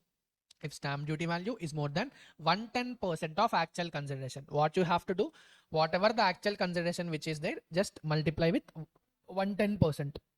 Compare stamp duty value with 110% of actual consideration. If stamp duty value is more than 110% of actual consideration, your full value of consideration will be stamp duty value. Your full value of consideration will be stamp duty value determined by the valuation authorities. Okay, which means what? They are selling their properties less than the stamp duty value. They are selling their properties less than the stamp duty value, because if they sell, their capital gain will be less. If they sell at lesser amount, their capital gain will be less. So they have introduced this section. Most of the people are misutilizing and they are selling below the stamp duty value. So they have introduced this section. What they are saying, you have to compare stamp duty value with 110% of actual consideration. If stamp duty value is still more than that, then full value of consideration will be that stamp duty value. Clear? If not, then full value of consideration will be your actual consideration. If not, which means what? Your consideration itself is more than the stamp duty value. In that case, they are very happy because you have sold at higher amount, you will pay higher tax. So they are happy. When the problem will come when you sold the property at a price less than stamp duty value. That is also what? 110% of consideration. If your stamp duty is more than 110% of actual consideration, then only full value of consideration will be stamp duty value. Understood? Next. We have taken one example also. Stamp duty value is 130 lakh. Actual consideration is how much? 120 lakh. First what we did, SDV should be compared with 110% of actual consideration, which means what? 130 lakh, that is stamp duty, should be compared with actual consideration. Here what? It is less. It is not more than, it is less than. So what will be taken? Actual consideration will be taken, which is 120 lakh. Like that. Another example also, if you observe, actual consideration is how much? 1,10,000. There what we calculated, 110 lakh into 110 lakh into 110%, which is how much? 121 lakh. Is stamp duty value more than 110% of actual consideration? Yes. Therefore, full value of consideration will be stamp duty value, which means how much it is? 130 lakh. Clear? Everyone? Next point. SSE is feeling that whatever the stamp duty value which is fixed by the valuation authorities is more than fair market value. Which means what? Stamp duty value is very more, but it is not practically possible to sell the property at such higher rate because fair market value is not that much. So now what will happen? SSE will request the assessing officer. SSE will request the assessing officer. Now the assessing officer will forward the case to valuation officer. Now the assessing officer will forward the case to valuation officer. In this case, what will happen? Full value of consideration. Full value of consideration will be value determined by the valuation officer or SDV determined earlier, whichever is lower. You have to remember this. Full value of consideration will be value determined by the valuation officer or stamp duty value, whichever is lower, whichever is lower. Clear, everyone? Here they will say one condition also. SSE don't want to make any appeal. If SSE want to make appeal, go to court. They will decide what is the fair market value and what is the stamp duty value. So don't come here. If you don't want to make any appeal, then only come to this section. Then only valuation officer will find the value. Okay, they will find two rates. I mean stamp duty value and fair market value, whichever is lower. Sorry, value determined by the valuation officer or stamp duty value, whichever is lower will be your full value of consideration. Understood? Last point. If two dates are there, what are those dates? Date of agreement and date of transfer. Date of agreement and date of transfer. If both are different, which date stamp duty value you have to take? Which date stamp duty value you have to take? Here it is very simple. Stamp duty value on the date of agreement can be taken. Stamp duty value on the date of agreement can be taken. But what is the condition? At least part or full consideration. At least part or full consideration should be paid by way of account payee check or account payee bank draft or electronic clearing system or any other mode as may be prescribed up to the date of agreement. Up to the date of agreement. Then only you can take stamp duty value on the date of agreement. Otherwise, you have to take stamp duty value on the date of transfer. Clear? Listen once again. Two dates are there. Date of agreement and date of transfer. Date of agreement and date of transfer. Clear? Which date stamp duty value you will take? Stamp duty value on the date of agreement can be taken. But what is the condition? At least full or part of the consideration should be received in account payee check, account payee bank draft, or electronic clearing system, or any other mode as may be prescribed. Up to the date of agreement. Up to the date of agreement. Only then stamp duty value on the date of agreement will be taken. Otherwise, stamp duty value on the date of transfer should be taken. Stamp duty value on the date of transfer should be taken. If you have received advance in the form of cash or bearer check or crossed check up to the date of agreement, that is not considered. That is not considered. You cannot say that. See, assume you have received cash consideration before the date of agreement. Now you cannot take STV on the date of agreement because you have received otherwise than by account pay check. Understood? Cash or crossed check or bearer check, the same provision will apply. See, they don't want cash transactions to happen. So that is the reason why they are saying STV on the date of agreement can be taken. But condition is consideration should be received by way of account pay check, account pay bank draft, or electronic clearing system as may be prescribed. Understood? What are the modes which may be prescribed? Debit card, credit card, UPI, QR code, IMPS, NEFT, RTGS. These kind of transactions they have preferred. Understood? Very, very important section. Okay. Okay. Okay. So the next thing is capital gain in case of bonus shares. Capital gain in case of bonus shares.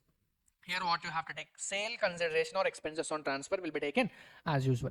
And the next important thing is what period of holding you have to take from the date of allotment. Period of holding you have to take from the date of allotment. While taking cost of acquisition, you have to check one thing. If they have allotted before 1/4/2001, if they have allotted before 1/4/2001, then you have to take fair market value as on 1/4/2001. But if they are allotted on or after 1/4/2001, they are nil.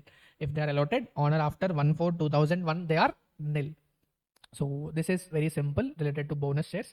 Cost of acquisition would be generally not there for these bonus shares. Therefore, you have to take nil. But in case if you have allotted those shares, if those shares have allotted to you before 1/4/2001, then you have to take fair market value as on 1/4/2001.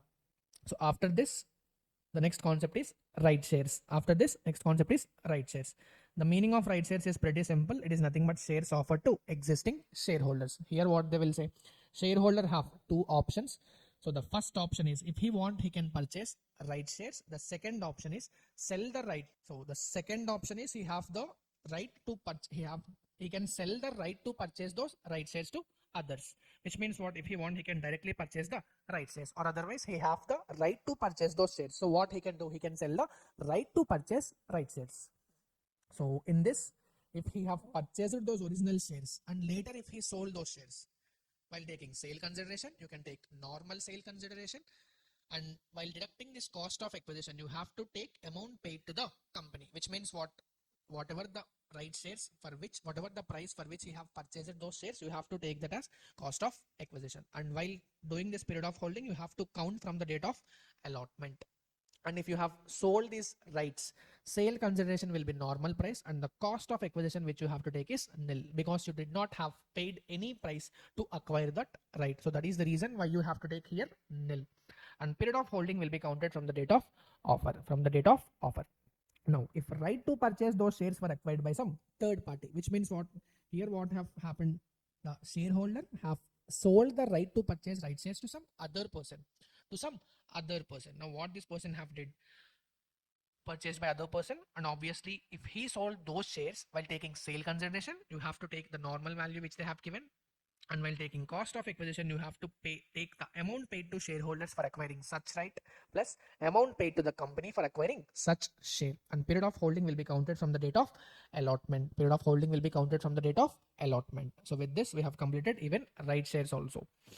The next concept is very important, exemptions. The very important exemptions under section 54 series. So if any question from sale of immovable property in exam is given, obviously they will never miss this section 50C, which we have covered just now, and after this they will definitely give some exemptions like 54 EC or 54F.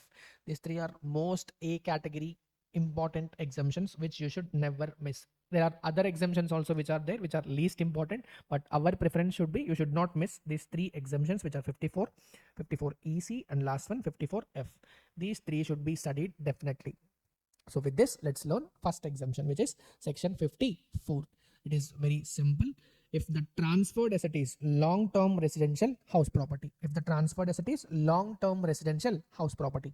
and the new asset purchased should be another residential house property. However, if long-term capital gain is up to 2 crores, SSE can purchase two residential house properties, but both should be in India only. Very simple. Transferred asset is what? Long-term residential house property. New asset purchased is also another residential house property in India. If long-term capital gain is up to 2 crores, then SSE can purchase two residential house properties in India. And they have also prescribed the time limit for acquiring new asset. Here what they will say, in case of purchase 1 year before or 2 years from the date of transfer. In case of purchase, they will say 1 year before or 2 years from the date of transfer, you can purchase the new asset. Also, in case of construction, you can purchase the same, but within 3 years from the date of transfer. In case of construction, you can acquire the new asset, but the condition is what? It should be constructed within 3 years after the date of transfer. After this, what they will say? Limit of exemption. It is investment in new asset or capital gain, whichever is lower. For example, what if you have invested 100 crore? If you have invested some 10 crore in new asset or capital gain is 5 crore, you will get only 5 crores as exemption. Another amendment which is happened here is maximum exemption is restricted to how much? 10 crores. Maximum exemption is restricted to 10 crores. Another condition what they will say is lock-in period, which means whatever the new asset which you have purchased, that should not be transferred within 3 years. That should not be transferred for a period of 3 years, which means from the date of acquisition, you should not transfer the asset for next 3 years. What happened if the asset is transferred within 3 years? So whatever the amount of exemption which is exempted earlier would be reduced from your cost of acquisition. Okay, so now let's move to the exemptions part. As we have already discussed that if they have given any question relating to immobile property, they will ask this 54 exemption, 54 EC or last 54F. So these three exemptions they are going to cover in maximum cases. So without making any further delay, let's start with this exemptions under section 54 series. So the very first important section which we are going to learn is section 54. It is very simple. The transferred asset should be long-term residential house property. So whatever the asset which you have transferred, that should be long-term residential house property. And also the new asset purchase should also be another residential house property in India. Remember, they will say that you have to purchase new asset, that is also another residential house property in India. But you have to remember this point. If long-term capital gain is up to 2 crores, SSE can purchase how many properties? Two residential house properties in India. Very simple. Section 54 is applicable when the transferred asset is long-term residential house property, and when the new asset which is purchased, that is also another residential house property in India, should be purchased. If long-term capital gain is up to 2 crores, SSE can purchase 2 residential house properties in India. In India only he have to purchase. If he have purchased outside India, it is not covered under this exemption. So no exemption will be applicable. Another point, it is applicable only for individual or HUF. It is clearly applicable only for individual or HUF. So the transferred asset should be long-term residential house property. The new asset which is acquired, that should also be another residential house property in India. However, if LTCG is up to 2 crores, then he can purchase 2 residential house properties in India. They will also prescribe the time limit for acquiring new asset. If you want to purchase a new asset, you can do so, but that should be 1 year before the transfer or 2 years after the date of transfer. Or if you want to construct the new asset, that should be constructed, but the time limit is it should be constructed within 3 years from the date of transfer. Simple. Purchase 1 year before, 2 years after. In case of construction, that should be done within 3 years after the date of transfer. Is it clear? Yes. Now comes the very important part, which is limit of exemption. It is very simple. How much you have invested in the new asset or whatever the capital gain which you have occurred. So investment in new asset or capital gain, whichever is lower would be allowed as exemption. Whichever is lower would be allowed as exemption. However, if this lower amount is more than 10 crores in any case, that exemption is restricted to 10 crores only, which means under section 54, the maximum exemption which you can get is only 10 crores. So the next part. Okay. You will purchase new residential house property, correct? Whatever the new residential house property which you have already purchased, that you have to hold such asset for a period of at least 3 years from the date of acquisition of new asset, which means what they are asking you to hold the asset for at least 3 years from the date of acquisition of new asset. If you have transferred this asset within 3 years, so whatever the exemption which you got earlier, that will be reduced from your cost of acquisition. If it is reduced from that cost of acquisition, which means indirectly they are saying whatever the exemption which you have taken, that will be taxable in the current year. But what they are prescribing, you have to reduce that from cost of acquisition. It is very simple exemption. What you have to remember, transferred asset should be long-term residential house property, and whatever the new asset which is purchased, that should also be another residential house property in India. However, if long-term capital gain is up to 2 crores, SSE can purchase 2 residential house properties in India. They will prescribe the time limit also. That is also very simple. In case of purchase, 1 year before or 2 years from the date of transfer. In case of construction, that should be 3 years from the date of transfer. Clear? The limit of exemption is also pretty simple. So whatever the capital gain which you got or the amount invested in the new asset, whichever is lower, would be treated as exemption under section 54. Very easiest exemption. Short question. If they ask immobile property, maximum chances are they will cover this exemption under section 54 only. So with this we have completed this section 54 exemption. So the next exemption which we are going to learn is section 54 EC. This is also another important section. This is also related to immobile property only. So there are high chances if they have given a question of immobile property, they will cover 50C section, stamp duty value section. Second part is they will definitely give exemption under section 54, that we have already covered. The next very high chances of asking it is section 54 EC. So the next exemption is 50 EC. It is also very simple. The asset transferred should be in long-term capital asset, which is land or building or both. So same as somewhere related to immobile property only. So the asset transfer should be land or building or both. It is applicable for all SSEs. Remember, 54 is only applicable for individual or HUF, but 54 EC is applicable for all SSEs. Here what they will say, whatever the new asset which you want to purchase, those should be bonds which are redeemable after 5 years.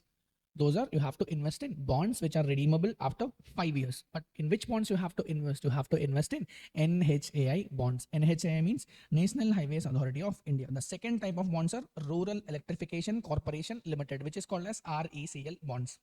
The third one is Power Finance Corporation Limited, which are PFCL bonds. And the last one, Indian Railways Financial Corporation Limited, which are IRFCL bonds. Pretty simple. NHAI bonds are covered. Next, RECL bonds are covered, which are Rural Electrification Corporation Limited, and PFCL, Power Financial Corporation Limited bonds are also covered. And last one, IRFCL bonds are also covered. You can remember the shortcuts. NHAI, RECL, PFCL, and IRFCL. If you have invested in these bonds which are redeemable after 5 years, then you are eligible for exemption under section 54 EC. And this section have also prescribed the time limit for acquiring new asset. Here they will prescribe new asset should be purchased within 6 months from the date of transfer. Very important. Within 6 months from the date of transfer. So the amount of exemption is also pretty simple. Investment in capital asset or capital gain, whichever you have calculated, whichever is lower would be allowed as exemption under section 54 EC. Similar like section 54, there the maximum exemption is restricted to 10 crores, but here the maximum exemption is restricted to 50 lakh only. The maximum exemption is restricted to 50 lakh. Remember, this 50 lakh is for all these bonds. I mean, all these entities. It is not 50 lakh for NHI, 50 lakh for RECL, 50 lakh for PFCL, 50 lakh for ARFCL. No, it's not like that. 50 lakh is for entire bonds. Is it clear? The exemption amount is pretty simple. Investment in capital asset or capital gain, whichever is lower. The maximum exemption is restricted to 50 lakh rupees. Here also they will prescribe the lock-in period. Lock-in period is pretty simple. You have to hold the asset which you have purchased for at least 5 years from the date of acquisition. You have to hold the asset for a period of 5 years from the date of acquisition. If the asset is transferred within 5 years, whatever the amount which you have exempted earlier, that would be taxable as long-term capital gain in the year of violation. Which means what? If you have transferred within 5 years, in which year you have transferred, in that year, whatever the exemption which you got earlier, that would be taxable as long-term capital gain. Clear? In section 54, that will be reduced from the cost of acquisition, but here such amount is directly taxable as long-term capital gain. In both cases, we are making the exemption which you got earlier taxable only, but the method of taxability is little bit different. In section 54, we are reducing from cost, but here we are directly taxing as long-term capital gains. So you have to observe in both the cases, we are making that exemption which we have taken earlier taxable only. Clear? Yes. So the next exemption is section 54B. This is not that much important from the exam perspective, but still there are chances that MCQ may come. So let's watch this very quickly. Simple. Deduction from capital gain on transfer of urban agricultural land. If urban agricultural land is transferred, then this exemption is applicable. You have to remember, if rural agricultural land is transferred, guys, that is not a capital asset only. So obviously no capital gain will come. But here we are covering urban agricultural land, which means what? If any urban agricultural land is transferred, they will prescribe one exemption here. Clear? The asset transferred should be urban agricultural land. The asset transferred should be urban agricultural land. Here they will prescribe one condition. Such land should be used for agricultural purposes for at least 2 years prior to the date of transfer, which means what? From the date of transfer, you have to calculate its prior 2 years. At least its last 2 years, it should be used for agricultural purposes only. Then only such land is covered in this exemption.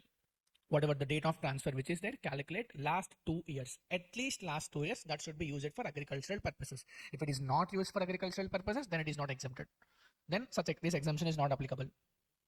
It is applicable for individual or HUF. Transferred asset is urban agricultural land. What about the new asset which is acquired? That is also another agricultural land.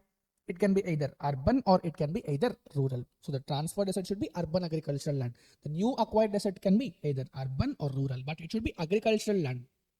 And they will prescribe the time limit for acquiring the new asset within 2 years from the date of transfer. In case of 54B, the time limit of acquisition is within 2 years from the date of transfer. Next point is amount of exemption. Simple. Capital gain or investment in new asset, whichever is lower.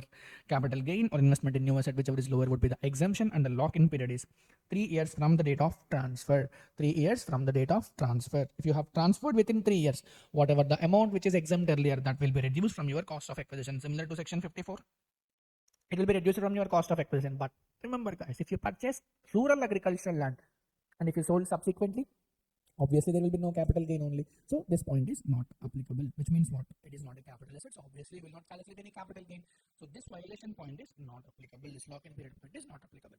But for urban agricultural land, if you sold within 3 years, whatever the exemption which you have taken earlier, that will be reduced from your cost of acquisition. Is it clear? So with this, we have completed 3 exemptions: 54 done, 54EC done, and 54B also done. So the next exemption is 54D. This is also not that much important from exam perspective, but since they may ask, but still they may ask some MCQs, so we will not miss this also. We will go this also a little bit faster. So compulsory acquisition of land or building of an industrial undertaking, which means what? One industrial undertaking have been compulsorily acquired. So whatever the land or building which is there, they are also compulsory acquired. So what they are saying, it is applicable for all SSEs. What the SSE should purchase? Another land or building for the purpose of establishing another undertaking. See here what will happen, industrial undertaking is basically the building or land of such industrial undertaking has been compulsorily acquired. So what the SSE is doing here, he will be establishing another industrial undertaking and he have to purchase another land or building. So in this case only, this exemption is applicable. Time limit which they will prescribe is within 3 years from the date of receipt of compensation. This is a little bit important. You have to check not from the rate of transfer but from the receipt of compensation. If you check, this is little bit similar to section 45 subsection 5, where the CG is also taxable in the previous year in which compensation is received, not in the previous year in which compulsory acquisition is made. So it is pretty similar to section 45 subsection 5. The next part, amount of exemption is capital gain or investment in new asset, whichever is lower. Lock-in period is also very simple, 3 years from the date of acquisition. If it is transferred within 3 years, whatever the amount which is exempt earlier, that should be reduced from your cost of acquisition. That should be reduced from your cost of acquisition. The next, another super important section is section 54F. As I have always said, 54, 54EC and last section 54F, another very important section. So listen guys, this section 54, the asset transferred should be any long-term capital asset except residential house property. Any long-term capital asset except residential house property. Listen, the new asset purchase, it should be another residential house property in India. You have to connect this with section 54. In section 54, they will say that the transferred asset should also be residential house property and the acquired asset, newly acquired asset should also be another residential house property. But in case of section 54, the transferred asset can be any long-term capital asset other than residential house property, but the new asset purchased should be residential house property in India. So I am summarizing once again. If you have transferred residential house property and if you have purchased another residential house property, you have to check section 54. But now under section 54F, the transferred asset should be any long-term capital asset other than residential house property, which means what? For example, you have transferred jewelry and if you have purchased residential house property, that is not covered under 54. In that case, you have to check this section 54F. Here what they will say, conditions they have prescribed. SSE should not own more than one residential house property other than new house. Listen, SSE should not own more than one residential house property, which means what? If SSE is already having one residential house property, he can purchase another residential house property. Okay, see, if SSE is already having one residential house property, he can purchase another residential house property. This is fine. But if SSE is having two residential house properties, which means more than one residential house property, now he cannot purchase residential house property, which means what? This exemption is not applicable. Again, if SSE is already having one residential house property, he can purchase another residential house property. That is fine. But SSE should not have more than one residential house property other than the new house. Clear? Yes. Another thing is SSE should not purchase another RHP within 2 years or construct another RHP within 3 years from the date of transfer of original asset. Very simple. From the date of transfer, you should not purchase another RHP or you should not construct another RHP. Not on the date of transfer, you should not have more than one. Even after the date of transfer also, you should not have more than. You should not purchase another residential house property. Is it clear? Yes, a little bit important point. So you can just watch these 2 points once again so that will be remembered. The time limit for acquiring new asset is pretty simple. It should be same as section 54, which is in case of purchase 1 year before, 2 years after, but in case of construction 3 years from the date of transfer.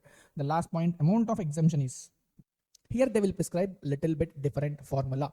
That is also very simple formula. What they will say is, if entire amount of net sale proceeds is invested in your capital, in your new asset, then entire amount of capital gain will be exempted. If you are unable to invest your net proceeds, then what they will say, proportionate capital gain as to how much you have invested, that would only be exempted. If you look at this formula, capital gain or formula, whichever is lower, amount invested in capital gain divided by net sale consideration. Amount invested into capital gain divided by net sale consideration. If entire amount of net sale consideration is invested, which means here also I will take net sale consideration, which means this and this will be cancelled. I will get whole amount of capital gain will be exempted. If not, only proportionate capital gain as to how much net sale consideration you have invested in the new asset, that amount is only exempted.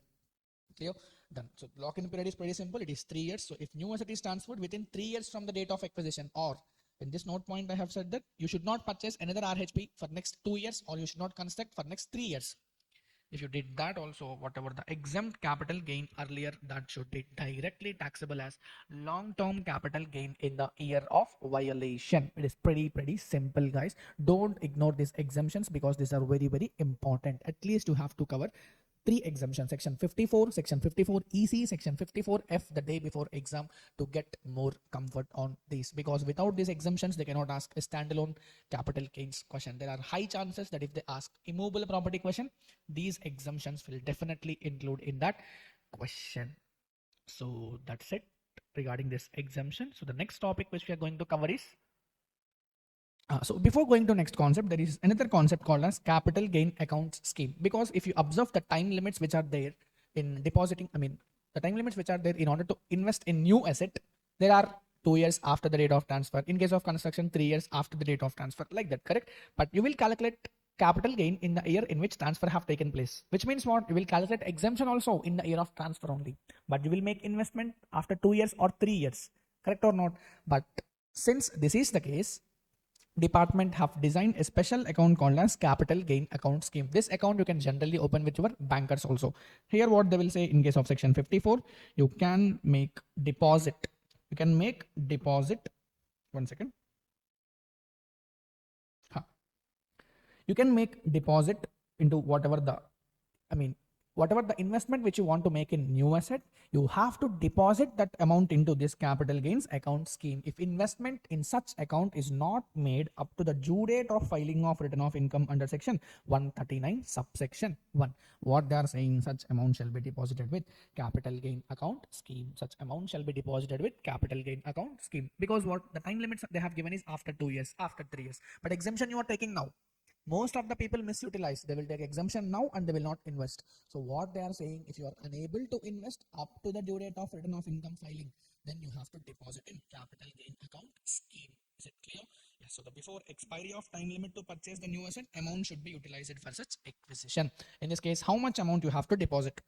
In case of section 54, capital gain or 10 crores reduced by investment in new asset, which means what?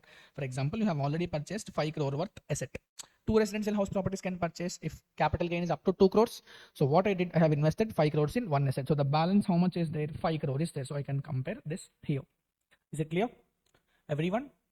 Yes. So for only for the purpose of this exemption calculation, if I have already invested in any other assets, a differential amount only here I have to consider.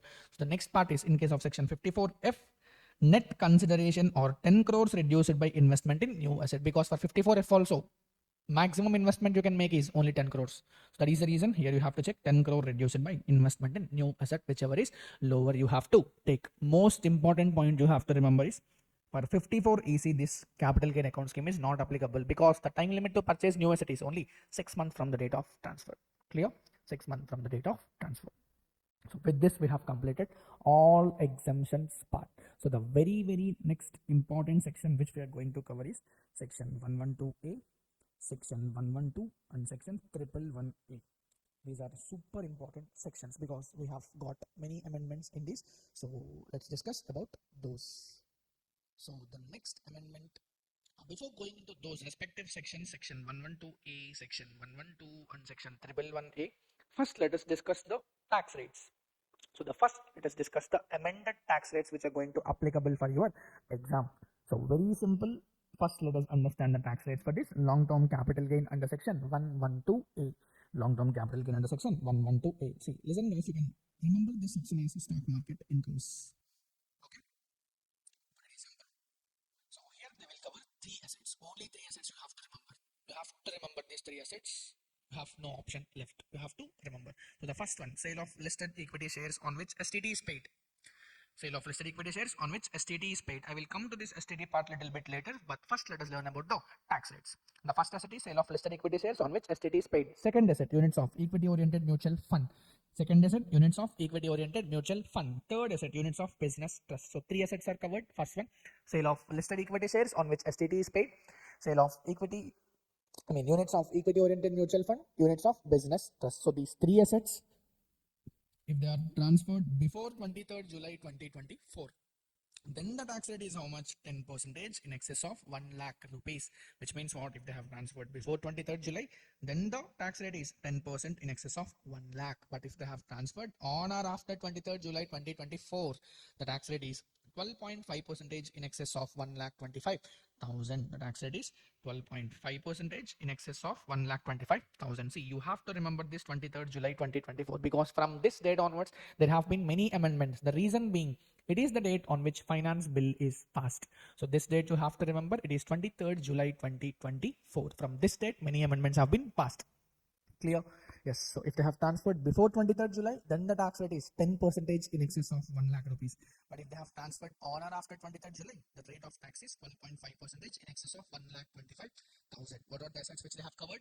Sale of listed equity shares on which STT is paid, units of equity oriented mutual fund, and the third one is units of business trust. On these three also, STT should be paid. On these three also, STT should be paid. I will come to this STT part a little bit later. So the next part is assets which I have covered earlier. The same assets they will also cover in 111A, but 112A, the asset is long term, 111A, the asset is short term. Very simple, same to same assets. Listed equity shares, units of equity oriented mutual fund, units of business trust. But here they will say same point. If transfer is made before 23rd July 2024, it is 15%. If transfer is made on or after 23rd July 2024, it is 20%. Clear? Yes. After this, we have few other cases, but even if you don't remember these, still you will get. Clear? Yes. Yeah, this point is important. This 112 you have to remember. Here I have classified into 3 cases, but you have to remember this case 1 for sure. Other cases, case 2 and case 3, you may not remember or you may remember. Still it is fine, but this case 1 is super important. Other than 112A, other than case 2 and case 3. Clear? So remember this case 2. If transfer is made before 23rd July 2024, 20% with indexation. If transfer is made on or after 23rd July 2024, others it is 12.5 percentage without indexation. For others it is how much? 12.5 percentage without indexation. But only for one asset. Only for one asset. That is also land plus building. Land or building acquired before 23rd July 2024 plus resident individual or HUF. For this, you can calculate tax as 20% with indexation or 12.5% without indexation, whichever is lower. For this, I will explain one beautiful example. Through this, you will get entire clarity on that.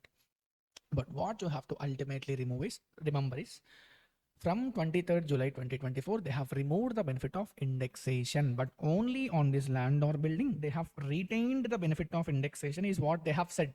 But after listening to that example, you will understand exactly what they are trying to say. What you have to remember, if any asset is transferred on or after 23rd July 2024, the rate is 12.5% without indexation, but only for one asset, land or building, that is also acquired before 23rd July 2024. That is also only applicable for resident individual or HUF.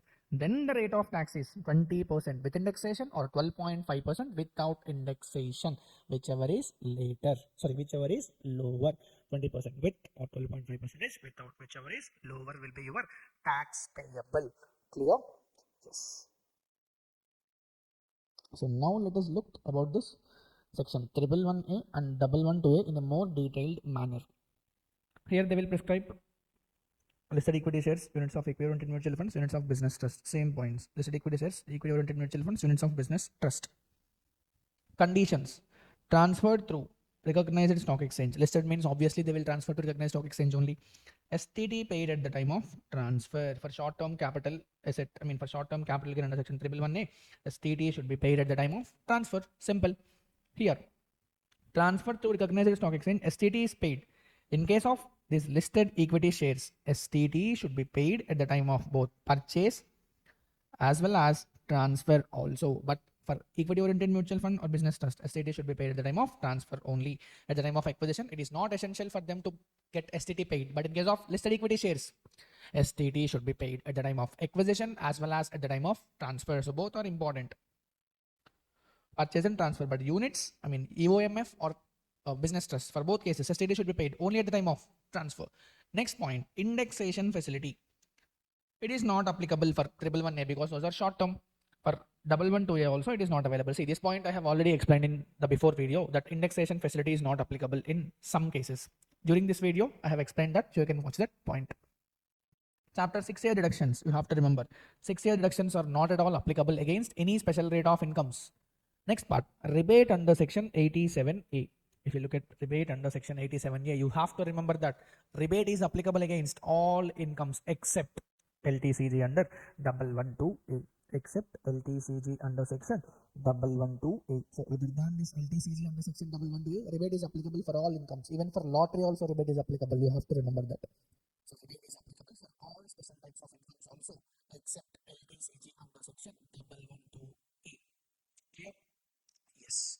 So the last important point which I have to cover is, every point we have covered from the exam perspective. So the only last part which I have to cover in this slump sale, which is section 50B. Okay. So the last important pending point which we have to discuss is this slump sale. This is covered in section 50B. Remember guys, transfer of an undertaking for single consideration without assigning individual values for each asset or liabilities. It is very simple. Assume you have a branch, or you have a unit, or you have a division. You have sold the entire division or branch or unit for a single consideration, which means what? You have not bifurcated that consideration to individual asset and liabilities. Single consideration. Assume entire unit is sold for 1000 crores or 1500 crores. Individual value is not assigned for each asset. If individual value is assigned for each asset, obviously you will calculate capital gain for each asset. But since here such individual value is not applicable for each asset, what you have to do, you have to find the capital gain for the entire unit. You have to find the capital gain for the entire unit. So the very important thing, sale consideration, what you have to take, fair market value of capital asset transferred, you have to take. That should be compared with fair market value of capital asset received. Simple. Transferred or received. Both fair market values you have to take. So the first one, clear. So here you have to compare fair market value of capital assets transferred or fair market value of capital assets received, which means what? For consideration you may receive cash or you may receive any kind. If you have received in kind, please take fair market value. If you have received in cash, please take cash. You have to compare fair market value of capital asset transferred with fair market value of capital asset received. See how exactly you have to take those fair market values. For what assets you have to take what fair market values and all. That entire discussion you will have in CMA final level. But at inter level, they did not given any question also in our institute study material. So what you have to remember, fair market value of capital asset transferred or capital assets received, whichever is higher, you have to take as sale consideration. And that should be compared with cost of acquisition, which is nothing but net worth of assets transferred, which is nothing but net worth of unit transferred. Here it is not assets, it is net worth of unit transferred. Okay. Now, what is the meaning of net worth? Net worth is nothing but total assets minus outside liabilities. Net worth is nothing but total assets minus total outside liabilities. Total outside liabilities you have to take. For depreciable assets, while calculating this total assets and outside liabilities, you have to be a bit careful. For depreciable assets, you have to take WDV. For depreciable assets, you have to take WDV, which is written down value. For self-generated goodwill, you have to take nil. For any capital asset on which deduction under section 35 AD is allowed, you have to take nil for that also. What about other assets? You have to take book value.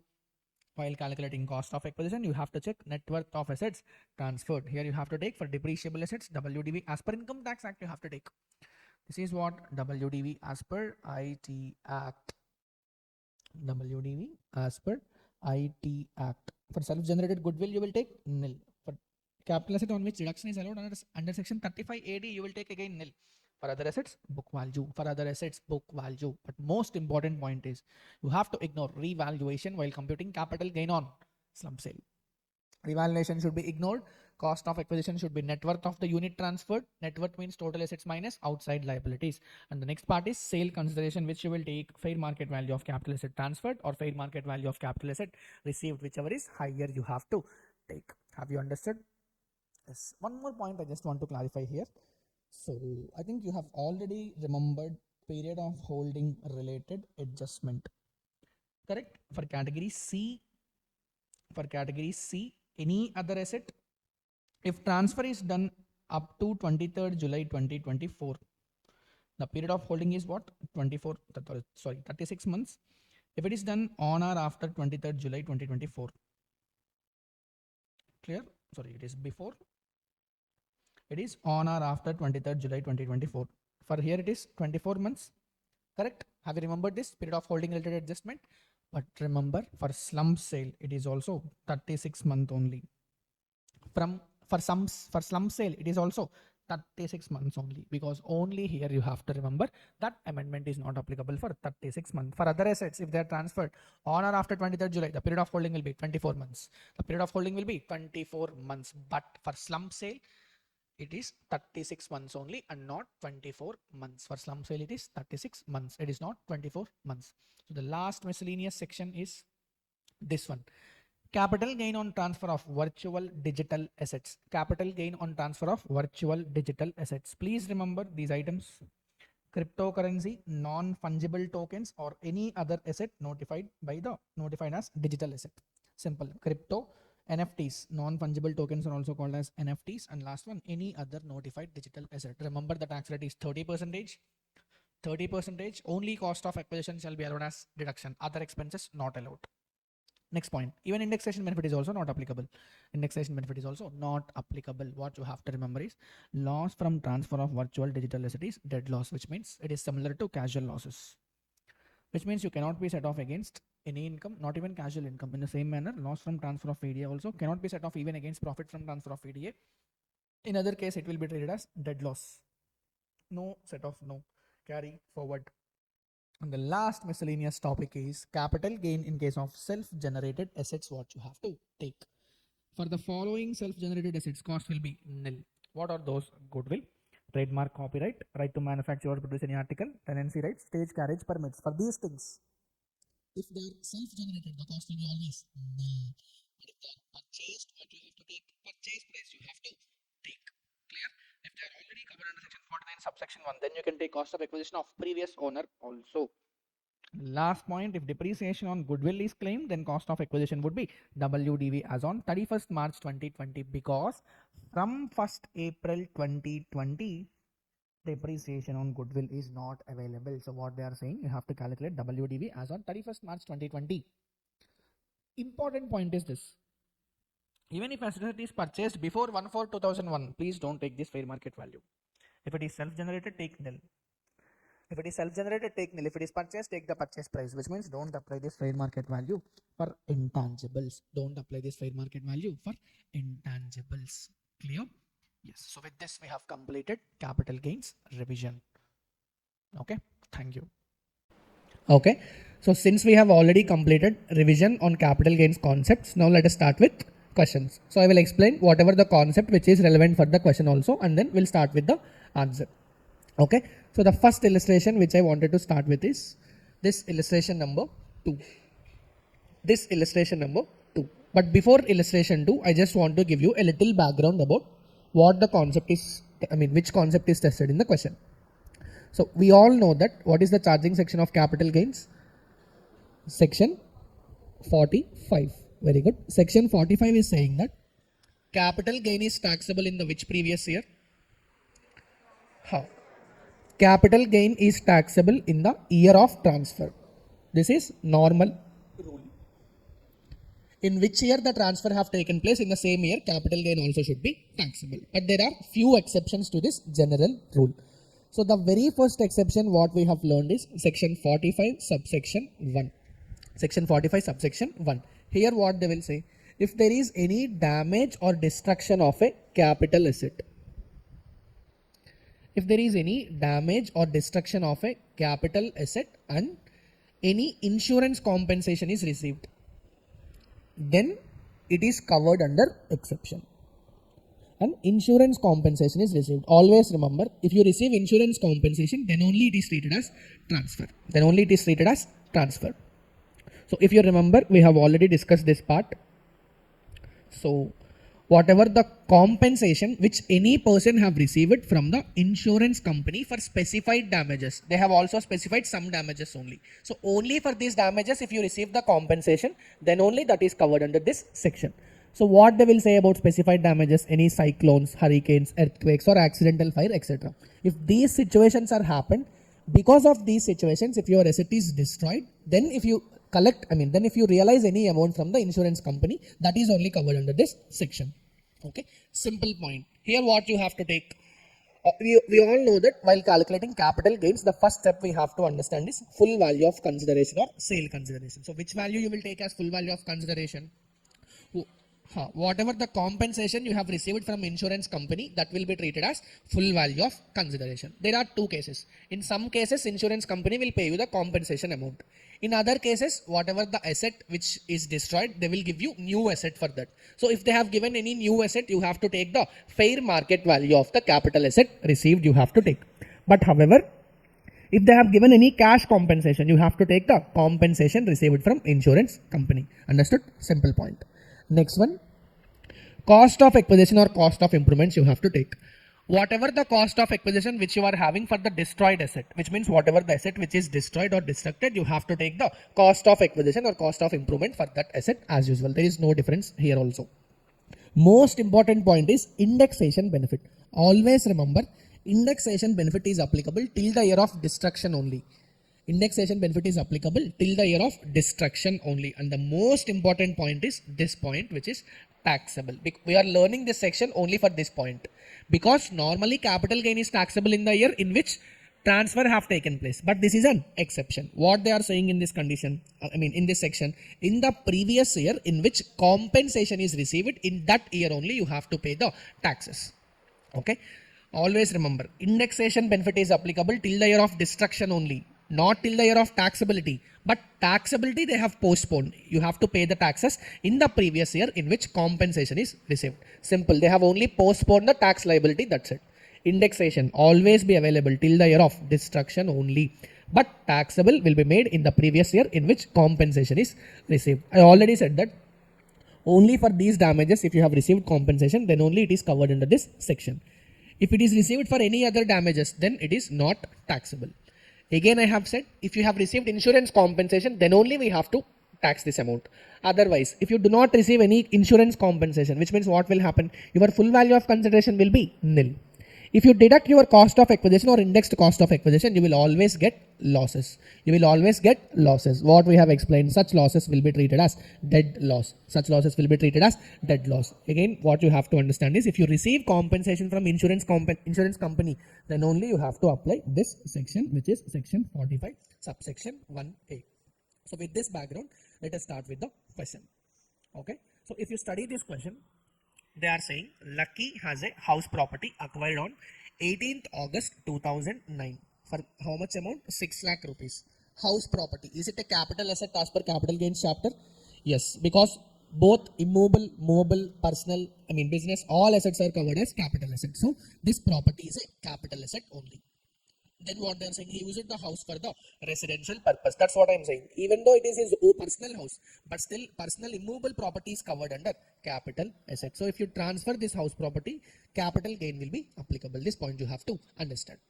Next, what they are saying, on 18th August 2012, he incurred capital expenditure on reconstruction of the house, which is 3 lakh rupees. Cost of acquisition is how much? 6 lakh rupees. What is this 3 lakh rupees? It is nothing but cost of improvement. It is nothing but cost of improvements because they have reconstructed the house. On 15th April 2024, what they have taken? He brought office goods. He brought office goods worth 1 lakh rupees at home to be delivered to a party staying near to his home. See, those are his stock in trade. What he did, he just bring that stock to his home because his party is staying near the house. So just because, maybe 2 days after or some 3 days after, what he will do? He will simply collect the stock from his home and he will deliver to the customer. So ultimately what you have to understand this is nothing but stock in trade. This is nothing but stock in trade. Next part, what have happened at the night of that day? In which day they are talking about? They are talking about 15th April 2024. Okay, what they are saying, on the night of that day, accidental fire have taken place and damaged the whole house property, furniture worth 5 lakh rupees and business stock also. Business stock means what they are talking about? They are talking about this 1 lakh rupees. Okay, fire have happened in the building. What all are destroyed?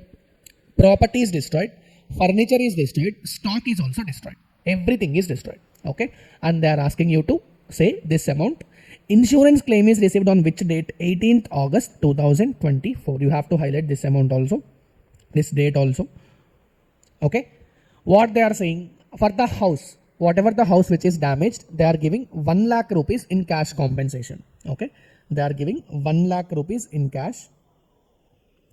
And after that, a new house is also allotted to him. Simple. Cash compensation also they are paying, and they are paying new house also, for which the fair market value is how much? 44 lakh. Simple. You already know what you have to do.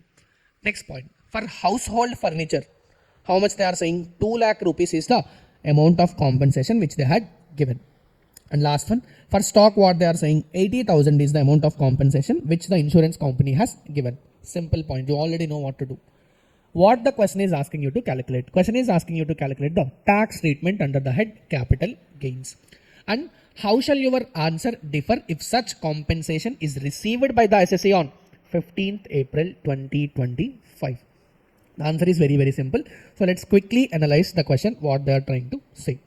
If you observe the question, how many assets are totally there in the question? How many assets are totally there? Three assets are totally there in the question. What is the first asset which is there in the question? First asset is house property. Okay. Second asset is what is there in the question? Furniture is there in the question. Very good. Third asset is what is there in the question? Stock in trade. See, stock is also asset. You already know this. Stock also you will record it, balance sheet, asset side only. So stock is also there. What is the question asking you to calculate? Please check that the question is asking you to calculate the tax treatment under the head capital gains. So it is very clear. Only what items are relevant for capital gain, we have to include that. Others you can ignore. Okay, simple. Now you have to tell me which of these assets are capital assets. Which of these assets are capital assets as per the capital asset definition, as per Income Tax Act we have to say. This furniture is also a capital asset only as per accounts, but we have to check whether it is capital asset or not as per income tax. We already know that definition. We know that any kind of property, whether movable, immovable, personal, business, or any asset, tangible, intangible, everything is related to, everything can be called as capital asset only, that you already know that point. House property, they are saying SSE is using for his own residence, which means what they are trying to say, it is personal asset. It is personal asset. But since it is a immovable property, so is it a capital asset or not? Yes, it is a capital asset. So on this is a capital asset. So if this capital asset is transferred, you will get capital gain. You will get capital gain. Understood or not? Easy point. Next point you have to tell me, furniture. Is it a capital asset or it is not a capital asset? We have to understand.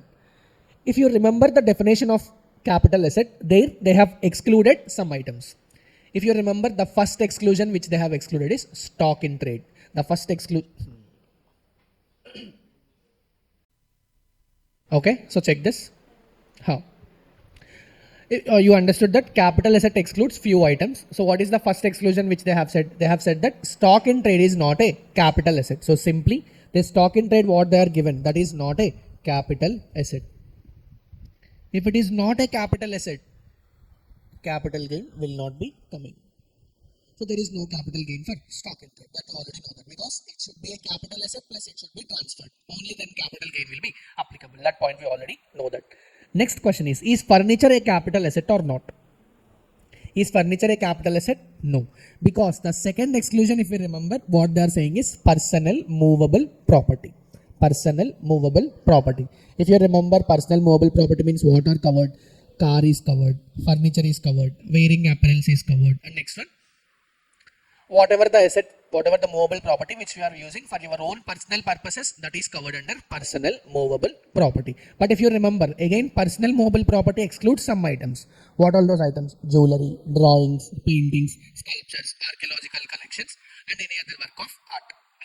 I think we already know that points. So this furniture is what? This is a personal movable property. Therefore, it is also not a capital asset. If it is not a capital asset, then there is no capital gain. So we have filtered the items. In the question, they have given totally 3 properties, but only 1 property is necessary for the purpose of calculating capital gain.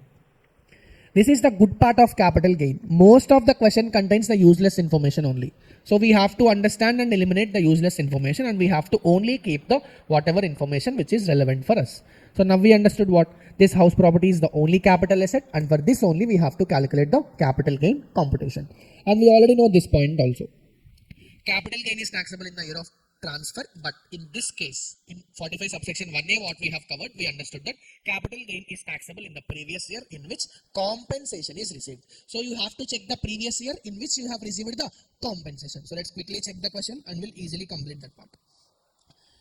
Damages happened on which date? 15th April 2024. Damages happened on which date? 15th April 2024. Okay. Insurance claim is received on which date? 18th August 2024. I already said one point that whatever the question which we are solving in capital gain, you have to always check the date of transfer. You have to always check the date of transfer. Here, in which date the transfer is happened? 15th April 2024. Is it before 23rd July or on or after 23rd July? It is before 23rd July. So, from full value of consideration, you have to deduct indexed cost of acquisition and not cost of acquisition.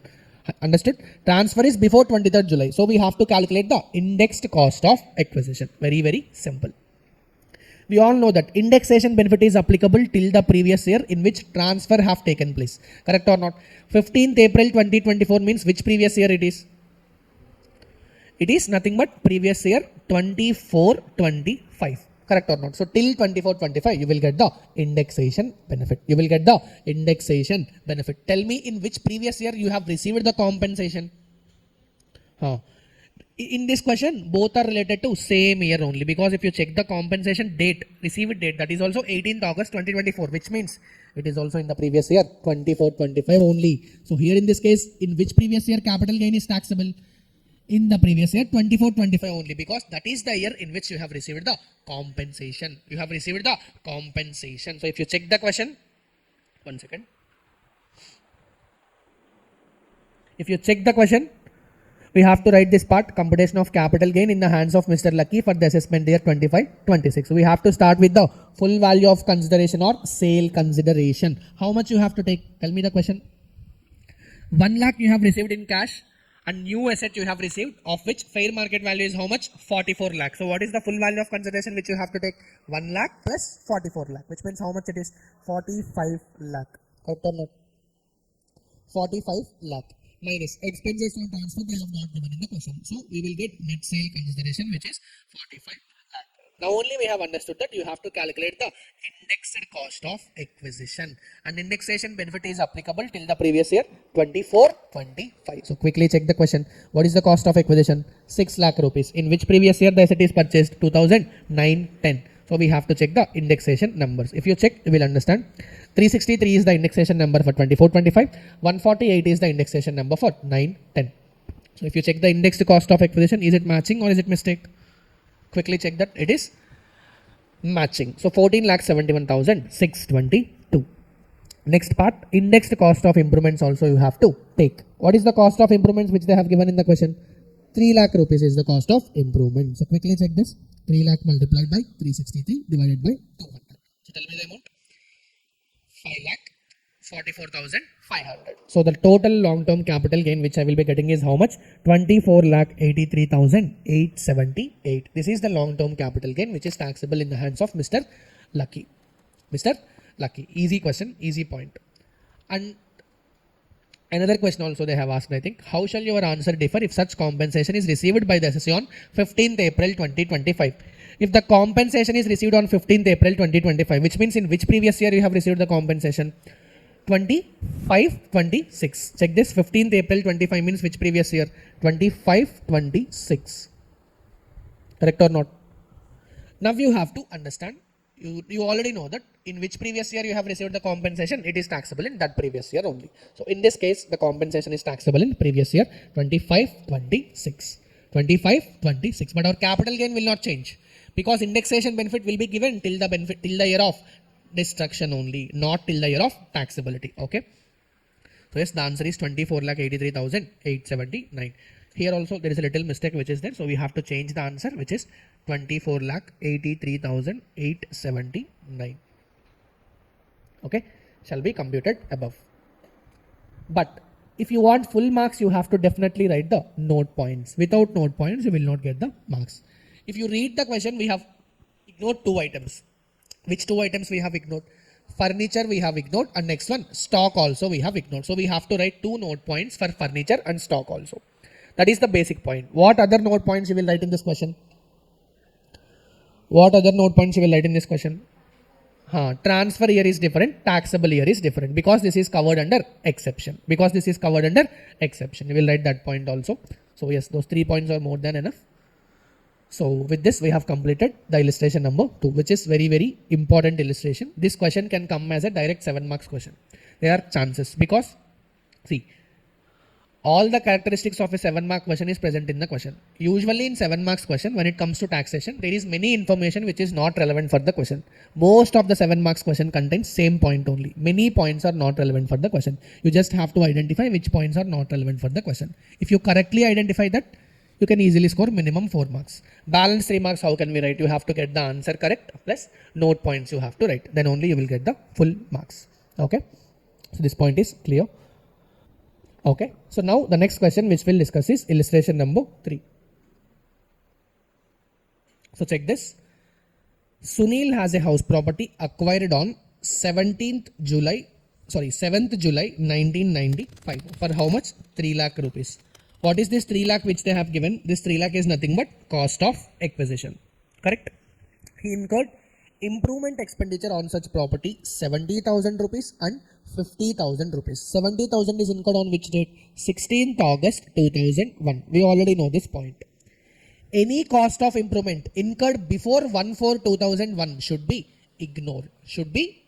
Because you will take fair market value as on 1/4/2001. I hope all of you remember that point. Okay. Yes. And cost of improvement of 50,000 rupees on which date? 17th July 2010. This is incurred in which previous year? 2010-11. Which means is it after 1/4/2001? Yes. Therefore, you have to consider this. What is this 50,000 rupees? It is nothing but cost of improvement. This 50,000 is nothing but cost of improvement. And now they are saying what? Market value of the property is how much? 4,50,000. This is on which date? 1/4/2001. Why they have given this 1/4/2001 fair market value? Because the property is acquired on which date? 1995, which means what it is before 1/4/2001. So you have to take the fair market value as on 1/4/2001 as your cost of acquisition. You have to compare whichever is higher. Here obviously we have 3 lakh rupees. Here we have 4,50,000. Whichever is higher means how much? 4,50,000. Easy point. Next, on 16th August 2013. This is which previous year? Tell me first. This is 13-14. What have happened in 13-14? Such properties compulsorily acquired by the government. Now you have to tell me in which previous year compulsory acquisition is taken place? 13-14. But will you pay capital gain in 13-14 only? No. You will wait till you receive the compensation. Correct or not? Yes. So quickly check this. Compensation is decided at how much rupees? 11,50,000. This is nothing but initial compensation. How much compensation you have received? Tell me. 20% is received on 31st March 2025 and balance you have received on which date? 2nd June 2025. Now you have to tell me 20% compensation is received in which previous year? 20% compensation is received in which previous year? 24-25. Very, very simple. Balance compensation is received in which previous year? 25-26. See, this is initial compensation which is received in installments. But you know that entire compensation is taxable in the previous year in which you receive the first installment. Which means how much compensation is taxable in the first installment year? Entire 11,50,000 is taxable. In which previous year? 24-25. Easy point. Okay. Next, what they have happened? On further appeal. Appeal is happened place on which date? 16th August 2025. What happened? Enhanced compensation is declared. But this date is not relevant for us. Enhanced compensation is taxable in the previous year in which you have received the enhanced compensation. Correct or not? So here what will happen? 2 lakh is the enhanced compensation. Expenditure incurred to get enhanced compensation is how much? 1 lakh rupees. This is what? Expenses on transfer. Such compensation is received on which date? 18th August 2026. This is which previous year? Tell me. 26-27. So simple point. We all know that enhanced compensation is also taxable in the previous year in which you have received the compensation, which means very, very simple. We have already completed the answer. In previous year 24-25, how much is taxable? 11,50,000 is taxable. In previous year 26-27, how much is taxable? 2 lakh is taxable minus expenditure. Correct or not? Everyone? Is there any amount which is taxable in the previous year 25-26? No. 25-26 there is no income which is taxable. Simple. We already completed the question. So kindly check the question which they are asking. Compute the income under the head capital gains of Sunil for the assessment year 25-26, 26-27, 27-28. We already know which incomes are taxable in this previous year and this assessment year. But this nothing is taxable. Correct? Easy point. Sir, how we have to present? Already they have calculated correctly only. Sale consideration you have to take, which is 11,50,000. We already know this point. Minus indexed cost of acquisition you have to take. Sir, how will I get indexed cost of acquisition? Cost of acquisition multiplied by index for the year of transfer. Transfer is happened in 13-14. 13-14. So we have to take the indexation number for the 13-14, which is 220 rupees. Improvement also we have to take 220 rupees because till the year of transfer only you will get the indexation benefit. Understood or not? Everyone? Next.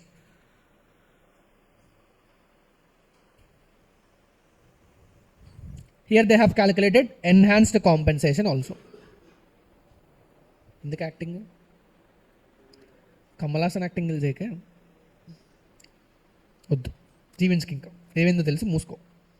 Okay.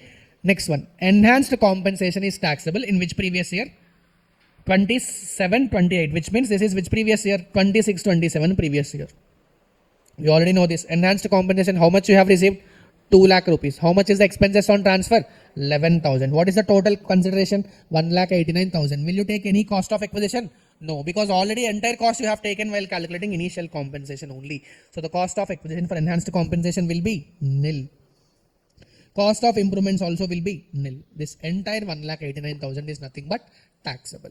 Understood or not? Easiest question. Here also if you want full marks you have to write the note points. Here also if you want full marks you have to write the note points. One note point which you will write, that initial compensation point you will write. If it is received in installments, entire compensation is taxable in the year of first installment only you have to write. Second note point what you will write? Cost of acquisition, fair market value you have taken here, so that also you will write. Third point, indexation benefit is applicable till the year of compulsory acquisition in this case, which is till the year of transfer only you will write. Next point what you will write? This is exception to general rule. Here capital gain is taxable in the previous year in which compensation is received. You will write that point also. So you already got 4 to 5 note points. Okay. So like that, only if you write note points, then only you will get the full marks. Otherwise there is no point in writing. Okay. Okay, so the next illustration which will start is illustration 12. Check this question. This is also another very, very important section. Here they will say that Mr. Ahuja purchased one plot of land in which previous year 2009-10 at a cost of 1 lakh rupees. How much is the cost of acquisition? 1 lakh rupees. The land was held by him as a capital asset. Okay, in 2009-10 he purchased the capital asset of 1 lakh rupees. What have happened? He converted the plot into stock in trade. He converted the plot into stock in trade. On which previous year he have converted? On 1st April 2021. Which means this is on which previous year? PY 21-22. In this year only conversion of capital asset into stock in trade have happened.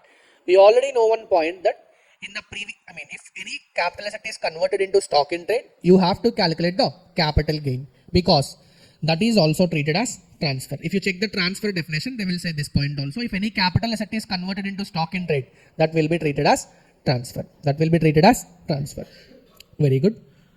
But this is also covered in exception. If you check the exception, what you will understand is it is taxable in the previous year in which such actual stock was sold. But transfer is happened in the previous year 21-22 only. Therefore, indexation also will be applicable till 21-22 only. But tax will be paid in which previous year? In the previous year in which stock in trade is sold.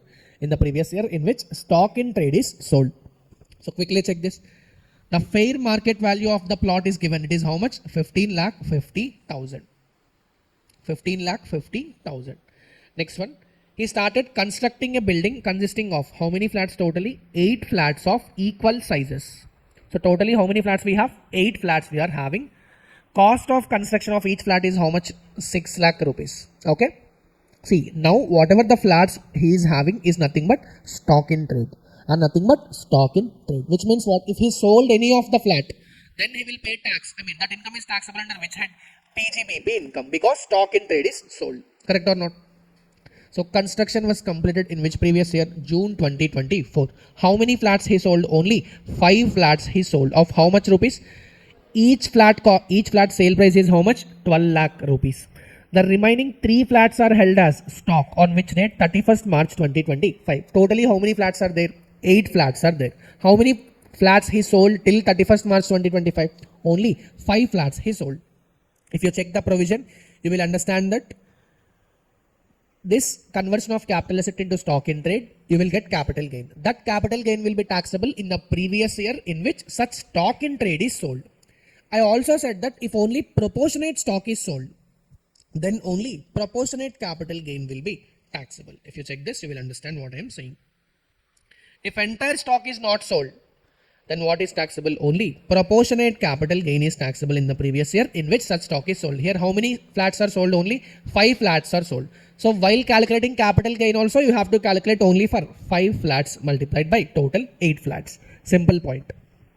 Only one point which you have to understand is full value of consideration. What you have to take? You have to take the fair market value as on the date of conversion. You have to take that. Simple. They have directly given that fair market value on the date of conversion, which is how much? 15,50,000. So simple. Now what will happen? Compute capital gain and business income, because in 24-25 what happened? I mean, those flats are also sold. Therefore, the SSE will get PGBP income also. Correct or not? So simple. If you check, first you have to calculate the capital gain. If you check, first you will write what? Fair market value of the land. Because if you check here, that is only will be treated as consideration. But what is the fair market value on the date of conversion? 15,50,000. But just now I have explained only 5 flats are sold. Therefore, we have to take this fair market value only for 5 flats into 5 by 8, which means it is 9,68,750. Easy point. Next, what you have to do? You have to deduct indexed cost of acquisition. How much is the cost of acquisition? 1 lakh rupees. But we have to take only for 5 flats into 5 by 8 you have to do. Multiplied by indexation also you have to take. Indexation will be always applicable till the year of transfer only. Here transfer means what? Conversion. So till the year of conversion only you will get the indexation benefit. So if you check, the indexation number is how much? 317. So check the capital gain figure. It is 8,34,882. 8,34,882. Now if you check, you have to also calculate computation of business income also. Very simple point. See, here I have summarized that. If you check this, totally 8 flats are constructed, but only 5 are sold. Each flat was sold at how much? 12 lakh rupees, which means 5 into 12 lakh, the total sale value is 60 lakh rupees. Cost of construction of each flat is how much? 6 lakh. So 5 into 6 lakh, it is 30 lakh rupees. It is very simple. From this sale amount, you have to deduct the expenses also. Correct or not? So if you check, from 60 lakh, you have to deduct 30 lakh also. One more thing which you want to deduct, that is proportionate fair market value of the land. Sir, how to get this amount? How much amount you have taken in full value of consideration? The same amount will be taxable. Will be deducted as an expenditure. Simple. How much you have taken? 9,68,750. The same amount will be deducted from here. If you remember, similar type of adjustment we will do for agriculture income also. Remember 2 types of income, sugarcane, sugar example. Have you remembered? Sugarcane and sugar example. Their fair market value of the sugarcane you have to take as an expenditure while calculating business income. So the same logic will be applicable here also. This is also another very, very important question. So which you can never miss this. Same, you have to write the note points also. You can add another 2 note points also if you just understood the question. Easy question, but very, very important. Without practicing, you cannot get full marks. Okay, so this is also very, very important question. Okay, so the next question which we'll discuss is this illustration 15. Another very, very important question. So this is already asked in exam. So similar kind of questions they can even test once again. So let's quickly check this question.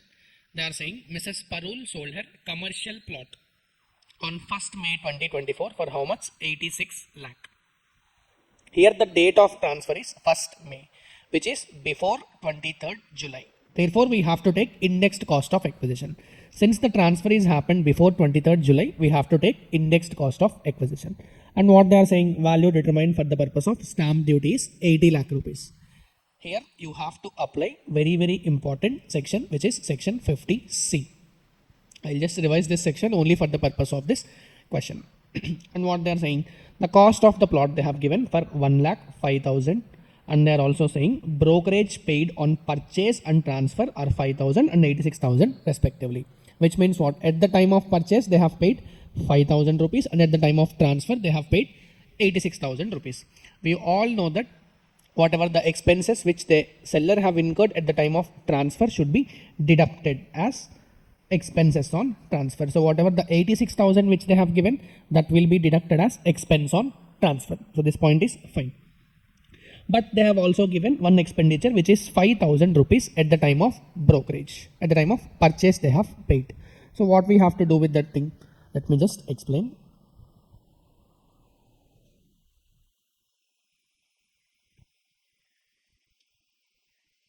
Check this. See, if brokerage is paid at the time of sale,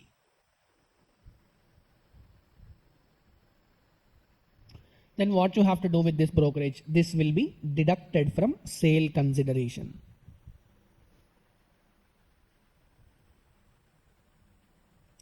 But if brokerage is paid at the time of purchase, then you have to add to the cost of acquisition.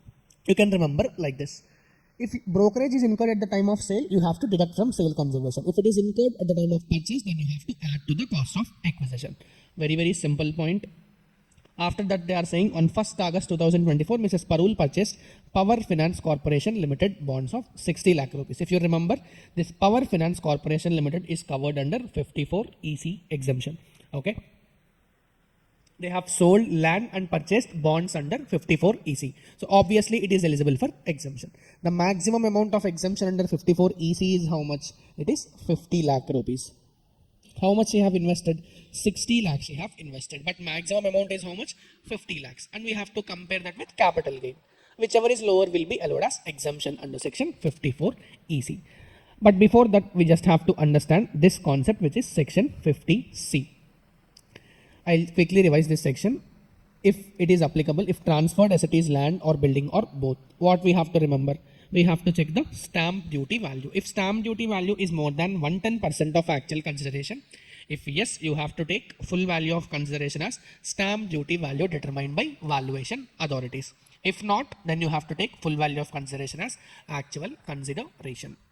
So if you check the question, the consideration which they have paid is how much? 86 lakh. Stamp duty value is how much? 80 lakh. Which means what? Consideration itself is more than stamp duty value.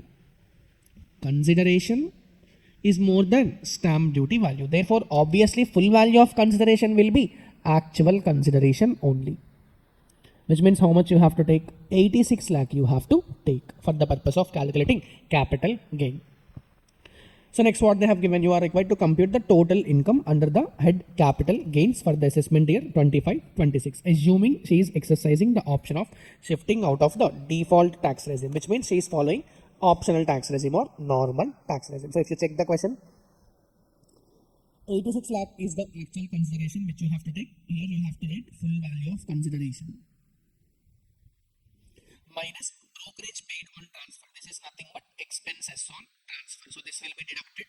How much you have to deduct? 86,000, which is paid at the time of transfer you have to deduct. Then you will get how much? 85 lakh 14,000, which is nothing but net sale consideration. Since the transfer is happened before 23rd July, you have to take indexed cost of acquisition. You have to take indexed cost of acquisition. What is the cost of acquisition which they have given in the question? 1,05,000. And brokerage is also paid. How much it is? 5,000. So total cost will be how much? 1,10,000. In which previous year they have purchased the asset? In previous year 6-7 they have purchased the asset. So indexation will be applicable from the previous year 2006-7, and transfer is happened in which previous year? 24-25. So numerator you have to take the index number for purchase. I mean index year for transfer, which means 2024-25 you have to take. And denominator you have to take 2006-7. Check the calculation whether they have calculated correctly or not. 1,10,000 multiplied by 363 divided by 122. It is 3,27,295. Is it correct? Yes. So 3,27,295. After that, you will get long-term capital gain. Long-term capital gain is how much? 81,86,705. But they have purchased what? PFCL bonds. Therefore, exemption under section 54 EC is applicable here. But the maximum amount of exemption is how much? 50 lakh only is the maximum amount of exemption. How much you have invested? 60 lakhs. But exemption is only 50 lakhs. So obviously the taxable long-term capital gain is how much? 31,86,705. So this is the answer. But you have to definitely write some note points in order to get some good marks. So what is the first note point which I have to write in this question? Okay, but still if you want full marks, you have to write at least these 3 note points. So the first point which you have to write about is section 50C.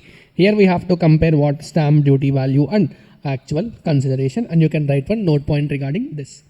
The second point you have to write the brokerage treatment what we have did.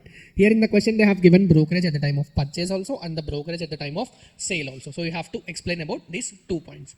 Next 54 EC what we have to write? You will write that maximum exemption will be 50 lakhs. And about this point also we can write in order to get full marks. Okay, easy question, straightforward question. Here the concept which they have tested is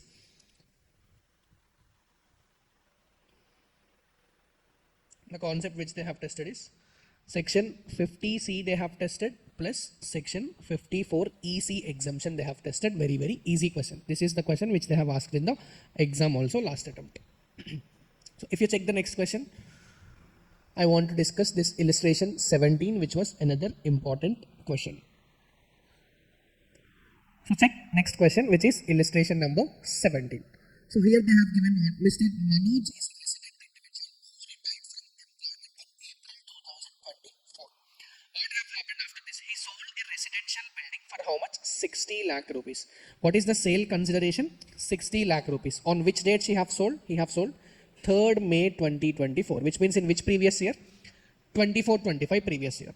3rd May 2024, is it before 23rd July 2024? May is before July only. So obviously here you have to understand we have to take indexed cost of acquisition. We have to take indexed cost of acquisition. So next part what they are saying, Mr. Manoj have paid 2% commission on sale. This 2% is nothing but expenses on transfer. Okay. After that, they are saying building was inherited by him as per the will of his mother on 5th April 2000. See, what Manoj have inherited the property from her mother. And what they are saying, she had acquired the said building on 18th October 1990 for 1 lakh rupees. This is what? Cost of acquisition of previous owner. Okay, see, in cases of indirect transfer, if you remember, cost of acquisition of previous owner can be taken. But if you check this, the property is acquired in which previous year? Previous year 1990-91. That is before 2001, before 1/4/2001, for which we don't have any indexation. So what we have to take? We have to take the fair market value of the building as on 1st April 2001, which is how much? 5 lakh rupees. Actual cost is how much? 1 lakh. Fair market value is how much? 5 lakh. Whichever is higher means 5 lakh you have to take the cost of acquisition, and from 2001 to you will get the indexation benefit. After this what they have said? Stamp duty value of the building on the date of sale they have given. Date of sale it is how much? 70 lakh rupees. Again you have to apply section 50C. Let us check that section. After that they are saying, earlier Mr. Manoj have entered into an agreement with Mr. Ram for the sale of the building and forfeited the advance money of 2 lakh rupees. Here what happened? Forfeiture of advance also have happened.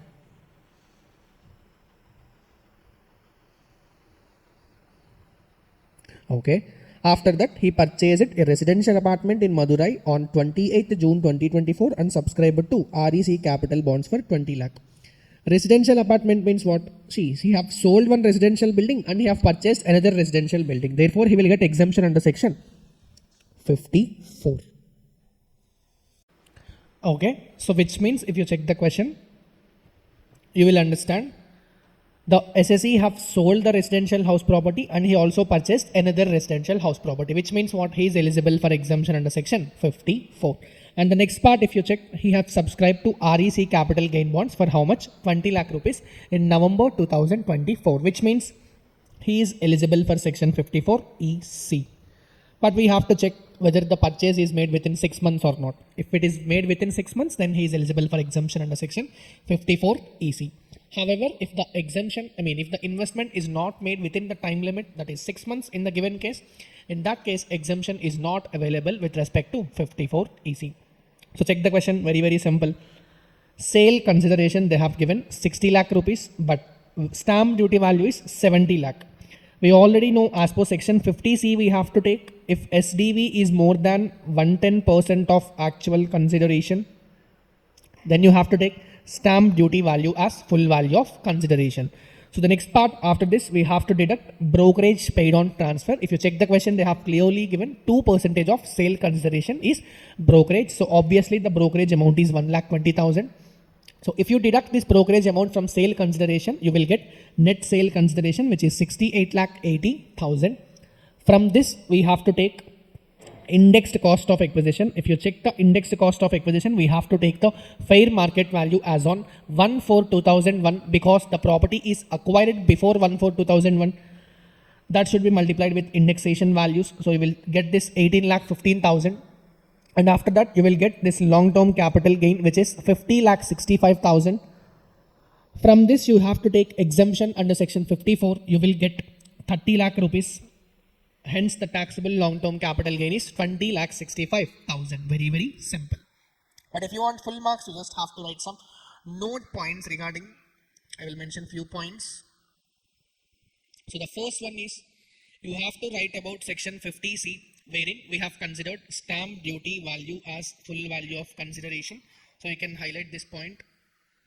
After that, the second point which we can quote is we have taken fair market value as on 1/4/2001, because the property is acquired before 1/4/2001. Next part, if you check, we have one forfeiture of advance which have taken place. So you can write a note regarding that as well. And the next part, if you check, after forfeiture of advance, the thing which you have to write in this question is section 54 exemption. You can quote, he have sold one residential house property and he have purchased another residential house property. So in this case, we can quote this section 54 exemption as well.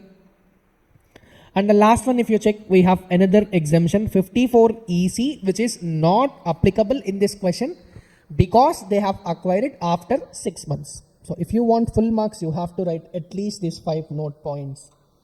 Okay. So yes. After this, the next question which I wanted to solve is another very brilliant question, which is illustration number 18, which is already asked in exam in 2016 December. So let's quickly start with this question. So let's check with the next question, illustration number 18. Miss Kirutika sold a residential house at Mumbai for a consideration of 70 lakh rupees on 14th June 2024. This is nothing but the date of transfer, and they are saying consideration, which is actual consideration, is how much? 70 lakh rupees. If you check the question, they have purchased the land in May 2011 for 8 lakh rupees, which means this is previous year 2011-12 they have acquired the property, and this 8 lakh is nothing but cost of acquisition. If you check, the question have clearly mentioned there are registration and other expenses which are incurred were 10% of the same. Since these are at the time of purchase, you have incurred this, you have to add to the cost of acquisition. So the next part, if you check, the construction of the house is completed in November at a cost of 10 lakh rupees. It is nothing but cost of improvements. So next part, if you check, they are clearly given the sale was made to a stranger. She had taken an advance of 2 lakh rupees in cash on 10/4/2014, for which clear evidence is available. At that time, the stamp duty valuation was 70 lakh rupees. Here they are saying advance of 2 lakh rupees have been received in cash on 10th April 2024, for which they are saying clear evidence is available, which means they are trying to say that this is nothing but date of agreement. This is nothing but date of agreement. But what they are saying, it is paid in cash. Therefore, if you check section 50C point in this question, SDV on the date of agreement cannot be considered because advance is received in cash. So that is the reason why you should not consider stamp duty value on the date of agreement. If you read the question further, at the time of registration, there was 10% increase in the stamp duty valuation, which is it had become 77 lakh rupees. This is increased stamp duty value. She received the balance consideration of 68 lakh rupees in June 2024 by check. See, this is stamp duty value, but the actual consideration is 70 lakh only. She have already paid advance of 2 lakh rupees. Now they are saying the balance 68 lakh is paid by check. Now they are saying brokerage paid for the sale was 1% on sale consideration received. So if you read the question further, she purchased the following residential houses in July 2024. House at Delhi for 11 lakh rupees and house at London for 19 lakh rupees. If you check this house is within India, therefore eligible for section 54, whereas this house is outside India because it is not covered under the exemption part. So if you check that, they are also saying they have purchased the bonds of National Highway Authority of India, which means these are covered under section 54 EC. We have to check if these are done within 6 months, then this amount is allowed as exemption part. So the question is pretty simple. So let me just summarize the question once again for you. If you check the question, in previous year 11-12, what had happened? The land is acquired. The cost of acquisition is 8 lakh rupees. Plus we have to add this registration and other expenses. So the total comes to 8,80,000. If you check previous year 2013-14, they have clearly given the cost of improvements as 10 lakh rupees. And in previous 24-25, what had happened? The property is sold for a consideration of 70 lakh rupees. And here we have two dates: stamp duty value on the date of agreement, which is 70 lakh rupees; stamp duty value on the date of transfer, which is 77 lakh rupees. And you have to consider this stamp duty value only because you have received the advance in cash. If you check the provision, they will say that if you have paid any advance up to the date of agreement, but in any modes which are prescribed, and they will only cover account payee check, account payee bank draft, or electronic clearing system, or any other mode as may be prescribed. Obviously, cash is not covered under those modes. So since you have paid the advance in, even though you have paid the advance in cash, you cannot take the stamp duty value on the date of agreement because it is not covered under the prescribed modes. After that, house property in Delhi, it is eligible for exemption, but house property in London is not eligible for exemption. So if you check the question, full value of consideration is 70 lakh rupees. Expenses on transfer 70,000. Then I will be getting net sale consideration 69 lakh 30,000. This full value of consideration I have explained in the note. I will come to that part. So indexed cost of acquisition into 363 divided by 184. If you check, that is 17 lakh 36,087. After that, cost of improvements also you can check. You will get 16 lakh 50,000. Gross long-term capital gain, if you calculate, you will get this 35 lakh 43,913. From this, you will get exemption under section 15(4), for which Delhi house is exempted and London house is not covered. So you will get an exemption of only 11 lakh rupees. So slowly you can check this because whichever is lower only will be exempted. Next we have exemption under section 54 AC. Here if you check, we have two bonds, but both are purchased within the due date only. So obviously you will get exemption under section 54 EC, which is 9,50,000. So if you deduct these two amounts, you will get taxable long-term capital gain of 14,93,913. If you check this, I have explained the entire thing here. So transferred asset is land or building or both. So you have to take the stamp duty value, which is more than 110% of consideration. Then you will take full value of consideration as stamp duty value. But if this is the most important case, if agreement date and transfer date are different, you have to take the stamp duty value on the date of agreement. But the condition is this part. So I have clearly explained. In the given case, since you have received advance in cash, which is not covered under prescribed modes, stamp duty value on the date of transfer have to be taken in this case. So obviously 77 lakh. So actual consideration is 70 lakh. SDV on the date of transfer 77. So you have to compare these two things. SDV is not more than 110%. Therefore, we have to take full value of consideration as actual consideration, which is 70 lakh rupees. So this is the most important question. But if you want full marks, I am saying you have to write exemption, note point under 50C. 54 also you have to write. In this, you have to explain London house is not eligible for exemption. And after that, this 54 EC part also we have to write the time limit of 6 months and the exemption amount of 50 lakh maximum amount and all. You have to specify these points also in this part. So yes, I think with this we have cleared the questions related to capital gain.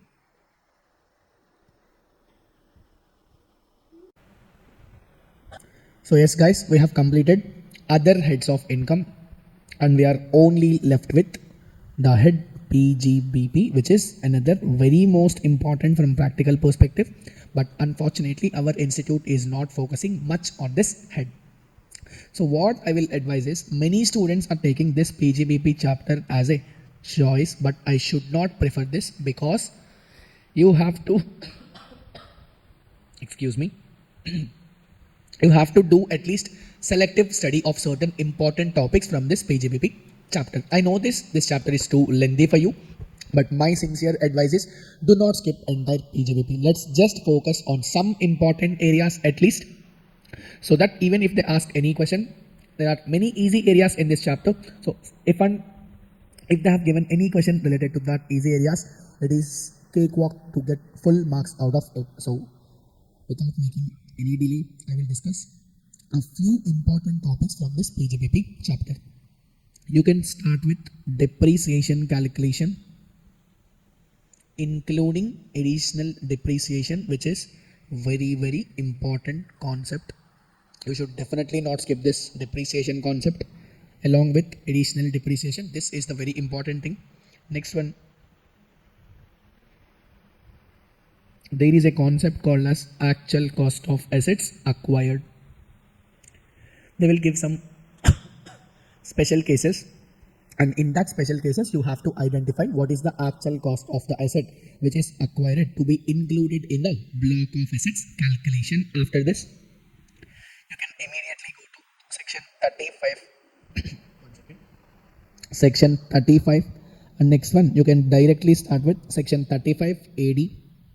After that, you can cover section 36 and 37 as well. So these are the few important sections which you should not miss. Another set of questions are, we have very important disallowances under few sections. So those are nothing but section 40 subsection A clause 1. Next one, section 40 subsection A clause 1A. After this, you have to check for this 40 capital A clause 2. Next, 40A clause 3 and 40A clause 3A. These are some of the important sections which you should not miss. After this, there is another section known as 43B, which is nothing but there are some deductions which are allowed only on payment basis. So this also you have to check this 43B as well. After this, we have another set of questions called as presumptive taxation questions. So if you check the presumptive taxation, we have three sections: 44AD, 44ADA and 44AE. These three you should not miss. And after that, there is one interconnecting section which is section 44AB, which is nothing but tax audit. So my advice is, if you have less amount of time, at least you have to cover these concepts, because majority of the cases they will ask questions only from these areas. So a student should not take a choice on these areas, at least he have to cover. So if you have covered all these sections, then you can directly start with solving 3 to 4 important questions. Very easiest chapter. So what I have did is, I have already recorded a very in-depth explanatory video regarding this PGBP, and that is already uploaded in our BCCA YouTube channel. You can go and check that. So this I have explained it very clearly, but the thing is, so I don't want to revise all those concepts again, but that is in mixed English Telugu language, so which can be easily understood. So you can watch that. Once you watch and once you have a proper idea based on these concepts, then you can listen to the video which I am starting from now. So from now onwards, I will be starting questions. I have picked some very, very important 3 to 5 questions. 3 to 4 questions I have picked from this PGBP chapter. The most important ones. So if you solve these questions, there are high chances that you can at least attempt, or you can try to 80 to 90% of the any PGBP question which they have given in the exam. So without making any further delay, let's quickly open this and let me start with this question, which is, just give me a moment.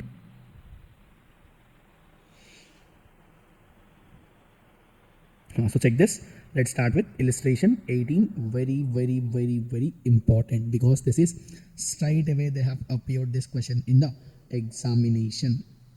Okay. So let us check this question.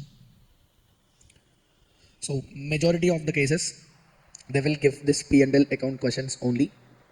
So they have two choices basically. If they want, they can give a simple P&L account, and they will ask you to calculate the PGBP income in this case, or if necessary, they can ask some new sections which are like presumptive taxation, etc. concepts. So there are high chances that they will ask these questions. 70 to 80% they will ask only this concept. In order to solve these questions, you should have at least knowledge of this depreciation and this 36, 37 and this disallowances. You should have at least knowledge, some knowledge you have to need. If they feel bored of these questions, they can try this presumptive taxation questions, which are very, very, very, very simple, guys. So what I have did is, I have selected two P&L questions, two P&L account questions, which will cover the maximum adjustments possible. And after this was done, I will select two presumptive taxation questions also. Okay. So with this introduction, so let me start this question, which is illustration number 18. It is already asked in 2023 December attempt. Okay. So if you check this, what they have given, let's quickly read the question. Mr. Gopal is the proprietor of a business. Following is his profit and loss account for the year ended 31st March 2024. Establishment charges they have given. Rent, rates and taxes 2,900. Sundry expenses, it is 7,050. Household expenses they have given, and it is 1880 rupees. Provision for bad debts 1,200. After that, loss on sale of motor car which is used for private purpose, they have given the amount is how much? 1,800 rupees. Salaries also they have given, that is 3 lakh. So insurance premium, and they are saying it includes life insurance amount of 1,790 rupees. After that, they have said that interest on bank loan. After that, provision of depreciation, and last they are saying they have calculated the net profit. They have calculated the net profit. If you look at the credit side, they have given interest on government securities, and second point is rent from property. Second point is rent from property. So my sincere advice while solving these questions is, you have to keep few points in your mind. Okay, so one important point you have to keep in your mind is, in exam, they will ask you to calculate PGBP income only. Always remember, this you will calculate by taking net profit as per P&L account as the basis. You have to take P&L account as the basis, and you have to solve or compute this PGBP income based on the net profit as per P&L account. So if you check this, what they will say is very, very simple. One thumb rule you have to remember: if your P&L account contains any items under different heads of income, you have to remove those items, because those are taxable under other heads of income. Here you have to calculate only pure PGBP income. Here you have to calculate only pure PGBP income, which means what? For example, if incomes relating to income from house property head or income from other sources item etc is present in the question, then you have to remove the effect of these items, because you are only calculating PGBP income, which means what? If the P&L account contains incomes under any other heads, those incomes should be removed. Those incomes should be removed. Okay. So if you look at the question, if you check the credit side, what they have given is they have given this interest on government securities, which is nothing but it is taxable under income from other sources. So if you check this point, rent from property, this is also taxable under income from house property. We are calculating only PGBP income in this question. So obviously they have given interest on government securities, because of which my profit is increased, because it is given in credit side. Interest on government securities, because of which my profit is increased, but that is taxable under income from other sources. So I have to remove this income while calculating PGBP income. Same logic applies even to this income from house property point also, because thing is pretty common. What they have given in the question is that is an income which is taxable under another head, but they have included this income in your P&L account, because of which your profit is increased. But that is wrong, because we have to calculate PGBP income only. So if any other head related income is given in P&L account, I have to remove the effect. Because of this rental income, my income is increased, my profit is increased. Now I have to remove the effect of this. So I have to decrease even this 5,400 also. If you check this points, debit side items. First let us check the note points, and then we will understand what you have to do. Check the question. What they have given is bad debts written off during the year, which is 650 rupees. If you check deduction under section 36, I have clearly explained that bad debt allowed will be nothing but bad debt which is actually written off in the books of accounts. How much bad debt you have written off in the books, that much is only allowed as deduction. But if you check the point, they are clearly saying written off is how much? 650 rupees only. But if you already check the P&L account, they have given provision for bad debts. So I have already explained that provision of bad debts deduction is not allowed for all SSEs. It is only allowed for some of the banks. But for others, provision for bad debts is not allowed as deduction. But instead, what will be allowed as deduction? Actual bad debts written off will be allowed as deduction. So what you have to do? This is not allowed as deduction, but they have actually debited in this in P&L account, because of which their profit is decreased. So what we have to do? We have to reverse the effect of that expenditure. So what I have to do? I have to add this provision for bad debts, and this actual bad debts will be allowed as deduction. So what I have to do here? Here I have to less this 650 rupees. Okay.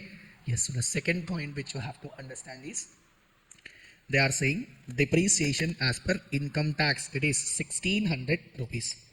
So as per section 32, we have already understood that as per accounts, whatever the depreciation which you have calculated is different, and how you will calculate the depreciation as per income tax will be different. The difference is pretty simple. As per accounting, you will follow asset-wise accounting, which means what? You will follow individual asset-wise accounting. But as per income tax, you have to always follow block-wise accounting only, because of which in all maximum cases depreciation as per accounting and this income tax will always be different. If you check the P&L account, they have already debited 6,400 rupees as provision for depreciation, but that was depreciation as per your accounting. But if you check the income tax rules, they are saying income tax allowed is how much? 1,600 rupees only, which means whatever the depreciation which they have added in the P&L account, that is not correct.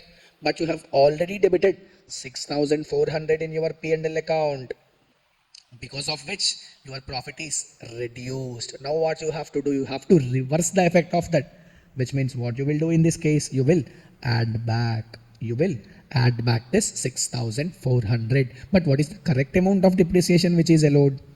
Correct amount is this 1,600. So this will be deducted. This will be deducted.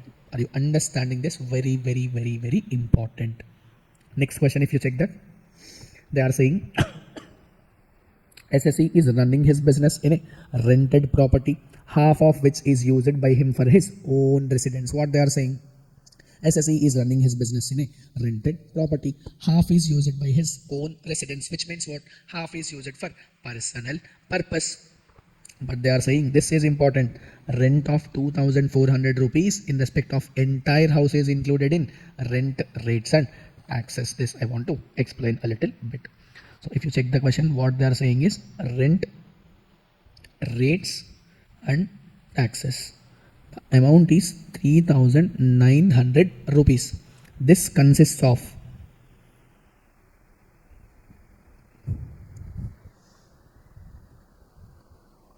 $2,400, I think it is 2,900, sorry.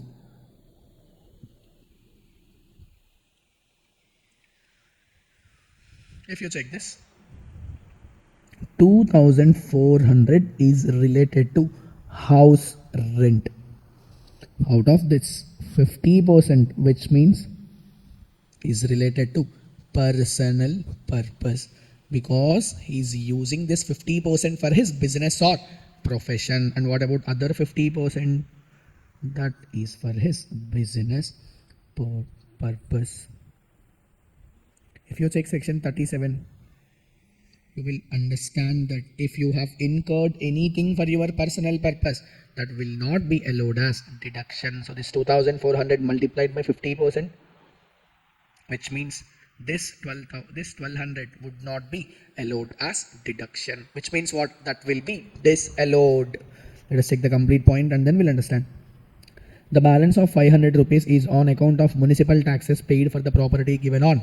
And if you remember this point, what they are saying is that 500 rupees is nothing but municipal taxes paid. If you remember, while calculating income from house property, you will deduct this municipal taxes paid by the SSE from gross annual value to get net annual value.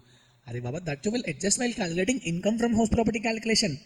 But here you are finding only PGBP income, which means what? This 500 rupees you will see at the time of income from house property calculation. So balance 500 are nothing but municipal taxes. Municipal taxes. Okay, this will be adjusted in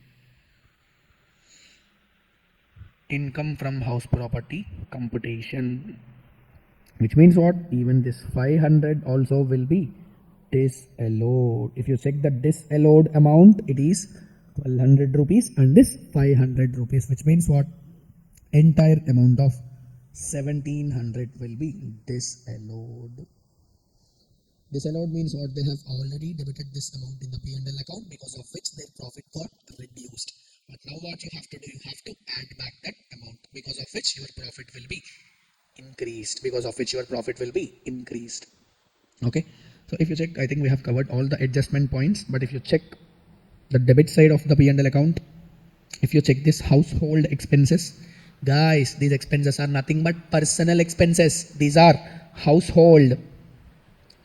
As per section 37, you cannot claim your personal expenses as a deduction. So whatever the household expenses which you have incurred, that will not be allowed as a deduction. But you have already debited this 1880 rupees in your P&L account, because of which your profit got decreased. But now you have to reverse the effect of this 1880 rupees, which means what you have to do? You have to add back. This amount also. Next point. Loss on sale of motor car used for private purpose. Simple. This is also very, very simple point, guys. Assume you have one asset. You have sold that asset and you have received some loss and you have debited that loss to P&L account. But tell me, guys, if you have sold any asset, whatever the gain or loss which you have received from that asset, you will calculate capital gain, and that should not be included in your PGBP. So what we have to do, that is the loss you have included in your P&L account, but at the time of calculating capital gains, we'll see that point. But since you have debited this loss of 1800 rupees, because of which your profit will be reduced. So now what you have to do, you have to reverse the effect of this amount. So I will be adding back this amount. I will be adding back. Also, one more point I want to add here is, for this motor car, even capital gain or capital loss also will not be allowed, because motor car is nothing but personal movable property, and we all know that personal movable property is excluded from the definition of capital asset. But still, according to this question, this should not be included in the P&L account. So whatever adjustment which you have made, you have to reverse it. So what I did, I have to add back this 1800 rupees. So if you check the balance question, this is the last point which is there. What they are saying is, they have paid some insurance premium, including life insurance of 1790 rupees. You have to understand this. SSC have paid some life insurance premium, guys. Life insurance premium is nothing but personal expenditure. Again, same logic as per section 37. Personal expenditure would not be allowed as deduction.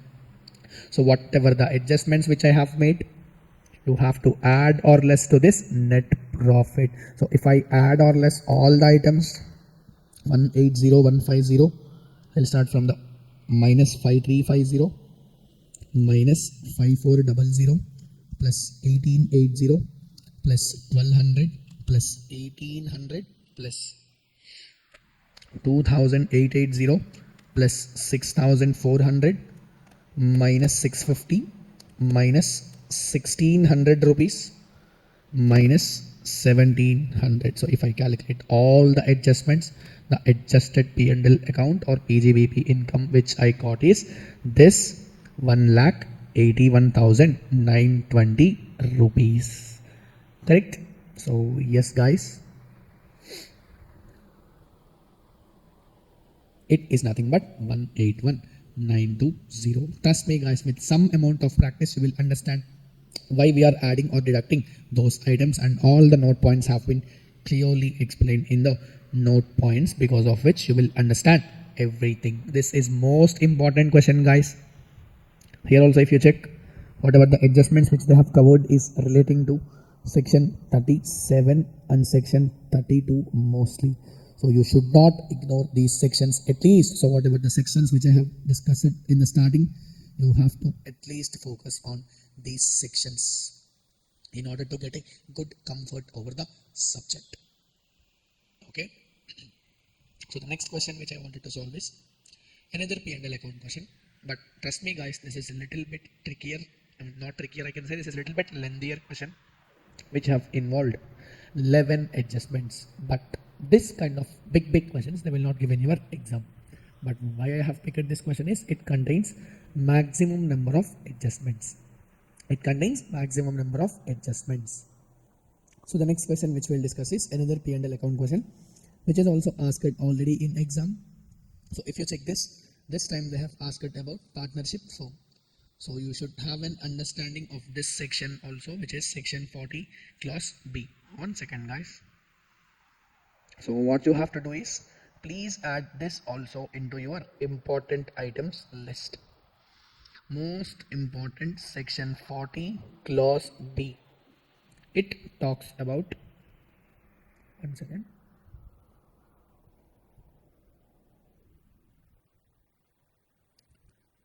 It talks about the disallowances and allowances for a partnership firm. Okay, so yes, if you check this part, simple, always remember. So whatever the adjustments which are already covered, which are covered under other heads, those should not be adjusted here. That is the simple point which you have to always remember. So check this. If you check the question, so now let's check this illustration number 16. If you read this question, they are saying measures T and U and Co. is a partnership firm who is having two equal partners. Who are those partners? Those are Taresh and Umesh. The firm furnishes the following P&L account to you relating the financial year 24-25. If you check the question, they have given rent paid, salary to employees also they have paid, general expenses also they have given, depreciation they have given, payment to partners they have made, interest to Taresh is how much? 3 lakh rupees. Salary to Umesh is 6,40,000 rupees. If you check the credit side, they have this rent received from let out property also, which is how much? 3,60,000. And the question is given some additional information as well. If you check this, the firm has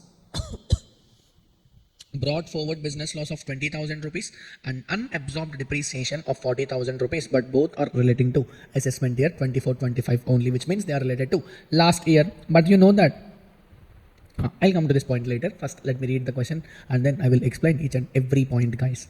Second point, this is the important point in this question. So if you understand this, rest of the things are pretty easier for you. Interest is paid to Taresh at the rate how much? 16% per annum.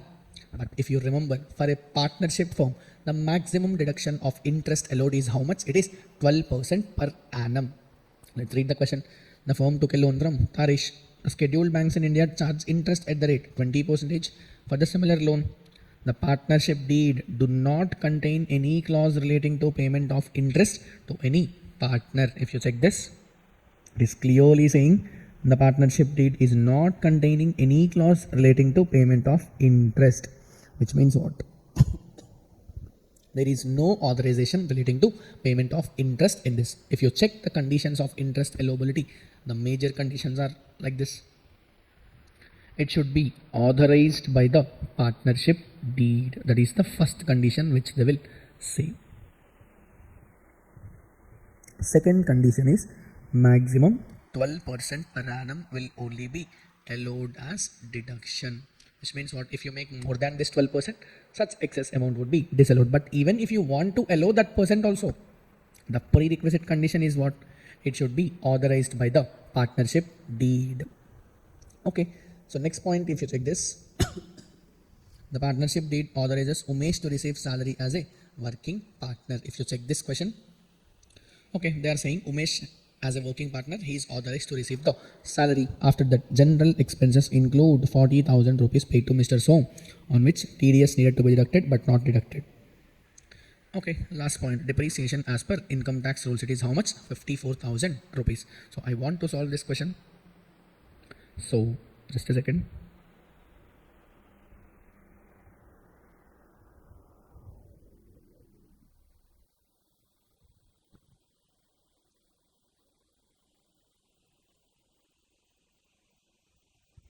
So check this part. The question is asking me to calculate PGBP income. Correct? So first I will start with net profit as per P&L account. If you check this, net profit as per P&L account, the question is how much? So net profit as per P&L account in the question is 2,87,000 rupees, which means what? Here I will write 2,87,000. If you check the question, you will understand. So first let us quickly check this credit side point. They have given what? Rent received from let out of property. But you know that if you let out any property, whatever the rent which you have received, that is taxable under income from house property. But here they have included in your P&L account. Because of this income, your profit got increased. But you already know that. You have to calculate pure PGBP income only. Therefore, I will reverse this effect, which means what? Here I will deduct minus rent from let out property taxable under the head PGBP. It is how much? 3,60,000 rupees. Okay. Next, plus depreciation as per income tax they have given. So I will add back this depreciation. So depreciation as per income tax act. Depreciation as per accounts, books of accounts I'll take.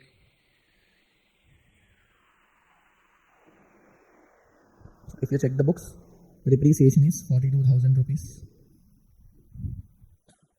But in the note point they have mentioned, as per income tax, the depreciation is 54,000. Whatever the depreciation which they have taken, that is as per accounts. But we know that we have to calculate depreciation as per accounts. So whatever the depreciation which they have calculated, that will be added back and this depreciation will be deducted. So here what I will do, I will deduct depreciation as per Income Tax Act. How much it is? 54,000 rupees. It is 54,000 rupees. Next point. Interest to Taresh. Based on this point, it is clearly saying that interest they have paid is how much? 16% per annum. Which means what? If the firm have authorizes Mr. Taresh to receive interest, in this case, interest up to 12% per annum is allowed. Because in this question, if you check that, they are clearly saying that the partnership deed is not containing any clause.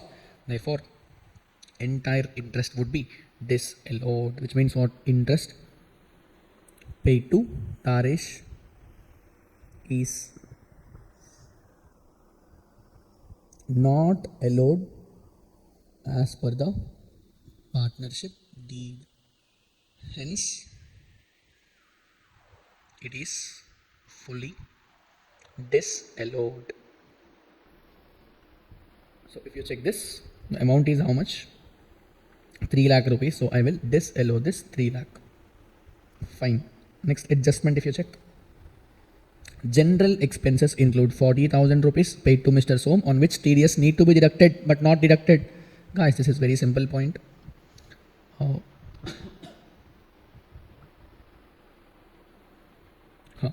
check this. T and U and Co. This is made payment to Mr. Som. On this payment, TDS should be deducted, but they did not deducted the TDS. So we already know the consequence as per 40A 1A. Here what they will say, if payment is made to resident, 30% of such expenditure would be disallowed. In this case, I am assuming the question have not clearly said that Mr. Som is a non-resident. Therefore, I will assume that Mr. Som is a resident. And hence, payment made to Mr. Som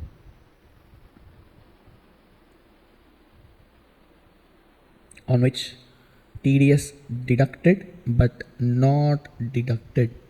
If you check the amount, they will say it is 40,000 multiplied by 30%, which means it is 12,000.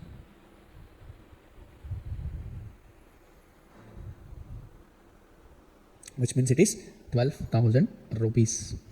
So I guess all the points we have adjusted. This is the mute point which you have to remember. If the question is having unabsorbed depreciation also in the question, don't forget to remove that unabsorbed depreciation while calculating book profits. Which means what? I have to deduct unabsorbed depreciation also, which is 40,000 rupees. And one more thing I have to do here is I have to add the remuneration debited to P&L account.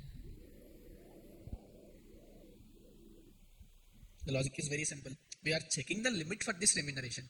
If the profit have already reduced this remuneration, what is the point of checking the limit? So here what I will do, whatever the remuneration which they have debited to P&L account, which is there, it is 6,40,000. So first I will add this 6,40,000 here. Okay, I have added this 6,40,000 here.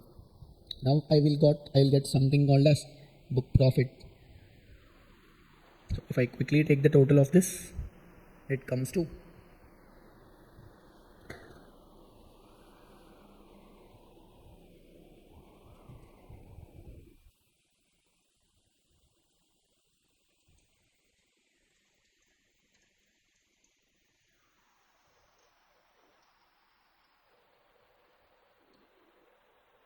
it is 8,27,000. Okay, based on this book profit, first let me calculate maximum allowable remuneration. So if you check this maximum allowable remuneration, book profit, it is 8,27,000. So if I check this, On this first 6 lakh rupees, I have to calculate 90% of book profit, or 3 lakh rupees, whichever is higher I have to take, which means what, it is clearly 5,40,000. If I take the balance profit, it is only 2,27,000 multiplied by 60% I will take, which means it is 1,36,200. If I add these two amounts, the total remuneration which is allowed is 6,76,200 rupees. Okay, this is the maximum remuneration which they will allow. But the remuneration debited to P&L account is how much? 6,40,000, which means what? Entire remuneration paid is within the limits. So here what I will do, 6,76,200 or 6,40,000, whichever is lower, would be allowed as deduction, which means how much will be allowed as deduction?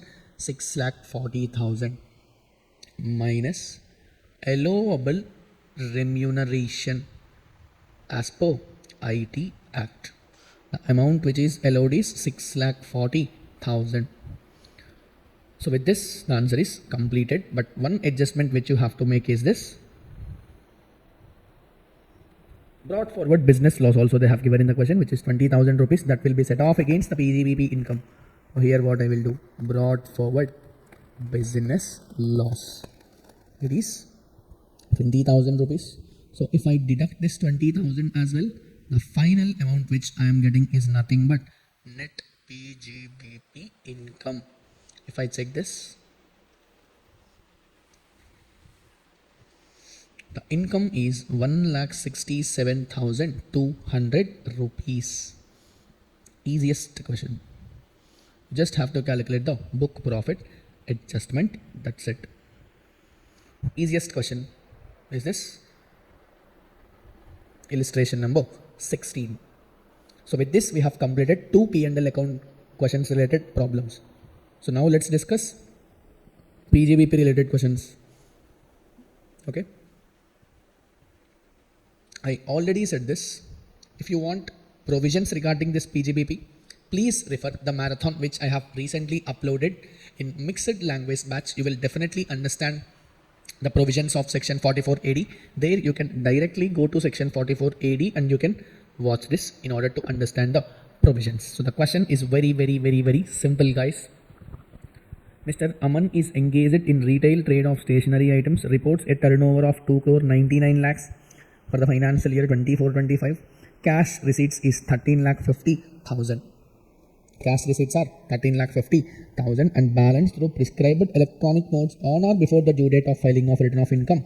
His income from the said business as per the books of accounts is 14,50,000. This is computed as per the normal provisions. Retail trade is the only source of income. This is the first year to declare his business income in accordance with the provisions of presumptive taxation. You have to decide whether he is eligible for the presumptive taxation of his income or not. Simple thing. Let me explain. So first let us understand the concept for this section 44AD, whichever is relevant for this question, and then we'll start this. Simple. Section 44AD is applicable only for business people. If SSE's turnover or gross receipts during the previous year is up to 2 crores, then SSE need not maintain any books of accounts and even tax audit is also not required if he declares 8% or 6% of turnover or gross receipts. You can take 6%, but the condition is you have to receive those turnover or gross receipts through account pay check, account pay draft or electronic clearing system up to the due date of filing of return of income. Simple. If your turnover is up to 2 crores and you are offering minimum 8% or 6% of turnover as income, in this case you can declare. No need for you to maintain books of accounts and no need for you to get the tax audit also done. But here if you observe this note point, if the cash receipts received during the previous year are up to 5% of total receipts, then for you the limit will be 3 crores and not 2 crores. So if your cash receipts are up to 5% of total receipts, then the limit is how much? 3 crores and not 2 crores. If you want, I can check this. The turnover is how much? 2 crore 99 lakh. Just multiply the same by 5%. It gives you the cash receipts as 14,95,000, which means what? even though the cash receipts which you have received are up to 14,95,000. For you, the turnover limit for eligibility of presumptive taxation is 3 crores but not 2 crores. Here the cash receipts are how much? 13,50,000 only, which means it is less than the limit of cash receipts which you can have. Therefore, what the problem is clear. For you, the turnover is 3 crore. For you, the turnover is 3 crore. And hence, since your turnover is below the 3 crores, you are eligible for the presumptive taxation. You are eligible for presumptive taxation. And it is very, very simple. If you receive in cash, on that you have to offer 8%. If you check the answer, 13,50,000 into 8%. The answer is 1,08,000. And whatever the balance income which is there, the balance income, if you just take 6%, that is come to 17,13,000. So simple, you just have to add these 2 points, you will get 18,21,000. So this much easy question it is, but you just have to understand the presumptive taxation provisions. Just have to multiply the turnover by 8% or 6%, depends upon the case. So simple guys, like that you have to solve this presumptive taxation question. And the last question which I wanted to discuss from this PGBP chapter is illustration number 15. Very, very simple. I won't discuss this question, but I will directly discuss the concept which is related to this question, which is very, very important. So let's quickly check this concept. This is the section which is applicable, guys, 44AE. Simple. Here you have to remember only two things. There are two kinds of vehicles in this section which you have to remember. One goods vehicle is heavy goods carriage and second one is light goods carriage. Heavy goods carriage is those vehicles whose weight is more than 12,000 kgs, which is more than 12 tons. Okay. Listen. If you are a heavy goods carriage, for you the presumptive income is 1,000 per ton of the weight. 1,000 per ton of weight per month or part of the month thereof. Whereas if you are a light goods carriage vehicle, your income is very, very simple. It is 7,500 per month. If your vehicle weight is more than 12,000 kgs, which means you are a heavy goods carriage. For you, the income is 1,000 rupees per ton per month. 1,000 per ton per month. But if you are a light goods carriage, the income is 7,500 per month. If you want, I can check for one thing. One light carriage vehicle, I will check. 7,500 is there, which means what? It is less than 12,000 kgs. So obviously, it is a light goods vehicle. So for this, income is how much? 7,500 rupees multiplied by 2 vehicles into 12 months multiplied by 12 months it is there. So it is 1,80,000. So like that you can check. If you check for any heavy goods vehicle, see, fifth vehicle is what? 15,000 kgs, which means it is obviously more than 12,000. The weight is simple. 1,000 per ton. 15,000 kg means 15 tons. So 15 into 1,000 into vehicles are 2 vehicles into number of months, which means what? From August you have to count. August here we are having part, but we have to take this as full month, which means August, September, October, November, December, Jan, Feb, March. So 8 months. It is 2,40,000. Like this easiest question, guys. Very, very, very, very easier. You just have to understand these provisions. Then you can easily be able to answer these questions. Okay. So the next thing which will start is the question of total income and tax liability, which is another mandatory question which they will give in the exam. So let's solve some important tips and techniques in order to solve this total income and tax liability questions. Before starting with this total income and tax liability, some things you have to understand. We already know that there are totally 2 types of regimes, which are default tax regime and optional tax regime. Okay, you have to understand there are some differences between default tax regime versus optional tax regime in all the 5 heads of income.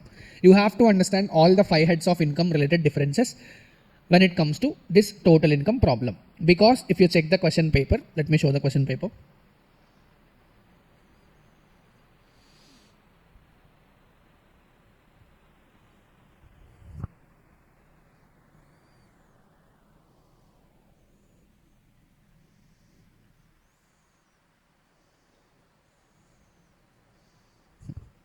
If you check the question paper, usually 5B question they will ask from this total income and tax liability question. So here they will ask you to calculate the total income and tax liability under the default tax regime also, plus they will ask you to calculate as per optional tax regime also. which means both you have to calculate. Simple. You have to calculate total income as per default tax regime along with optional tax regime also. Plus you have to do the calculations of tax liability also under both regimes respectively. So the same things will be there in the other attempts also. If you check June 2024 paper also, they have given the same thing. So you can just quickly check this part. So this is the question which we will solve now. But if you check this, here they will ask you to calculate the total taxable income and tax liability under the default tax regime, plus they will ask you to calculate the tax as per optional tax regime also, which is very simple thing. So let's learn some tips and techniques. So the first thing, we have totally 5 heads of income. So let us summarize all the differences between default tax regime and optional tax regime for all the 5 heads of income. Simple. From income from salaries chapter, always you have to remember, in case of default tax regime, you will get a standard deduction of 75,000 rupees. Very important. But if you are following optional tax regime, you will get only 50,000 rupees standard deduction. This is very important point which you should not forget. If you follow default tax regime, you will get a deduction of 75,000. But if you follow optional, you will get a deduction of 50,000 rupees. Next point. There are some exemptions or deductions which you have to remember. Those are only applicable for optional tax regime only, which means they are not applicable for default tax regime. You have to remember these things. If you remember allowances story which I have said, there I have classified allowances into 3 parts. Fully exempt allowances, partly exempt allowances and fully taxable allowances. Correct? So there I have explained the differences between default and optional also. If you remember, there what I will say is, HRA exemption is not applicable for default tax regime, and after that allowances under section 10 clause 14. There is one story which I have said in that allowances story. If you remember, all the allowances will be covered in that story. So except DTC, if you check, no other deduction, no other allowance is allowed for default tax regime. If you remember, this DTC means daily allowance, traveling allowance, transport allowance and conveyance allowance. So only these allowances are available for default tax regime. Other than these 4 allowances, DTC means daily allowance, traveling allowance, after that transport allowance, and last one conveyance allowance. So only these allowances are only applicable for default tax regime. Other than this, all other allowances are fully taxable. I mean, exemptions are not applicable for other allowances. If you check that, we have one free meals exemption up to 50 rupees is exempt. If you remember, any food is provided and non-alcoholic beverages is provided to employees who are working. For them, if the value of the food is up to 50 rupees, then it is exempted. If it is more than 50 rupees, then in excess of 50, how much it is there, that is taxable. This we have already discussed in salaries chapter. So that free meals exemption is not applicable for default tax regime. This also you have to understand. Next one, if you remember, there are totally 3 deductions under section 16. Correct? The first deduction is standard deduction. Second deduction is entertainment allowance, and third deduction is professional tax. So these are also not applicable for default tax regime. These are also not applicable for default tax regime. And next one, there is one thing which is leave travel concession. That exemption is also not applicable for default tax regime. To summarize, 1, 2, 3, 4, 5, 6 points you have to remember. These 6 benefits are not applicable for default tax regime. You have to remember this. Especially the most important point is the standard deduction point. Standard deduction of 50,000 is applicable for optional tax regime and 75,000 is applicable for default tax regime. 6 benefits are not applicable for default tax regime. This you have to remember for sure. Next part. Under income from house property, if you check, second part, if you check income from house property, only 2 points you have to remember for default tax regime. Other than these 2 points, everything is same. Okay. The first point which you have to remember is interest deduction for self-occupied property. Interest deduction for self-occupied property would not be allowed as deduction. This you have to remember. If you are following default tax regime, interest deduction for self-occupied property would not be available. Here they are not saying about let-out property. Let-out property is normally allowed. If you remember, interest deduction for self-occupied property, 30,000 or 2 lakh is there for self-occupied property. That deduction is not applicable for self-occupied property in case of default tax regime. Second part, this point we already know that set off of house property loss against any other income And carry forward of loss also is not allowed in case of default tax regime. Yesterday only we have discussed. In case of optional tax regime, house property loss can be set off against any other head, but maximum 2 lakh can be set off. But if you are following default tax regime, you cannot set off house property loss against any other head. Plus, carry forwarding is also not allowed for default tax regime. These 2 points you have to remember for income from house property head. Very, very important. So the first one is interest deduction for self-occupied property would not be allowed as deduction. Second point, set off of house property loss against any other income or even carry forward is also not allowed. This also you have to remember, very, very important. Next, if you are doing PGBP head, only 2 points you have to remember. I think you know about additional depreciation. Additional depreciation is applicable only for manufacturing assets, and so on. So discussion we have already made in PGBP chapter. Now I will not explain all those things. Remember, if you are following default tax regime, additional depreciation is not allowed for you.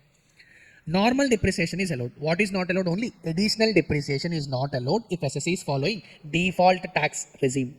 Next point, scientific research expenditure. If you have given any donation to outsiders, that is also not allowed as deduction. Scientific research, if you remember, there are totally two types of scientific research. One type of scientific research is what? In-house research. If you only make scientific research on yourself, then that is called as in-house research, and that is allowed as deduction. What is not allowed as deduction? Donation to outsiders is not allowed as deduction. So PGBP head only you have to remember 2 points. Additional depreciation is not allowed for default tax regime. Next point, scientific research. If you have given donation to outsiders, this deduction is also not available for you. Only 2 points PGBP. 2 points house property. House property, what you have to remember? If self-occupied property is there, interest deduction is not available. Second point, house property loss cannot be set off against any other income, and carry forward also is not allowed. PGBP, what you have to remember?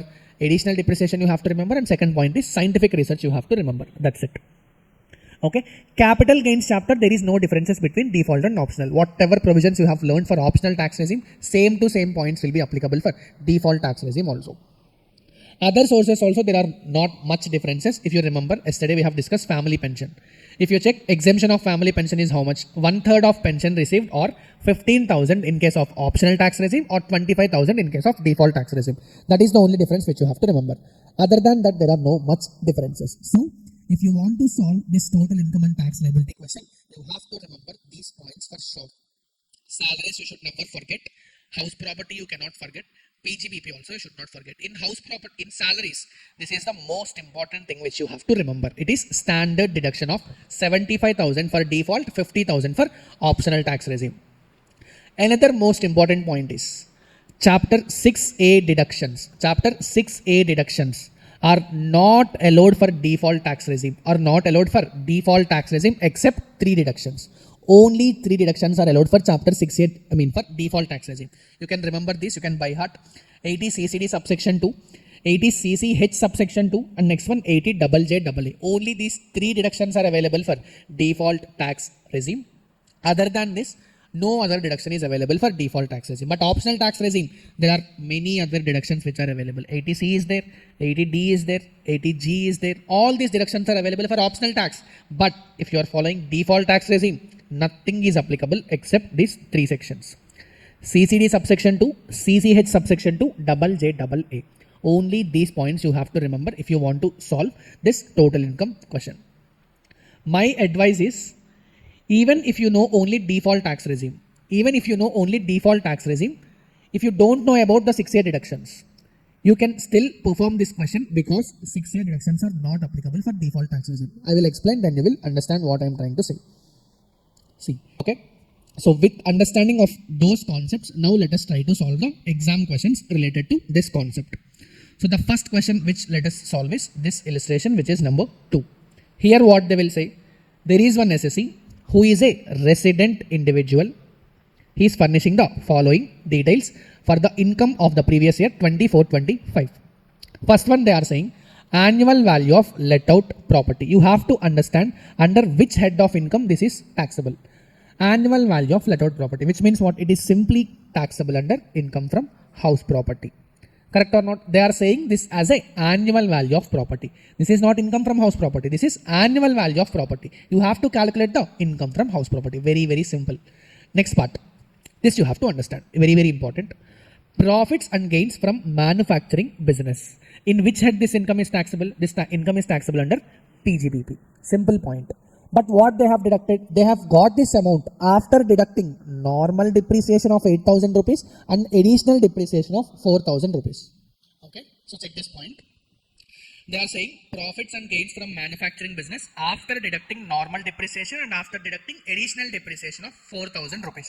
How much it is? 5,36,000. See, try to understand what they have did. They have given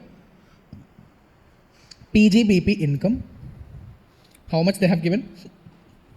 5,36,000 they have given. But this is after deducting normal depreciation of how much? 8,000 and additional depreciation of how much? 4,000. Okay. Now you have to tell me how much is the PGBP income before such depreciation? Huh? No, you have to add these figures. You have to add these figures. 5,48,000. See, from this amount, if you deduct these two figures, you will get this 5,36,000. Correct or not? So we have calculated the PGBP income before depreciation. Now you already know that.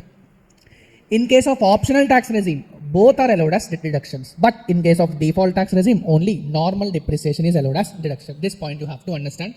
Nothing more complicated than this. I will explain once again. Next, interest received on fixed deposit from bank. This is gross amount. This is not net amount. If this is net amount, you have to convert into gross. But they have directly given us gross amount. How much income they have given? 1 lakh rupees. Under which head this income is taxable? Other sources. Simple point. Next one, interest received from company deposit. Under which head it is taxable? Other sources. They are clearly given this also as gross amount. How much they have given? 60,000 rupees they have given. And next point, savings bank account interest received by minor son of Mr. Pavan. How much they have given? 1,000 rupees. That is savings bank account interest received by minor son of Pavan. If you have minor child, whatever the income such minor child is earning, that should be clubbed in the income of parent. So here you will club this income in the hands of Mr. Pavan. In the hands of Mr. Pavan. And I think you already know this point. If minor income is included in the parent's income, he will get a deduction or exemption of maximum 1,500 rupees. But here they have received only 1,000 rupees. Therefore, exemption amount is 1,000. Exemption amount is 1,000. Very, very simple point. Okay. Next, they have given, he contributed the following amounts by check. See, if you check, only 5 points they have given in this total income question. One point is from house property. Second point is from PGBP. Other 3 incomes are from income from other sources. Like this only they will give easy bonus question. You can solve this. After this, what they will give? They will usually give chapter 6A deductions. They will usually give chapter 6A deductions. You already know that under default tax regime, there is no 6A deductions. 6A deductions are not applicable for default tax regime. Now you just have to understand these deductions are belonging to which sections. If you understand these 3 things, then your thing is completed. Okay, simple. What I have did is, I have also summarized all the main 6A deductions also. So I will show you.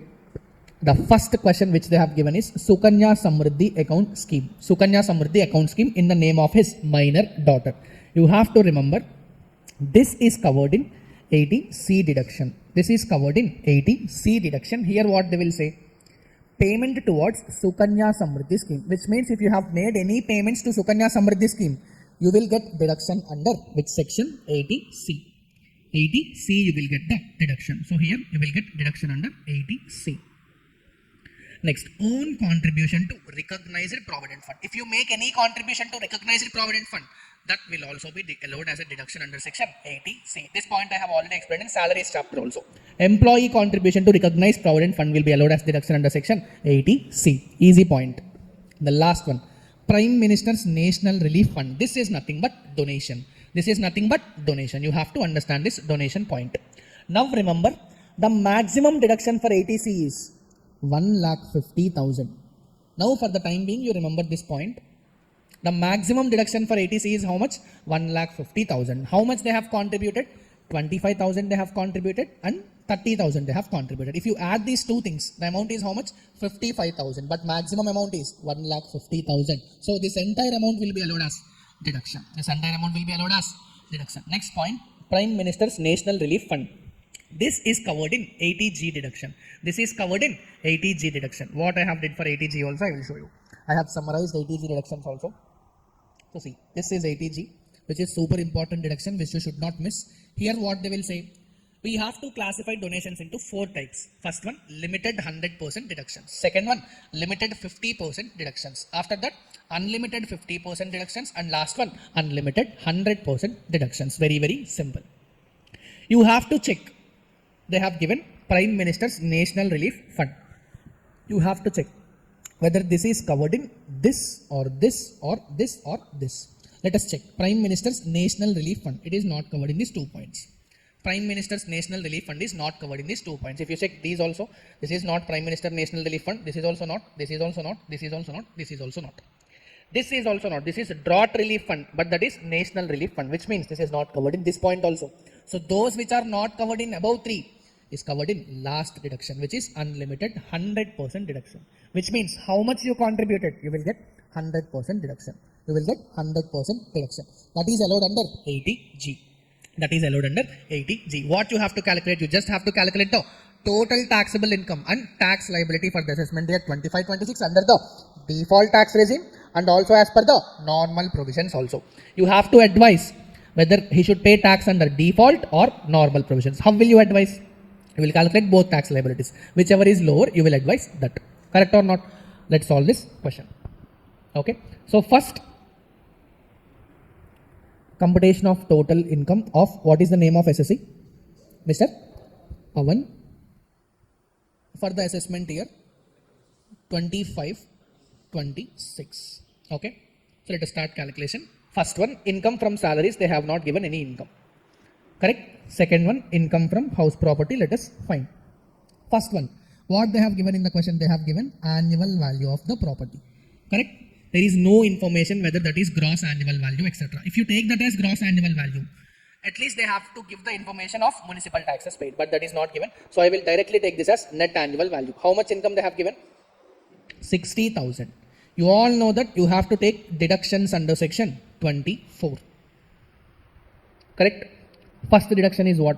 Standard deduction at the rate 30%. So tell me, what is the standard deduction at the rate 30%? It is 18,000. Very, very simple. There is no information related to interest deduction, which is interest deduction will be how much? Nil. Tell me the total income. 42,000. This is the net income under the house property. Next one, PGBP. Next one, PGBP. Here I am following optional tax regime, which means what? Both normal depreciation also will be allowed, additional depreciation also will be allowed. Okay, which means you can directly take this amount which they have given. Otherwise, you can do this minus this minus this. I will do this minus this minus this because next step it is useful. First, I will write income before depreciation. How much income before depreciation I got? 5,48,000. Correct. Minus normal depreciation I will deduct. How much is the normal depreciation which I have to deduct? 8,000 is the normal depreciation. Minus I have additional depreciation also which should be deducted. How much is the additional depreciation? 4,000. 4 or 6? 4,000. So if I deduct these two amounts, how much amount will I get? 5,36,000. See, this step is useful for default tax regime, so I am doing like this only. Next one, which head we are having? Income from other sources we are having. First one, what they have given in the question? Tell me. Interest from fixed deposits. How much amount they have received? 1 lakh. This is gross amount only, so I will not do anything. Next one, interest from company deposits. How much they have given? 16 or 60?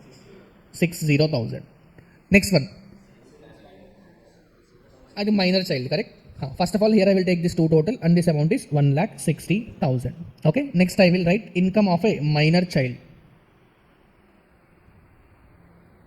Income of a minor child will be clubbed. Tell me how much is the amount?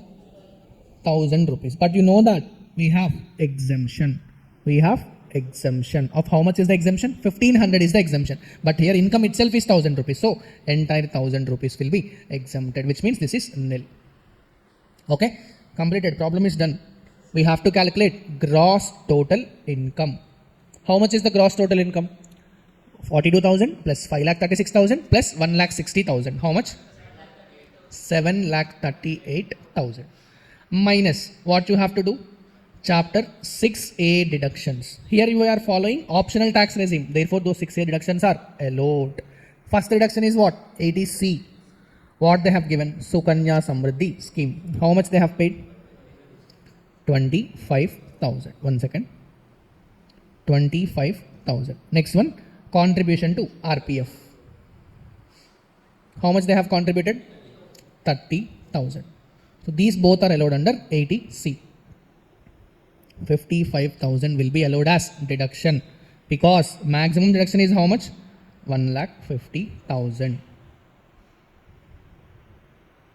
Okay, maximum deduction is how much? 1,50,000. Therefore, entire amount will be allowed as deduction. Simple point. Okay. Next point is what? 80C is done. Next they have given donation point. Tell me the donation. Just now we have checked. That is unlimited 100% donation which is available. So what is the name of the Prime Minister Relief Fund? National Relief Fund. How much is the amount? 20,000. So this will be allowed as deduction under section 80G. Now tell me the total income. 6 lakh. This is nothing but total income as per optional tax regime. This is nothing but total income as per optional tax regime. 6,63,000. The answer is not over. You have to calculate the tax liability also. Very, very simple point. What is the tax rate? Easy point.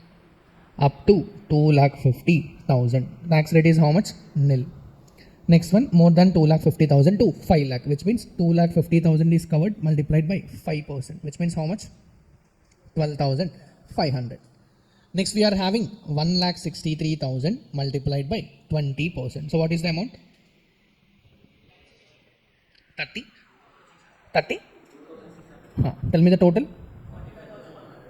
45,100 plus last we have to add the health and education cess at the rate 4%. Tell me. 1804. So what is the total tax liability? 904. We have to round off to 46,900 because nearest 10 you have to round off. Very, very easy. Easy 4 marks you will get. This optional tax regime is nothing but you have to remember some important 6A deductions. Sir, what all those 6A deductions important which we have to remember also we have already discussed. Okay. Next part, optional tax regime is done. Now you have to calculate default tax regime. That is very, very simple. First one, tell me the income from house property. 42,000. See here, interest deduction on self-occupied property is not there. If it is there, I have to calculate once again.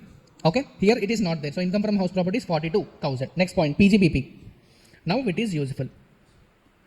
I have calculated income before depreciation. I have calculated income before depreciation. How much income I got? 5,48,000 minus normal depreciation only will be allowed as deduction. How much is the normal depreciation? 8,000. Additional depreciation will not be allowed as deduction. So tell me the total. 5,40,000. This is under PGBP. Next one. I think capital gains they have not given any information. Income from other sources. I think interest on fixed deposit is there. How much amount it is? 1 lakh. Next. Interest on company deposit is there. 60,000. Minor child income is also there. 1,000. Remember, if you are following default tax regime, that 1,500 deduction is not applicable. That 1,500 exemption is not applicable. Therefore, this is entirely taxable. So tell me the total. 1,61,000. Tell me the gross total income. 7,43,000. Deductions are not applicable. I have only said 3 deductions are applicable. What are those 3 deductions? CCD subsection 2, CCH subsection 2, double J double A. These are not those deductions. 80C and 80G are not applicable for default tax regime, which means 6A deductions will be nil. Which means my total income is how much? 7,43,000. Now you have to calculate the tax liability. Very, very simple. Up to 3 lakh, nil. 3 to 4, 3 to 7, which means 4 lakh is covered into 5% you have to do. How much it is? 20,000. 7 to 10, here I having 43,000 multiplied by 10%, which means how much? 4,300. 24,300. Last I have to add the health and education cess at the rate 4%. So tell me, 972. So the total is 272. If I round off this, I will get 25,270. Very, very easiest problem. If you ask me more than PGBP, this is the most easiest thing. Easiest problems they will ask. Because you have to calculate total income twice and tax liability also twice. So if you remember main points, then you can easily solve this question. This is a bonus question. 25,272. Lastly, what you have to do, you have to advise the person. Default tax regime tax is how much? 25,270. Optional tax regime tax is how much? 46,900. Whichever is beneficial for the SSE. Default tax regime is beneficial for the SSE. Very, very easiest point, easiest question in the planet. Okay, this is a bonus question which you can easily solve. So after this, see. So the next question which we'll discuss is this illustration number 3. Check this. This is super easy question. In house property also we have not seen this much easy question. Okay, check this. First one. Mr. Ram is having 2 residential house properties. How many residential properties he is having? 2 residential house properties. One is used for his own residential house properties and the other one is let out. One property is self-occupied. Another property is let out property for a rent of 65,000 rupees. What they are saying? He bought these houses by taking housing loan from a nationalized bank. Simple. He have taken loan and he have taken loan from a bank and he have purchased the houses. During the financial year 24-25, he paid interest on housing loan amounting to 2,10,000 rupees. How much it is? 2,10,000 rupees each for both the houses. For self-occupied property, how much interest he have paid? 2,10,000. But for let out property also, how much he have paid? 2,10,000 only. Principal repayment of how much he have paid? 2,50,000. This you have to remember, that's it. Here what you have to remember? If you have made any principal repayment for the housing loan, that will be allowed as deduction under section 80C. Only that point you have to remember. See, assume you have taken a housing loan. Assume you have taken a housing loan. Okay, we all know that housing loan if you have taken, you have to pay interest also and principal also. You have to pay interest also and principal amount also. We know that if you pay interest, that will be allowed as deduction under section 24. Correct or not? Interest on borrowed capital. Second deduction under section 24. Interest. If you have paid interest, that will be allowed as deduction while calculating income from house property. But if you paid principal, that will be allowed as deduction under section 80C. What is the maximum amount of deduction for 80C? 1,50,000. What is the maximum amount? 1,50,000. Simple question. Another easiest question.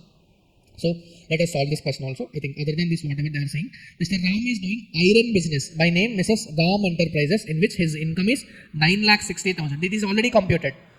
There is no depreciation also. There is no additional depreciation also. What is there? Nothing is there. Same PGBP income for both the regimes. Only you have to do the house property income adjustment. That's it. That is also very, very simple. So what is the name of SSE? Computation of total income and tax liability of Mr.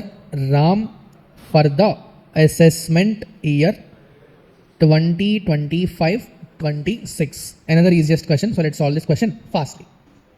First, let us calculate income from house property. We have 2 houses. First one self-occupied. Next one let out property.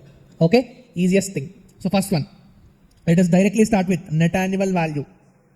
Because in the question, there is no expected rent, there is no municipal value, there is no fair rent. Easiest question.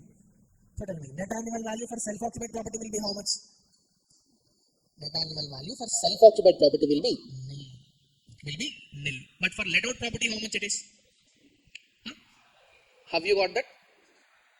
65,000 into 12 months. So tell me, 7,80,000. Have you got this amount? 65K multiplied by 12 months. Okay? Simple point. Minus what you have to do? Deductions. First deduction you are having standard deduction at the rate 30%. For self-occupied property, you will not get this. But for let out property, how much is the standard deduction? 2 lakh 30, 2 lakh 34,000. Second part, interest on borrowed capital. Interest on borrowed capital. Tell me how much? 2 lakh 10,000 for each. But you already know that for self-occupied property, what is the maximum deduction which a person will get? 2 lakh or 30,000. Correct? 2 lakh or 30,000. See, have they given anything about the conditions? They have not given anything about the conditions, which means I am assuming this the loan is taken on or after 1/4/1999 and all the other conditions are also satisfied. So I will take 2 lakh as the limit. How much I paid? 2 lakh 10,000 I have paid. But how much is allowed as deduction? 2 lakh is only allowed as deduction because it is self-occupied property. But for let out property, there is no limit. For let out property, there is no limit. How much interest you have paid? 2 lakh 10,000. So tell me the income from house property. You got 2 lakh rupee loss for self-occupied and for let out 3 lakh 36,000. Tell me the net income. I think 1 lakh 36,000. Correct or not? Easiest question. Again I am saying easiest. Next one we are having PGBP income. How much PGBP income they have given in the question?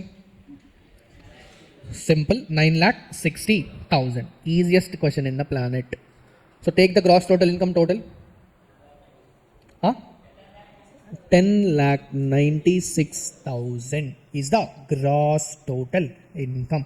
From this what you have to deduct? Chapter 6A deduction. Only one deduction they have given. ETC, principal repayment of housing loan. How much they have paid? 2 lakh each they have paid. Correct? 2 lakh each they have paid. But maximum deduction is 1 lakh 50,000 only. How many properties you have paid? I don't know. I will give only deduction of 1 lakh 50,000 only. Maximum deduction 1 lakh 50,000. So I will take 1 lakh 50,000. So tell me the total income. 9 lakh 46,000. So can we calculate the tax liability also quickly? Tell me tax liability. First 2 lakh 50,000 nil. Next 2 lakh 50,000 12,500. Next 4 lakh 46,000 multiplied by 20%. Tell me fast. 80. Tell me this amount. 1,700. Tell me the total. Total చెప్పేసారా? ఈ amount ఒకటి చెప్పు. 89,200. The total is 1,01,700. Last we have to add the health and education cess at the rate 4%. Tell me fastly. 406. Tell me the total. 1,05,760. Intena? 68. Round figure 1,05,770. That's it. Easy 4 marks. Default tax regime is very easy. See.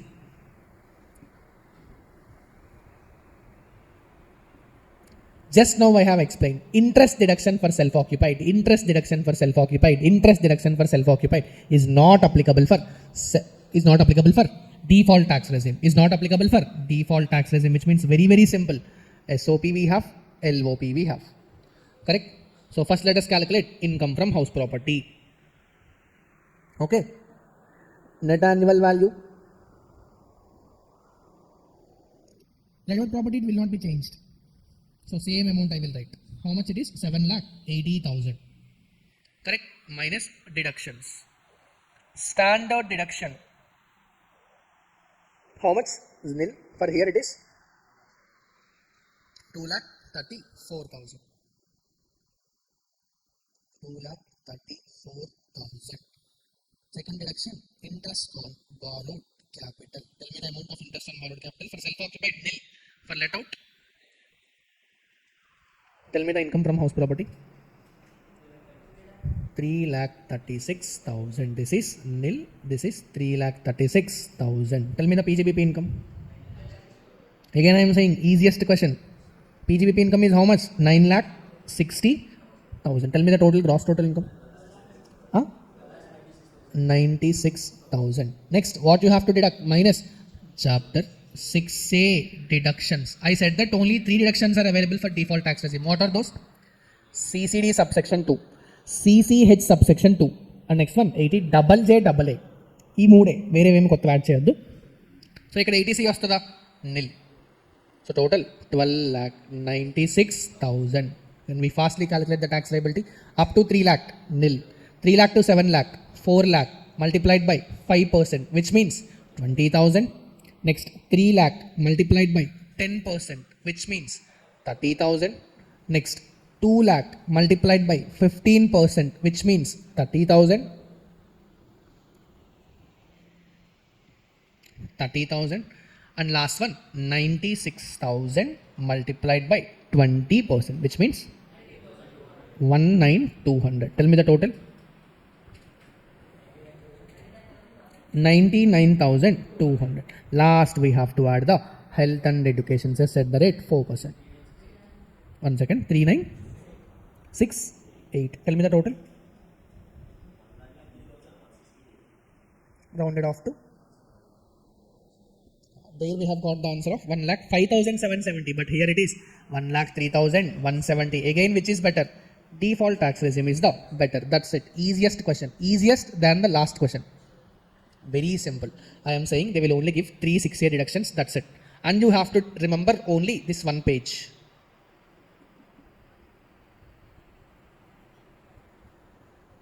Only this one page you have to remember, plus few deductions you have to remember. That's it. If you remember those, easy 7 marks will be given. So check the answer. 1,03,168. And next one. I think we have correct answers only we got. 1,03,168. And next one 1,05,770. 768 వచ్చింది. So same answer. Easiest question they will give.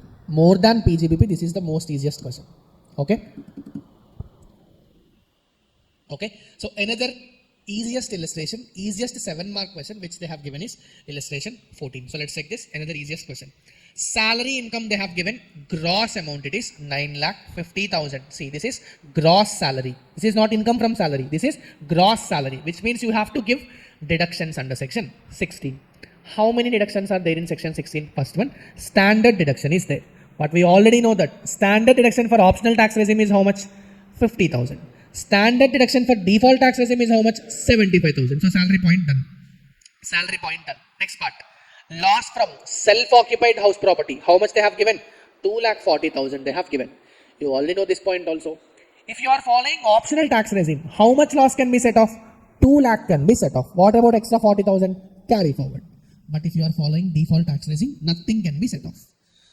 Nothing can be carried forward also, which means this 2,40,000 will be lapsed. Will be lapsed. So done. Answer done. Third point, interest on savings bank account. Interest on savings bank account is taxable under which head? Other sources. It is taxable under other sources. Next one, deposit in Provident fund. This you have to understand. This is a deduction which will be given in 80C. 80C only they will ask. That is the beauty. 80C. What is the maximum deduction for 80C? 1,50,000. They have contributed how much? 1,50,000 only. So, entire amount is allowed as deduction. Easy point. Next one, dividend from Indian companies. In which head dividend is taxable? Other sources. Easy. Next one, LIC premium paid for the dependent father who is aged 75 years. See, this point is also very basic point, but I will explain. In 80C we have, I will show that point also. In 80C if we check, if LIC premium you have paid, if you have paid LIC premium, you will get deduction under 80C. But that premium should be only for individual, spouse and your children, not for your parents. Not for your parents. So, this is not covered under 80C because you have paid for father. Because you have paid for father. So, 80C it is not covered. Even if it is covered under 80C, the maximum limit is how much? 1,50,000 only. Which means already we have taken 1,50,000. But this is not allowed as deduction under section 80C. This you have to understand. That's it. What they have asked you to calculate. You are required to calculate the taxable income and tax liability for the assessment year. We can directly solve the answer here only. Salary income is how much? 9,50,000. Regular provisions means normal provisions. If you follow normal provisions, standard deduction is how much? 50,000 rupees. Net salary is how much? 9 lakh rupees. But as per default, 8,75,000. Next point, loss from self-occupied house property. 2 lakhs can only be set off against optional tax regime and nothing can be set off against default tax regime. Simple point. Next one. Interest on savings bank account. 12,000, 12,000. Dividend, 50,000, 50,000. Calculate the total income. Okay. 80 TTA I will explain. Deduction under section 80C, how much it is? 1,50,000. But that is only available for optional tax regime. Under default tax regime, 6A deductions are not applicable. Okay.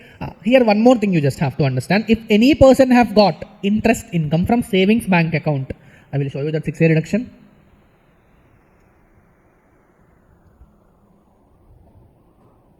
Check this. 80 TTA. 80 TTA. If any person have got interest received from savings bank account, the amount of exemption is how much? Interest or 10,000, whichever is lower. How much interest he have received? I think 12,000 he have received. Exemption is how much? 10,000. Whichever is lower will be 10,000. So 80 TTA he will get an exemption of deduction of 10,000. But default tax regime it is not allowed. It is not allowed. So if you calculate the total taxable income, check whether they have calculated correct or not. 7,62,000 minus 10,000 minus 1,50,000. Is it correct? 6,02,900. Okay. Default tax regime, there is no chapter 6A deduction. Therefore, whatever they have calculated, that is correct only. Calculate the tax liability also. Check the tax liability whether they have correct or not. Up to 2,50,000. Nil. Next 2,50,000. 12,500. Next 1,02,000 multiplied by 20%. 32,000. Total we have calculated. Total we have already done. Okay. Total is it correct? Plus last what we have to add, health and education says. So the total tax is 34,216, but it should be rounded off to 220. Simple. Check the default tax regime also.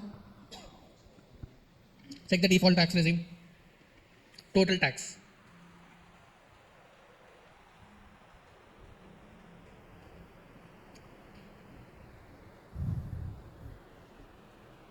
Easiest question. 43,700. Last we have to add the health and education cess. Then the total tax is 45,448, which is rounded off to 45,450. Easiest question in the planet. More than PGBP, even more than capital gains. This is the most easiest thing. Sir, but how should I get full marks? Simple. Please study this page. Please study this page. Which page it is? Total income and tax liability. Only one page I have summarized all the important points from all the heads of income. Other than this, you have to focus on some deductions. Sir, what deductions do I have to focus? Simple. You have to follow 80C. You have to follow 80CCD subsection 2. You have to follow 80CCC, another important section. And you have to follow CCD subsection 1B. 80D you have to follow. Another series. 80G you have to follow. And next one 80TTA, TTB you have to follow. And the last one 80JJE. And here I will write 80CCH subsection 2 also you have to follow. You have to follow only these sections. Out of these also, maximum they will ask 80C, 80D, 80G. That's it. Maximum cases they will ask this thing, this thing, this thing or this thing. But safe side we can study these extra sections also. If you study these, 99% they will not ask any deduction other than these deductions. Okay. So what you have to do, please by heart this one page and these few deductions and some basic knowledge of all the 5 heads of income. Even basic knowledge is not required according to me. In house property only we have solved very difficult questions. Other than this, correct or not? What is there? Nothing is there. There are 2 different house properties. In house property we have solved it. One house property is only having 2 units, partly self-occupied and partly let out. We did all the complications. But this total income they are asking very basic questions. So easy 7 marks. No student should miss this question because other question is what? Set off. See, they are asking set off and this total income and tax liability as a combination question. Set off is also very simple and this total income question is also very simple. So this is a combination which any student should not miss. Okay. So that's it. So yes guys, this agricultural income concept. First I will directly start with the question which is very easier to understand. So this is nothing but illustration to they may ask in MCQ or even question also, and they will ask you to calculate the tax liability when your income consists of agricultural income as well. Okay, so how to solve these type of questions? Don't worry guys. So check this, you have to always remember there is something called as partial integration which you have to understand when your income consisting of agricultural income also. Sir, what is this partial integration? Simple. It is applicable to individual or HUF or AOP or BOI or AJP. Okay, sir, what is the meaning of this partial integration?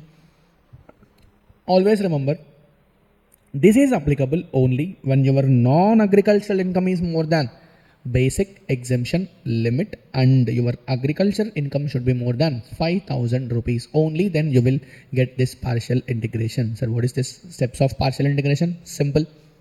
First step, please calculate tax on agricultural income plus non-agricultural income. Normally, agricultural income will not be included in your total income because exempted incomes will never form part of gross total income. But for the purpose of calculating tax on agricultural income, you have to include this agree and non-agree and calculate the tax amount on this. Okay. The next step is calculate the total tax on agricultural income plus basic exemption limit.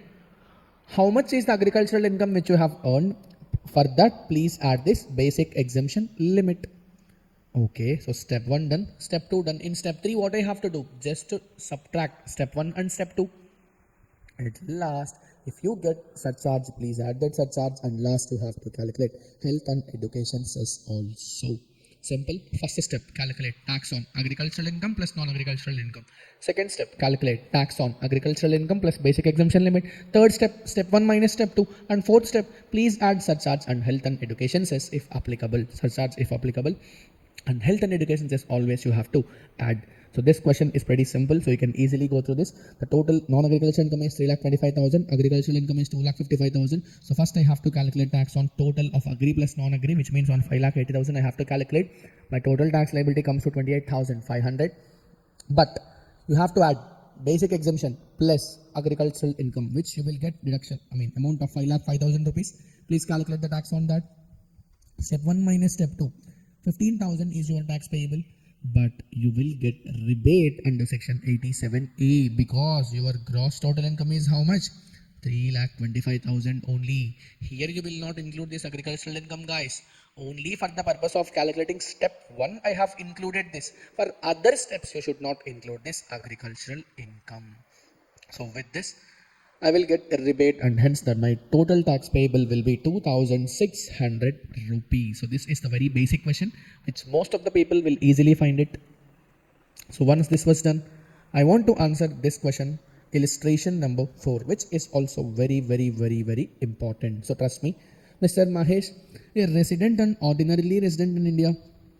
Okay, sir, for resident and ordinary resident in India, what will happen? Arey Baba, global incomes are taxable for ROR. Sir, what is the meaning of global incomes? The meaning of global incomes is whether you have earned Indian income or whether you have earned foreign income, both incomes are going to be taxable for this ROR point.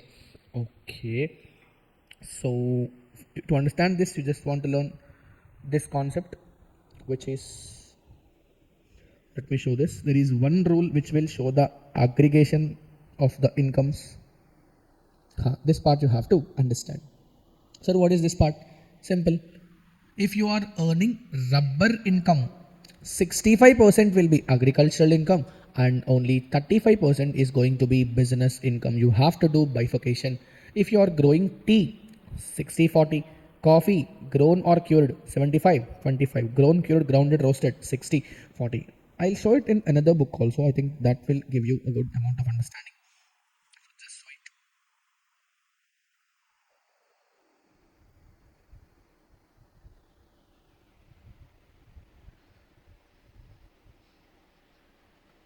wait. Even if you check this, if you are manufacturing tea, 60-40, coffee, grown, cured, 75-25, grown, cured, roasted, grounded, 60-40, rubber, 65-35. Always remember, higher percentages are agricultural incomes, and lower percentages are non-agricultural incomes. So if you check this, you will understand. Quickly come to the question. Okay, so check this. Income from sale of tea grown and manufactured in Darjeeling. How much it is? 5 lakh rupees. For tea, it is 60-40 percentage. So 60-40. 60 will be agricultural, business will be 40 percentage. Done. Coffee grown and cured. Same. 60-40. No. If it is 4 process, then for you 60-40. 2 process, so 75-25. Okay, done. Next. Coffee grown, cured, roasted, grounded in Bangladesh, but sale consideration was received in Mumbai, which means it is an Indian income. So for this also there will not be any apportionment which should be done, because you have to understand this. If agricultural income is from the land situated in India, then only you will get the exemption, and then only you have to apply this 60-40 rule or 75-25 rule or whatever it is. If that agriculture income you are growing from outside India, then that is not exempted. Therefore, this rule is not applicable, which means entire 10 lakh is going to be your non-agricultural income only. And this one, if you read, from sapling and seedling grown in a nursery, always remember, from nursery also is considered as an agricultural income only. So even if you got any income from nurseries, that is also going to be agricultural income. So this 1 lakh is fully agricultural income, no bifurcation needed. Latex rubber plant, so the bifurcation is 65%, 35%. 65% is going to be agricultural income and 35% is going to be non-agricultural income. So this question is also done, and after that let's quickly come to this question, which is illustration number 1, which is also easier. Okay, so next question is, this contains both sugar cane and sugar. Guys, you have to remember, if you have grown tea, coffee, rubber, they have already given you percentages. So as per those percentages, you have to bifurcate your incomes. But what if you have given any other type of product which involves both agricultural and non-agricultural? In that case, how I have to bifurcate my incomes between this agriculture and non-agriculture will be explained in this question. Simple question, guys. So trust me, other than those, if you have grown any other product, for example, sugar cane, sugar, whatever the process which you have undergone to grow the sugar cane, that will be treated as agricultural income, and whatever the process which you have converted in order to make that sugar cane into sugar, that is going to be taxable as business income. So here, how I have to do that bifurcation? Simple, guys. This cost of cultivation of sugar cane is completely agricultural expenditure. Okay. So this cost of cultivation will be clearly agricultural expense done. Sugar cane sold in the market. How much sugar cane they have sold in the market? 1,000 tons they have sold in the market, which is what? That 3 crore is entirely related to agricultural income, because that is you have got only from the sale of agriculture. So that 3 crore is going to be taxable as your agricultural income only. After that, this is the important cost of conversion is how much? 5. Is it lakh? Yes, it is 5 lakh rupees. Alright, that conversion is nothing but it is a kind of expenditure which you will undergo not in agricultural field, but after that process to be converted into non-agricultural. So this conversion expense you will get in calculating manufacturing income. So this 5 will go and sit in this 5, which is done. Fine. Next, this sugar produced and sold in the market, which is completely your business income. So this 25 will sit in the business income. Now you have to understand one very, very important calculation. Sir, what is that very, very important calculation? Check this. How many tons they have produced? 5,000 tons they have produced, out of which only 1,000 tons they have sold as sugarcane in the market, which means 4,000 tons have been used in the process to convert that sugarcane into sugar, which means whatever the value which is there for that 4,000 tons is used in the manufacturing of that sugar, which means that value should be treated as a cost. So whatever the value of that 4,000 tons which you have used in the manufacturing of your sugar, that should be treated as expenditure while calculating business expense, which means, so what is that value of that 4,000 tons? How should I calculate? Simple, guys. What is the value of 1,000 tons you got for 3 lakhs? So for 4,000 tons, it will be nothing but 12 lakh rupees, and that will be allowed as expenditure. Not only that, the same amount you have to include that in the calculation of your agricultural income also as an income. Simple. One thing you have to calculate, that fair market value of that agricultural produce which you have used that in the conversion, that you have to treat that as revenue while calculating agricultural income, and the same should be calculated as an expense also while arriving manufacturing income. This is the only tricky point. If you understand this, this is going to be understood very, very easily. Once again, I am repeating. There is some value of that sugar cane which is used in the sugar, which is used in the process to convert that into sugar.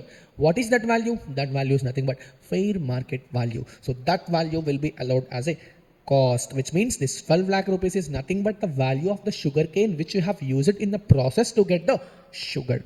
So that's it. So with these three questions, you will get full clarity regarding this. Agree? Okay, so check this. So right now we have completed the questions from income from salaries and income from house property also we have done. PGBP done, capital gains done, other sources also done. So these 5 heads we have completed, and set off carry forward also done. Total income is also done. So I can say that majority of the chapters which we have already completed the questions, but still I do not want to miss upon certain important topics such as chapter 6A deductions and even TDS, TCS, and the last miscellaneous topic which is clubbing as well. So I don't want you to leave these chapters completely. If you at least check what I am saying right now, then it is more than enough from your exam perspective. So it will definitely give you an overall idea of how those deductions or TDS, TCS are going to be. So my advice is, rather than fully leaving these topics, just listen to what I am saying in this. And even if you just prepare only these things, it is still sufficient. So without making any further delay, let's quickly open this chapter 6A deductions. So if you open chapter 6A deductions, these deductions at least you have to prepare. So some of the most important deductions according to myself is this 80C deduction series, which consists of approximately 5 sections it consists. So at least you have to revise these 5 sections for sure. The first section is 80CCD. Another section I want to add is 80CCD subsection 1 as well. So these 6 sections you have to remember at least in 80C series, because 90% of chances they will cover from these deductions only. And if they don't want to give any question related to this 80 series, then the next preference which they will give is for this 80D series. 80D is also very, very important deduction which you should not miss. After that we have some deduction which is called as 80G, which is related to donations as well, which is also another important section. After that we can do this 80TTA and TTB deductions also, and the last one 80JJAA as well. These are very important deductions which you should not miss at all. I think you also remember this point as well. Whatever the chapter 6A deductions which we will discuss right now are only applicable for optional tax regime only, which means except 3 deductions, none of these deductions are applicable for default tax regime, which means those 3 deductions are nothing but 80CCD subsection 2 and JJAA, and last one 80CCH subsection 2. So without making any delay, let's directly start with this 6A deductions. So yes, first let us understand the interconnection between all these sections. And if you understood this section, this interconnections, then the section is going to be very easier for you. So if you ask me, you always have to remember the maximum deduction under section 80C is 1,50,000. You have to remember this. Maximum deduction under 80C is how much? 1,50,000. After completion of this 80C, you have to immediately come to this 80CCC section. 80CCC will be applicable when you have made any contributions to annuity or pension plan of LIC or even other insurer as well. If you have contributed to annuity plan or pension plan of LIC or any insurer, the maximum deduction which will be allowed to you is nothing but 1,50,000. So for 80C, the maximum deduction is 1,50,000. And for even 80CCC also, the maximum deduction is 1,50,000. After that, you have to check to this 80CCD section. 80CCD is nothing but National Pension Scheme, or it is also called as New Pension Scheme also. 80CCD is nothing but National Pension Scheme or New Pension Scheme. Very, very, very, very simple. CCD subsection 1 talks about employee contribution to NPS. If you are an employee and if you are making contribution to NPS, always remember you will get deduction under section 80CCD subsection 1. Sir, what is the amount of deduction which you will get in this section? It is very, very simple. If you are a salaried employee, 10% of salary or amount contributed, whichever is lower will be the deduction.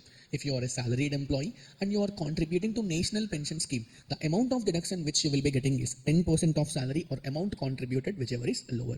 If you are other than a salaried employee, which means what, even if your mother wants to deposit in this pension scheme, she can do that, and even if any professionals want to deposit, they can also do that, and even if any self-employed people wants to deposit in this pension scheme, they can also do this deposit.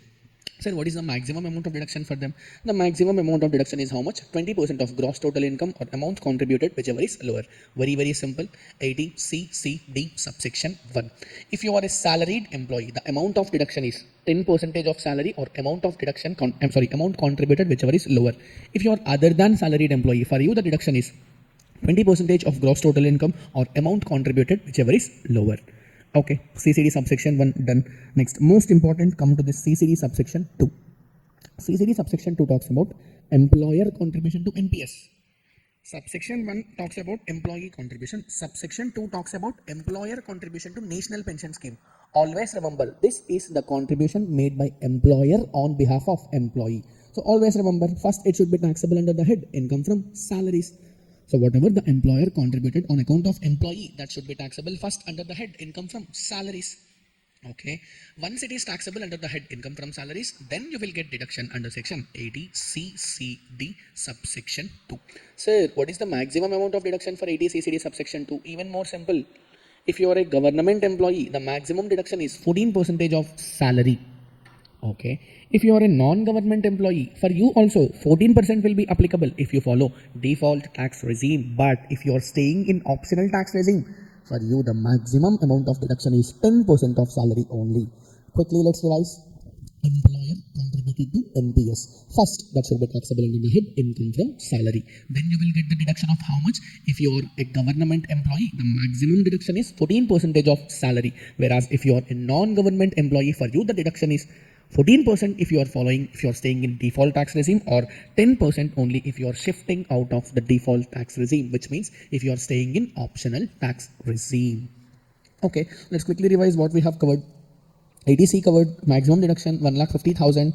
80CCC covered annuity plan or pension plan of LIC or any other insurer. The maximum limit is 1,50,000. Next we have covered this 80CCD subsection 1. Here they will say employee contribution to national pension scheme. The amount of deduction is how much? If you are a salaried employee, 10% of salary or amount contributed, whichever is lower. However, if you are other than salaried employee, for you the maximum amount of deduction is 20% of gross total income or amount contributed, whichever is lower. Okay, so 80CCD subsection 2 talks about employer contribution to national pension scheme. Guys, always remember, this is not your contribution, this is your employer's contribution. So first of all, you have to tax that under income from salaries, then you will get the amount of deduction under section CCD subsection 2. So what is the maximum amount of deduction? Right, if you are a government employee, for you the maximum deduction is 14% of salary. If you are a non-government employee, for you the deduction is 14% if you are staying in default tax regime. However, you will get only 10% if you want to shift out of default tax regime, which means if you want to stay in optional tax regime, for you the maximum amount of deduction is 10% only. Okay, sir, whatever salary which you have discussed for these two sections.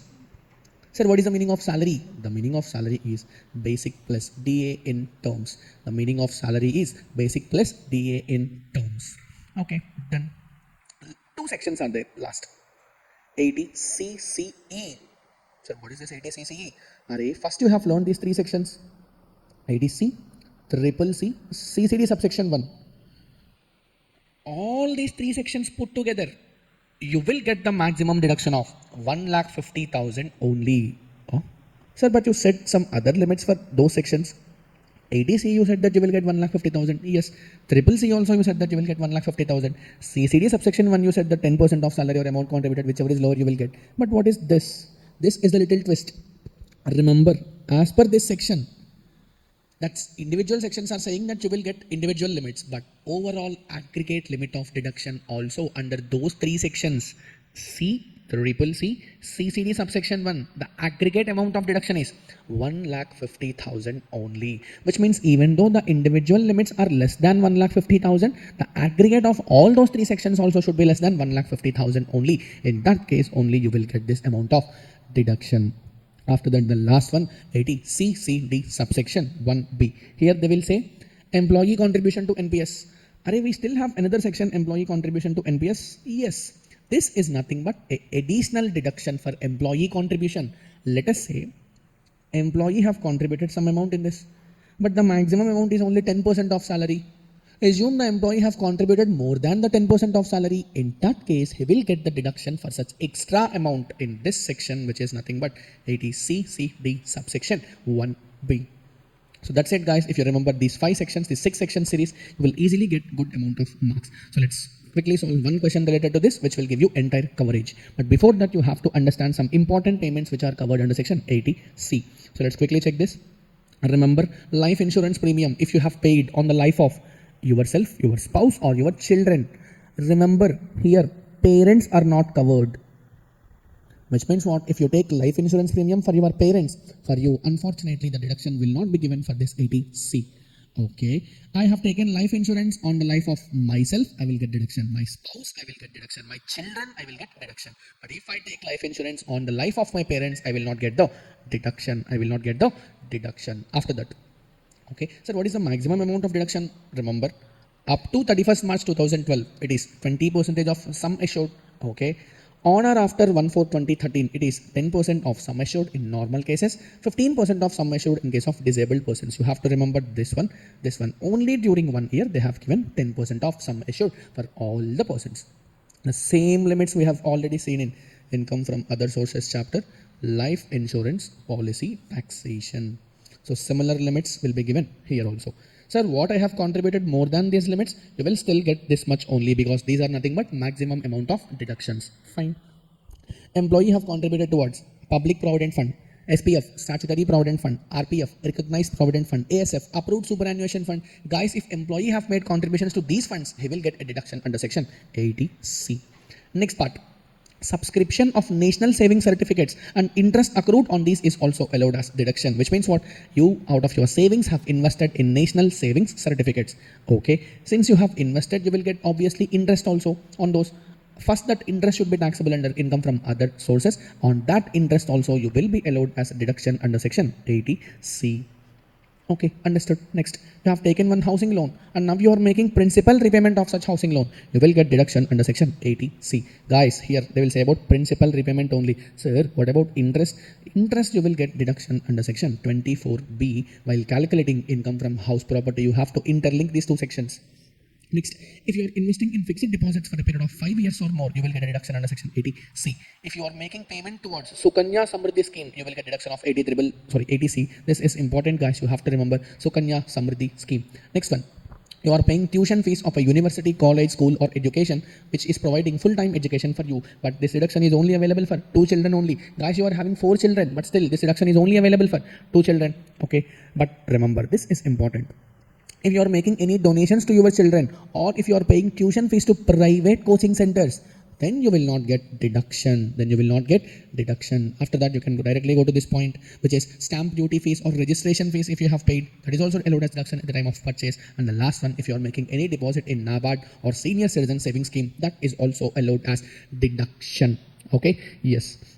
Some 3 additional pointers you have to remember which are very, very, very, very important. It is CCT. If you check, if you are withdrawing any amount from such pension scheme, trust me guys, 60% is exempted and only 40% is taxable. This point they have asked in n number of MCQs which you should not miss.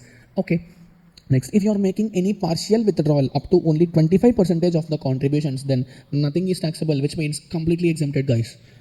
And the last point is, if either your nominee have received any amount from the closing of your pension scheme, in that case also they will be getting a fully exemption. They will be getting full exemption which is applicable. So with this, let us quickly solve one question related to this point. 1 second, guys.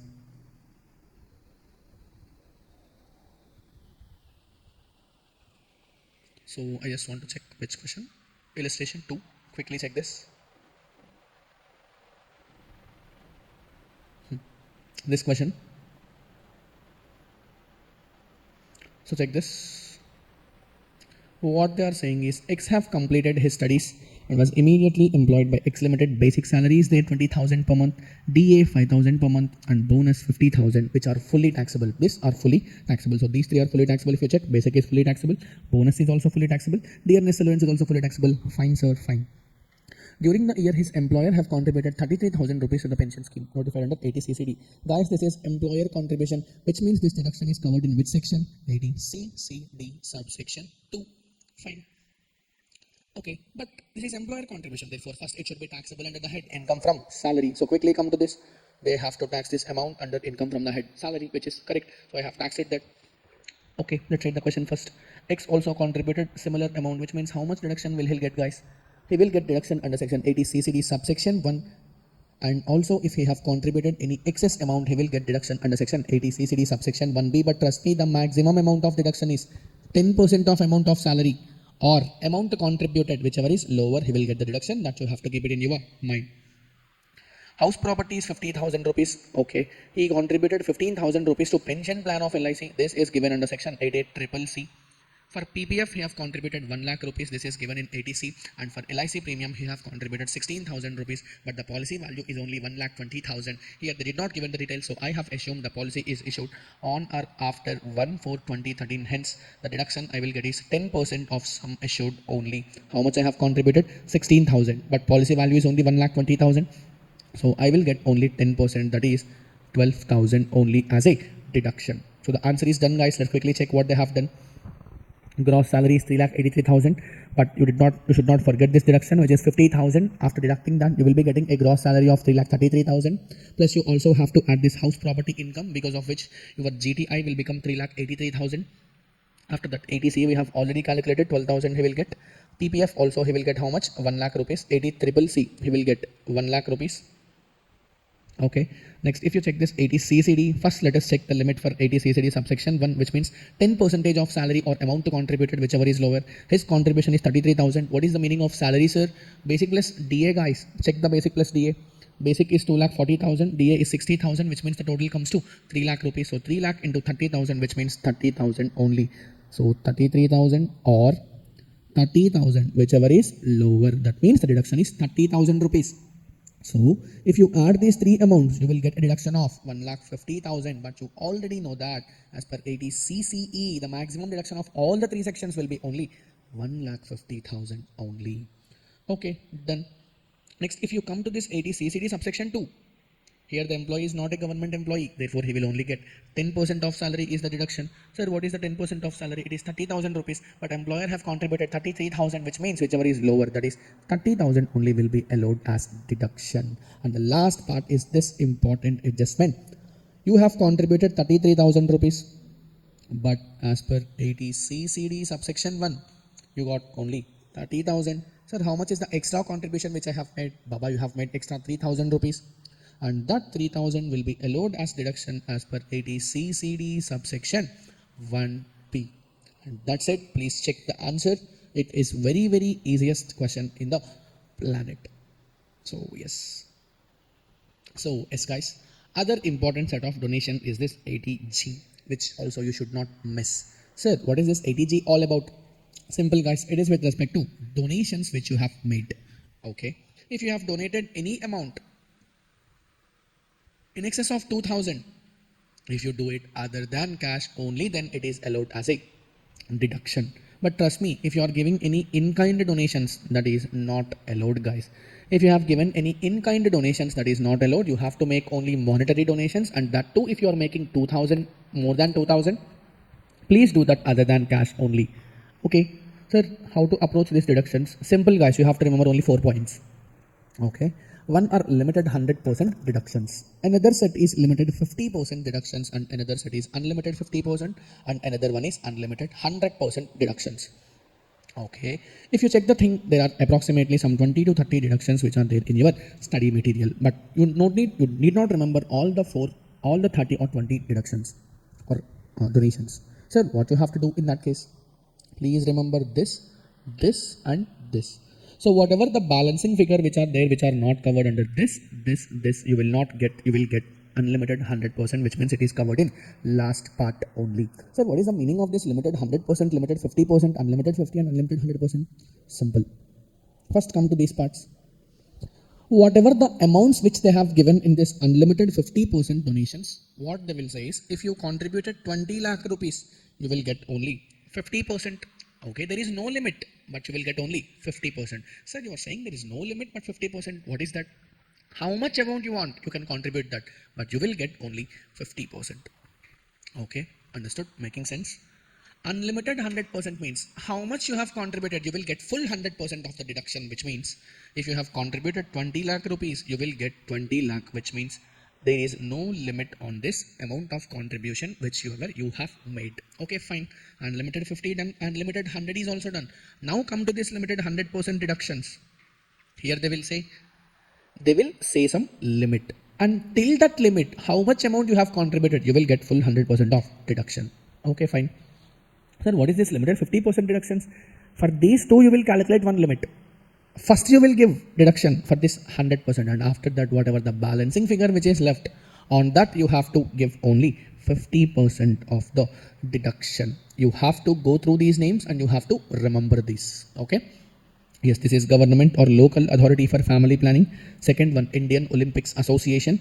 Next, government or local authority for other than family planning, interest of minority community, temple, mosque, gurudwara and church, housing, accommodation or development of cities or towns, villages, donations for charitable purposes. Done, sir, done.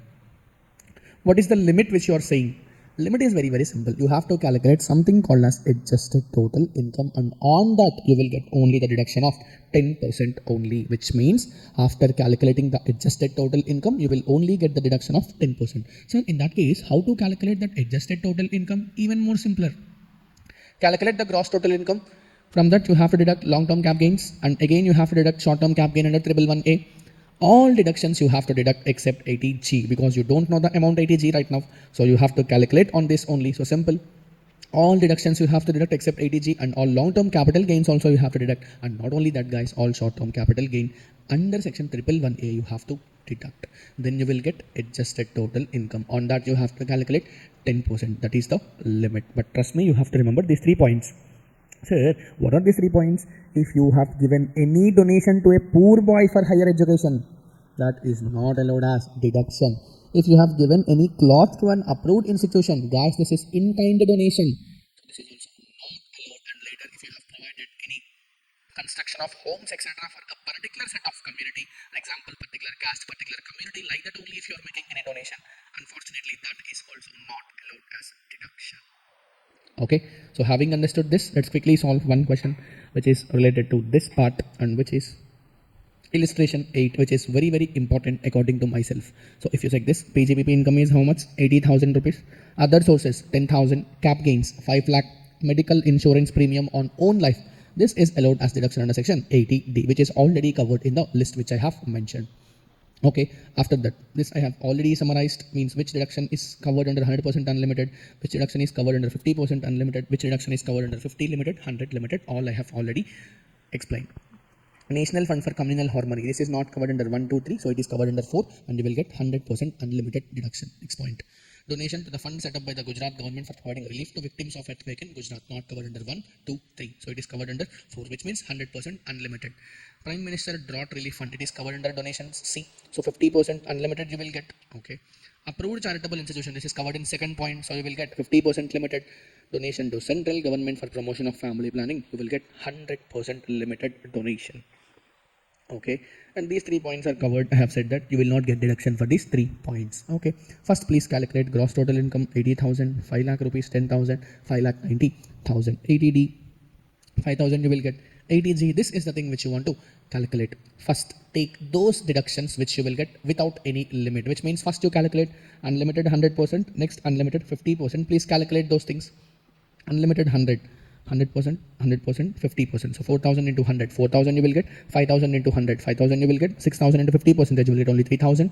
And this you have to calculate the limit, because these two are limited deductions. Sir, what is the limit?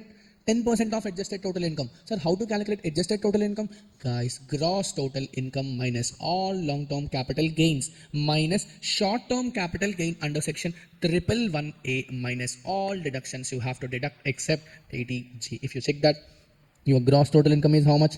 5,90,000. From this you have to deduct LTCG, which is 5 lakh rupees, and also you have to deduct 5,000 rupees, and this is nothing but 80D. Then you will get the deduction of 85,000 rupees. which is your adjusted total income. Out of this, only 10% is the limit, which means how much you can contribute? Only 8,500 only you can contribute. Okay. First, what you have to do? First, please take entire 100% deduction. The limit is 8,500 rupees. Okay. How much you have contributed? 3,000 you have contributed. So you will get entire 100% deduction for that. Okay. The balance is how much I have made. The limit balance I have is 5,500 rupees. How much you have paid? You have paid exactly 5,500. Okay, so I'm happy. I will make it 5,500 rupees into only 50%. You will get the deduction. So now check this part into 50% only, which means you will get 2,750 only, and hence if you add all these numbers, you will get this 17,750 rupees. So that's it. So these two are the most important deductions or donations according to me. So I just wanted to cover these questions from here. Sir, what about other donations also? Don't worry guys, for other donations I have clear-cut conceptual clarity in this. But it is not possible for me to explain these deductions also in detail in this Super 50 concepts because of the time constraint. So what I will do is I will definitely record one video for MCQs which will be covering all the important MCQs which have been presented in your exams and also in your recent mock test papers as well. During that compilation, I will definitely try to explain the other important 6A deductions also. But as of now, these two deductions I want to cover, and I have already covered those two deductions. So the next chapter which I want to start is this agricultural income, which is also very important according to me. So let's quickly start with this agricultural income. So the next concept which we will cover is this clubbing of income. So I'll directly open with the question. So always remember guys, if you have any minor son or daughter and who is earning any income, that income should always be clubbed in the hands of the parent whose income is higher. We still have some other clubbing provisions, but for this Super 35, I have selected one question as important.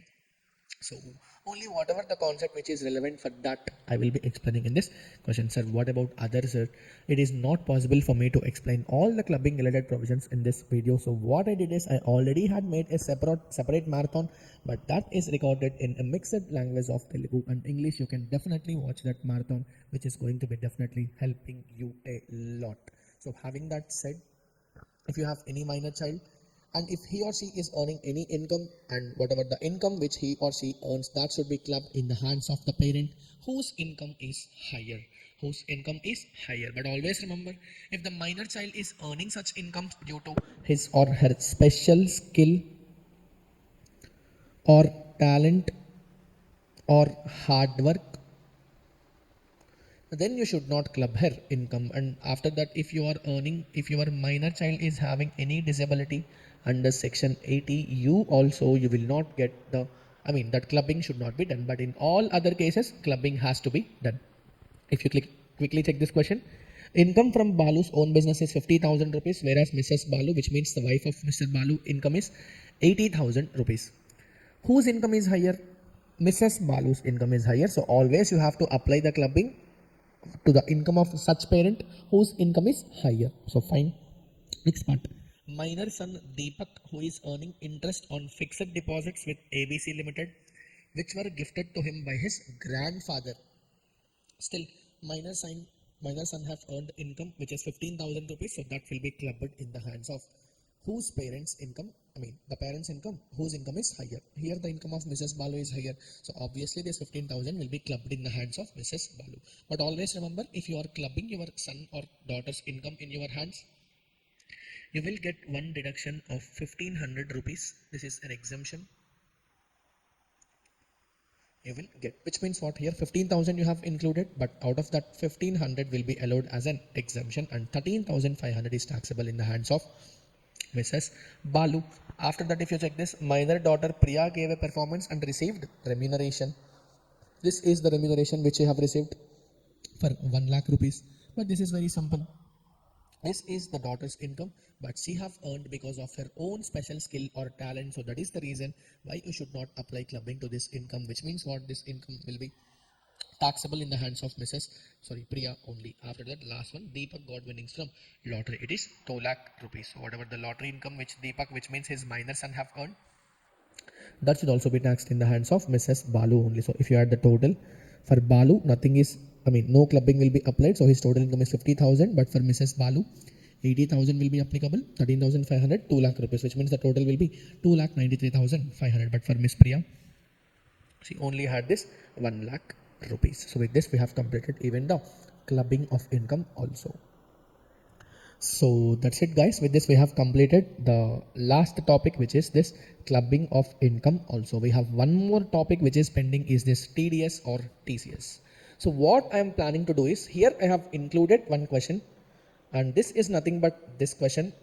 But what I have decided to do is, I will provide an overall summary of all the important sections while discussing MCQs. So in that MCQ session, I will provide all the important provisions related TDS, TCS rates. And once I have said that, and then if you solve this TDS, TCS question, which is going to be very, very easier for you. So my advice is, please wait till MCQs have rolled out and I will be explaining all the important TDS, TCS provisions. So after you see those, you will be easily able to solve this question. But who have already know about this TDS, TCS rates, they can happily solve this question. Very, very easiest question. But once you have known the important provisions or rates, then the question is going to be very, very easier for you. So that's it. Okay, so the last topic which we are left is with residential status and scope of total income. So without making any further delay, let's directly start the last concept. So before understanding this, you have to understand there are totally two types of incomes, and you have to remember this thing. Always remember, Indian incomes are taxable for all SSEs irrespective of their residential status. When it comes to foreign income, it is only taxable for residents only, which means what? For non-residents, foreign income is not taxable in India. Simple point. Indian incomes are taxable for all SSEs, whereas foreign income are taxable only for residents. Next, you have to understand the meaning of Indian incomes and foreign incomes. Sir, what is the meaning of Indian incomes? Indian incomes are nothing but income earned in India or deemed to be earned in India. And next point is income received in India or deemed to be received in India. Okay, simple. Either if you have earned the income in India or you have received the income in India, then in both the cases, the income will be treated as Indian income. When it comes to foreign income, always remember, it should be other than Indian income, which means what? Earned also should be outside India and even received also should be outside India. Remember, Indian income means either income is earned in India or it is received in India. But when it comes to foreign income, both income should be earned and received outside India. Okay, next we will understand the taxability of income as per residential status. Easy point. Always remember, for individual or HUF, there are totally three kinds of residential statuses. First one is resident and ordinary resident in case of individual or HUF, and in all other cases, please consider it as a resident. For you, both Indian income plus foreign income, which means what? Global incomes are taxable. If you are a R and OR, for you the global incomes are going to be taxable. But if you are a non-resident, for you only Indian incomes are taxable. If you are a non-resident, for you only Indian incomes are taxable, which means what? Foreign incomes are not taxable for a non-resident. Simple point. If you are a ROR in case of individual or HUF and resident in all other cases, for you the global incomes are going to be taxable. But if you are a non-resident, for you only Indian incomes are taxable, which means what? Other foreign incomes are not taxable for a non-resident. But this is the most important point. If you are a resident but not ordinary resident, this is only applicable for individual or HUF. For you, always remember, Indian incomes are always taxable. But when it comes to foreign incomes, only one special income is taxable for you. When it comes to foreign incomes, there is only one special income which is going to be taxable for you. That is nothing but if income from a business or profession is set up or controlled in India, but income is received outside India and income is earned also outside India. Even in that case, since the profession or business is set up and controlled in India, in that case, that foreign income is also taxable for RBNOR. All other foreign incomes other than this is not taxable in hands of non-resident, sorry, not taxable in hands of R, B, and O, R. Okay. After this, you have to understand this point. Income taxed once further. If the same is remitted to India, it is further not taxable again. So with that, let us quickly start the residential status of individual. Let us quickly start the residential status of individual. Always remember, there are two basic conditions. First basic condition is individual should stay in India for 182 days or more during the relevant previous year or current previous year. Simple. And there we have the second basic condition, which will clearly say that individual should stay in India for 60 days or more in the current previous year and 365 days or more during last 4 immediate previous years preceding the relevant previous year. Simple point. B2 means 60 days or more in the current previous year and 365 days or more during the last 4 immediate previous years preceding the relevant previous year. If B1 or B2 is satisfied, then the person is called as resident. If either B1 or B2 any condition is satisfied, the person is called as resident. If B1 and B2 both are not satisfied, then the person is called as non-resident. Then the person is called as non-resident. Okay. And next one, if you check, always remember guys, you have to remember two very important cases. The first case is, if you are an Indian citizen who is a member of crew of an Indian ship or leaving India for the purpose of employment, or you are an Indian citizen or person of Indian origin who is staying outside India but visits India during the previous year. In these two cases, always remember only first basic condition is applicable. Only first basic condition is applicable, which means what? You no need to check the second basic condition only. Once again, I am repeating. If you are an Indian citizen or person of Indian origin staying outside India but visits India during the previous year, for you second basic condition is not applicable. And the first one is, if you are an Indian citizen who is a member of crew of an Indian ship or leaving India for the purpose of employment outside India. In these two cases, you will only check first basic condition. If first basic condition is satisfied, the person will become resident. Otherwise, the person will become non-resident. Don't check the second condition. Okay, fine. I totally understood this. Now let us come to this additional conditions. Okay, if a person has satisfied any of the basic condition, he will become resident. Now what you have to check? You have to check additional conditions, because you have to find out whether the person is ordinary resident or not ordinary resident. Simple point. Sir, when can a person be ordinary resident? Simple guys, we have two additional conditions also. If both the additional conditions are satisfied, then the person will become resident and ordinary resident. If none of the basic additional condition is satisfied, then the person will become RBNOR. Then the person will become RBNOR. Simple point. If you check the first one, it is very simple. Individual should be resident in India for at least 2 out of last 10 immediate previous years preceding the relevant previous year. This is A1. And if you check the A2, individual should stay in India for 730 days or more during the last 7 immediate previous years preceding the relevant previous years. A1 stands for they should be resident for at least 2 out of last 10 immediate previous years. But if A2 says that you have to stay in India for 730 days or more in the last 7 immediate previous years preceding the current previous year. Simple point. Okay. Yes. Next guys, we have another concept which is called as modified B2. We have another concept which is called as modified B2. Kindly check this concept because this is a very important concept. If you check this, the first one is, if you are an Indian citizen or a person of Indian origin who is staying outside India but visits India during the previous year. Check this point, very important. Plus they will say, if your total income other than income from foreign sources except income from business or profession controlled in or from India or set up in India. Simple point, you have to calculate only total income, but don't include income from foreign sources. But one special income you have to include. Sir, what is that special income? That is nothing but income from the business or profession which is set up or controlled in or from India. If such income is more than 15 lakh rupees, then you have to remember that modified B2 is applicable. This point is exactly same to same as what we have covered in the second explanation for the not checking the B2. But the only difference is, here the total income should be more than 15 lakh rupees, which means what?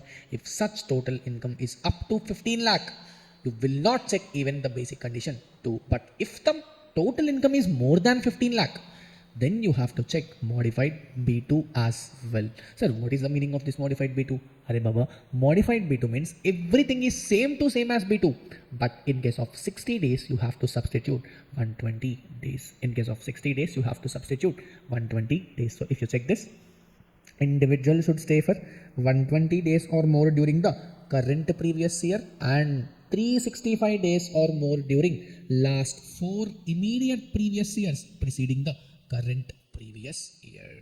During the preceding current previous year. Simple point. Instead of 60 days, you have to substitute 120 days or more during current previous year and 365 days or more during the immediate last 4 years preceding the current previous year. So that's it. After this, let's check the final concept which is left. That is nothing but deemed resident concept. So let's quickly check that part too. So the last concept is deemed resident concept. Check this. This is also very simple. Always remember, guys, this deeming provision will be applicable when a person is not an actual resident. Sir, what are you saying? Arey Baba, if any person is satisfying any of the basic condition, then he will directly become resident. But here what they will say, if you are not a person who is satisfying any of the basic condition, then you will not be treated as a resident, but still you are deemed resident. And hence the deeming fiction will be applicable, which means very simple. This provision is not applicable if a person is already resident. If he is already resident, then he is an actual resident. Then why this deeming fiction will be applicable? No, this deeming fiction will be applicable if the assessee is not an actual resident. Then you will apply this deeming fiction. Okay, sir, when you will apply this deeming fiction? Simple, guys. If you are an Indian citizen whose total income other than income from foreign sources, except income from business or profession set up or controlled in India, is more than 15 lakh rupees, plus he is not liable to tax in the country of his residence. This is the most important point. If your total income, this point is same, which is more than 15 lakh rupees, plus what they are saying is he is not liable to tax in the country of his residence. This is the most important point which you have to understand. What they are trying to say is, if any person is not paying any taxes in the country where he is a resident, now we are catching that person. And if he is satisfying this condition, if he is earning Indian income in excess of 15 lakh rupees, but he is not paying taxes anywhere because of the resident rule, now we are catching that person and asking that person to calculate that person to pay the tax on that amount. So that person will be treated as RBNOR. First of all, that person will be treated as deemed resident. But one point you have to understand here. The point is, just give me a moment. See, if any person becomes resident because of modified B2, then the person will be straight away treated as RBNOR. Sir, shouldn't I check the additional conditions in this case? Answer is no. Even if both the additional conditions are satisfied, still the person is called as RBNOR, which means he will be treated as a resident but not ordinarily resident. And the last point is, if any person becomes deemed resident, then also that person will be treated as RBNOR. Simple points. Two cases you have to remember. In these two cases, even though you are a resident, even though you are not satisfying any of the basic condition, any of the additional condition, or even though if you are satisfying even both the additional conditions also, still you will be treated as RBNOR. To put it more simple, if you have become a resident because of this modified B2, or if you are a deemed resident, don't check the additional conditions. Straight away you will be treated as RBNOR, which means you will be treated as resident but not ordinary resident. So now let's quickly jump into questions as well. Okay. So the first question which will start is, Ram provides the following details of income. Calculate the income which is liable to be taxed in India for the assessment year 25-26, assuming first one, he is an ordinary resident, which means keep one thing in mind. For him, global incomes are taxable. For him, the global incomes are taxable. If he is not an ordinary resident, for him, Indian incomes are taxable. Okay. One special foreign income, if you remember, that is taxable. Sir, what is that special foreign income? Are if your income from business or profession controlled or set up in India, that is going to be taxable for this RBNOR. Non-resident only Indian incomes are taxable. Okay, let us check this question fast. First one, salary received in India. If the salary is received in India, that is treated as Indian income and hence it is taxable for all the persons. So please check this, 1,40,000 taxable for all the persons. Second point, income from tea business in Nepal being controlled from India, So check this, for ROR, this is a global income, so it is taxable. Next point, for RBNOR also, since it is controlled from India, that is also being taxable. But for non-resident, the same income is not taxable because it is foreign income. If you check the third point, interest on company deposit in Canada, 1/3 is received in India. Out of this 30,000, they are saying 1/3 is received in India, which means what? 10,000 rupees is Indian income. Hence it is taxable for all the persons. But 20,000 is only taxable for ROR. So like this, 10,000 is taxable for all, but 20,000 is only taxable for ROR. Okay. So next point, profit from a business in Mumbai controlled from UK. Are Baba, here the income is earned in Mumbai, which means it is an Indian income, and therefore this 1 lakh rupee is taxable for all the persons. 1 lakh taxable for all. Next point, profit for the year 2012-13 from a business in Tokyo remitted to India. That profit you have earned in which previous year? 2012-13. At that time only you have already paid the taxes. Now you are just remitting to India.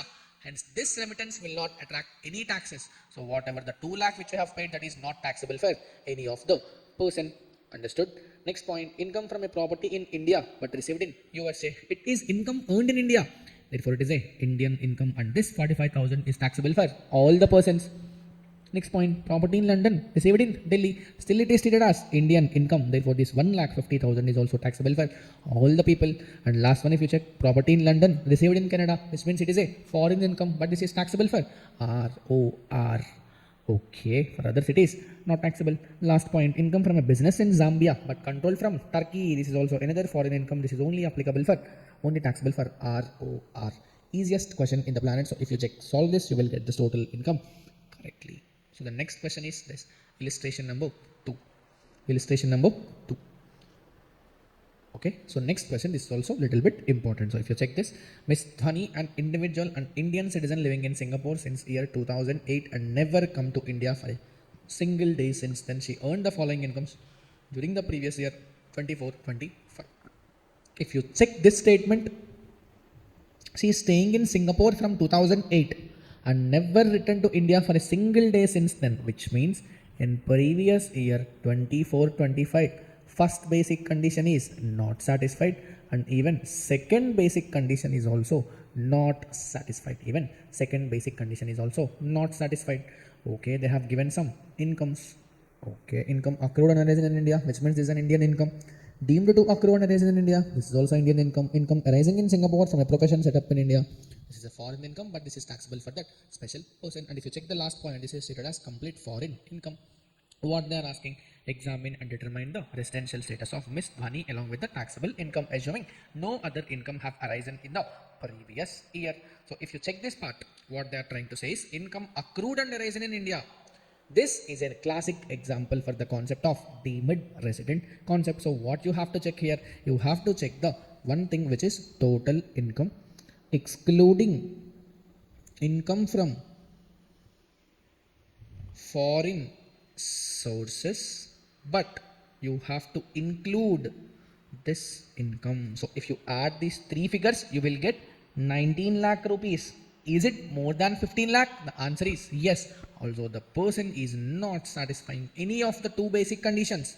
Therefore, he can be a deemed resident. But the condition is he is not liable to pay any taxes in the country of his residence. And here what they are trying to say is he is living in Singapore, in which there is no income taxes at all.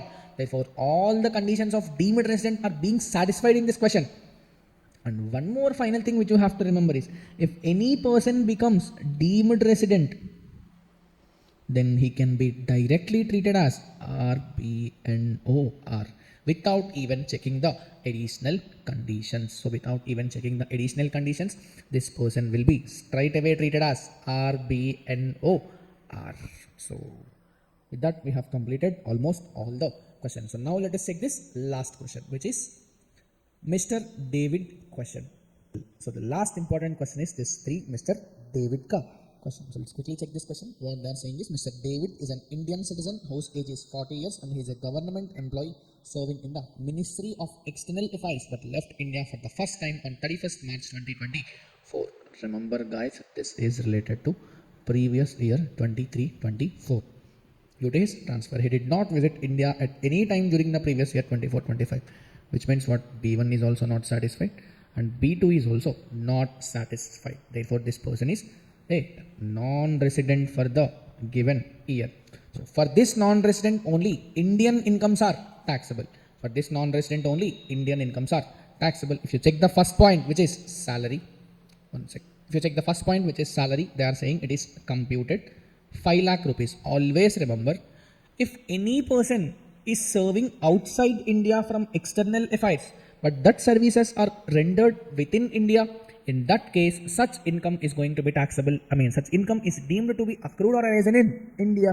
So what you are trying to say, can you show me that point? Yes, this point, if you check, salary payable by the government of India to an Indian citizen, even if the salary is received outside India, still it is treated as income deemed to be accrued or arising in India. And if you check this point, remember all the allowances and perquisites received by such person from government of India for any services which is rendered outside India, those are going to be exempted. Those are going to be exempted. So if you check this question, this salary income is deemed to be accrued or risen in India, which means what? This is an Indian income and hence it is taxable even for a non-resident also. So the next point is foreign allowance. Just now we have learned that this is exempted income. If you check the next point, interest on fixed deposit from bank in India, which means what? This is also an Indian income and which is also taxable even for NR also. Income from agricultural in Nepal, this is foreign income, and even the last point is also foreign income.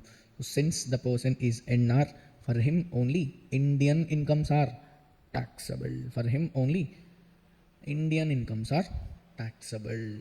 So with this, we have completed almost all the Super 35 questions along with the solutions. If you check the answer is only these two are going to be taxable for this person.